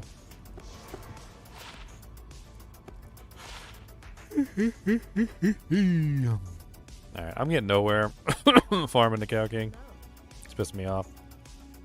He keeps dropping me stupid stuff like Tarn Helms and Goblin Toes and Blood Fists that I can't use. Like, what is this garbage? Garbage. Can't believe he's dropping me these poopy items that nobody would ever want. Who wants a Tarn Helm and who wants a Blood Fist and Goblin Toes? Like, who wants that stuff? Okay? Okay, everybody wants that stuff, but I don't want it. It's rare item only and I can't use it.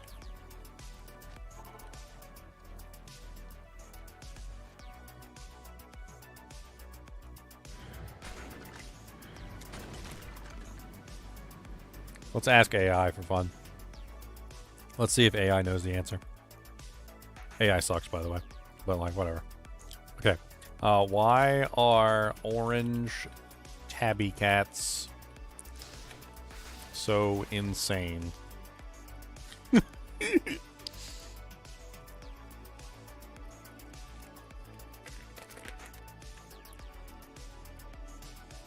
Most orange tabbies are about 80% male.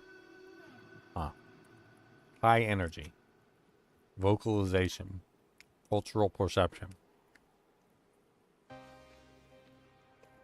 No hard data proves orange tabbies are crazier than other cats.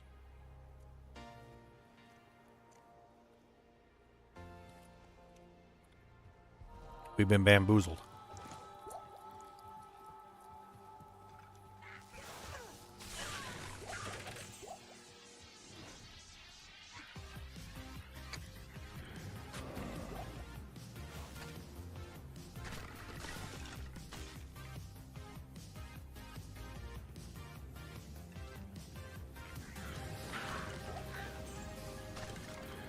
according to AI, orange tabbies are not crazy at all, and we're all just imagining it. Did you hear that, guys? We're just imagining it. They're totally not different than regular cats.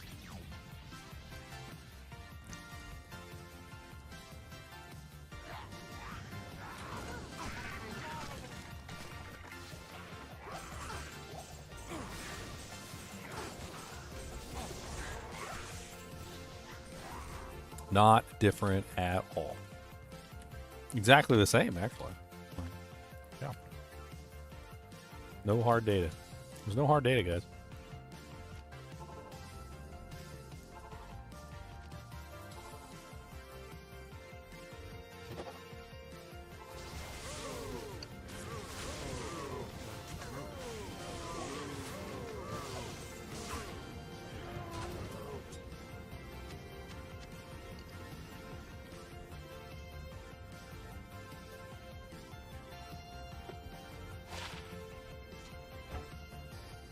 Spoopy. Spoopy. Another Plague Law shield.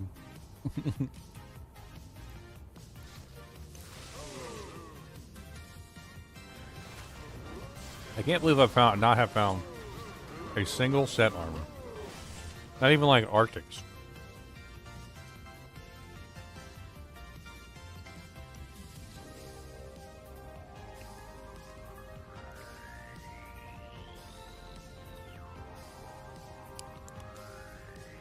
A 1,000 runs. That's a misnomer. What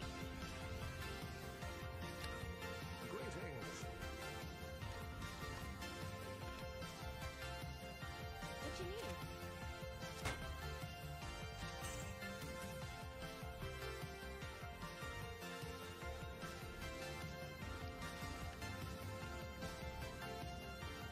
Yeah, find too many names.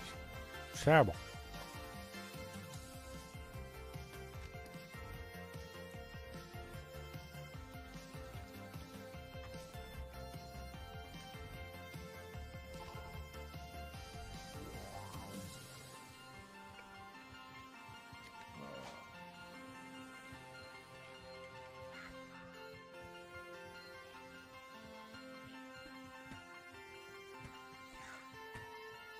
I'm trying to get a set item for my Merc. He's got garbage on him. You need some better stuff.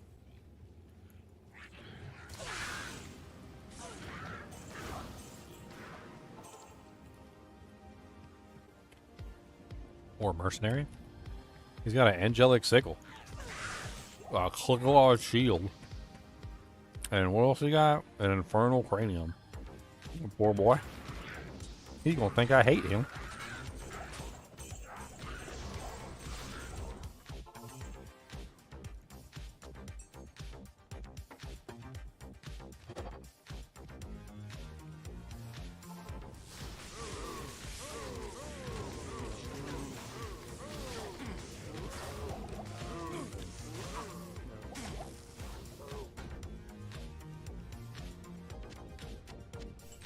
He keeps dropping me Arcana's hat. Like, what the hell?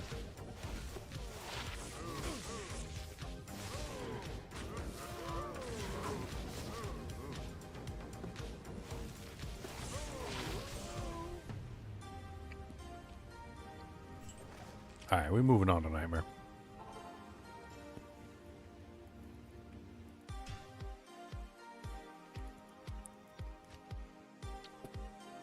I'm done.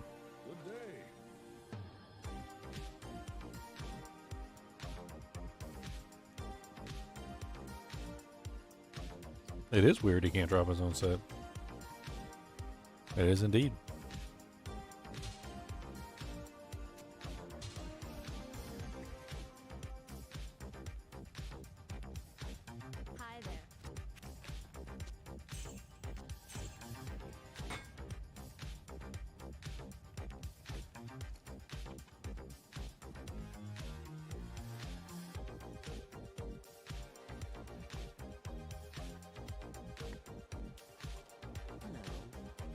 Hi there.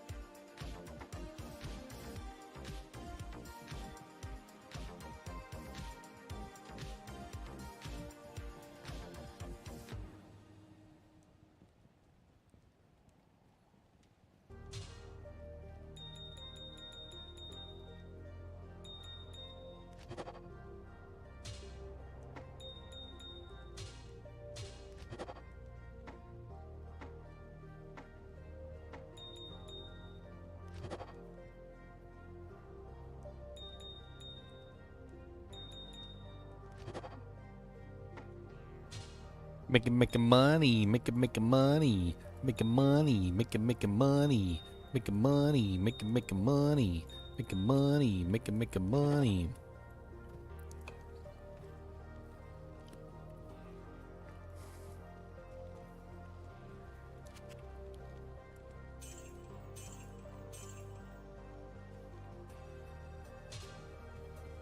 Making money, making money, making money, making money.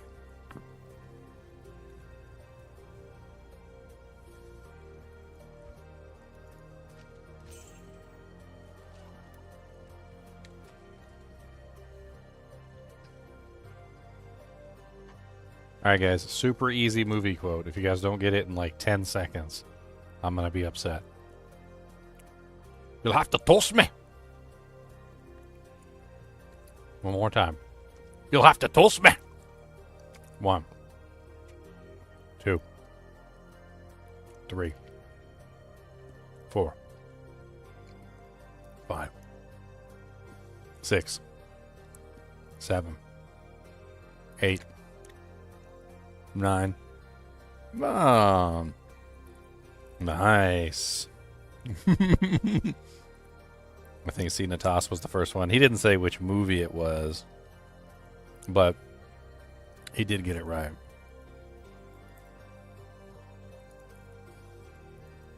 Can I make the jump? You'll have to toss me. Don't tell you.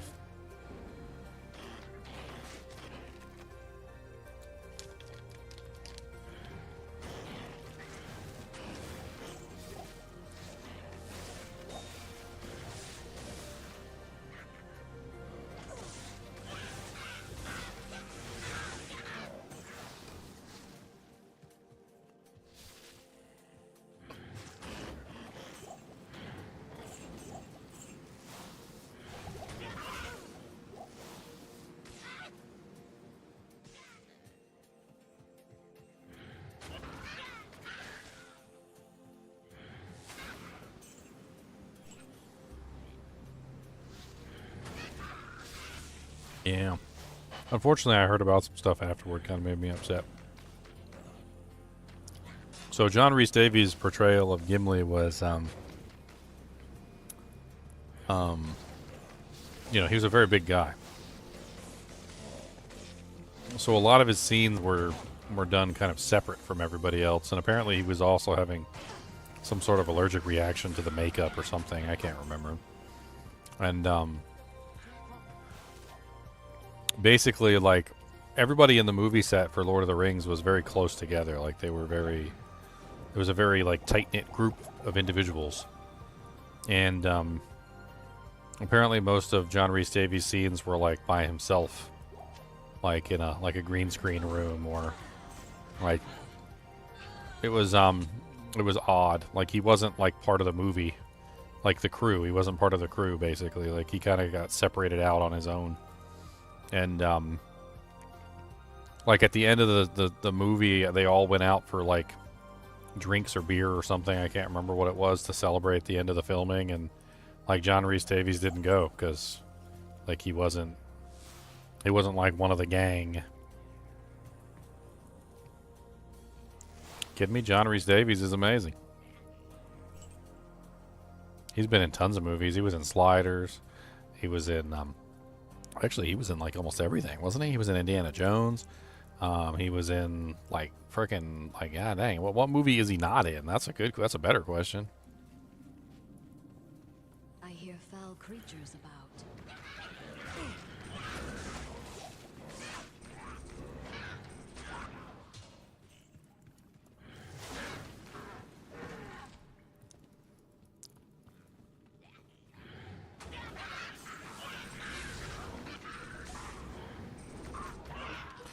Alt.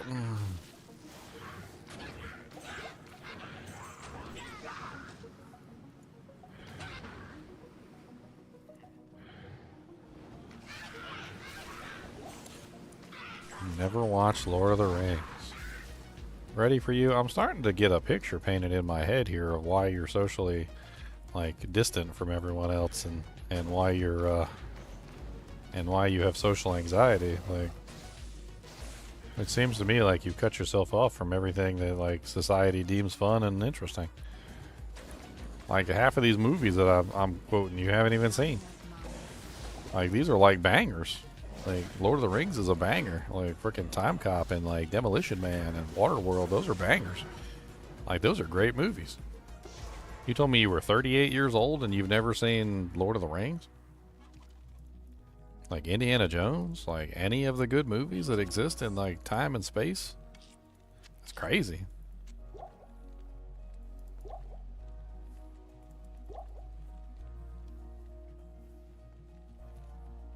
Dude, if I even just hear the opening music for Lord of the Rings, I'll like stop and like have to watch it.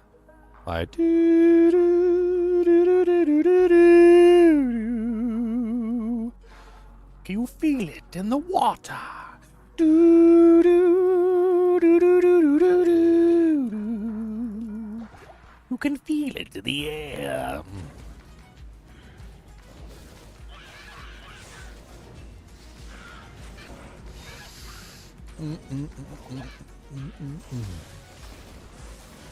So many good movies, so many good actors.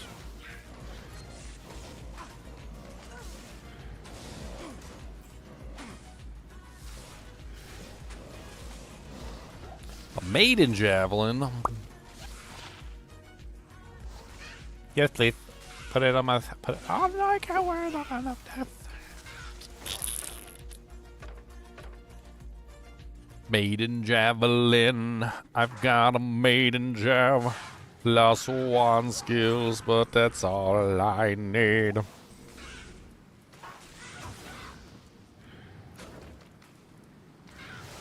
Alright, let's do a test here real quick. This is a very simple test, okay? I'm just gonna type into Google and I'm gonna type in like top 50 movies of all time. Alright? Godfather, really good. The Dark Knight, is that the one with Heath Ledger? Because if that's the one with Heath Ledger, then yes. If it's not the one with Heath Ledger, then that thing can go suck a lemon. Schindler's List, Shawshank Redemption, absolutely amazing. Goodfellas, Pulp Fiction, Star Wars, pretty much all the Star Wars movies. The Matrix, 12 Angry Men, I don't know about Casablanca, that's kind of old for me. Forrest Gump, Citizen Kane, One Flew Over the Cuckoo's Nest, The Lord of the Rings, all of them. Silence of the Lambs, Inception, Back to the Future, like Jaws, Interstellar, that was pretty good too. Seven Samurai, that one's really good, I like that one. 2001 Space Odyssey, Aliens. Like, I mean, if you haven't seen like the movies on like the top, like a top 250 list, like I don't know what to tell you. Like a lot of these are just like no-brainers. Just like go watch them. Like, they're amazing. Like Groundhog Day is in there, amazing. Like let's start from the bottom. Like some of these are older titles that I haven't seen yet, but you know I might have to actually go check them out. I'm looking at all these. Yeah, yep. Iron Giant. Yep. Rush. Yep. Wizard of Oz. Yep. Incredibles, yeah, that was actually pretty good. Exorcist, yeah. So, you know, this is a based list. Like, it might not necessarily, yeah, Pirates of the Caribbean, yeah. Terminator, yeah. Maharaja, Big Lebowski, yeah, these are all pretty good. Logan doesn't deserve on that list. Take that one off the list. Logan's awful. Don't even put that one. That doesn't even deserve to be on the list, let alone anywhere near the top. Like, don't even look at that. That's a horrible movie. Don't watch that one. That was awful. Don't touch that movie. Sounds poopy. Yep, Spirited Away, Gladiator, yep. Yep. Aliens, yep. That's good. Yep. Raiders of the Lost Ark, yep, definitely. Avengers Infinity War, yep, definitely. The Shining, yep, definitely. Aliens, yep. Dark Knight Rises, yep. Toy Story, yep. Avengers Endgame, yep. Joker. That one definitely doesn't deserve to be on the list. No, that one's stupid. I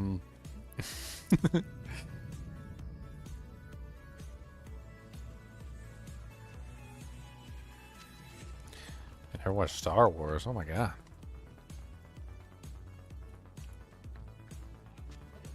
No Star Wars. I'm assuming no Star Trek either.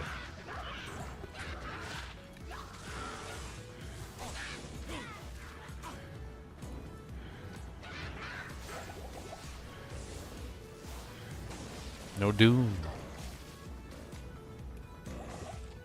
No water world.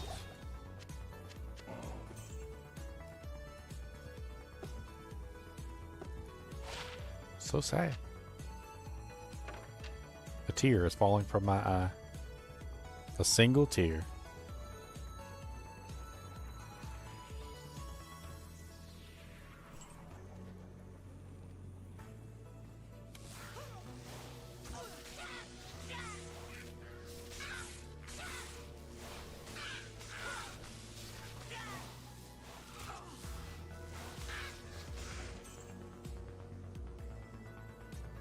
All right, there you go. There's another quote for you. Golly gee, a single tear rolls down my cheek. All right, what movie is it from? Come on, hurry up. Dee doo dee doo dee dee doo. Doo doo doo doo doo doo doo doo doo.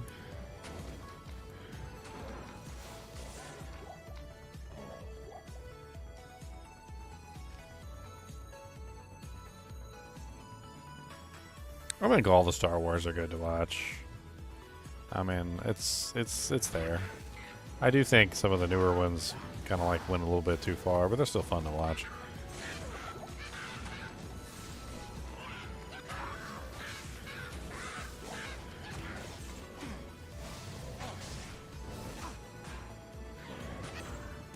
How are you standing in the cloud but you're not getting damaged? Masters will trust me.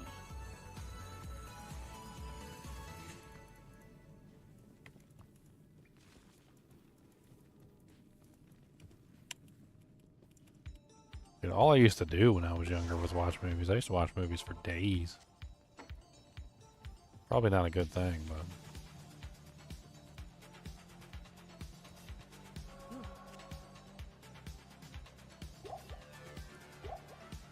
Yes, Boogums? What you doing, huh? You's being a goodest boy? Why you licking me? That's weird. Why you licking me? That's weird. Weird licking liquor. Can I have a paw? Can I have a paw? That's a good paw. You did a good. That's a good paw. I was proud of that paw.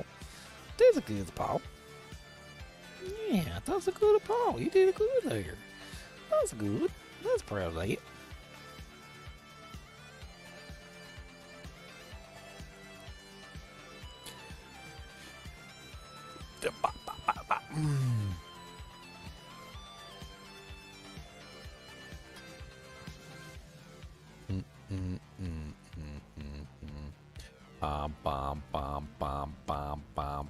Back to the den of evil. I don't need a weevil. Golly gee, a single tear rolls down my cheek. That quote, since you guys failed miserably, that's Waterworld.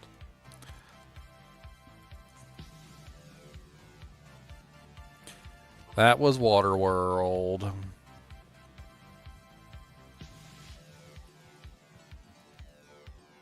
You gotta say it real sarcastic too. You gotta be, golly gee, a single tear rolls down my cheek. My favorite quote for that though is where he goes, he took out my eye, and if I get a chance, I'm gonna take out his.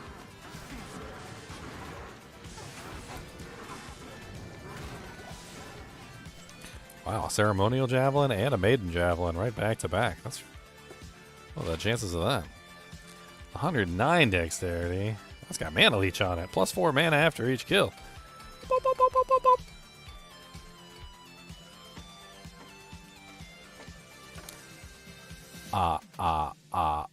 Thank you very much. Domo arigato. Thank you very much. Domo arigato.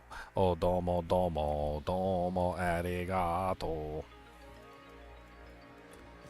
Will I be down to playing BioShock for horror Saturdays, or is it only new to indie games?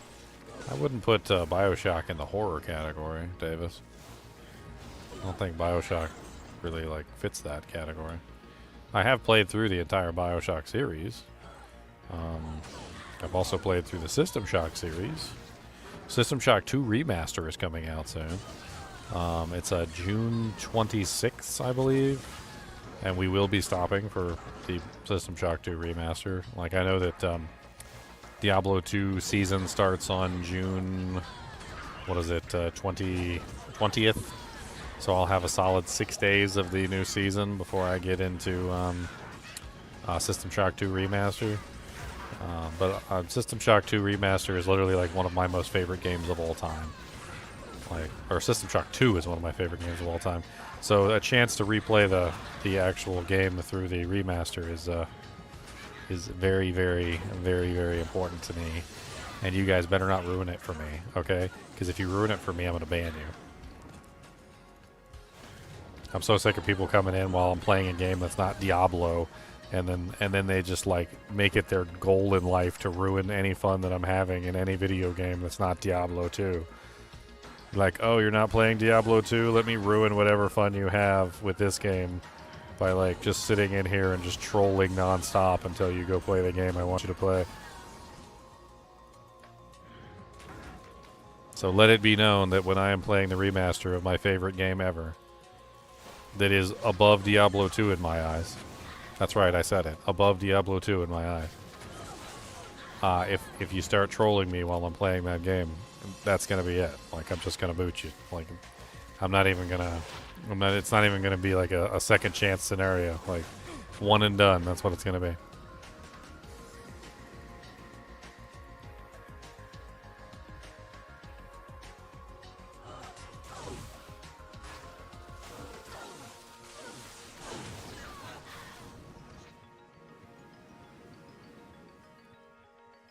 One and done.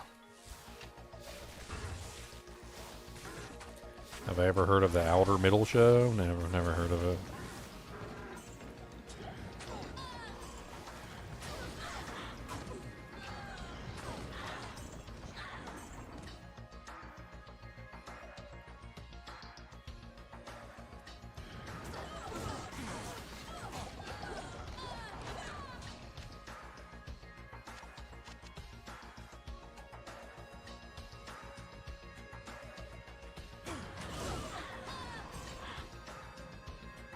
I should ignore them.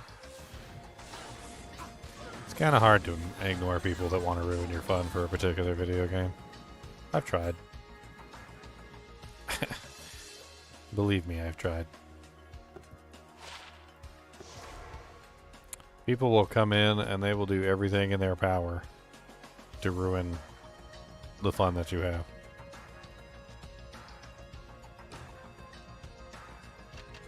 Everything in their power.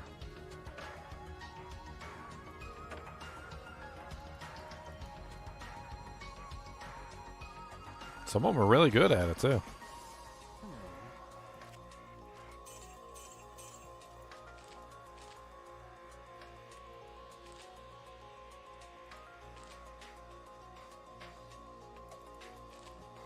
They're really good at it. I wish they weren't so good at it. Then maybe it would be easier to ignore.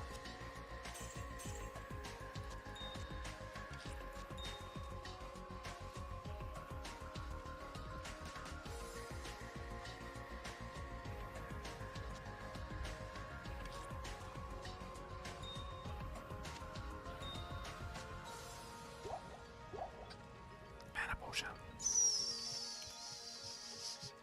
Man, that +4 mana after each kill is hot.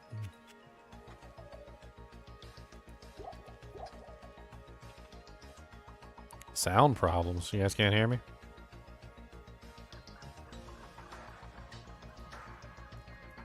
I mean, there's a myriad of ways that people manage to, like, ruin my fun in playing video games. Like, I could go over them step by step, but, like...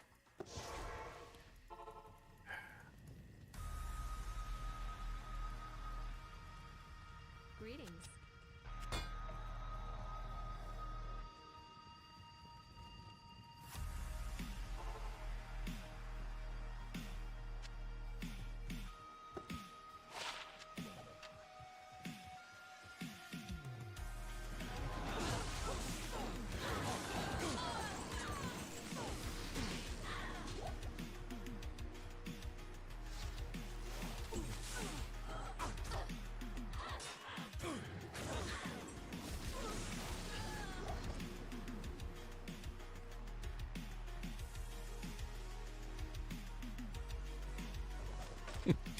As if I can't read chat, Tomac.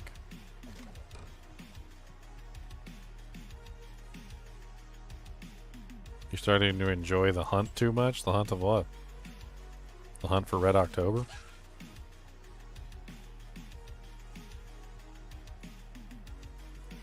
I mean, BioShock could be something that we play on stream, but like, it's not a short game by any means.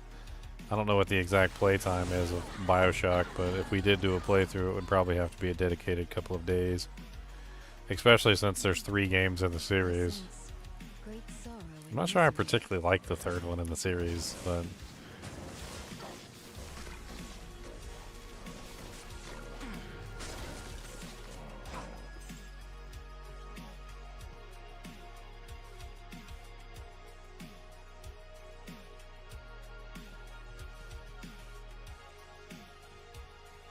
BioShock Infinite wasn't my favorite. BioShock 1 and 2 were okay. They were good. I mean, they weren't like awful or anything. System Shock is definitely a better genre, I feel like.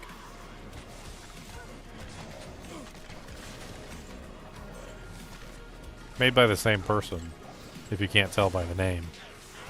The person that made System Shock and the person that made BioShock are basically the same person, so... For those of you who are unaware.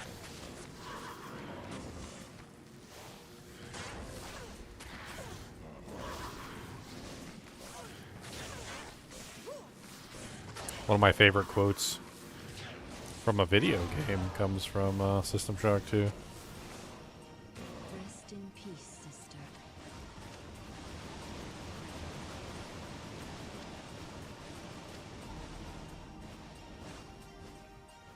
I don't want to mess the quote up here. Let me pull it up.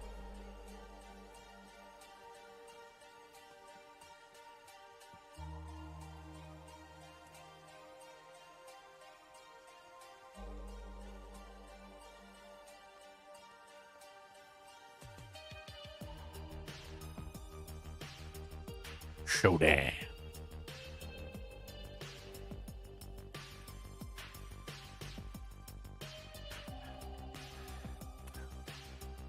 That's not the full quote. Where's the full quote? I want the full quote. So they got the full quote? No, they don't have the full quote.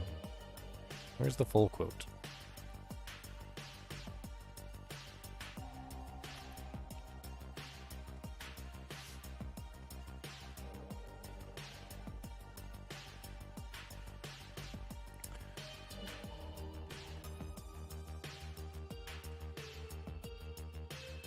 There it is. It's "Look at you, hacker, a pathetic creature of fragile meat and bone. What kind of pathetic creator made such a flimsy being? How dare you challenge a perfect immortal machine like me? Humans, born useless and helpless, living whether you deserve to live and dying whether you deserve to die. Your only purpose in life is to spawn more ridiculous animals like yourself. How can you hope to challenge me?"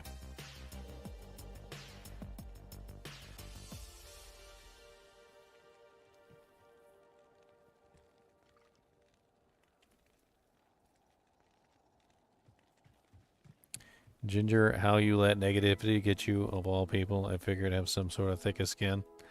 Well, my livelihood is tied to this revenue, right? So, like, this is my job, and this is how I pay for my bills and support my family, so... I'm not unaffected by the whimsy of my viewership. In other words, let's put it this way, alright? Let's say that you made a YouTube channel and you made $50,000 a month playing Candy Crush, right? And as long as you logged in every single day and kept playing Candy Crush, you'd keep making $50K a year, right? But over time, like, it really starts to grate on you. Like, you don't like Candy Crush, you don't like the music, the game is boring, like, you've already played every single level 1,000 times, and, like, you really just want to play something else. So you give it a try. You play something else. Anything else. But it doesn't matter what it is. You just play something else. Maybe if it's even in the same vein as Candy Crush. Maybe you play Tetris instead of Candy Crush, which is a similar puzzle style game. Maybe not exactly the same, but you know, it's not Candy Crush. And so it just gives you a brief break from playing Candy Crush. And then none of your viewers show up. Nobody comes to support you. You go from making $50,000 a month to $10 a month. You can't support your family off $10 a month, so you're faced with a choice. Either A, keep playing Candy Crush for the rest of your life, or B, go do something else. So, it's not just that when I go play something else, like when I'm having fun playing another game, like a brand new game when it comes out, that's necessarily like so much of an issue. It's the fact that I don't get any support when I do so. It's the fact that people go out of their way to troll me when I play another game. So not only am I not allowed to play any other games, but when I do play other games, I won't get any support for those games. And on top of that, not only will people not show up, but people will show up deliberately to troll me for playing those games. So when I do go to play something else and have fun playing something else, like when a brand new game launches, like System Shock 2, for instance, when a System Shock 2 remaster comes out and I really want to play it, like I get actively punished for going and doing something that I enjoy.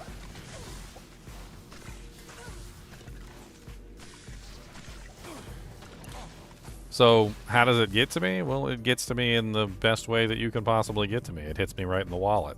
That's how it does it.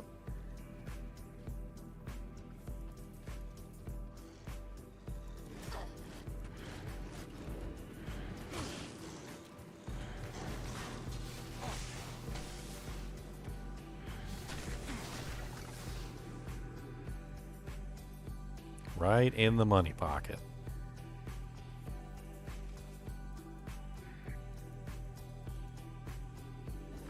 Right in the money clip. Right in the Bitcoin wallet.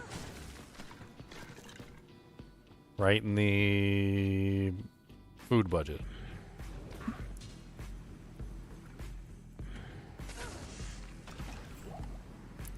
Imagine playing any game for the rest of your life.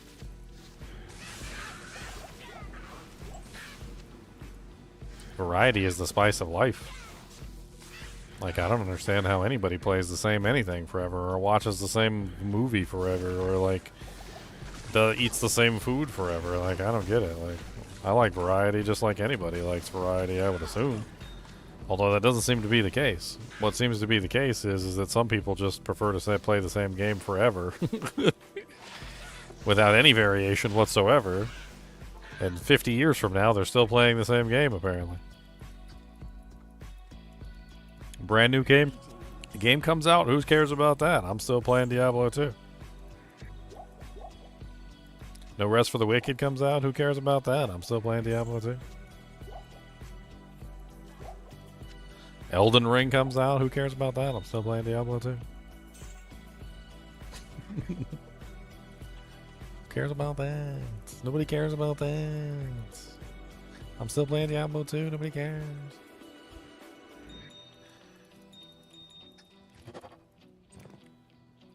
Alright, what was that recipe again? Upgrade, rare, item, 1.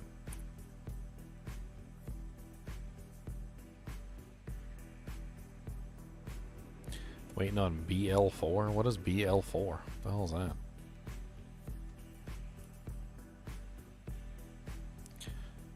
Upgrade, rare, item. Did I not type it right? Oh, I typed it earlier. Oh, yeah, there it is. Thul Ral. I do have a Thul. Nice. Ral rune. I'm pretty sure I found a Ral. Didn't I? Didn't I? Yeah, I did. Okay, Thul Ral. Perfect amethyst. There we go. Now we got a mesh belt with 24% faster hit recovery. Not bad. We can sell the old belt in the trash. Oh, Borderlands. Borderlands hasn't really been good since Borderlands 1. Borderlands was a really good... Or not Borderlands 1. Borderlands 2. Yeah, 2. Borderlands 1 and 2 were pretty good, and 3 was like, I don't know. I didn't really think it was very good. And then 4, like, it's probably just going to be more of the same. 2 had some really good lines in it, like the Diamond Pony. Am I thinking of the right game? I think it was 2. 2 had like the Diamond Pony in it and a bunch of other stuff. Like he's like, oh yeah, he's like, I'm so rich, I made a pony out of diamonds.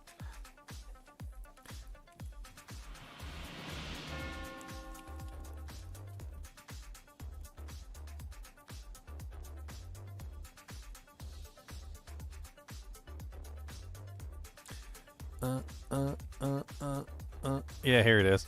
My day's been pretty good. Just bought a pony made of diamonds. Yeah, because I'm rich. So, you know, that's cool.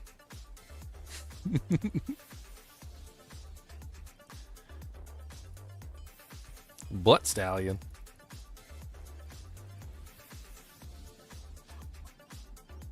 What do you mean Borderlands isn't my kind of game? Some people are crazy. You do realize that Borderlands is literally just first-person shooter Diablo, right?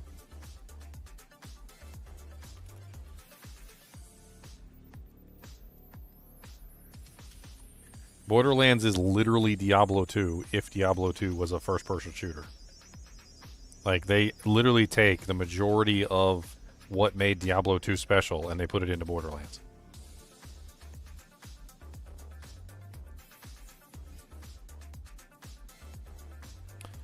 I don't know why, Maniac. I have never once, and I don't think ever, have I exclusively done Diablo 2 content.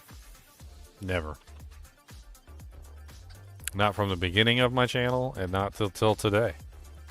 Like, the entire, like, channel has been hundreds and hundreds and hundreds of games. Like, I have so many different games that I've played, like, in the entire time I've been, like, on YouTube. Like, way more than just Diablo. And I've never stopped. Not even once. Like, the entire time I've been going, I have always included other games into my channel. Always. Like, I could see it if I started out as a Diablo 2 channel and, like, stayed as a Diablo 2 channel and then I started to get into other content. But that's never been the case. Like, my channel has had non-Diablo 2 content on it for as far back as I can remember. Like, freaking Minecraft, Half-Life 1, Fallout 4, World of Tanks, System Shock 2, The Raft, Hollow Knight, Cyberpunk 2077, Stardew Valley, Night in the Woods, Stranded Deep, At Dead of Night, Little Nightmares, Headworms, Visage, Cyber Shadow, horror games, 176 different horror games. Alan Wake, Franbow, Ori and the Blind Forest, Control Ultimate Edition, Little Nightmares 2, Mario 3D Browser's World, Duende, Perseverance, Dark, The Medium, Amnesia Collection, The Beast Inside, Games by Selway, Nox. Nox is amazing, by the way. You should go check that one out. There's the Diablo in here, right? Resident Evil, Vagress, more Diablo, Diablo 1, Diablo 2, Half-Life 2, Half-Life 2 Episode 1, Half-Life 2 Episode 2, more Diablo. New MMO. That's the new MMO. It came out for, what was it? The Amazon MMO, New World. That was the New World when New World was on beta. More Diablo 2 stuff, right? More Diablo 2. There's Diablo 4, Mario Kart Live, holiday videos, Fears to Fathom, Skyrim Special Edition, Dying Light 2, Lost Ark, Elden Ring, Happy Wheels, Diablo Immortal when that launched, Happy Tumble Farm, Apex Legend, The Quarry, Overwatch, Tandem Tale of Shadows, Stray. That was a really cool game where you pretend to be a cat. Tons more Diablo content because I got lots of that, right? GoldenEye 007. I did a full playthrough on GoldenEye 007. Return to Monkey Island. That was really good. More Diablo stuff. Callisto Protocol. That was really good. High on Life. That was good. Plague Tale. That was good. Hogwarts Legacy. Metroid. Sons of the Forest. Resident Evil 4. Dark and Darker. Dead Space. Last Epoch. I also did Diablo 4, obviously. Zelda Tears of the Kingdom. Baldur's Gate 3. Armored Core 4. Like Starfield. There's another Raft playthrough. Or that's Sunken Land, actually. My bad. Mario RPG when that came out. Ark Survival. Skull and Bones, the pirate game when it came out. Dark Alliance, Baldur's Gate 2. There's Fallout London, V Rising. There is Black Myth Wukong. Black Myth Wukong was really good. I like that. Path of Exile, obviously, is on here. Path of Exile 2. I did a bunch of Path of Exile 2. Warcraft 1 and 2 Remastered. Stalker 2. Kingdom Come Deliverance 2. Monster Hunter Wilds. I mean, Tower of Kalembo. Expedition 33. Doom Dark Ages. Like, Oblivion Remastered. Like, I mean, I've done so much more content than just Diablo 2. Like, I get it. You guys like the Diablo 2 content. But, like, I have never once... Not the entire time I've had my channel. I have never once only done Diablo 2 content. Never. No League of Legends? I can't stand MOBAs. I cannot stand MOBAs. There you go. You learn something new about me. I literally cannot stand MOBAs. I think they're the most disgusting scum of the earth style game that exists in the world. That's my official opinion on MOBAs.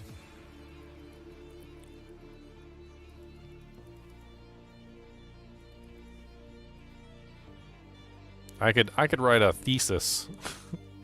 I could write a thesis on why and how bad MOBAs are in general.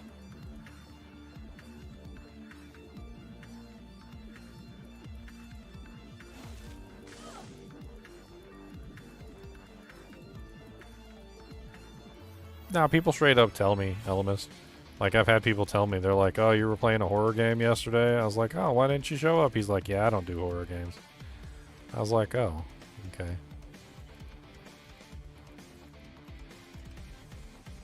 I mean, they see me stream, they just don't click the button. That's all there is to it. If I'm not playing D2, they don't click the button. Did I find the waypoint in Stonyfield yet? I don't think I did. Let's see if I can find that real quick.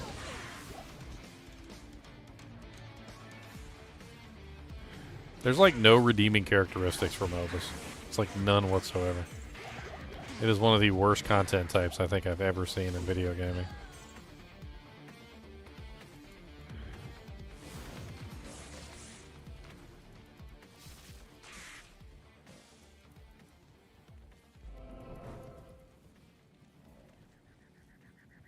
People have a serious addiction to D2. I mean, I like D2 as well. At least I'm not being forced to play Candy Crush for the rest of my life. Like, I actually enjoy this game. So, you know, like, it's not like I'm being forced to play something I don't enjoy. But, you know, just like anybody, you don't think I want to go play the new games when they come out?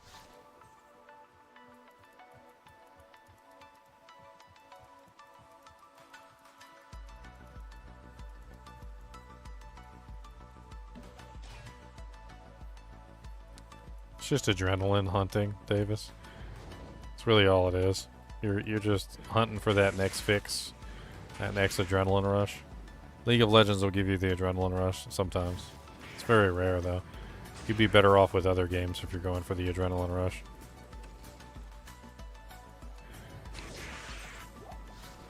There's a lot of other titles that give better adrenaline rushes. Adrenaline can be addictive. I freed myself of the League of Legends and Dota 2 like nonsense a long time ago. I don't play those games anymore. I don't play those games anymore. They are the poopies.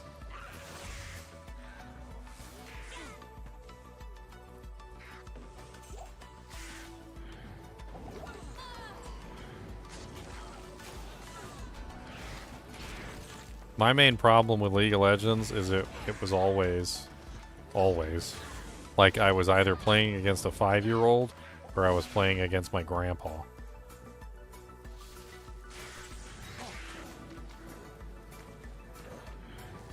The 5-year-old sucked, and it was woefully unenjoyable.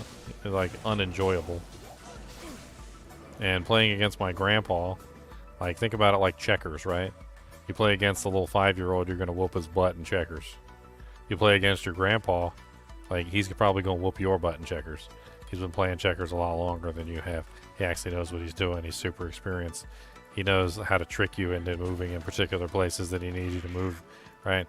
Like, whenever I played League of Legends, it was always either the worst possible team on the other side, to the point where we raffle stomped them, or it was the other way around, where literally my team was so horrible and like their team was so good that they were just raffle stomping us.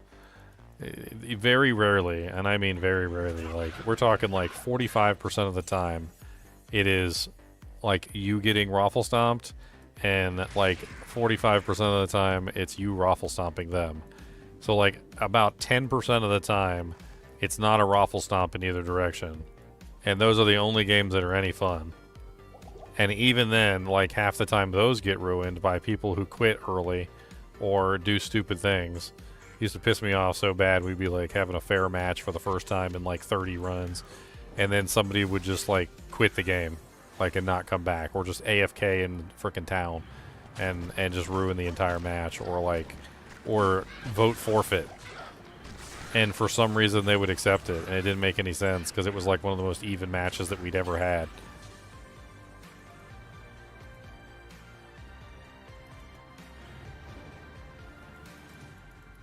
You diversify with other actions besides video games? I mean, you still don't want to play other video games? Like, I don't understand. There's so many other good video games out there. Like, I could write a whole freaking list. Like, just an entire list of video games. They're just amazing. I mean, Half-Life 1, Half-Life 2, System Shock 1, System Shock 2. I mean, like, those to start with. GoldenEye 007, like Mario RPG, and let's just make a whole list. Natural Selection 2, Metroid Prime 1, 2, and 3, and hopefully 4 that comes out on the Nintendo Switch too. Pretty much all of the Zelda games from like the beginning to the end. Like, y'all are lucky because I've played most of those games, right? I've already played them, so I've already beaten them, and they're not on the list because I've already enjoyed those titles, right? But, like, man, if I was like a brand new gamer, I would be diving in head first. You wouldn't even be able to see my feet. I'd be gone for weeks. I'd be picking out everything. Final Fantasy 6, Final Fantasy 7, Final Fantasy 9. I'd be freaking jumping into all of them. Like, we'd be hitting them back to back to back to back.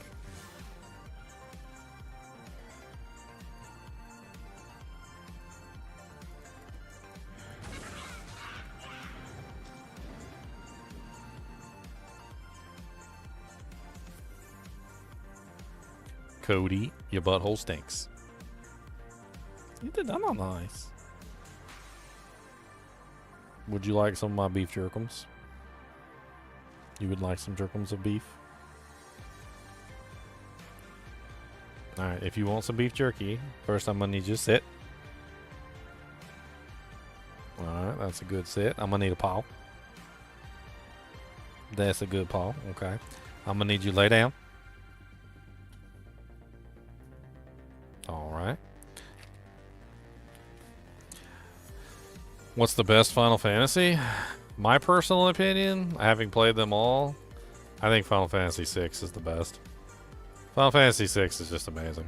If you guys have never played Final Fantasy 6, I don't know what to tell you. 6 is like the creme de la creme of JRPGs. Basically, there was like an NES and SNES era for JRPGs before they switched over to the PlayStation. And the last JRPG that they put out before they put out the Final Fantasy VII was Final Fantasy VI, which was on the Super Nintendo. And I thought Final Fantasy VI was freaking amazing. One of the best JRPGs I'd ever played, to be perfectly honest.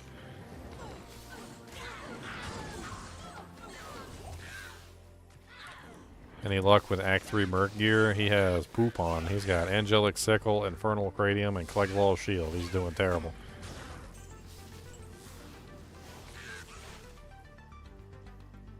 Oh, nice. Darkwood.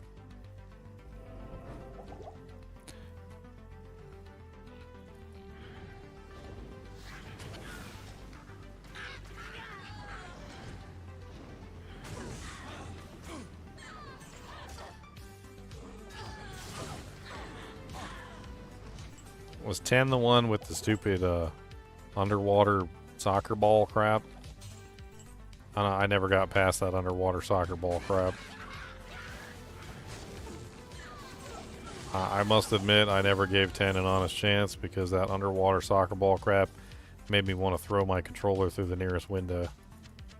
Couldn't stand that garbage. Apparently they put you, so some people were telling me about apparently that the match that I was in was apparently deliberately unfair and there was no way to beat it, but I had no way to know that back in the day. And apparently the reason why I was getting so frustrated with it was because you weren't supposed to win that match or something like that. And apparently like the chances of you winning that match were like so low that you basically had to get like a whole bunch of perfect rolls in a row or something.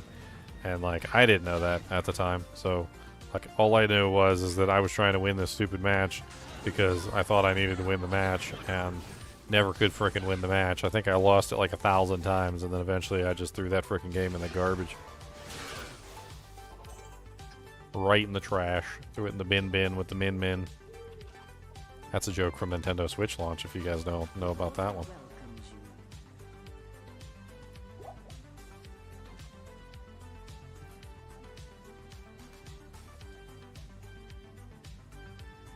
Final Fantasy VIII wasn't bad either. Like, I wasn't mad at Final Fantasy VIII. I didn't think it was better than 7 or 6, but I didn't think it was an awful game. I got a lot of backlash at the time, and I don't really understand why. I guess because it followed behind 7, and 7 was so amazing that, like, they didn't... Like, it just kind of got a bad reception for it, but I didn't think 8 was really that bad.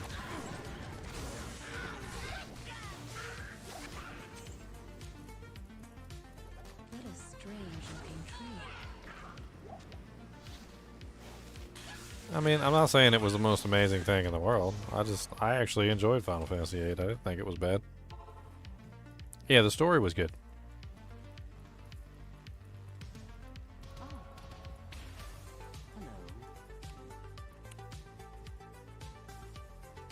Here's a little fun fact for you guys about me. So, I beat Final Fantasy 1 back when it was on the original NES. I had the original NES version of Final Fantasy 1. So, a little interesting factoid about me is that my original version of the game did not have a functional save system. So, for some reason or another, I don't know why, my particular version of the game would keep deleting the save file if the system was turned off for too long, or somebody like ran by and just like stomped too hard and the NES reset. I would lose access to my save file and I had to restart from the beginning. So I actually played through Final Fantasy 1 about like 10 or 15 times because it kept resetting until I finally beat the game like in one solid playthrough without turning the NES off or losing power in any way, shape, or form. So it took me a large number of tries before I was able to beat Final Fantasy 1.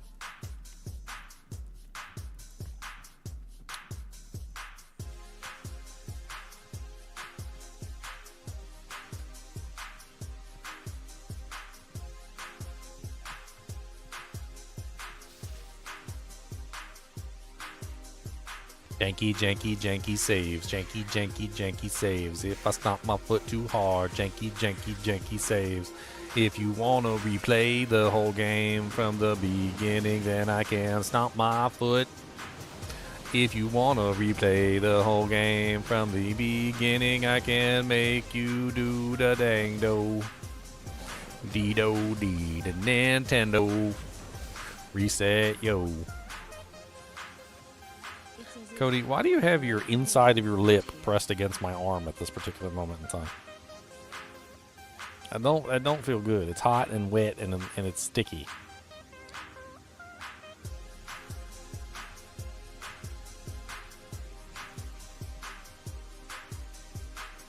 That is so gross.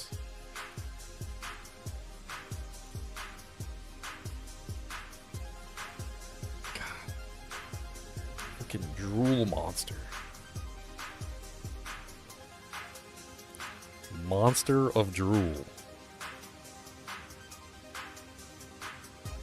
Yes, what do you want? Yes, would you like to come up here and get a hug'ems?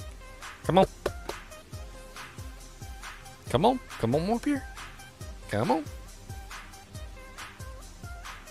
Come on. Come on. You're the one that wants my attention. I didn't put the inside of my lip on your arm.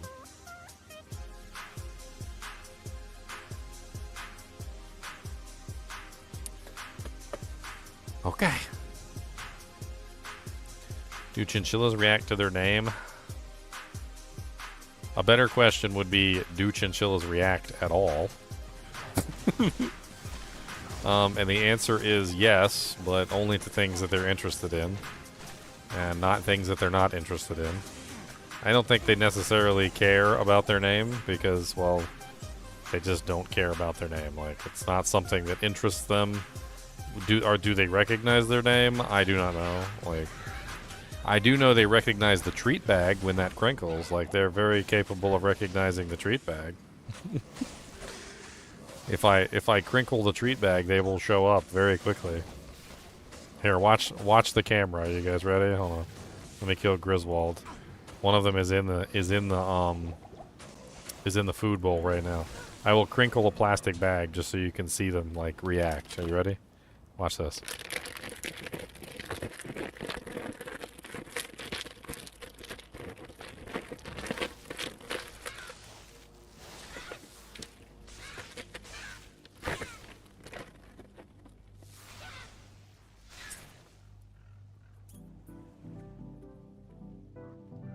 Look at him staring. Look. You see his little ears twitching? He said, wait a minute. He said, wait a minute now.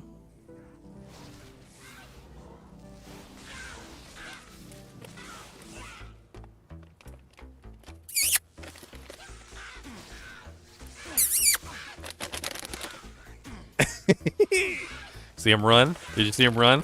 He ran for it. Ah! Dying over here. My Merc doing his best to keep me alive. He's like, come back to life, Chinchilla.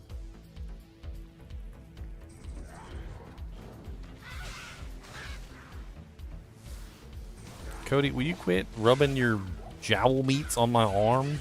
It's grody. I don't want slobble buster mans. He said, Donald, I was gotta go peep-a-doo or something. You guys to go peep-a-doo? You guys to go peep-a-doo?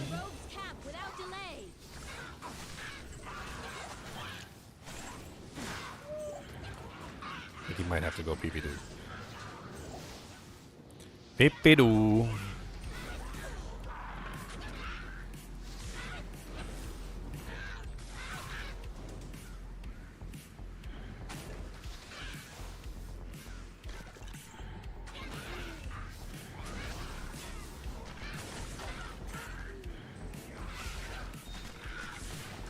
Am I almost done with poison javelin? I am. We got 19.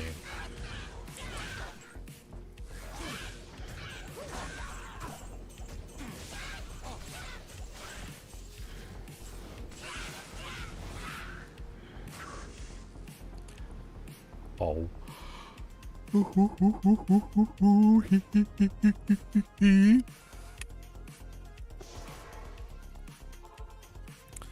Well, now that they added terror zones, it's not too impossible. I mean, could be done.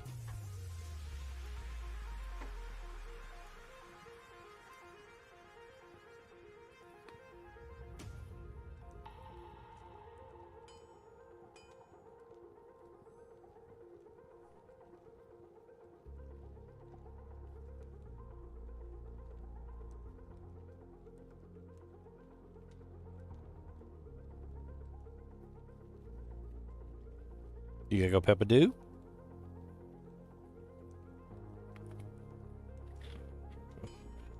No, he's upside down, and he's got his tummy up in the air, which I do not think means he has to go Peep-a-Doo. I'm pretty sure that is not the Peep-a-Doo stance. Cuddy, would you like some peanut butter crackers? Would you like some peanut butters? I got some peanut butter crackers. You want some peanut butter crackers? You gotta come up here. If you want some peanut butter crackers, you better come on up. You gotta come up here. You gotta come up here. Come on.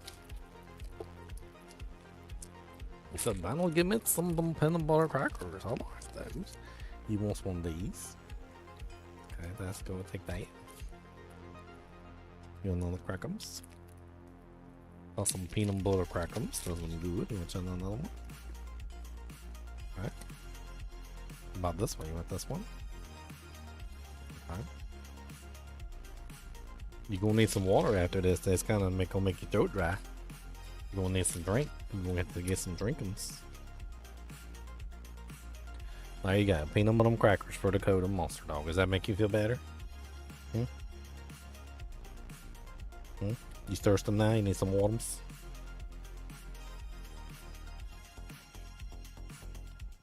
No, there's no more. Look at you eating crumbs. The crumb eater. He said, but Donald, there was a peanut butter crumb there. There was a crumb of peanut butter. Look at his eyes. You want to watch this? Look at his eyes. Watch. You ready? Cody, do you like snacks? Cody, do you like tacos? Cody, do you want some peanut butter? Cody, what about alligator? He says, stop messing with me. You ain't got no more snacks. I don't want to be up here no more because you ain't got no more snacks.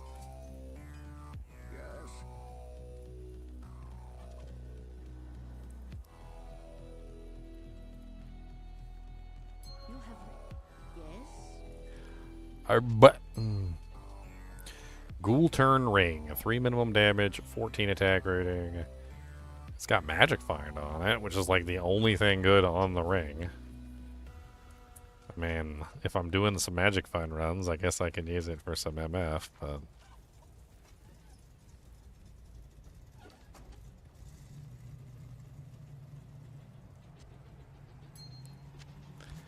You got a jaw rune to drop while you were playing a random character on a hero editor? Well, sounds like you used up your luck for the week. 1 year lay town, you got no luck. Don't know what to tell you, you going to suck. You get no Baroon or Jarun, no. And we gon' give you nothing, no. No Tyrio's bite or Griffin's idea, damn, and you not get any Thunderstrokes neither. You going to get no Arachnid's mesh. These spiders will not weave you a web, yes. You're going to get no soldiers or no Ravenfrost. The only thing for you is Eisenheart's breastplate. And Venom Ward.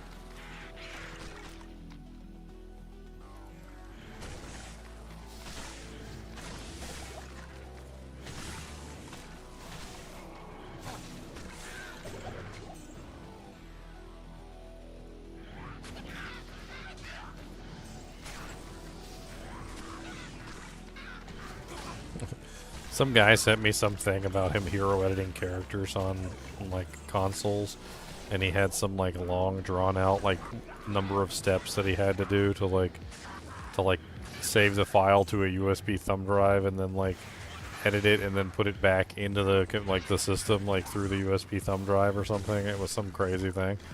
And he's like, yeah, I'm able to hero edit on console. He goes, all I gotta do is like, and it's like a 15-page like step list.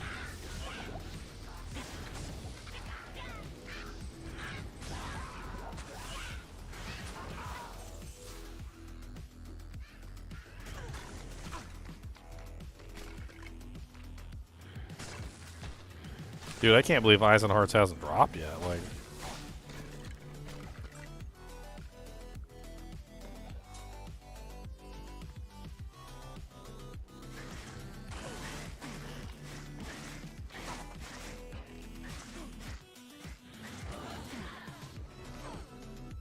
hero editing is cheating? I mean, not necessarily, no. Hero editing is what you make of it. It's a tool. You can use it for theory crafting builds, which is what I do with it.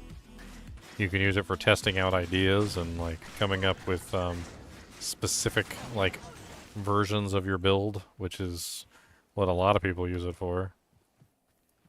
You can also use it for very fun things like fireworks displays, which I do for like July 4th and whatnot, which we'll probably have a fireworks display this year.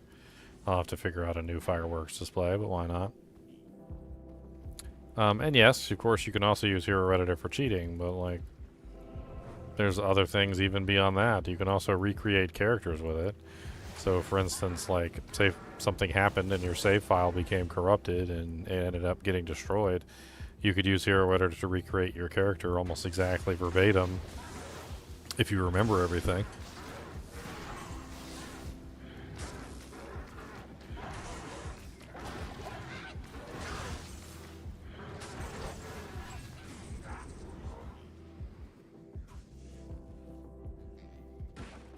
I mean, there's tons of uses for Hero Editor outside of just simply cheating.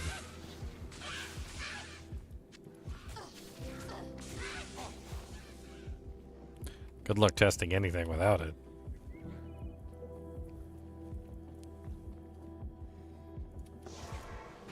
Gotta repair my javelins.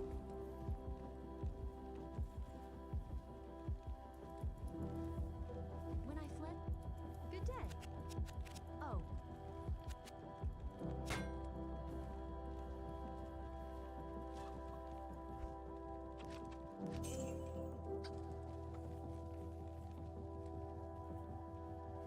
Dude, it's like 5 a.m. in the morning. I want to go to bed. I'm gonna go chillax out and watch a movie or something.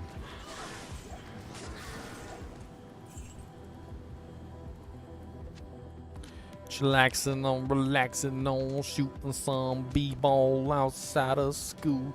When a couple of guys who were up to no good.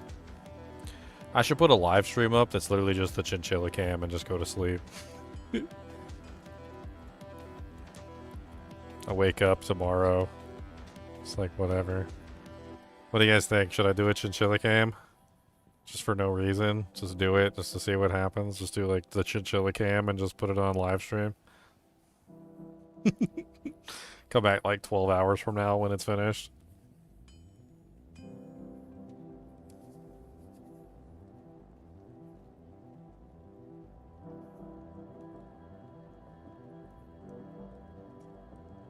Is there even a category on Twitch for Chinchilla cams?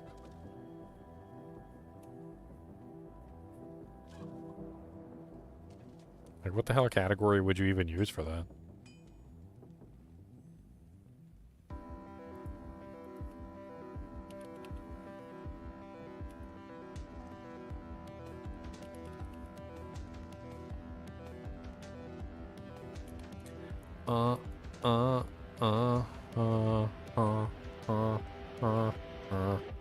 I'm gonna do it just for fun. That's what I'm gonna do. I'm gonna set up a Chinchilla cam.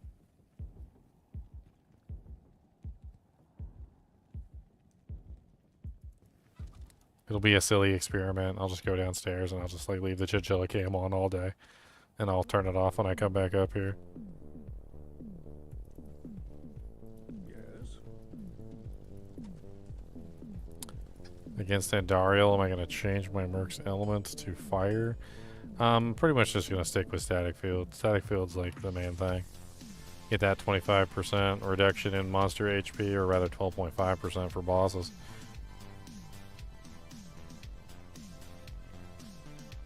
All right, let's do a quick test setup and let's see what it's like to set up a Chinchilla cam just for lulz. All right, so if we were to do a Chinchilla cam, which I'm not saying we will, but let's think about it here for a second. All right, so the Chinchilla cam would probably look something like this. So let's go like Chinchilla cam, there it is. Transform, fit to screen. Oh, doesn't look very good. I forgot it's like bad quality, isn't it? Take the notes off the screen.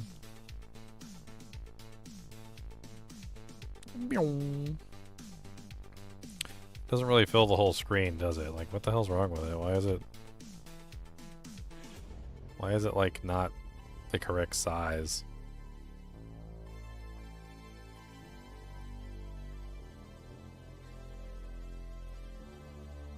Maybe something like that.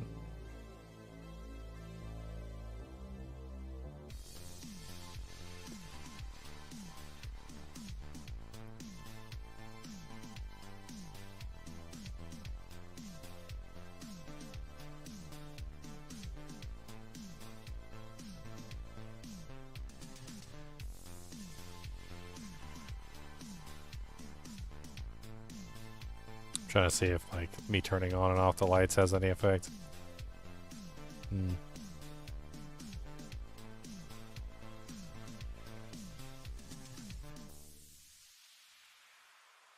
Chinchilla cam. Alright, if I do start a chinchilla cam, I'm just gonna like start it up as a new stream. I'm not gonna like, yeah. So we'll just start it up as a new stream instead of keeping going with this stream. As always, guys and gals, I do appreciate you joining. Be sure to hit that like button and the subscribe button if you enjoy the content. And as always, keep watching.